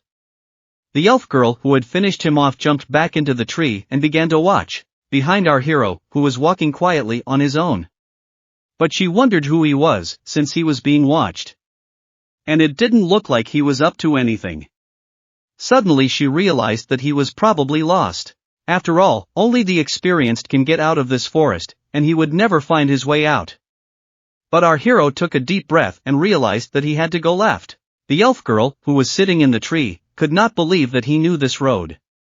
After all, you have to spend a lot of time in the forest to be able to find the way by smell. How would an ordinary person have such knowledge about this way? But she figured it was no big deal, because luckily he was approaching the illusion barrier. Once he hit it, he would walk in endless circles until he was exhausted, wandering through endless illusions. She decided to watch it, and when he passed out, she would carry him outside. But suddenly she began to hear the voice of our hero, who began to say, "Who does that anyway? There should be passive collateral here, not active collateral." After all, the active voice reduces efficiency by half, and he doesn't know who created it. But he seems to have skipped all his chromatics lessons. That elf girl who sat in the tree created this. And she started to get mad at our hero because she didn't realize who he was. But Jin Heck began to notice that a big elf girl was attached to him. It seems she was a newcomer, and since he noticed her, he started to take action, showing that he was hungry. Immediately, he activated the otherworld cuisine skill since he had such a great skill. He began to prepare the dishes, and the elf sitting in the tree was impressed. After all, she didn't think a human could cook. Immediately her drool started running because she wanted to try it, but suddenly she jumped down from the tree, picked up a weapon and pointed it at our hero. She shouted at him that the sacred forest of elves should not be offended because of cooking animal meat. Our hero turned around and started to show her that it wasn't meat, but just beans. If she didn't believe it, she could try it herself. But the elf stood her ground and kept yelling at him not to lie. But as soon as the smell of the dish came, she calmed down and admitted that it did smell like beans. Our hero knew that elves loved cooking and music in the Tower of Trials. However, animal meat is forbidden among them. But what if he gave the elfess a chance to try a meat-like dish? He asked her if she would be willing to try one of the best dishes. They couldn't contain their curiosity. When the elfess took the food from her plate, she questioned if it really wasn't meat. Our hero earnestly told her that she should not insult his devotion to cooking. And after these words, the elfess began to eat. She tasted the food and her eyes lit up. She couldn't believe how delicious it was. She continued eating and confessed that she didn't expect our hero to be such a wonderful person. She introduced herself as Sylvia, a ranger of this forest. She apologized for her assumptions about him and asked what she could do to apologize. Our hero asked permission to visit the elf village, and a little while later he found himself in the elf forest in the main village. He introduced himself as Jin Heck, and received a welcome from the head of the elf forest. He looked around and wondered if they really welcomed him. After all the elves in the room raised their weapons at him. An elf named Taslan told him that they did not expect a warm welcome from a human who came from an unknown place. He clarified that humans have no right to be in the sacred forest. Our hero learned about the notification system for copying Taslan's skills. Before he could finish his story, Sylvia Arrow released an arrow in his direction. But he reflected it back with his dagger and noticed that she was being too rude to her guests. He suggested she bring a gift with her next time. Taslan was impressed by the hero's reaction and said that the next arrow would fly at his head. But suddenly Sylvia intervened in the discussion and started telling Taslan to calm down. After all, she had brought him to the village as an apology for the attack, but he didn't want to hear that either. He started talking into Sylvia to shut up. After all, strangers were not welcome here and they would deal with it after he was dead. But Sylvia kept insisting that she had invited him for a reason, because he was a talented cook and could cook real delicacies. And at this point, the head of the elves stopped Taslan, who did not believe that they could just change their minds like that. He went on to say that there was no need to rush, and let him prove his words with deeds. But it was immediately obvious from Taslan that he was not thrilled with this decision. Elven figs are a special fruit containing manu, and by eating them one can increase the power of one's magic. And the day when the elves harvest and thank the forest is called the Festival of Moonlight. And just at this time, Jin Heck began to activate his otherworld cuisine skills. Many dishes began to be prepared. And a little while later, when most of the dishes were ready and the table was set, Jin Heck began to invite everyone to the table. And holding a plate in his hands, he began to say that it was not meat, but only an imitation of soy, and all the elves began to eat the food that Jin Heck had prepared for them. After the first taste, they began to taste a wonderful flavor that couldn't be conveyed in words. Suddenly, Taslan, who had his head spinning, began to take food from his plate. Jin Heck walked over and took the plate away from him, saying that he wanted to shoot him, because he had no conscience. And so he would go around and not eat his food. While everyone was eating, Taslan stood not far away and was upset that he wouldn't be able to taste it. Eventually, when the elder finished eating, he said that it was marvelous food. And jumping up from the table, he cried out that the stranger had given them such a delicious meal, and the atmosphere was only getting better. All the elves began to thank him for this wonderful food. Soon the Festival of Moonlight began. And as soon as the festival began and the music of the elves was played, the elder began to distribute the gifts of the forest to the rest of the elves. At this point, the players who were nearby in the forest began to hear that the elves had rolled up the feast. It was quite noisy, but the other players wanted to watch it. But one of the players told him not to even dream about it, because elves have a very bad temper. If he caught sight of it, they would want to finish him off. At the same moment, some strange guys started killing the other players. And as soon as the guy turned his head around, he saw in front of him strange black masked killers who had already massacred his friends. And he couldn't understand what it was all about. Suddenly another masked man was behind his back and finished him off. Those criminals started saying to everyone to remember that they should not leave any witnesses. At the same time, the boy who was in the elf village started firing his bow. As soon as he hit the target, he rejoiced. Jin Heck, who was sitting near the elder, began to say that he had heard that marksmanship was in the elves' blood. The elder replied that it was true, for it was common for them. And he began to ask our hero how he liked the festival. After all, they rarely invite outsiders to this celebration, and because of the effects of figs, they are forced to hide in the woods. And he was sure that the alphas loved entertainment and food as much as anyone, but above all they valued peace, and such elven wisdom impressed Jin Heck. But suddenly he began to hear Taslan behind him begin to ask how the stranger viewed their deaths. Jin Heck decided to ask him why he was offended because he didn't get any food. But Taslan began to say in a rude tone towards our hero that being able to cook doesn't change his race, and his being here is spoiling the holy elven forest. Suddenly Jin Heck started telling him to have an archery contest and the loser would leave the forest forever.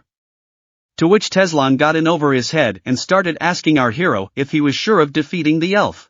I eventually agreed and ordered the targets to be prepared, and all the other elves were thrilled to hear about the archery contest and started running towards them sooner rather than later. Jin Heck, who was standing next to Teslan, began to tell him that he was sorry he didn't have a cheerleader. And at that moment, our hero started to open his inventory, and from there a pet appeared, an ancient who thought he had been called to eat. Teslan, upon seeing the ancient, began to ponder that it was a pretty interesting pet, and proceeded to say that they were starting, and he would shoot first, and you have to hit the room that's in the tree. And as soon as Jin Heck fired, he hit, and Teslan, who was shooting second, began to draw his bow and say that it was very good, as for a human. But he still had a long way to go for his skills, and just as he was ready to shoot, his pet was right next to him and started activating his fear skill, causing Teslan to fall under the effects of its influence for 3 seconds, and in an instant all the elves who were watching this contest started falling to the ground. And as soon as Teslan raised his head, he saw that his arrow that he had fired hadn't even reached its target and had fallen near a tree. And he could not understand why. But our hero, smiling strangely, began to feed his pet ancient and said that victory is victory. And at the same moment the notification window began to show that the conditions had been met. And Jin Heck started scolding Batata and told him to be more careful. He should remember that and not do that again. Even if he's really nice, it's still not forgivable. The ranger who got up started telling our hero that he was a damn man, urged him to take pity on him. Because of that, he has no conscience. But Jin Heck answered him that he is not a halam because at that moment he got a new skill, direct hit, and now he can master the bow. His skill had increased by 90%. A 5-second concentration boosts his accuracy to 100%. And the rangers started shouting that he wanted to spit, for he would never recognize such a victory. Jin Heck waved his hand and began to say that he agreed this was a warm-up.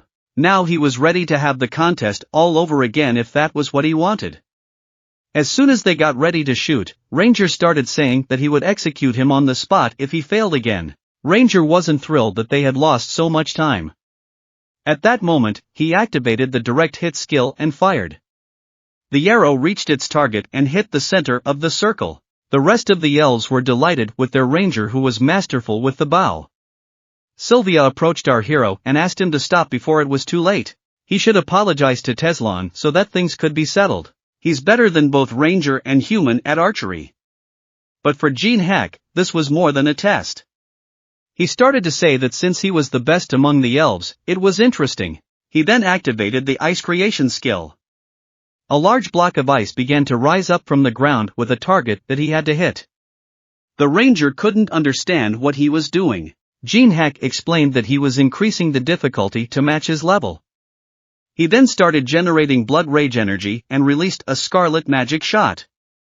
It enhances arrows with black flames. 2.5 seconds of concentration increased accuracy by 100%. Bow mastery increased by 145%. The ranger couldn't understand what had changed in him in such a short time, but he didn't fully understand what it was. As our hero fired his bow, the scarlet magic shot activated. His arrow shattered the opponent's arrow and it split into 2 pieces. The target was also shattered into 2 pieces. Right after that, Jin Heck started saying that the ranger had lost to a sneaky person. The ranger, who couldn't understand what had happened, threw his bow on the ground and said that he couldn't lose even the remnants of honor. He left the village and would not return. A ranger of the illuminated forest always keeps his promises. The other elves became frustrated as they watched their ranger leave. Jin Heck tried to stop him, but realized he was keeping his end of the bargain. The festival was in full swing, and he offered to change the terms of the contract so that the ranger would stay. But the rangers didn't understand what he meant. A little while later, as the fun continued, he stood very much pissed off and started to say that he was almost gone, and the other elves who were looking at him couldn't contain the smile on their faces. Jin Heck started to tell him that in his homeland only they wore such a thing and they called it a veteran's outfit. The ranger was actually wearing a suit. "You're so weird," some of the elves started to tell him that no one would dare make fun of a ranger dressed like that. But those were just words and some of the elves started laughing really hard, An elder, who was sitting near our hero and looking more amused at all this, started telling our hero that he had an interesting hobby. And that the ranger was so obedient to go along with it. But Jin Heck was beginning to hope that he wasn't overreacting, because exposing the best elven ranger to something like this wasn't safe, and should be handled with care. But the elder began to tell him not to be afraid, for it was good for him to taste defeat. His desire to protect the forest had already begun to weigh him down. That was why he was grateful for his fight, and right after saying that, Jin Heck realized that the elder was kind and wise.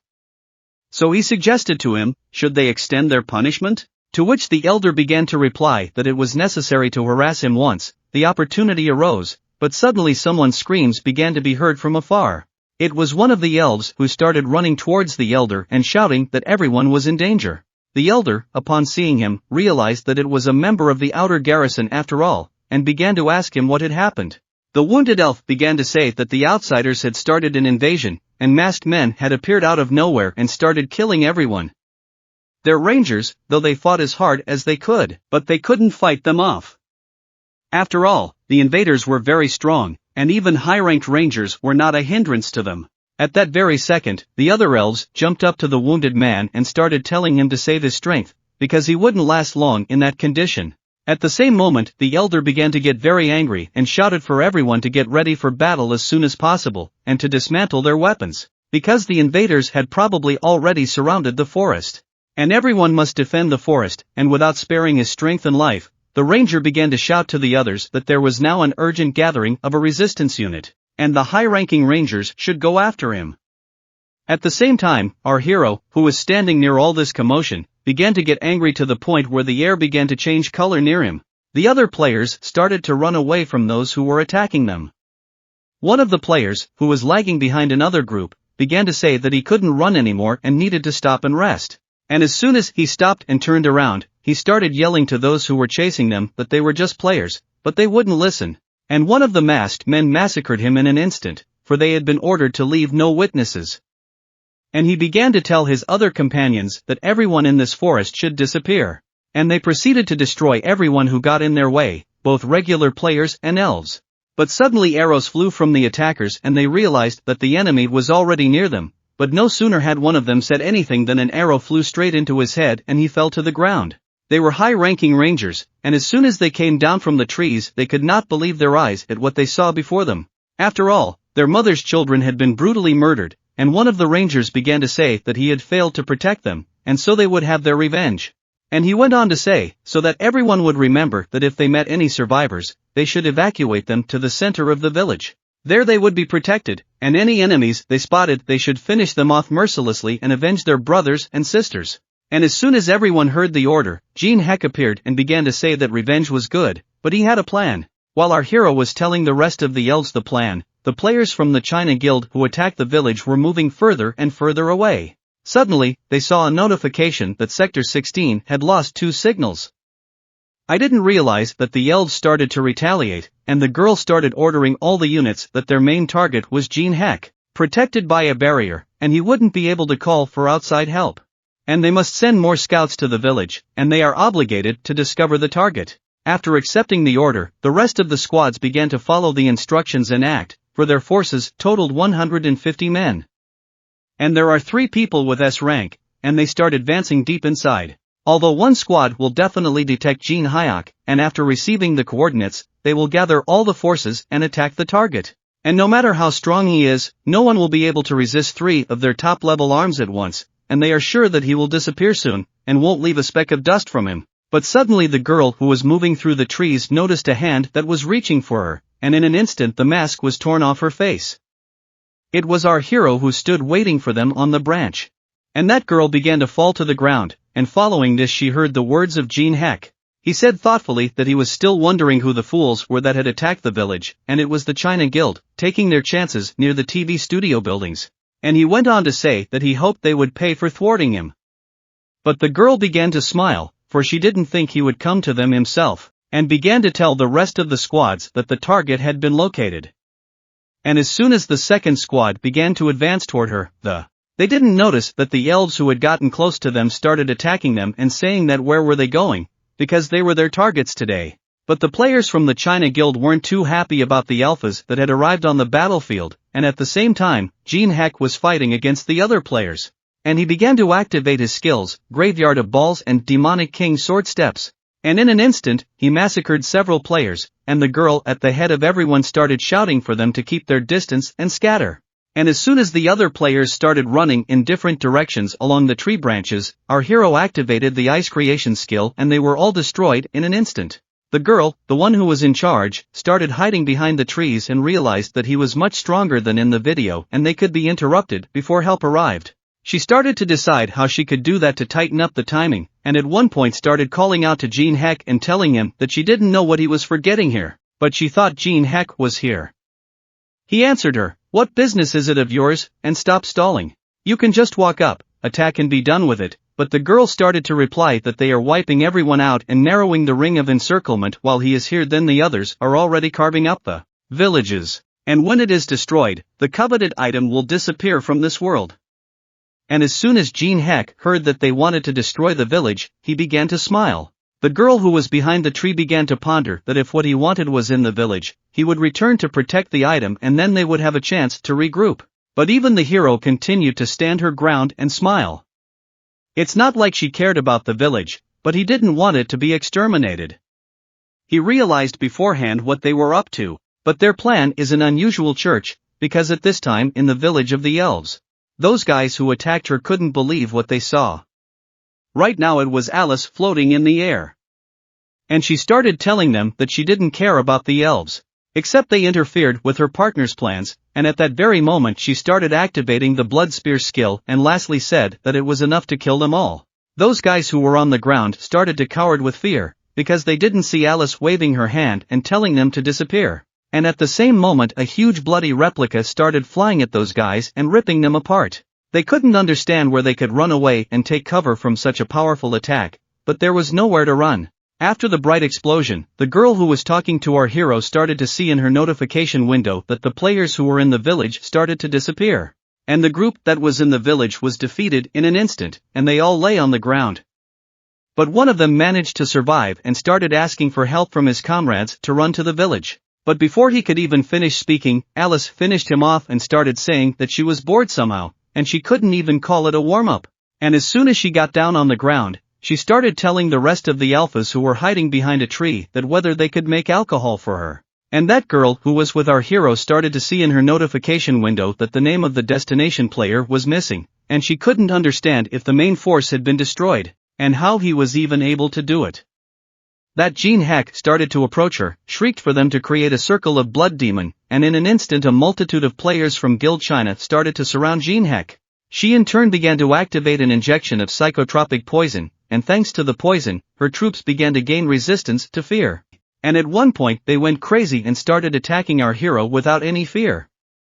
But this was not enough, for Jin Heck did not stand still and began to jump up and smash them all one by one. He overpowered them, and when he realized that they had gone completely cuckoo, he used his ice skill and froze some of them.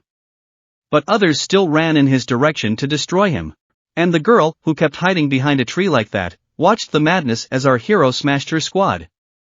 And she began to wonder where her partner was, for they needed his help so badly. But at this time her partner was fighting against the elves, and the rangers started to use their arrow mastery skills and attack just the guy. He defended himself skillfully, but suddenly one of the elves started activating her captive roots skill and huge roots started binding that guy. And as soon as he was immobilized, one of the higher rangers started attacking him with his arrows and saying that he would pay for everything. And as soon as the arrows flew towards him, he started to increase his defense by 50%, causing the arrows to break right next to his barrier. At the same time, he saw many messages from his partner and was telling the elves that it looked like they just wanted to survive. With an even stronger effort, that guy was able to break the roots that bound him. And once the roots were completely severed, he was able to get out and immediately started attacking that elf girl who had bound him. Jumping up, he flew straight at her, and she didn't know where to go anymore. But suddenly there was a huge explosion, and the whole area was turned upside down. Many trees lay on the ground, cut open. Ranger Teslan Smoke arrived in time to save Sylvia, for which she was very grateful to him. As they looked up, they saw the terrifying maniac coming from the man who was heading straight for them. Looking into his eyes, they realized that he was very powerful. At this time, our hero was finishing off the rest of the opponents who were attacking him, and eventually their squad was defeated. He began to tell the girl who was hiding behind a tree that she could finally show herself. But she in turn smiled and began to reflect on the fact that they hadn't lasted until the others arrived. She realized that there was no point in hiding anymore. And as soon as she came out, our hero looked at her, and in the notification window he saw the terms of copying. A player working with powerful poisons, if he removes it while being poisoned, will be able to copy one of the skills. But it was a hard task for him, because with the poison scent, he wouldn't be able to fight for long. But like any condition related to one poison or another, he would be able to beat it. The girl started to tell Jin Heck that she recognized that he was satisfied with his strength. But at that moment, she activated her spiritual poison skill and shouted in his direction that even he probably wouldn't stay alive. After her attack, as soon as she threw her poison towards our hero, he dodged it. The poison that hit the tree began to burn it completely. Jin Heck, looking at it, realized that he might get hurt if it hit. But he would still need at least one skill like this. Seizing her by the shoulders, he began to say that he was an important decision he was trying to make. Hitting her from his knee, he activated a protective barrier and his defense increased by 50%. He realized that he could now ignore most of the physical damage. And as soon as the blow went through this girl, she realized that it was a very strong skill. As she fell to the ground, she couldn't move. Our hero started to say that you shouldn't stop people from thinking, but this girl lying on the ground was thinking that she needed to hold out until her partner arrived, and she needed to do at least some damage. And just as she started to get up and run towards our hero, he noticed it. Turning around, he wanted to hit her even harder for not wanting to listen to him. But suddenly she jumped over him and was behind him. And as soon as Jin Heck turned around and saw the girl who had jumped over him, he realized that she had stuck a small needle in his arm, which was poison. She started to tell him that she thought he expected her to be just a target to beat up, but she wasn't. Finally, she was able to poison her enemy. At the same moment, the notification in the window showed that he had been poisoned by the spiritual poison skill, and the circulation of his mana had been disrupted. And the attacker started telling Jin Heck that the thing spreads through his body, resolving mana channels and internal organs. It enters the body with mana, so there is no antidote for it. She was very happy because she was able to hurt him, because she knew that his life would now slowly and painfully fade away. But Jin Heck didn't want to just give up and began to activate his heavenly flower cultivation skill. His mana recovery rate increased by 30%. Suddenly, the girl noticed that he was using an antidote, but Jin Heck replied to her that who needed it, he wasn't an easy player and definitely not a weakling. He started running straight at her. And at that moment, she realized that it seemed like she wasn't going to get out of here alive, but her comrade was already running towards her. For she had made a good stretch of time, but it was not enough. After all, our hero began to beat her up and attack her in every way with his skills. And what she could not stand on her two legs and began to fall to the ground. At the same time, while Jin Heck was swinging his sword at her, her comrade noticed this and started running towards her even faster. And just as he got closer and closer, he jumped up and managed to be in the air. In that very second, he activated his Sword of Abundance skill. And after that, a huge explosion sounded in the forest. After the explosion, Jin Heck bounced to the side, and that guy started asking his partner if she could get up.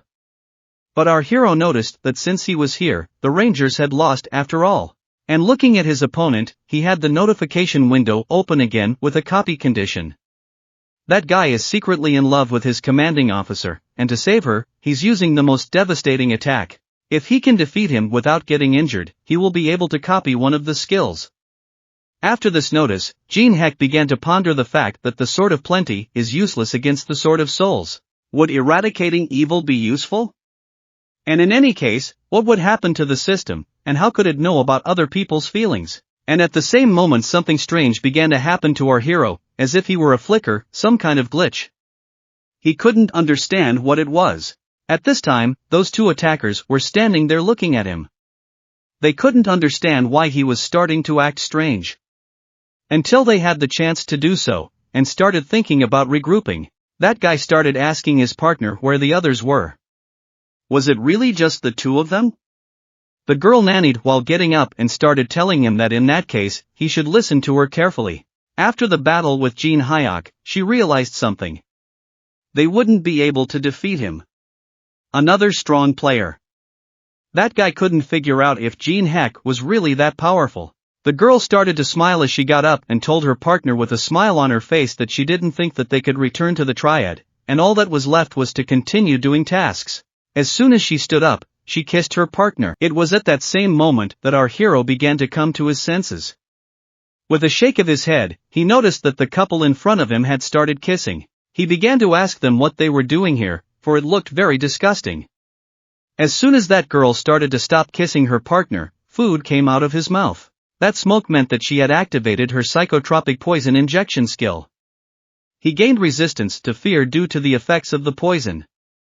At the same moment, he started running towards Jin Heck. He noticed it in time and started telling them that it looked like they had decided to follow through, then he would get serious. He started to activate his graveyard ball skills and his sword or blade proficiency increased by 500%.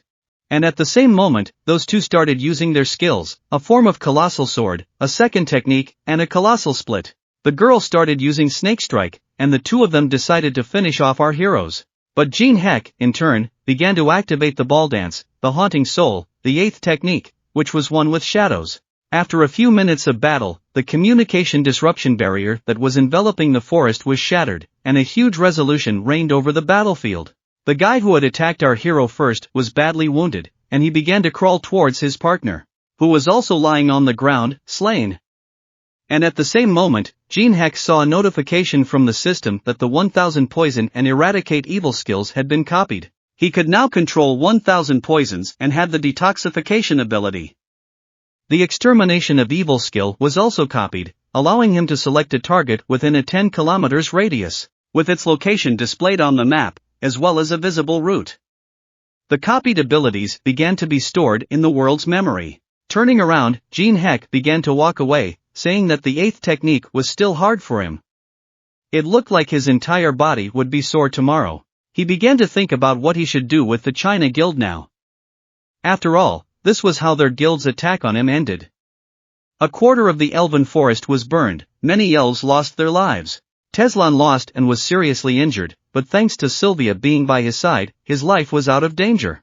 And when Jin Heck arrived to them, began to thank him for stopping the attack. But Jin Heck began to reply that he should stop cowering under the coolie and better focus on getting better. And a little while later, the elder was in great shock. After all, he had only given orders without leaving the house. Alice had become an idol to the young elves and an avid drinker. But Jin Heck meanwhile began to activate the 8-star Great Fortress barriers and the 3-star Dimensional Gap barrier. When he finished, he realized that it was quite difficult. Now China would think 100 times before attacking him. After all, he hated people like this. At this time, China's guild headquarters had a combat unit of 150 people, including 3 high-ranked players, destroyed, and the deputy head of the China Guild was sitting at his desk, nervous that they had lost everything. He started to say that that guy was very strong and that the total mana of him and the top 2 players was over 10,000. Even though they were strong, they were just above average in their classes. Since the early system wasn't fully worked out yet, any mana exceeding 10,000 was considered high-ranked. The girl who was sitting at the table started to tell me that Jin Heck was special and they shouldn't compare him to other high-ranked players. But another guy sitting across from her started saying that he could send assassins to his house with his mom and there would be over 20,000 of them. The man with glasses sitting next to him started yelling that they should send assassins to kill the player. But the guy replied that it didn't bother him, since he wasn't afraid of war. At this time, the patriarch of Murima from the 21st floor walked in and started saying that they don't understand all the problems. When he sat down at the table, he began to say that the main battle is to assess the strength of the enemy. Since they don't even know that, they have many more times to lose. From this point on, the responsibility for Jin Heck lies with them. He is communicating with Gun Hyun on his own. But suddenly, the deputy head stood up and started asking the patriarch why they can't let him handle it on his own. Suddenly, the patriarch covered his mouth and started saying that they haven't realized yet because Jin Heck is on a completely different level. The last scene that made it to the video was a certainty that it was the 8th technique of the soul-chasing sword dance. This skill is rare even in Murima. It was only learned to the 8th level by the Otherworlder. He thinks they still have a chance to defeat him. The next day all the elves began to rebuild their home. As soon as they saw the elder come out, everyone rejoiced. For they finally saw him here, and he came out to talk to everyone. And as soon as everyone was gathered, he began to say that everyone had suffered many losses. And despite the bravery of the rangers, many elves had died. But now all who were left alive must move on to rebuild their forest so that life here could flourish. And as soon as he raised his hand and began to speak, everyone continued the festival of moonlight. And they would all celebrate for the sake of the dead, to overcome their sorrow. And as soon as it got dark, most of the elves began to celebrate and drink to their friends who had returned to Mother Nature.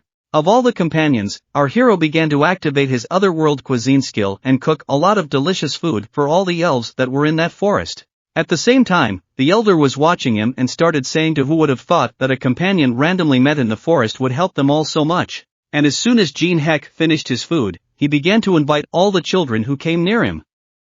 But suddenly he saw one little elf. And though elves were known for their gluttony, but he looked at that little one and saw that he was sitting there with no appetite. And he realized that he was in for a severe shock. But suddenly Ranger Teslan appeared in his costume, and our hero began to tell him that he really liked the clothes and that he still wore them. To which he replied that he didn't. After all, he had always thought that strangers were a threat to their forest and assumed that they had come for the mana-soaked figs. But in fact it was just a massacre, and the one who stopped it wasn't him. And he's wearing these clothes because he lost a bet and volunteered to dress up in them. He's showing his respect, and after all he heard, Jin Heck wasn't so happy about it, because he realized he wanted to dress up in it himself and it's not so funny anymore. But suddenly Teslan heard someone laughing and took it off, and as soon as he turned his head he saw Alice, who started laughing her mouth off and telling him how he had put it on himself. After all, she had never seen such stupid clothes before. With laughter she started falling on and laughing even harder, saying that she had no idea who would agree to something like that. And following her, everyone else who was watching the situation started laughing. The rest of the elves started to have tears of laughter and they couldn't contain this joy. And at the same time an elder came up to our hero and started telling him if they could step back to talk. And as soon as they approached the huge tree, the elder began to put his hand on the barrier and the notification system showed that the 2-star barrier had been unlocked. Inside, he began to explain that this was an old warehouse that held the village treasures. And no one could come out here without his knowledge. But Jin Heck didn't expect this at all, and he was very happy that he was able to get into this place. The elder picked up an instrument and began to say that they called it a decarton, and playing it could enhance the improved effect. Bowing his head, he began to give this instrument to Jin Heck and said that it was his thanks for saving him and he would always remember him. But Jin Heck, smiling, began to point his finger that he didn't really need the harp. If he wants to give a gift so badly, what about the one standing next to it? And as soon as the elder turned around, he saw that he was pointing at a Mueller and a Pentagraph's Fong, and began to say that they had been handed down from the time of their ancestors, and the elves had received them in gratitude for the healing of the god. At the same moment, the elder handed our hero the arch and began to say that he had no right to dispose of these weapons. But according to the prophecy, one day it will find its owner. Jin Heck, looking at them, realized that he was very sorry, because he could not think that they had such a thing. And at this time Alice was already quite drunk and started telling everyone else to raise their glasses. And what she loves is their forest. And one day, she will take over the place and make sure to save their lives. At the same time, while everyone was drinking to save their village, Jin Heck started pouring some strange liquid into the tank. And while everyone was drinking, he sat at the table and looked at the elder who started to raise his glass. But he didn't realize what it was. As he sat at the table, he began to contemplate that maybe he should take what was in the warehouse and just leave. And a little bit later he came to that barrier and he started to remember that it was, like, a 2-star barrier. And as soon as he touched the door, he realized there was no barrier. At this time, all the other alphas were very drunk. And once the Brahma ring had absorbed the subordinate soul and Alice was already inside the ring, Jin Heck took the blade and bow, and as he left, he began to tell the sleeping man that he was grateful for such a gift. And the next day, in the Tower of Trials, on the 3rd floor, in Independence Church, the main guild gathered a meeting and began to discuss the fact that they can't go up to the 10th floor without the permission of an unknown person. And they're missing all the artifacts that are only available for 10 days from the opening of the floor. And first there was the problem with Jin Heck. And now the unsub. And they didn't think they could use the items that way. But suddenly, Milena came up to the meeting and started to turn around and leave, telling everyone else that she was going to rest. And as soon as she was out the door, she started to ruminate on the topic that they're all idiots. And she doesn't know that Jin Heck is the John Doe. And just thinking about it makes her burn with shame, because she will die if she reveals such a secret. But suddenly she saw two strange creatures in front of her, standing and looking at her. And she ordered them to stop, taking out her blade. She asked who they were and what they were here for, to which in response those two began to smile, and their eyes were red. They looked like they were on vampires. And in a moment the atmosphere changed and blood was spilled, the main, and those two were able to take out the guards and the police with ease. At that very second, one of them started licking his sword and tasting their blood, saying that their blood tasted as shitty as they did. But her partner responded to him by telling him that she needed to stop shoveling everything she saw into her mouth. She was having a hard time finding someone with good blood, and Milana started looking at them that very second and realized that they were so fast that she didn't even notice them, and started thinking about who they were. But her thoughts were interrupted by one of them and pointed his blade at her, telling her that they needed to test her blood. But suddenly something began to change in that room. And in an instant, Lancelot appeared before them and began to bow and apologize for appearing in such a manner before the nobleman spawned by the noble knight. He began to ask how he could help them, and the girl began to remove her hood, which she stood against him, and says that finally there is someone who understands. 90 days after the incident in the elf forest, the 6th floor was unlocked and the 7th floor was also unlocked. At the same time, it was time to prepare for the next stage. Our hero's partner sat on the bench and thought thoughtfully about her future. That she had at least one more year to go, and she should graduate. But by then the world might be gone. Suddenly she saw a notification from the system in front of her. It said that Veteran's long-awaited shareholders meeting was about to begin. All employees should gather on the 1st floor of the tower near the Moon Lake at 1400 hours. They will also find anyone who doesn't show up or is late. After reading this, the girl started yelling for Jin Heck to stop seconding her. A little while later in the trial tower on the 1st floor near the lake, Jin Heck was sitting on a rock and looking at his charges. As soon as he started to say that he was happy to see everyone, the girl across from him started to say that they had been working all night and making these horses. She asked if he could let them go now. The old man who was standing next to him also put in his few words and asked our hero to stop it. Jin Heck got up from the rock he was sitting on and began to say that if everyone wanted to, they could just leave. But they would have to pay compensation if they died. He asked them to give their bank account addresses. At the same moment, those two started saying that it was very difficult to find a job today.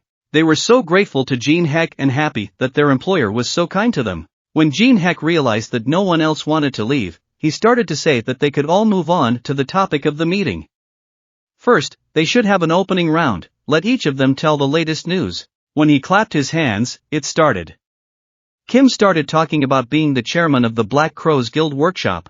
The girl who was standing next to him said that her name was Hannah and she was running an errand for Jin Heck. Kim started to say that he had learned that Chang-suk had moved to the 7th floor, and according to the informant, he was trying to find a certain feather. And the 7th floor test tower is the tundra. And if they make it from the starting point to the end, the next floor opens up. But the 7th floor is notorious for requiring long preparation for the raid due to weather conditions. And the feather must be this phoenix feather. The blessing of flame will help out when passing this floor. And Hannah's girlfriend started telling our hero that Swordsman has fully recovered and has been discharged from the hospital. And he also asked to tell Jin Heck that he would kill him. And our hero realized that he seemed to be alright and started telling the next one to report to him. It was Takashi, who bowed to our hero and started saying that he was from the Samurai Guild. And he wanted to meet Jin Heck again and talk about how he stole the item he wanted at the Jellyfish Temple. And proceeded to say that he thought he was furious with him because their national relic was missing. And as he picked up this sword, our hero began to realize that it was useless now, and it would be worth trading it for something worthwhile in the future. And the next one that started reporting was Maria. And she started to say that she was in charge of the 5th floor. The organization of power on this floor is complete, and let the players and appear rarely. She's setting it up just in case. But the other guys who were standing near her couldn't understand what she meant by saying she was in charge of the 5th floor. And Jin Heck started to explain to them that she is the boss of the 5th floor, and she must be really tired that she did such a good job. And at that same moment, after hearing that, all the other guys started shaking with fear and saying, "Why is the boss monster here? What is he even doing?" And in a second, they started scattering in different directions. And despite all this, Jin Heck began to realize that Maria had grown a lot, and it was all thanks to Alice. But suddenly Jin Heck got serious again and started ordering everyone else to stop running around. And let the next one start. It was Milena from the Association of Demonic People, and he started telling her to stop being quiet and start telling her news. And she began to explain that there had been an important incident recently, and an association came to them from upstairs, who began to say that they were blood relatives of the Decasus family, who worshipped amulets, and that if the Minas could help them out, they would help them achieve what they wanted. For they had heard that they needed the relic from the 11th floor. And Lancelot, who was standing beside them, began to reply that it was quite interesting. But what's more interesting is what they want from them. And those two started saying that a prisoner escaped from the ruins of the first floor, and they should help catch her. After saying that, Jin Heck started asking Milena that they gave the renegade bracelet from the 11th floor in return. To which she replied that it was correct and their leadership didn't expect such a thing. And at that moment, the ring that was hanging on Jin Heck's chest started to glow, and he wondered why Alice was reacting like that. And right after that, he started telling everyone that the meeting was over for today. And as soon as everyone dispersed, Jin Heck let out of the ring, who at that very second started smashing everything that was around, and saying that they're freaks and they're the kind of scumbags that betrayed her. And she's going to find them and rip them to pieces. But suddenly she turns around and starts talking towards Jin Heck, and she says that he's the one who's going to tear them to pieces. Because he promised he'd help her get revenge. Now is his chance. And lastly, she asked, will he help her? And he began to answer that it was a promise he would keep. And she shouldn't worry about it, they all need to be careful, though. And he doesn't have enough mana to fully unleash her power. And right now, revenge could hurt them themselves. And for a while, Alice needs to refrain from wearing the necklace. But Alice didn't understand how she could do that. And Jin Heck, looking at her, began to smile and tell her to please believe him. And right after that, Alice calmed down and started saying that she wanted chicken legs. And looking up at the sky, Jin Heck realized that he had succeeded in calming her down. But one must prepare for the next time. And a few days later, in the testing tower, on the 7th floor, in the tundra, in one of the snow-covered tents, there was a conversation about the fact that the eastern sea had also been blocked. Because there is too much ice there and the temperature is low and the air is humid.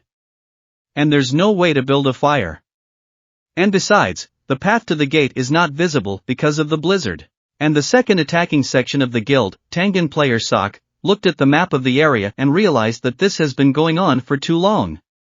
And he didn't like the fact that his subordinates were crying, so he started ordering them to look for other paths first. After all, they are obliged to pass the 7th floor by means. But suddenly another man came into the tent and started telling the captain that he had to see this. And as soon as he came out of the tent, he saw Jin Heck in front of him. The captain started to ask Jin Heck what brought him here, but he heard back that he was here to clean up the floor and he could see that they did a great job here. The captain went on to say that they didn't need his help and they would handle it themselves, but Jin Heck started to reply that he didn't say he would help. So the captain didn't make up too much, he came after the first phoenix. They just happened to be in his path, but the captain was sure they couldn't take the spot, as it was exclusive. What he means to say is that he's trespassing on private property. In response, Jin Heck started to say that he was being rather ridiculous and someone really thought that the 7th floor was the Tangan Guild zone. The captain starts yelling at our heroes that this is a provocation, but Jin Heck replies to him that it's a fair competition. If he wants to stop him, let him try. The captain started to get even angrier because of this, turned around and went to his tent. A little while later, when it was getting dark, Jin Heck continued walking through the forest and suddenly came up to two guys who were warming themselves near a fire. They started telling him to stop. Suddenly they saw that there was no ordinary person walking towards them, Jin Heck, who very seriously told them that they were his big fans. They started asking why he was here and Jin Heck started saying he needed to take a look. He said you can't come here, because this area is very dangerous. At one point, he moved behind their backs and started saying that he was grateful for their warning. Don't let them worry, everything will be fine. Those two guys didn't even notice Jin Heck walk past them. He was walking in the snow, and he certainly knew that the gate of the high-ranking ones was different from theirs. He started to tell his partner that he thought he should report it, and started to call the captain. Once they told him the whole situation, the captain ordered them to get a team together and start chasing him. The guy didn't understand why they had to go. The captain began to say that Jin Heck was heading for the pan, and in other words, if they followed him, success was guaranteed. They must not take their eyes off him. That is the captain's order. A little later, our hero went further inside the forest and noticed the footprints of the men from the Tangan Guild. However, he didn't see any bodies. He started to look closer and saw a block of stone in front of him with something scrawled on it. He realized that this was the place. Suddenly, he heard someone walking. As soon as he turned around, he saw those guys and started asking why they were following him, because they had said themselves that it was dangerous here. Those guys started to say that they couldn't leave him alone in a place like this and thought he would need a guide. But Jin Heck thought it was quite the opposite. Despite those guys, he realized that they were freezing. At the same moment, our hero started to create a large ice tower with his skill, and inside with his fire element skill, he started a fire and they started to warm themselves by the fire. One of the guys started saying that they were lucky to be around a high-level player. It was a very good relief for them that they could finally get warm. At the same time, our hero started activating his greedy gaze skill, and after looking at those guys' stats, he realized that they had very boring skills. After that, he started asking those guys why they followed him because of the captain's order. But those guys started to turn on stupid and pretend that they didn't understand what he was asking. Jin Heck started telling them not to lie if they don't know how to, and he probably sent them to go out on the first phoenix. If you look at how they got to this dangerous place, it's obvious that he's not blaming them or anything. And now there was trouble, as they all saw that big strange mark. It was the mark of an ice troll, and the girl who was sitting next to it started saying that she had heard about them, and that they were the strongest monsters in the middle mountain, on the 7th floor. That sign belonged to the Ice Blades, the strongest clan of ice trolls. The guys near the campfire started asking our heroes what he meant to say, that it was their territory, but another guy sitting next to him started saying that their territory was to the west. And Jin Heck told them that he was embarrassed by their being in that area because it was unnatural. And the only route to the island with the first phoenix goes through here. They try to get the feather, ignoring cold's resistance, and something doesn't seem to add up. But at that moment, our hero senses danger coming at them. Indeed, there were very large copies flying at them from outside, and Jin Heck started using the ice creation skill just in time. Those large copies began to fly away to the side, and the ice tower started to collapse. And those players who were with our hero started running to find shelter as soon as possible. And as soon as they hid behind the trees, they started to peek to see where they were being attacked from. But because of the snow blizzard, they still couldn't see anything. Suddenly, one of the players saw Jin Heck start walking straight from where the copies were flying from. And as soon as he got closer to the cliff, he saw bright bursts, but was able to dodge those attacks. He started to say that he should have realized by now that hiding wouldn't help. Suddenly 2 figures appeared on the hill, and behind them were huge creatures. And one of these 2 began to say towards our hero that he was that Jin Heck, and the girl sitting next to him, smiling, said that he was cute. And the ring that was on our hero's chest began to shake in different directions. But Jin Heck attached the ring with his hand and started to activate his visual gaze skill. And as soon as he saw its stats, he realized that the difference in levels was large, and that he would need a lot of mana to defeat it.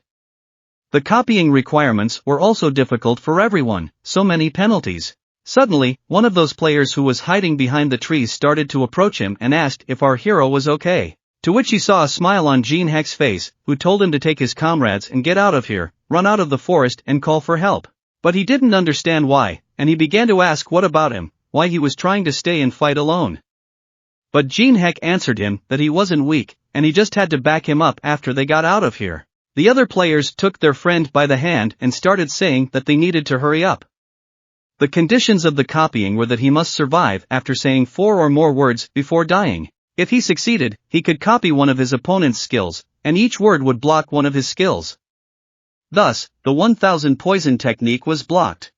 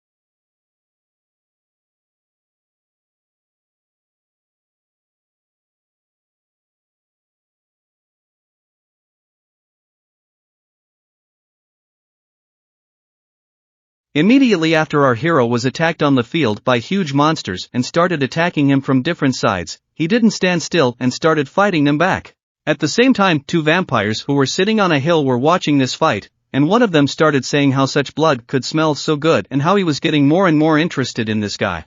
On the other, a vampire started walking down the hill, and as he got closer to our hero, he started telling those monsters to stop fighting. And as soon as Jin Heck turned around, he saw two vampires who started telling him that they had heard about him. Here are the demonic people.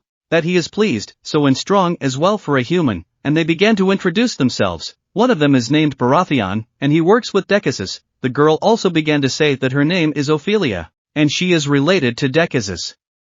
Jin Heck started asking them right away what their dealings were, ice trolls and kidnapping. But Ophelia was surprised that he got right down to business, and replied that yes, that's right, and she can see that he's not surprised, and he might think it's their trap. After all, they want to catch someone capable of spotting an anomaly in the tundra. The demonic people have given names to the survivors of the first floor of the Hall of Debauchery: Teraza, the invincible and unknown, young Yuson, called Swordsman, and a certain strongman who pretended to be a porter, Jin Heck. They believe that one of them helped Alice escape. Well, the first one to arrive here was Jin Heck, and they began to warn our hero not to rely on help from those who live beyond the forest, for at this time there are demonic people behind the forest. It wouldn't be long before they got rid of those people, and if he didn't answer a couple questions, "Where is Alice now?" they will kill him without regret. But our hero began to prepare for battle and said he didn't know who they were asking him about. But one of the vampires began to say that he had decided to play a hole-in-one and had thrown off his cloak and was preparing for battle as well. He said he would make him remember then. And so the battle began. That vampire started moving through the forest at a fast speed and approached our hero from behind. At the same moment, he activated his skill, Dark Battle Spirit, and huge waves of magical energy started moving towards Jin Heck, who was standing on the snowy ground. He began to fight off all the magical streams with his magic dagger, and at the same time Ophelia stood beside him and began to tell her partner not to forget that they needed him alive. Bartanon began to reply to her during the battle that he remembered everything. But at the same moment, he began to realize that Jin Heck was somehow smiling suspiciously and that he was better than he expected. That's when he decided to use his another skill, Blood Jade. At the same moment, our hero's vision was blocked for 30 seconds, and following that, the magical blood in such a vampire began to move towards our hero. While Jin Heck was immobilized and blinded, Bartanon started using bloody spikes that flew towards him.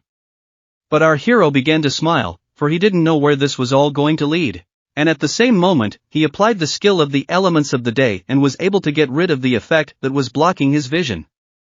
After all, he knew it wouldn't work on him. Ophelia, who was watching this, couldn't understand how a person could be so strong. After all, he was not inferior to her partner at all. Suddenly, she began to realize that maybe he was the one who helped her escape.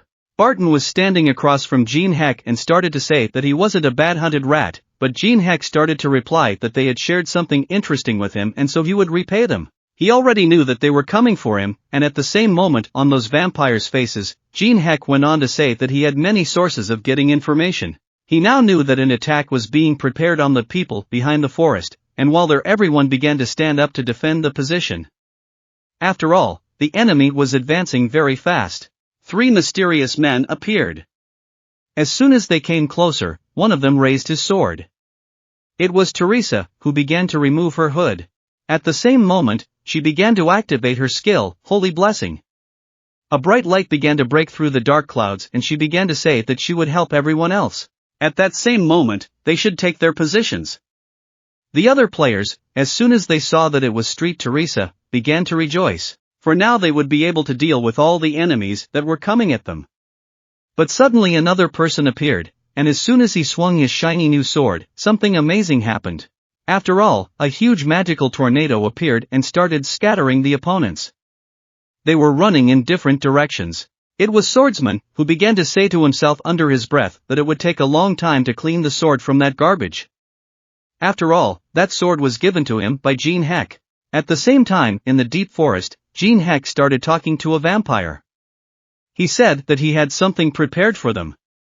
If they thought it would be so boring, they were wrong, for they would enjoy such a show. A huge explosion sounded from behind the hill. It was the activation of the Monarch of Machines skill. And as soon as the shots reached the target, complete destruction began. All the opponents flew in different directions, and at the same moment another girl who was under the subordination of our hero began to move through the air. As soon as she activated her mana replenishment skill, her eyes lit up red and she started to destroy all the opponents on her way with her karate. But that wasn't the end of it. She began to cast divine reinforcement buffer. Everyone around her could not resist her holy power. The enemies on the hill began to discuss the need to retreat to regroup.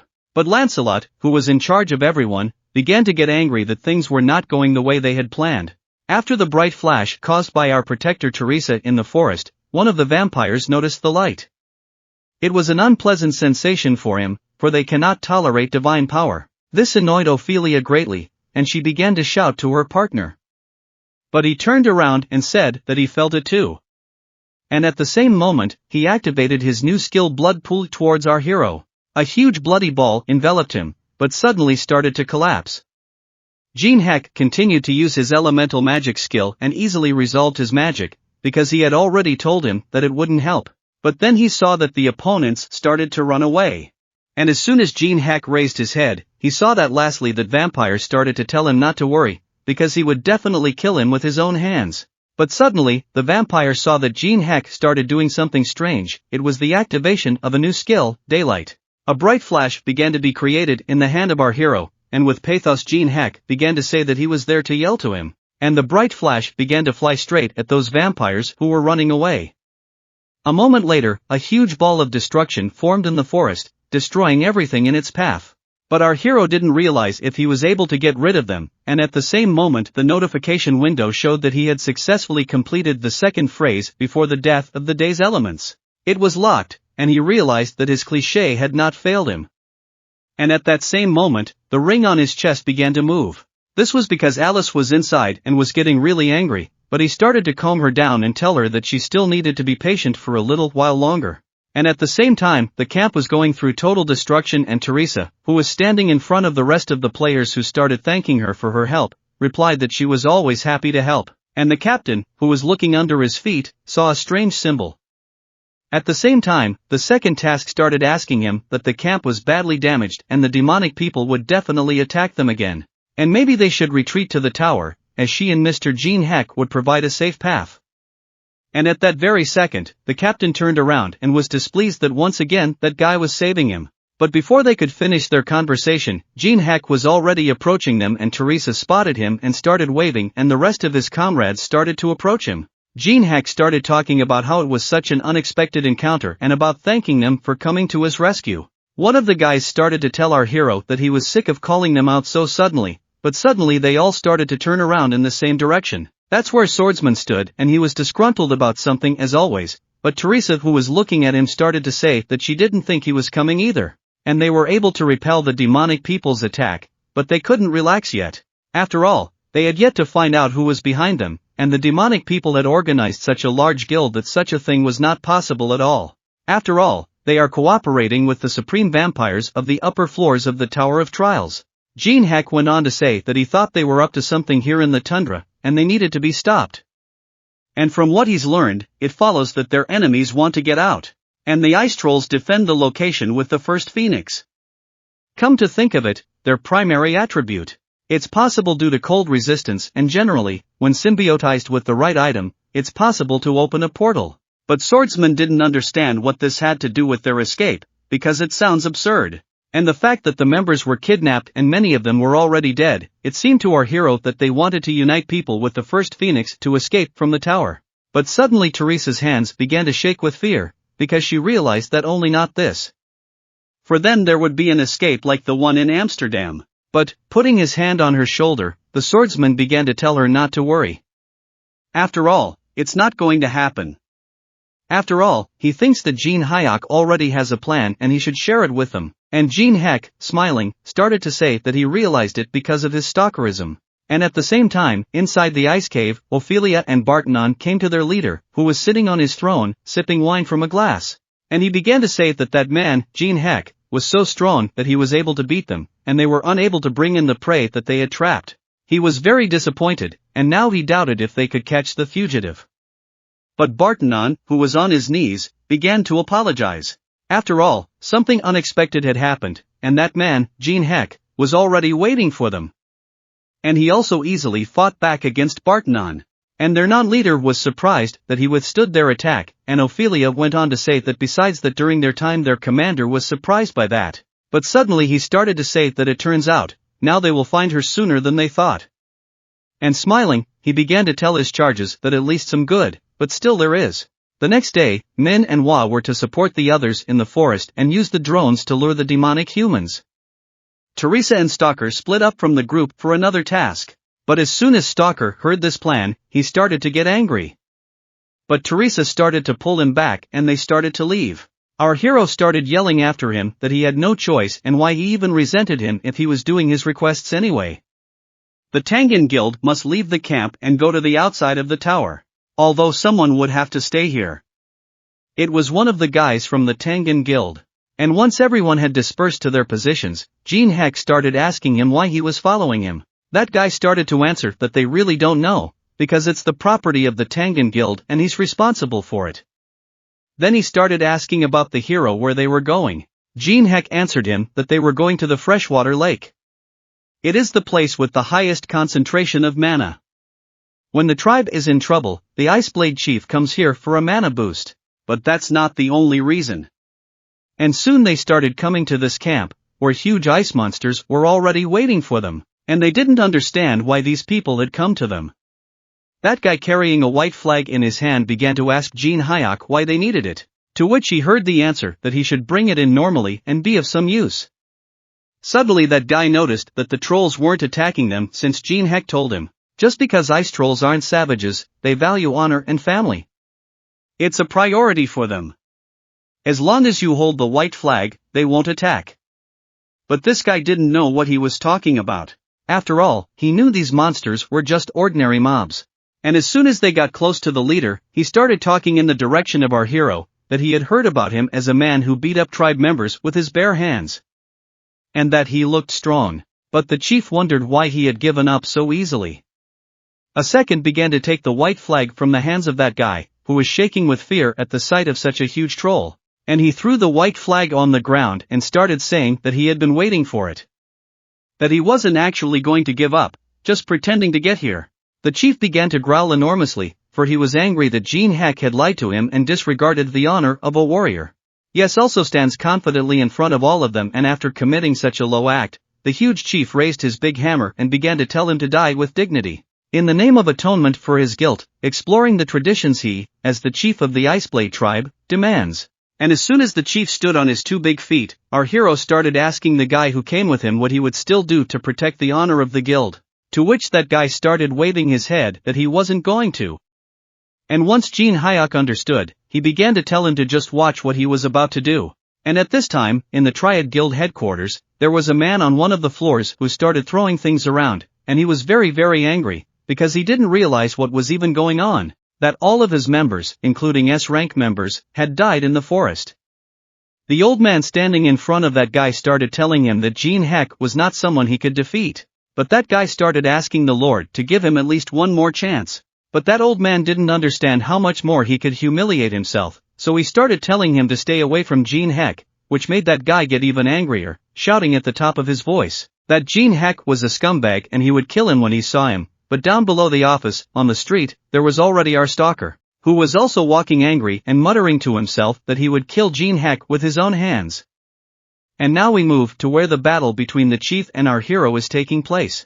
And no matter how much the chief swung his big hammer, our hero successfully parried all his attacks. But suddenly, the chieftain started to activate his chieftain's cry skill, and a huge wave started flying towards Jin Heck. But no sooner had that wave flown before him than our hero began to activate the 2-star distortion barrier. And now the direction of the attacks were reversed, and he thought every time that he was really strong against the troll. And as soon as he started to activate his ice creation skill, huge blocks of ice flew towards the chieftain, which made the chieftain fall to the ground. At the same time, our hero was in the air and started activating his sword graveyard skill, hitting the chieftain with all his might, which made him start bleeding, and he started screaming very loudly. He fell to the ground once more, and everyone else who was watching this battle couldn't believe their eyes. After all, it was impossible that Jin Heck had defeated him in 5 minutes. The chief, lying on the ground, began to say towards our hero that he was a mighty man, had lost, and was now asking to be killed with honor. But as soon as Jin Heck approached him, he began to say that he was not particularly aware of honor, but he was well aware of the traditions of the ice trolls and the complete submission to the winner of the duel, for it is an inviolable sacred rule. The chieftain knows what he was thinking after his loss. He is able to stand up to demonic men. So why then does he submit to them? He starts to ask what he says about Bartanon and Ophelia, and he's not obeying them because he lost the duel. It was handled by someone stronger than those two. That's why it's happening the way it is. His name is Michael, and he comes from a vampire family. Yeah, cases, not even his whole tribe can stand up to him. And the chief knows that there is no hope left for him, not for his tribe, but now Jin Heck can grant him at least a dignified death. But our hero began to think about his words about the supreme vampire, and now he began to understand and began to tell the chief that he does not need this nonsense about a dignified death, and decided to offer the chief to unite, and he will help him to return a bright future.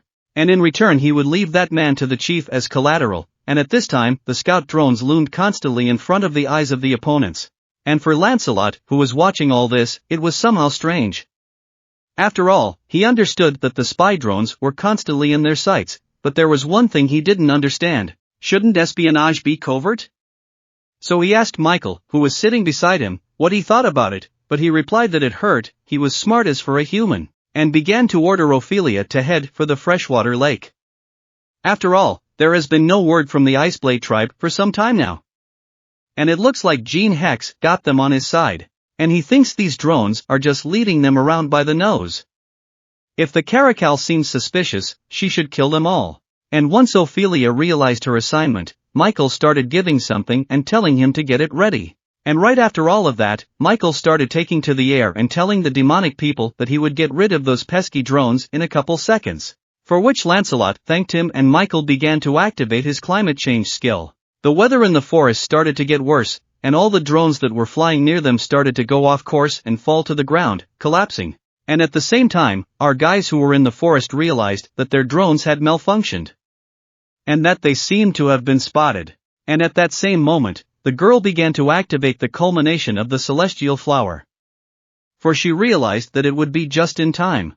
They would be here soon, so they should prepare to pair up with their partner and not start ambushing them right in the forest. And while Mrs. Wa was getting ready, her partner didn't sit idly by either and started activating the great fortress to prepare the mechanical plant. But it didn't end there. For already Lancelot and his demonic men were near the forest and they were preparing to attack. And Ophelia was flying toward the lake, reasoning that Jin Heck seemed to be trying to take the phoenix pie with the help of ice trolls. And that was a smart thing to do. And as she flew closer and closer to the lake, she saw that on Earth, Jin Heck had already managed to team up with the trolls, but thinking them fools, she began to summon her military headquarters, which she positioned in the canyon of Freshwater Lake. As soon as her storm of mana skill activated, she began to speak towards our hero that if in case of anything she would bury everyone in one fell swoop. Huge dark mana started flying towards the canyon, destroying it, and after a loud sound, rocks started flying in different directions. In fact, the impact was so strong that Ophelia, who was standing nearby, was glad about it. She already thought that she had overdone it, and the guys who were in the forest heard a huge sound to the side. Where is the location of their leader, Jin Heck? And began to wonder if he was okay. Out of nowhere, Jin Heck appeared and started scaring his comrades, saying that he was okay. And as soon as the guy bounced off and fell to the ground, his partner started asking our hero what the hell he was doing here. And she needs him to at least make a sound when walking. Suddenly she realized that since he was here, who was left by the lake? To which smiling, Jin Heck began to answer her. What, Ophelia who is currently by the lake is standing by the lake with a surprised face. After all, she can see the 2-star illusion barrier in front of her, which our hero had started to cancel. And she couldn't believe that it was just an illusion and she was just tricked. But she asked herself, why? Suddenly, she started to turn her head and look at how Teresa was standing behind her back. And she began to activate her star blessing skill. Once the activation was successful, Teresa began to tell Ophelia that just like Jin Heck had asked, she wouldn't kill her. And if she gave up now, but Ophelia, smiling, began to realize that she was simply being lured into a trap, and calling for her hand and her blade, she began to say that she despised holy power. And at this time, the rest of the guys also began to prepare for battle. One of the girls started to approach the demonic squad with all speed. Lancelot, who saw this, started telling everyone else to keep their defenses up and attack back quickly. Immediately after that, the Lancelot began to activate its dark body projection skill, and huge dark flames began to fly in that direction. But she successfully dodged in different directions. As soon as she got closer, she saw the projectiles her comrade had fired above her. The projectiles flew straight at those opponents. He started yelling to her to move forward and he would cover her if anything. At the same moment, the mana shield was activated. Lancelot, looking at all of this, didn't understand why they would attack first if they were outnumbered. But suddenly, he raised his head up and saw that girl with immense power in her hands start flying straight at him. At the same time, Teresa, fighting against Ophelia, also started activating her skills. Even though Ophelia was able to dodge and block Teresa's power, but the sacred power was still very annoying for her. The snow trolls coming through the forest began to hurry, for they had a long journey ahead of them. And the battle had already begun, a battle they could not avoid. And Teresa continued to attack Ophelia, who couldn't hold back the last attack.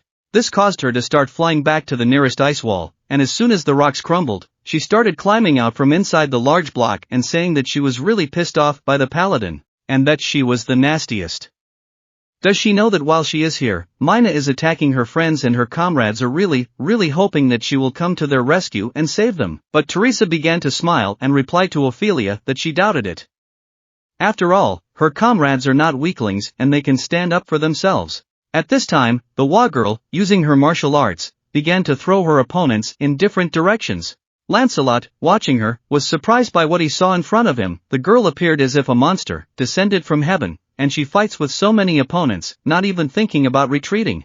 But only this time Street Teresa is not here, and they will be able to overpower the opponents. And as soon as they started to surround them, she continued to fight back, but she started to think about the fact that she should admit that she had an easier time fighting with Teresa and her buffs.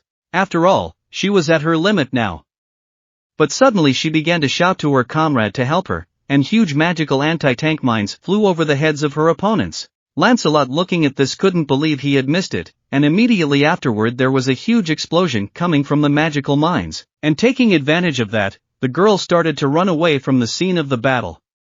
But Lancelot noticed this and started shouting to his subjects to run after her and not let her go. How strange that she attacked on her own and now she is just running away. But suddenly Lancelot heard Michael's voice telling him that he was a fool and that it was a trap. And suddenly Lancelot began to stop his pursuit. And as soon as the girl reached the forest, she was met by her partner and began to say that it looks like Mina is retreating. But she didn't realize whether to rejoice or cry.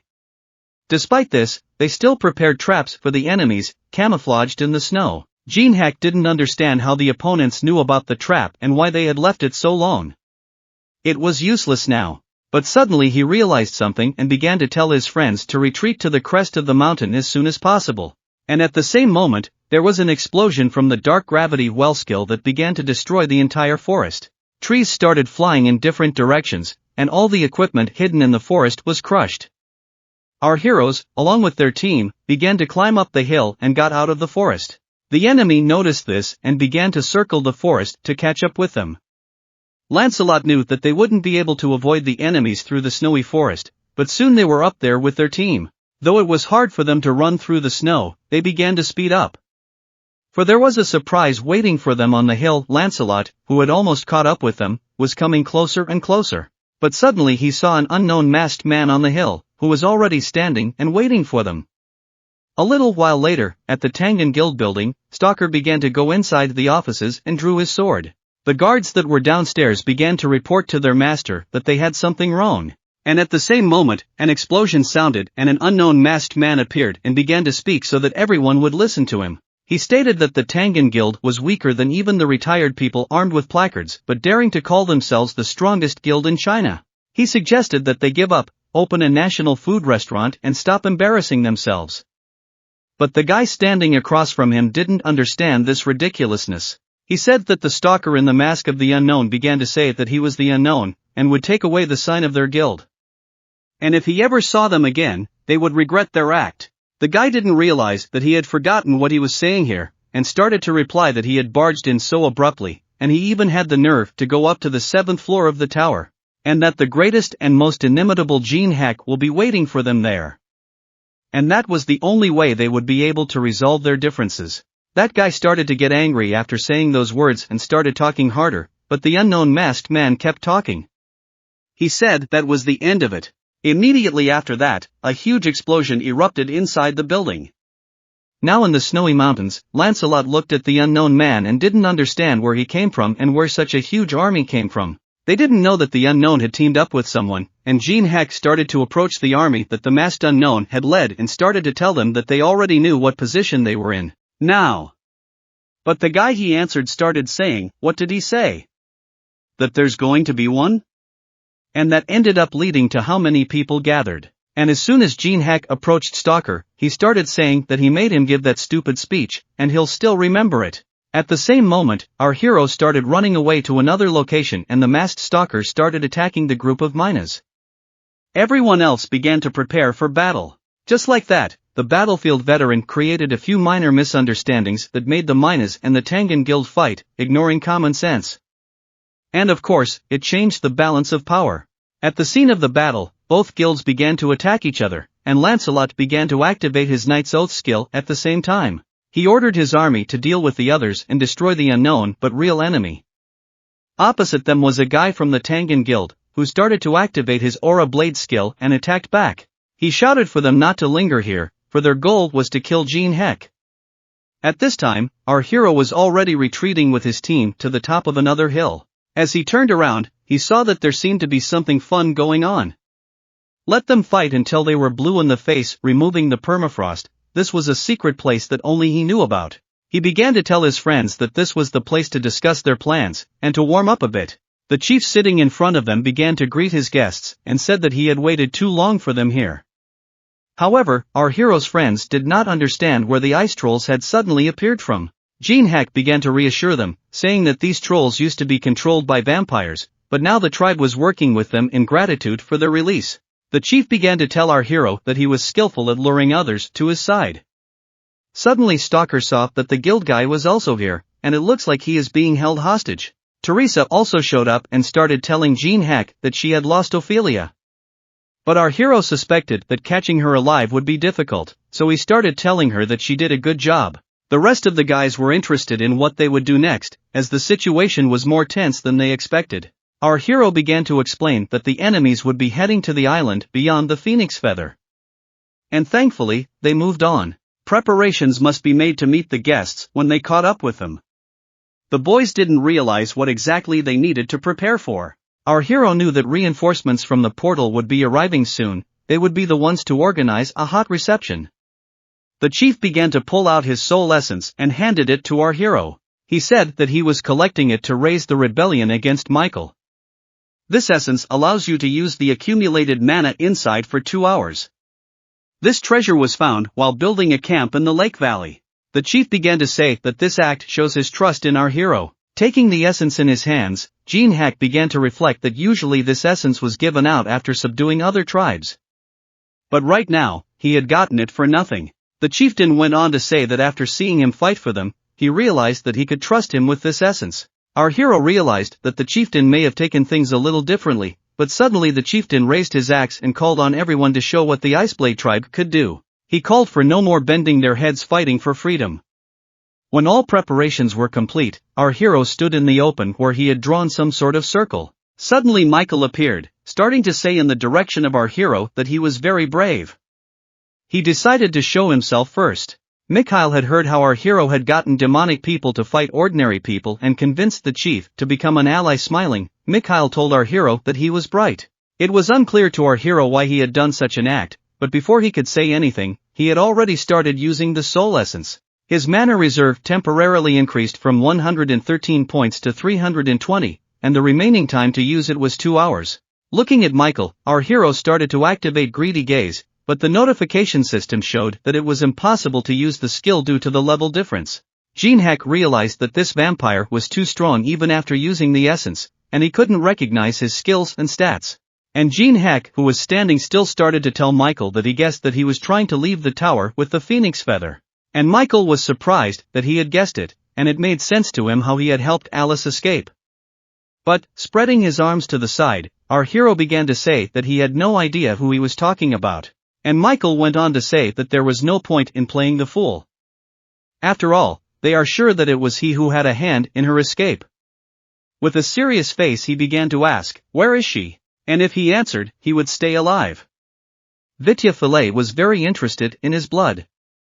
But our hero didn't understand why everyone didn't want to make a meal out of it, but swung his hand. Jin Heck said thank you, but he would refuse and better Michael should tell why they are so eager to escape from the tower. But suddenly, after these words, it was as if an earthquake appeared, and our hero began to stand badly on his feet. But as he looked around, he saw a bright red barrier that surrounded them, and it was a blood port. This technique uses blood as a material to create new creatures. It used to be easy to find victims, because they would come to him on their own. And the vampires call them blood golems. And Michael went on to say that they need the phoenix feather to send them outside the tower to get more human blood.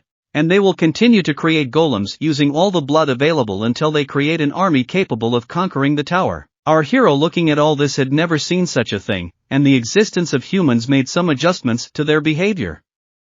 Suddenly, Michael began to order his bloody soldiers to bring him the phoenix feather. As soon as they rushed over, Jin Heck began to say that he wasn't happy with such nasty ones, but they wouldn't cause a problem. After all, he was the one who wasn't going to give the vampire the feather. And Michael immediately wondered what he could hide in that forest, since he was so confident in his powers.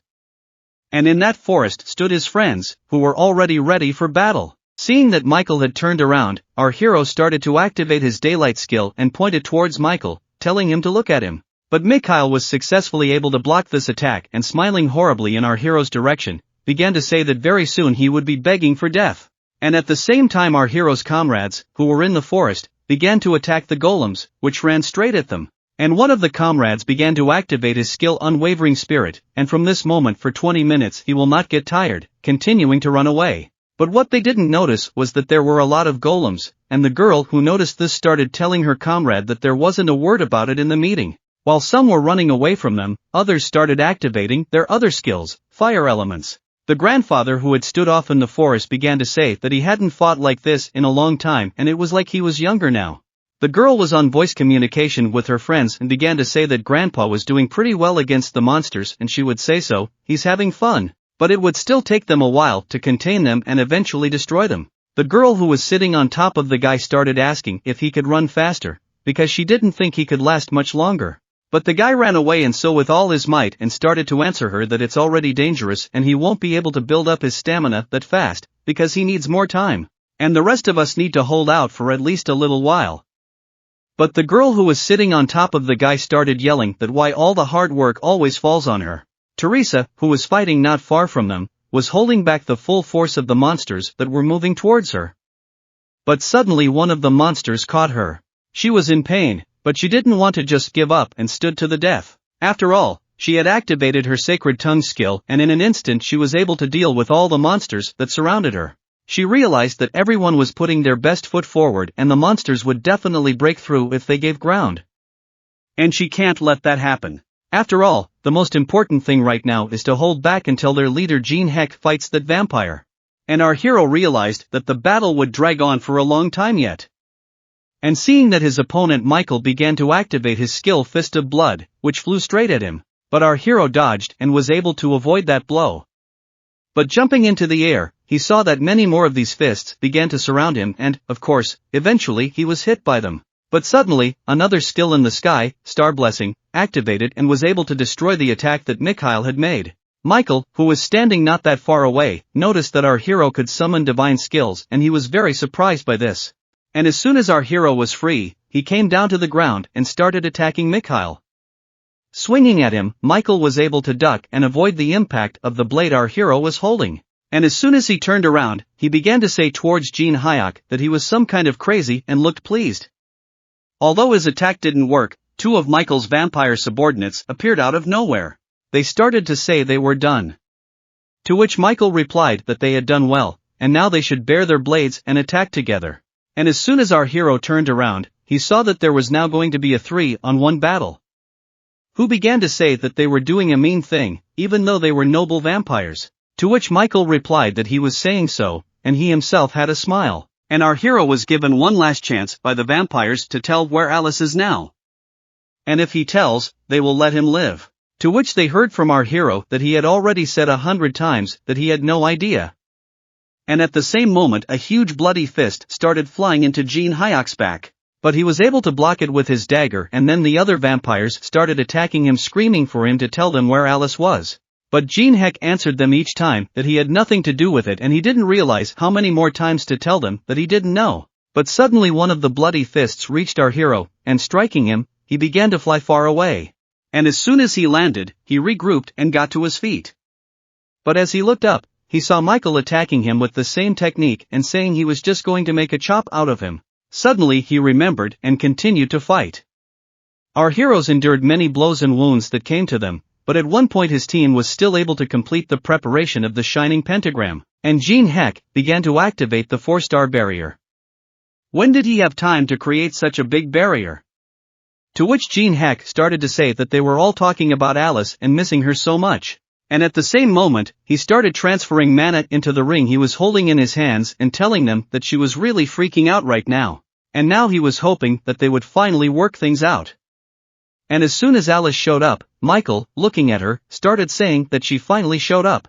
But Alice, looking at her hands, realized that the barrier's restrictions had been loosened, and the limit of her abilities had been increased by 20%. And at the same moment, it was as if she went mad, started screaming and experiencing the immense power that was embedded in her. The rest of the vampires couldn't understand why she still had so much strength, and this after so many years in the ruins. To which, as soon as the sound died down, the vampire standing across from our hero heard the words that her name was Alice and she had lost too much time and knowledge into the endless darkness. And they were all determined to make it all up to her, the filthy traitors. And at this time, the chief walked off through the snowy forest with the captain, whom he held on his arm. And suddenly the captain got a video call from Jin Heck, who started saying that now it was his time to be useful, and he should take it easy, because he really needs his help, and he needs to hurry. He doesn't know how much longer their people will last, and they ask that he find the magic crystals. They are the basis for a magical procedure with the chief. But suddenly they saw the golems Michael had summoned running at them. The chieftain was already ready for battle and started activating his white beast skill. Transparency was put on his equipped weapons and his attack power was increased by 15% and his attack speed was also increased by 15%. And with a single strike, he was able to deal with all the enemies that attacked him. But there were quite a few of them, and they began to guess that such monsters wouldn't guard the magic crystals. The chief had a couple of guesses, and they decided to test them right away. But the captain didn't understand why he had to work as some sort of assistant. After all, he was the second captain of the Tangan Guild. The chief noticed that the captain was nervous, and started telling him not to worry, for he would protect him. He can't lose the only one who can contact Jin Heck. Now the battlefield where the vampires fought against Alice and Jin Heck was full of bloody soldiers who simply honed our hero. But Alice was able to get out and flew up into the air. She flew above them and started activating her blood sphere skill. A huge spear appeared from the sky and struck straight at all the soldiers who were standing on the ground. In an instant, the half-forest began to crumble and collapse in different directions. From such a strong wave, all the trees began to collapse. Jin Heck's friends and comrades who were a little farther away in the forest began to hold on and hide behind trees, ledges to hide from the shock wave. They didn't realize what it was, and where such tremendous force came from. In fact, some were simply being carried away. Taraza began to realize that this blast had come from the side where Jin Heck was currently fighting, and she was surprised that there could indeed be such a terrifying scale to their battle. And once the attack was over, Michael began to say that she had gotten rid of most of his warriors in one blow, and that was impressive. And at the same time, Jin Heck, who was hidden under his barrier, started telling Alice that it seems she has a lot to talk about. And she let her take on Michael and he would deal with the others and join her. To which Alice replied that he's saying that she can't beat them alone. But Jin Heck replied that no, he just wants to share her burden. After all, they are a team. And by the way, he'll tell her something interesting when they're done, smiling. Alice replied that that was mean, and at the same moment, the notification system started showing our hero that he had reached a new phase of tech. Epic phrase before death and the invulnerable technique were sealed. And while pointing his finger at the two vampires, he started saying that he would deal with them as small pawns. And as soon as they started walking towards our hero, Alice approached Michael, who started saying that they hadn't seen each other in a while, and how she, the former ruler of Ataraxia, was doing. But Alice, enraged, started flying straight at him, saying her name with her mouth. And after the attack, Michael still managed to block her attack and began to tell her that she shouldn't have left the tower. Mikhail began to realize that her limitations had made her so weak. And after all, she was once the strongest person in the world, and to see her so insignificant now upset him so much. But as soon as Alice heard those words, she began to get even angrier and ordered Mikhail to stop such nonsense. After all, she would destroy him right now. And immediately she started to activate her Blood Blast skill. But Michael continued to speak, in order to protect the balance in the tower and his pursuit of such a foolish goal. She has the power to achieve so much more, so why would she risk everything to preserve a meaningless world? Because it's so naive. And now it was his turn to show how much he had grown during this period while she was in the dungeon. But Alice didn't stop being angry, for she wanted to destroy him as soon as possible. At the same time our hero started to fight against two vampires, who started to say that this time would be different. But our hero answered them that it sounded like they were giving in last time. But one of the vampires replied that it was true, because he left them alive for information. There was no point in keeping him alive here. And Jin Heck answered him that if he was sure, he too would show them his true power. After all, they had only seen 20% of his true skills before. And as soon as he finished saying that phrase, the notification window began to show that the final phrase of the technique, the epic phrase, before death, 4 out of 4 had been reached. Mana absorption had now been successfully copied, and it allows you to steal some of your opponent's mana with a successful attack, 0.3 mana points per blank hit and 0.1 spirit status points per hit. Jin Heck put them alive and everything they said to gain this skill, and when fighting vampires, mana sucking is vital. If he combines it with the divine skill, he can get a new skill, suction from the soul. It allows him to steal some of the opponent's mana when attacking. If the subsequent attack is successful, he will be able to steal the hidden spirit fear and will gain 0.1 spirit status per hit. Suddenly, the vampires saw this and realized that it was energy, it was mana sucking.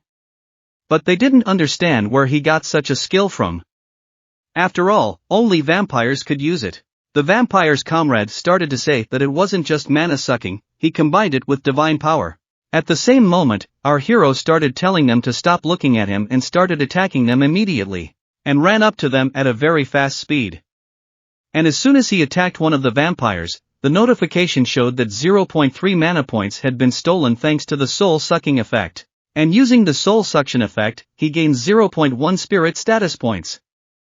The spirit harmonized with all the stats he already had, infusing them with vitality. And the secret stat he had discovered by studying 62,000 different combinations of stats never stopped growing. Therefore, his development would now be on a different level. And while continuing to attack the vampires, our hero began to activate the Demon King Sword Step skill and attack them with even more force. After all, thanks to the effect of soul absorption, he began to steal their mana in large quantities, and they could not cope with such an attack, but suddenly decided to activate her skill Bloody Eye and attack our hero. However, he thought it was already not bad, but still dodged such an attack. When he looked back, he saw that there were many explosions where Alice was fighting, and he realized that Alice was now failing Michael. He must get back as soon as possible, and he didn't have much time. So he decided to forget about the stats for now and started asking the vampires to confess what Michael wanted. If they told the truth, he would consider letting them live. At the same moment, the sword graveyard skill was activated and the vampires couldn't understand what was going on with his mana. Was he really hiding his true power? And one of the vampires shouted out that they wouldn't fall for his pathetic tricks. But at the same moment, our hero approached him at great speed and managed to finish him off. From what Ophelia could not believe her eyes, what just happened, because her comrade was simply destroyed with one blow. And turning around, Jin Heck asked her, "Is she ready to talk now, Mrs. Ophelia?" And she, standing and looking at him, could not understand what it was. At the same time Michael was fighting against Alice, and he had much more strength.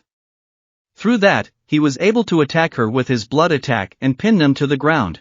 And with him probably forcefully continuing to kill them into the ground, causing her to be unable to move. And as soon as he stopped countless attacks, Alice lay on the ground and began to realize that she was running out of mana. But at the same time, Michael was above her and started flying at a tremendous speed to attack her. And as soon as he got close, a huge explosion pierced the entire forest. At this time, Mikhail's soldiers kept running towards the chieftain, but he started to smash them in different directions with his skill. Eventually, the chieftain finally saw what he had been running towards for so long. But the stone was not only guarded by Michael's soldiers, but also by the soldiers of Mina's guild, and the chieftain began to realize that to win this war, the crystal had to be destroyed. He began to tell the captain that he would clear a path for him, and he in turn must run to the stone and destroy it. But first of all he must get through all those monsters and destroy that huge magical crystal. And once he realized that, he started saying, "What's waiting for you is that I have a family to protect."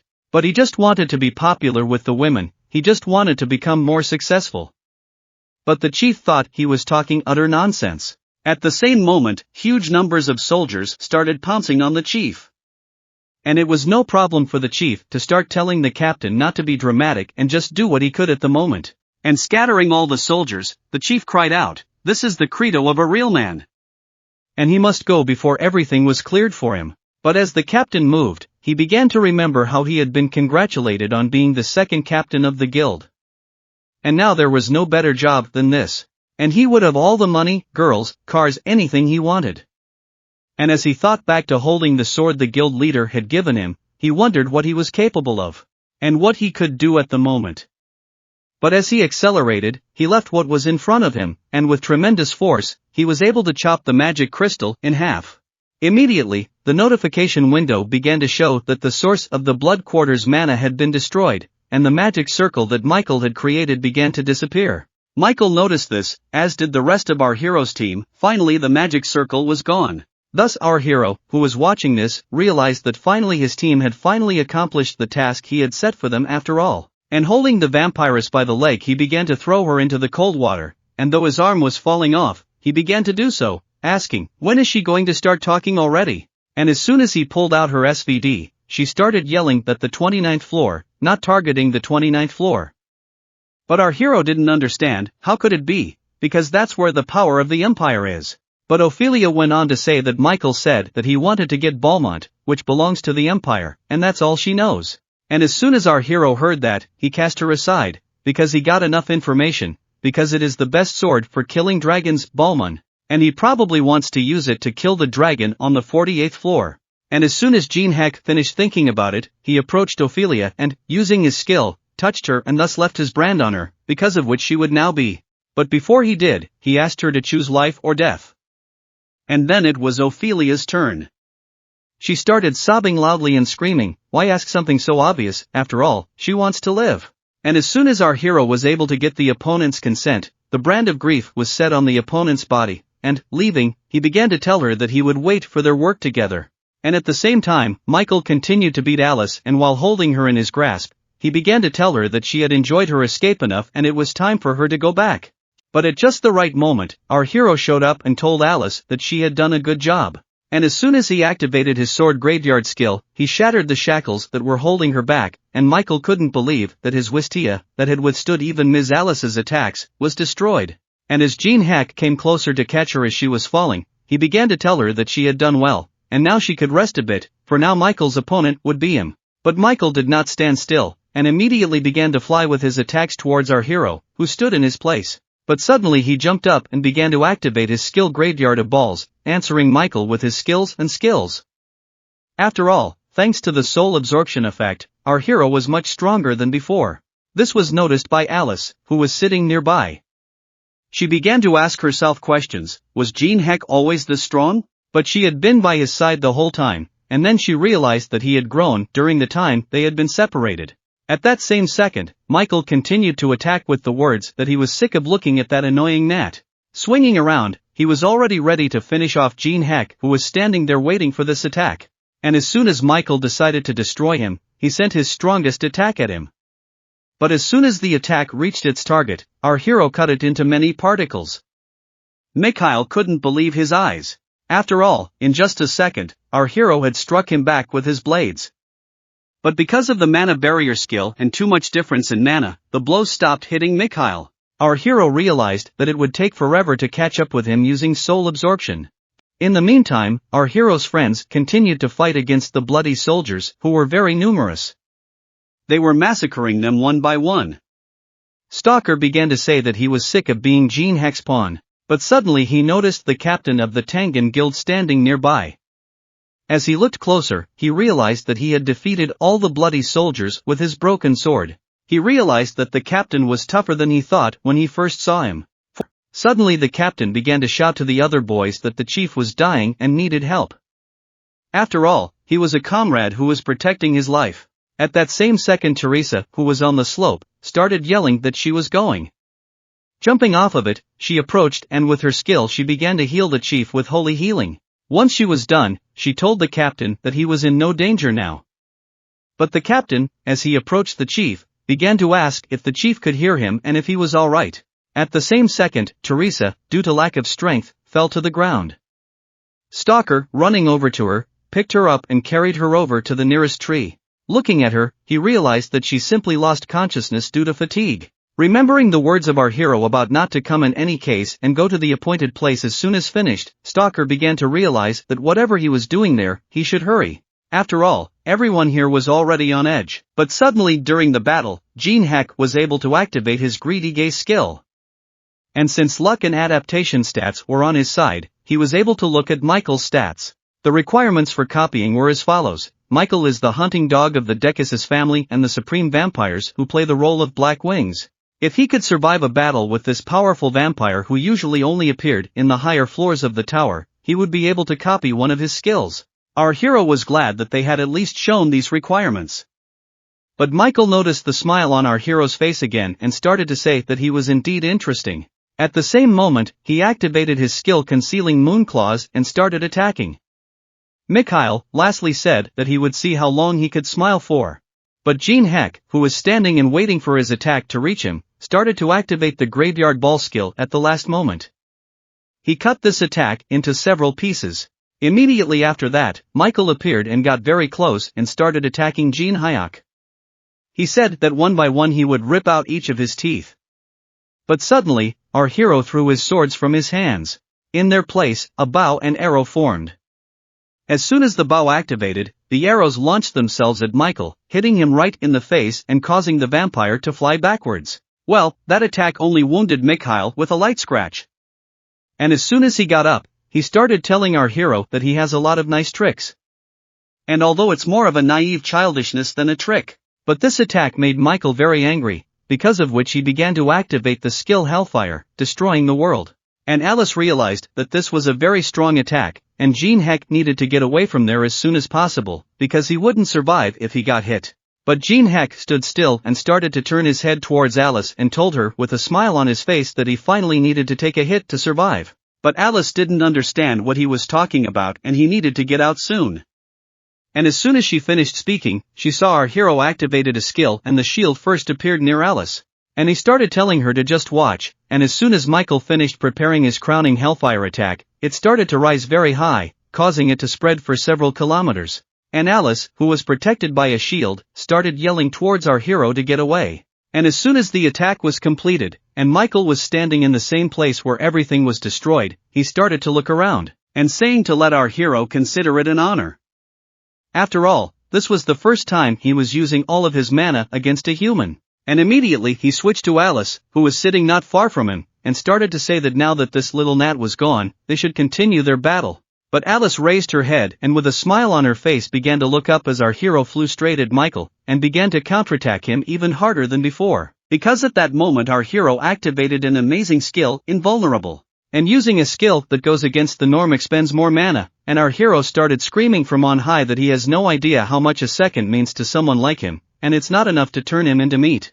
And of course, only after sucking out her entire team. But as soon as the attack reached Michael, the notification window started showing that our hero's mana was insufficient.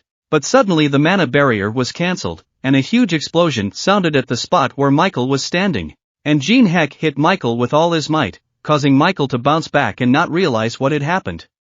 After all, I was there, impossible, and how could he even survive his Hellfire?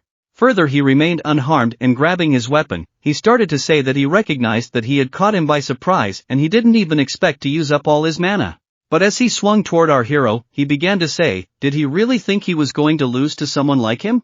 and the counter-punch that flew straight at our hero's head was successfully blocked by his right hand, and began to fly back many meters, and immediately after that blow Michael began to fly towards Jin Heck, who was lying on the ground, and just as his blow reached its target, Alice appeared. She blocked his attack and Mikhail was stunned that she started to defend that guy. But Alice responded by saying that he was an idiot and that he thought she would just stand aside. He was wrong. Mikhail realized he was in a bad situation and started to back away, for that was exactly what he thought, that she would stand by and that they had hurt him. Turning his head around, Mikhail saw Jin Heck start to rise, and Alice, who was standing next to him, started to tell him that his mom was running out of time. And even though our hero was defending, he began to realize that in 10 minutes the soul essence would run out. And the chances of Michael winning. And at the same time, somewhere on the 39th floor, a group of higher vampires gathered in one room and watched our hero battle against Michael. And one of them started saying, did he really force Michael to use his best skills? And they're afraid that Michael might lose. And they can't miss Alice being under their noses. And wouldn't interfering on the lower floors be dangerous, given the amount of resources spent on this place? They owe it to themselves to do something about it. One of the hooded men began to ask Mr. Exantion how they should proceed. To which he replied that they should continue to watch them. Then, as they are fighting now, and Michael is in a very bad situation, for Alice had grabbed his arm, and he didn't understand why she was on the side of the humans. And even though she had been dethroned, he still showed respect for her. And isn't that a betrayal in his fellow humans? To which Alice angrily began to shout back, betrayal. She accuses him of betrayal.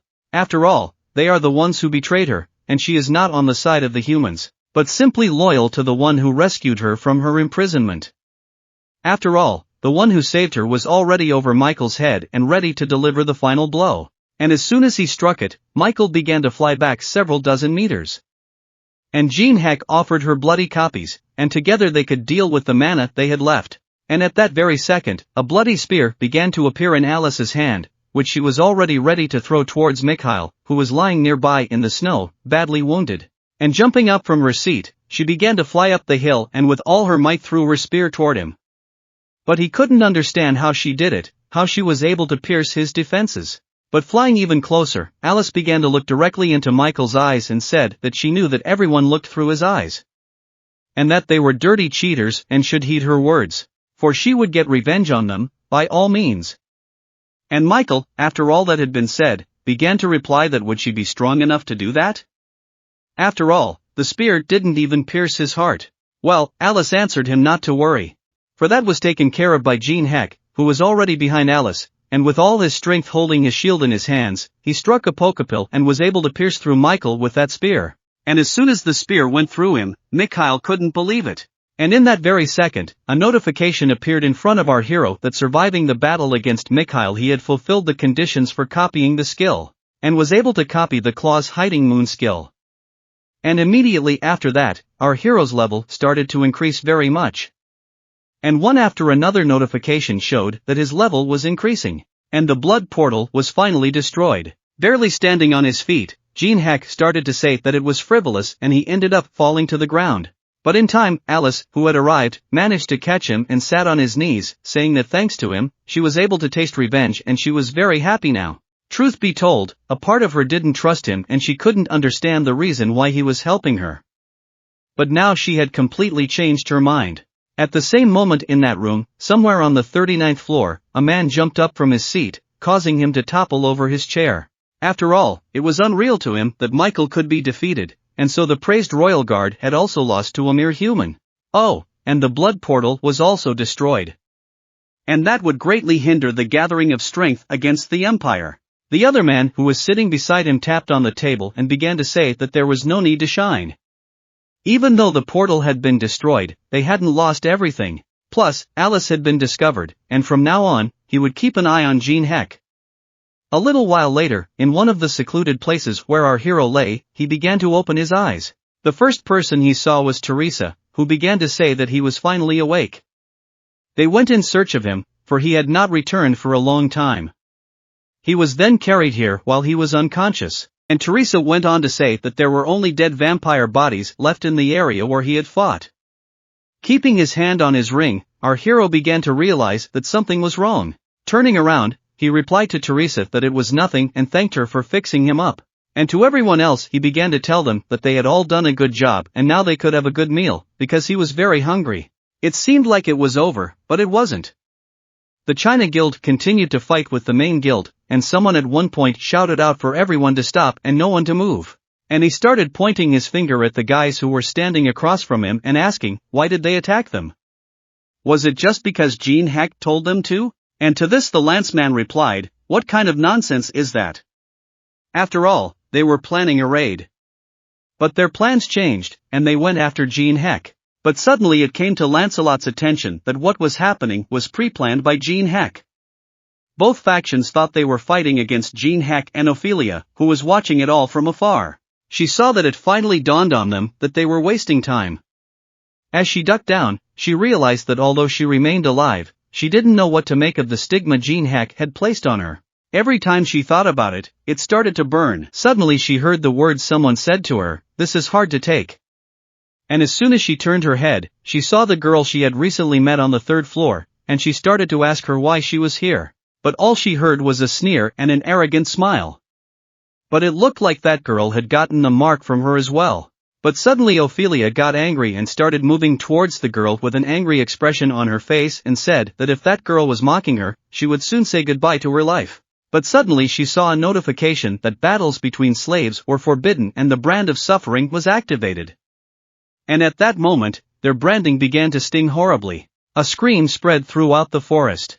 The next day, a notification window showed our hero that he had finally received the phoenix feather. The presence of the feather increases resistance to cold by 500%. Combined with the right ingredients, an item with a special ability can be created.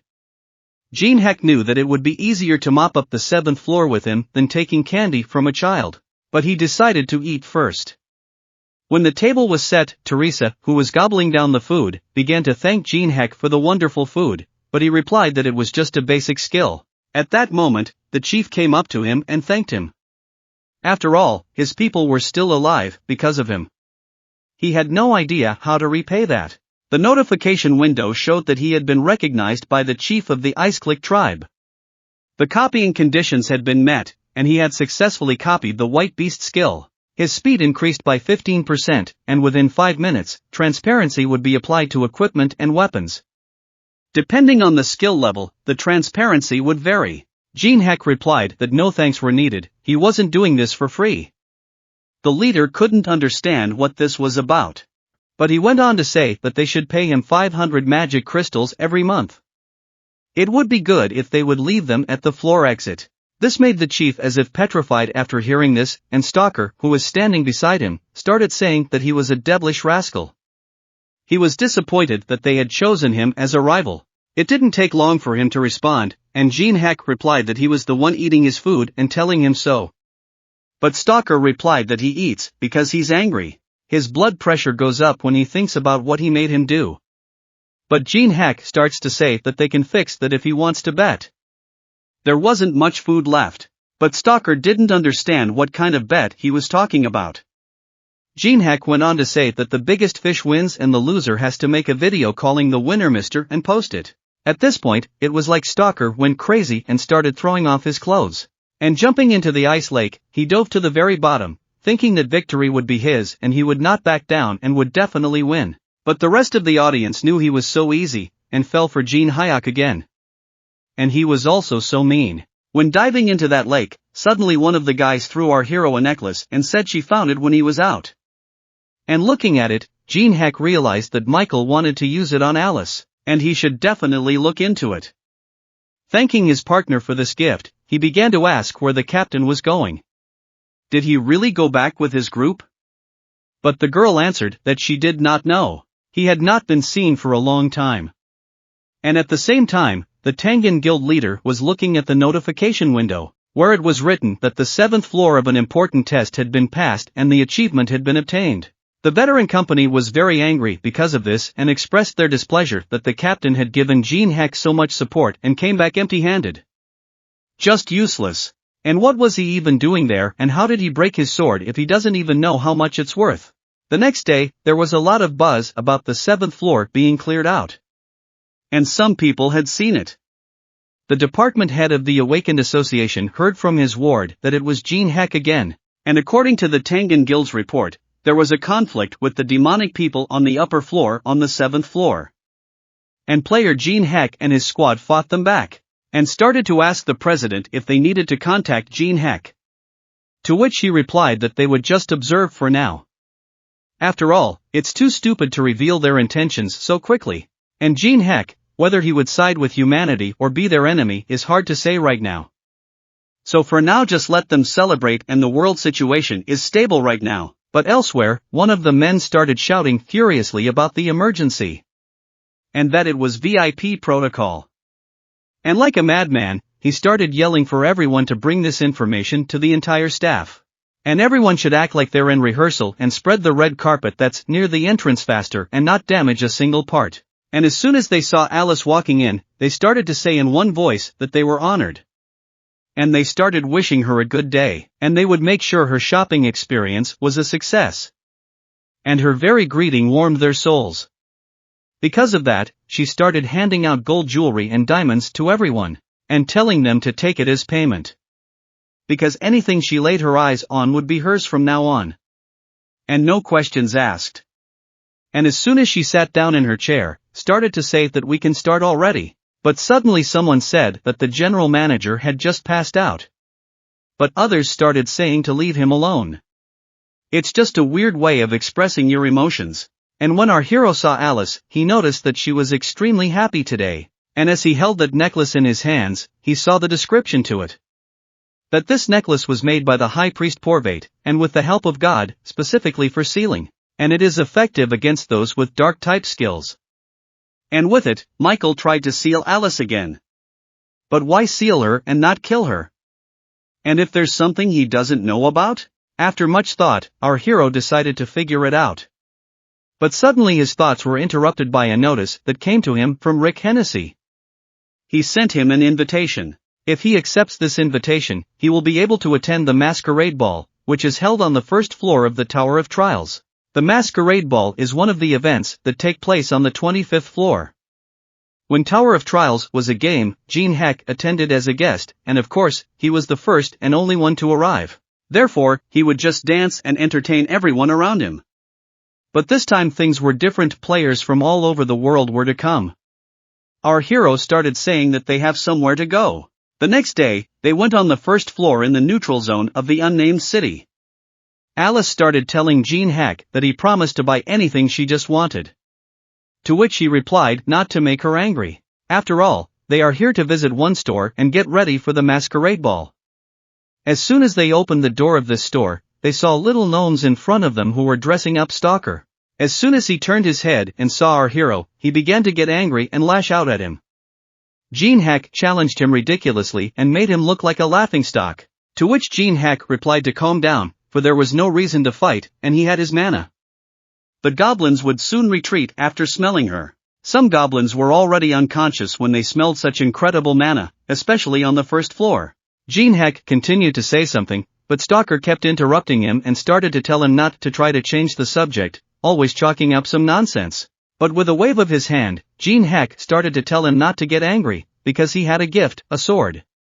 But Stalker replied that he would no longer fall for his sweet talk. Jin Heck told him not to exaggerate, for he had told him how to move that sword, and it was true. It wouldn't break in a battle with a stone giant, he would use it for a long time. Standing behind Jin Heck began to say that if he was looking for a new sword, he would help if he stopped being angry. They would see each other already at the ball.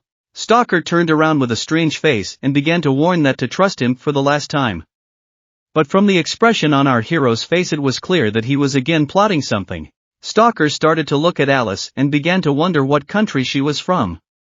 Still, he realized that if she wasn't an enemy, it wasn't worth the trouble.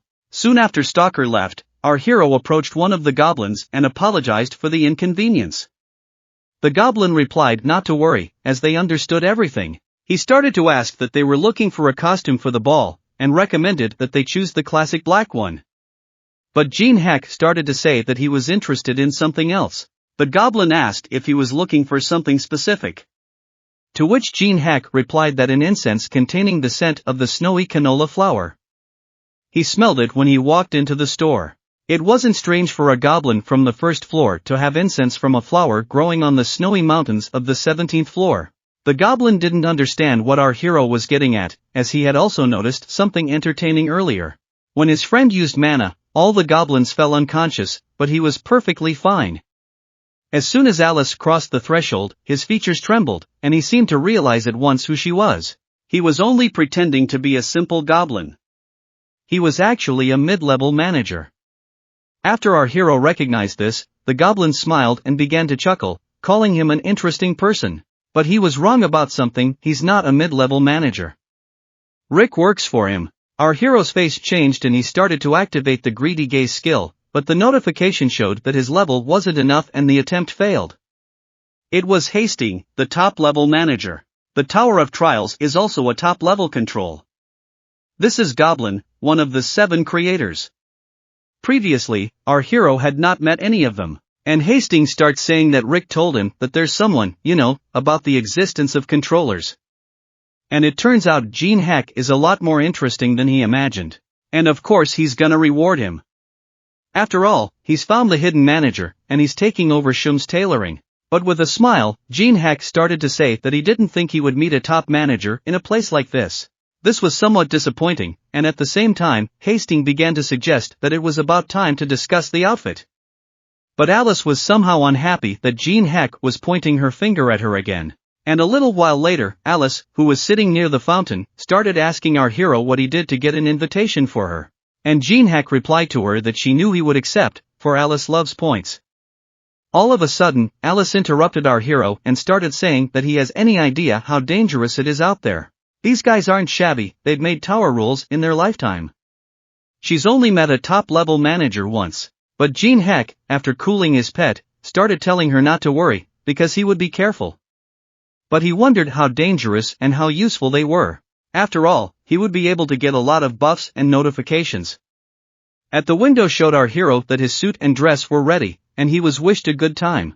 And soon they set off, and in the evening, when everyone entered the fancy palace, some players were surprised to see that this place was a ball, open only to selected players. And some of them started discussing that Maria or Teresa would come here. Because they want to see them very much.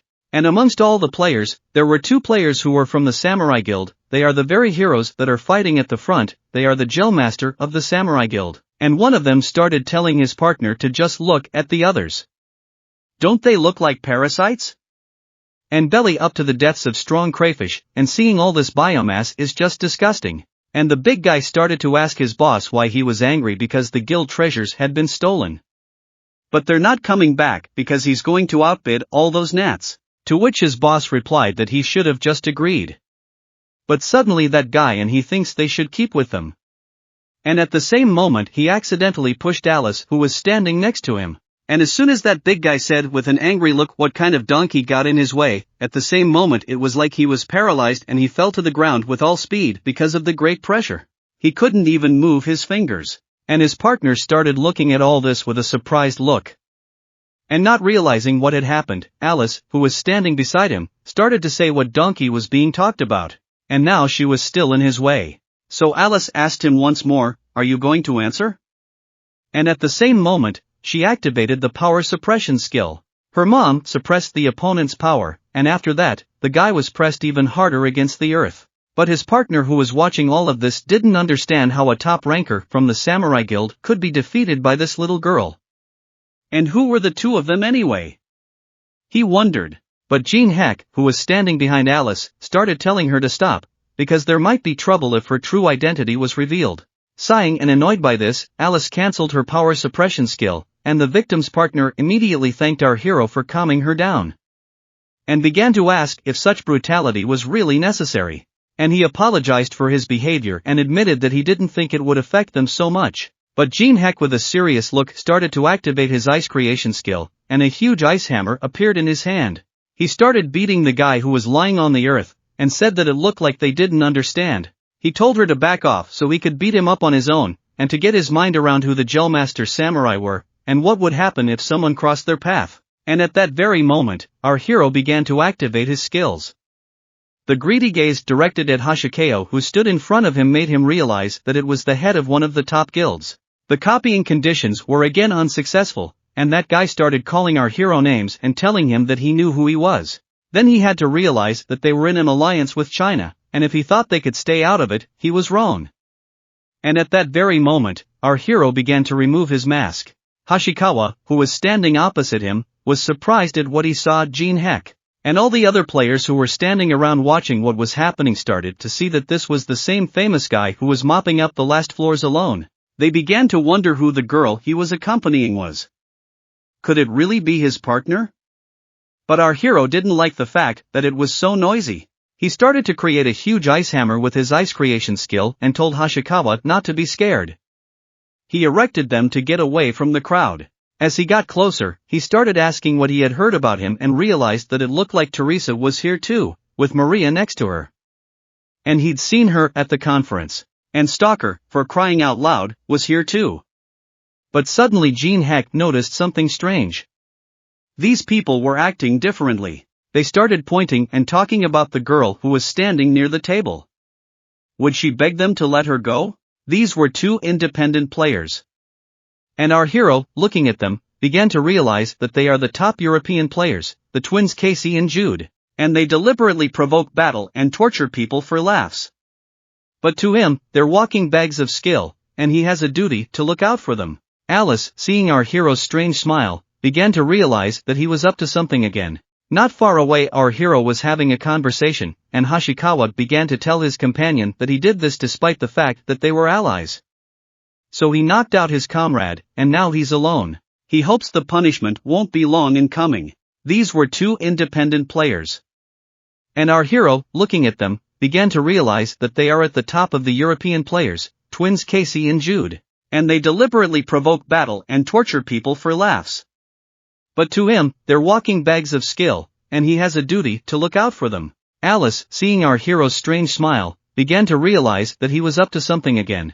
Not far away, our hero was having a conversation, and Hashikawa began to tell his companion that he did this despite the fact that they were allies.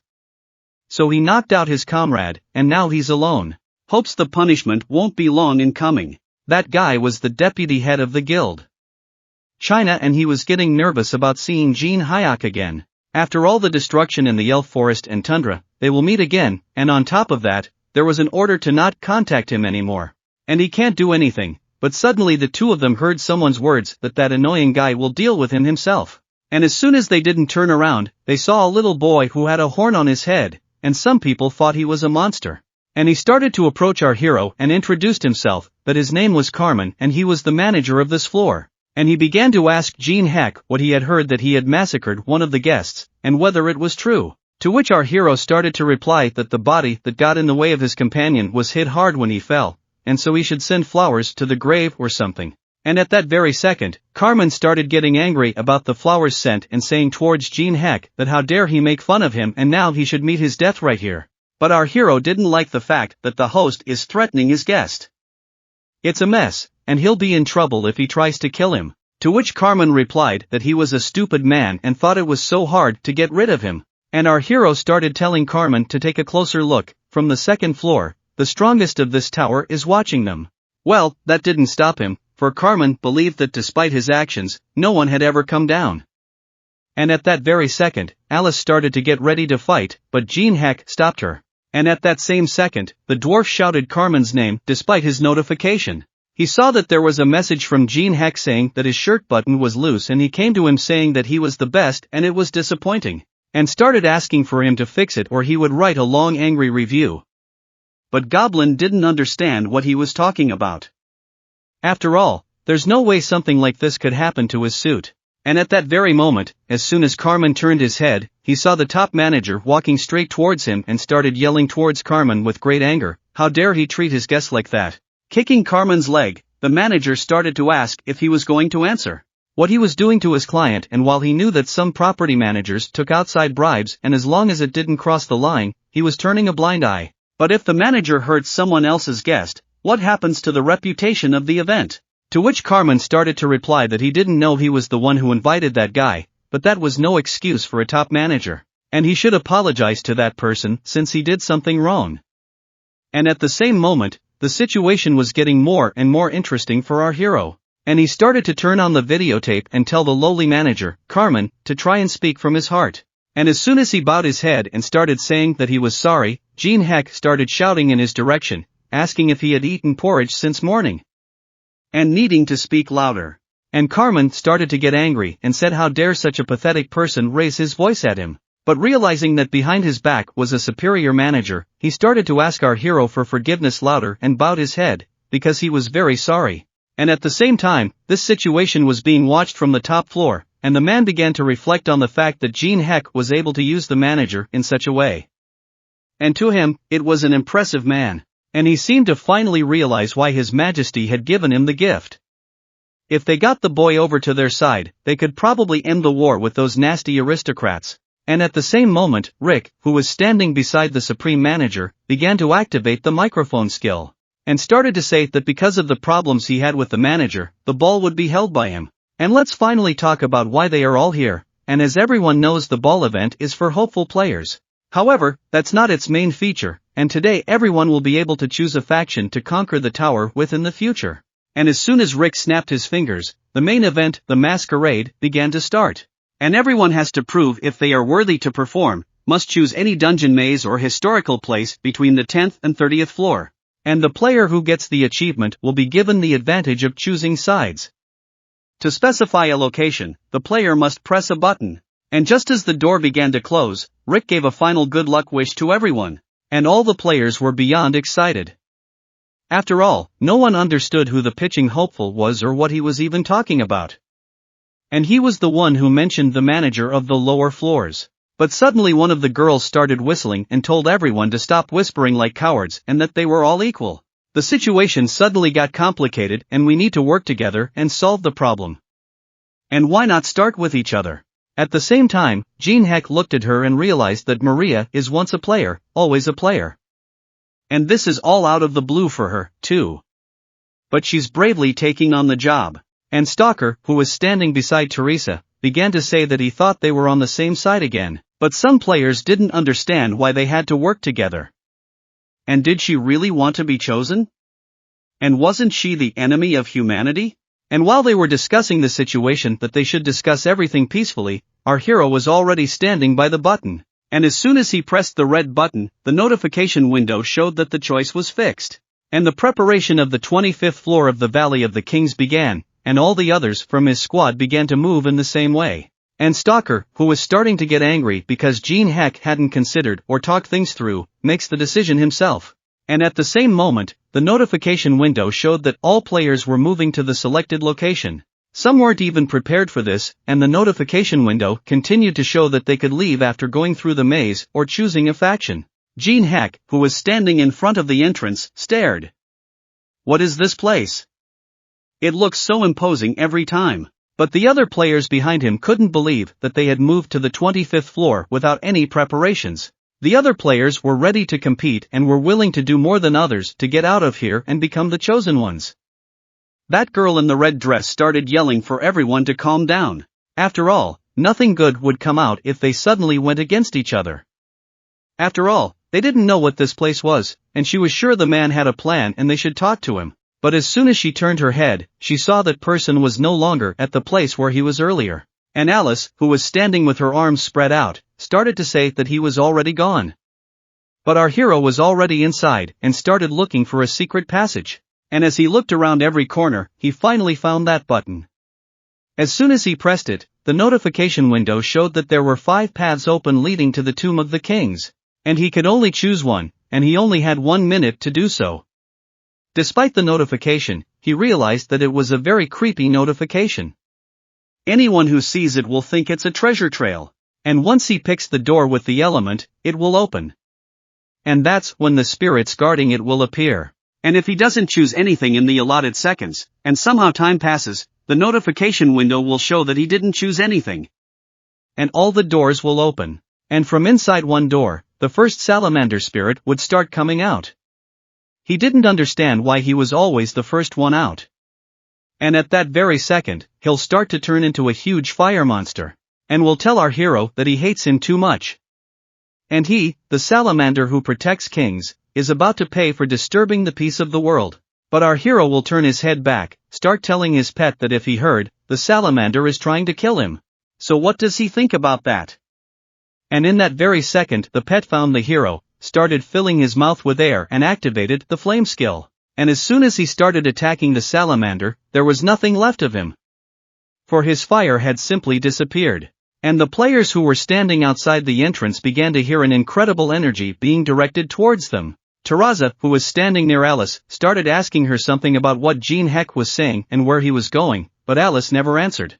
Suddenly, Stalker appeared and started saying that he probably knows where this energy is coming from and will take reckless action. His hobby is research. As Stalker started to head towards the castle entrance, Alice stopped him, picked up a rock and threw it at the gate. Immediately, huge traps appeared in front of them. Teresa couldn't understand how she knew about the traps. At the same time, she was shocked at what was expected of Jin Heck's partner. Suddenly, she felt a strange feeling as if she had encountered this frightening aura before. At the same time inside the castle, other spirits began to come out of their rooms, saying that they had a headache and didn't understand what was happening. They felt as if they had lost. They were the wind spirit and the earth spirit. They turned to the salamander with questions about what was going on. Didn't he say that their combined power would not be needed? Suddenly they saw the salamander lying on the ground. They could not understand why the salamander was lying on the ground. But the salamander began to speak so that they would be quiet and repeat after her. It turned out that the devil who was standing in front of them had shown up. At the same time, an old man was watching all this and was shocked to see the dragon. He was interested in how Jin Heck managed to catch it. Our hero didn't want to linger for long and activated his grief branding skill, subduing the 5 spirits. As a result, the incredible achievement was unlocked, 5,000 points were credited to his account, and the current ranking of the participants was as follows. First place, Jin Heck with 5,100,000 points. Second place, Gong with 450 points, and third place, John Yusung with 190 points. At the same moment, there was a notice that many factions were showing interest in him, and all 13 factions expressed their desire to cooperate with him. The third faction wanted him especially badly. But our hero, looking at all this, could not understand what to do. After all, the third faction was interested in him. His situation was more complicated than he expected. He petted his pet and was grateful for its popularity. Suddenly, there was a notification that Muram wanted to talk to him. As soon as he accepted the call, an old man appeared in front of him, introducing himself from Muram. The old man began to say that they wanted him to join them, and only then would he stay alive. For their commander, it's easier. However, our hero quickly ended the conversation, started telling all the spirits to get up, and soon they will be traveling onward. They must follow his instructions or they will fall victim to the Ancient One. All the spirits agreed. The second notice came from the Empire who wanted to speak to him.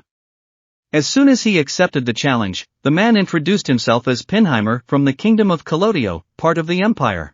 However, our hero replied that his name was Jin Heck, and he understood that the Empire was interested in him. The conversation began to take a more serious turn. The man asked if he would work for them and promised to support him in conquering the tower. Our hero replied that he would consider their offer, but only under certain conditions, and at the same time, the other players were trying to get past the prepared traps that were waiting for them from different directions. And the girl started to ask the other players, "What is the situation?" But the other girl, Maria, replied that apparently it would take more than an hour, and at this rate, no one but the group that followed the series of Provolos girl would pass the challenge. And everyone seemed to be fixated on Jin Heck again. But suddenly, she saw a notification in front of her face that the conditions for returning had been changed. If inside the maze, the player met death from a trap or monster, they would be taken back to the ballroom. However, if they are even slightly injured, all accumulated points will be lost. The conditions were changed at Jin Heck's request, and other players were happy that they could get out even if they died. But others were somehow uncomfortable with being directly asked to die. Could this even be trusted? And one of the players was coming straight at them, suddenly stepped on a trap, he was cut by fire, and started teleporting back to the first floor.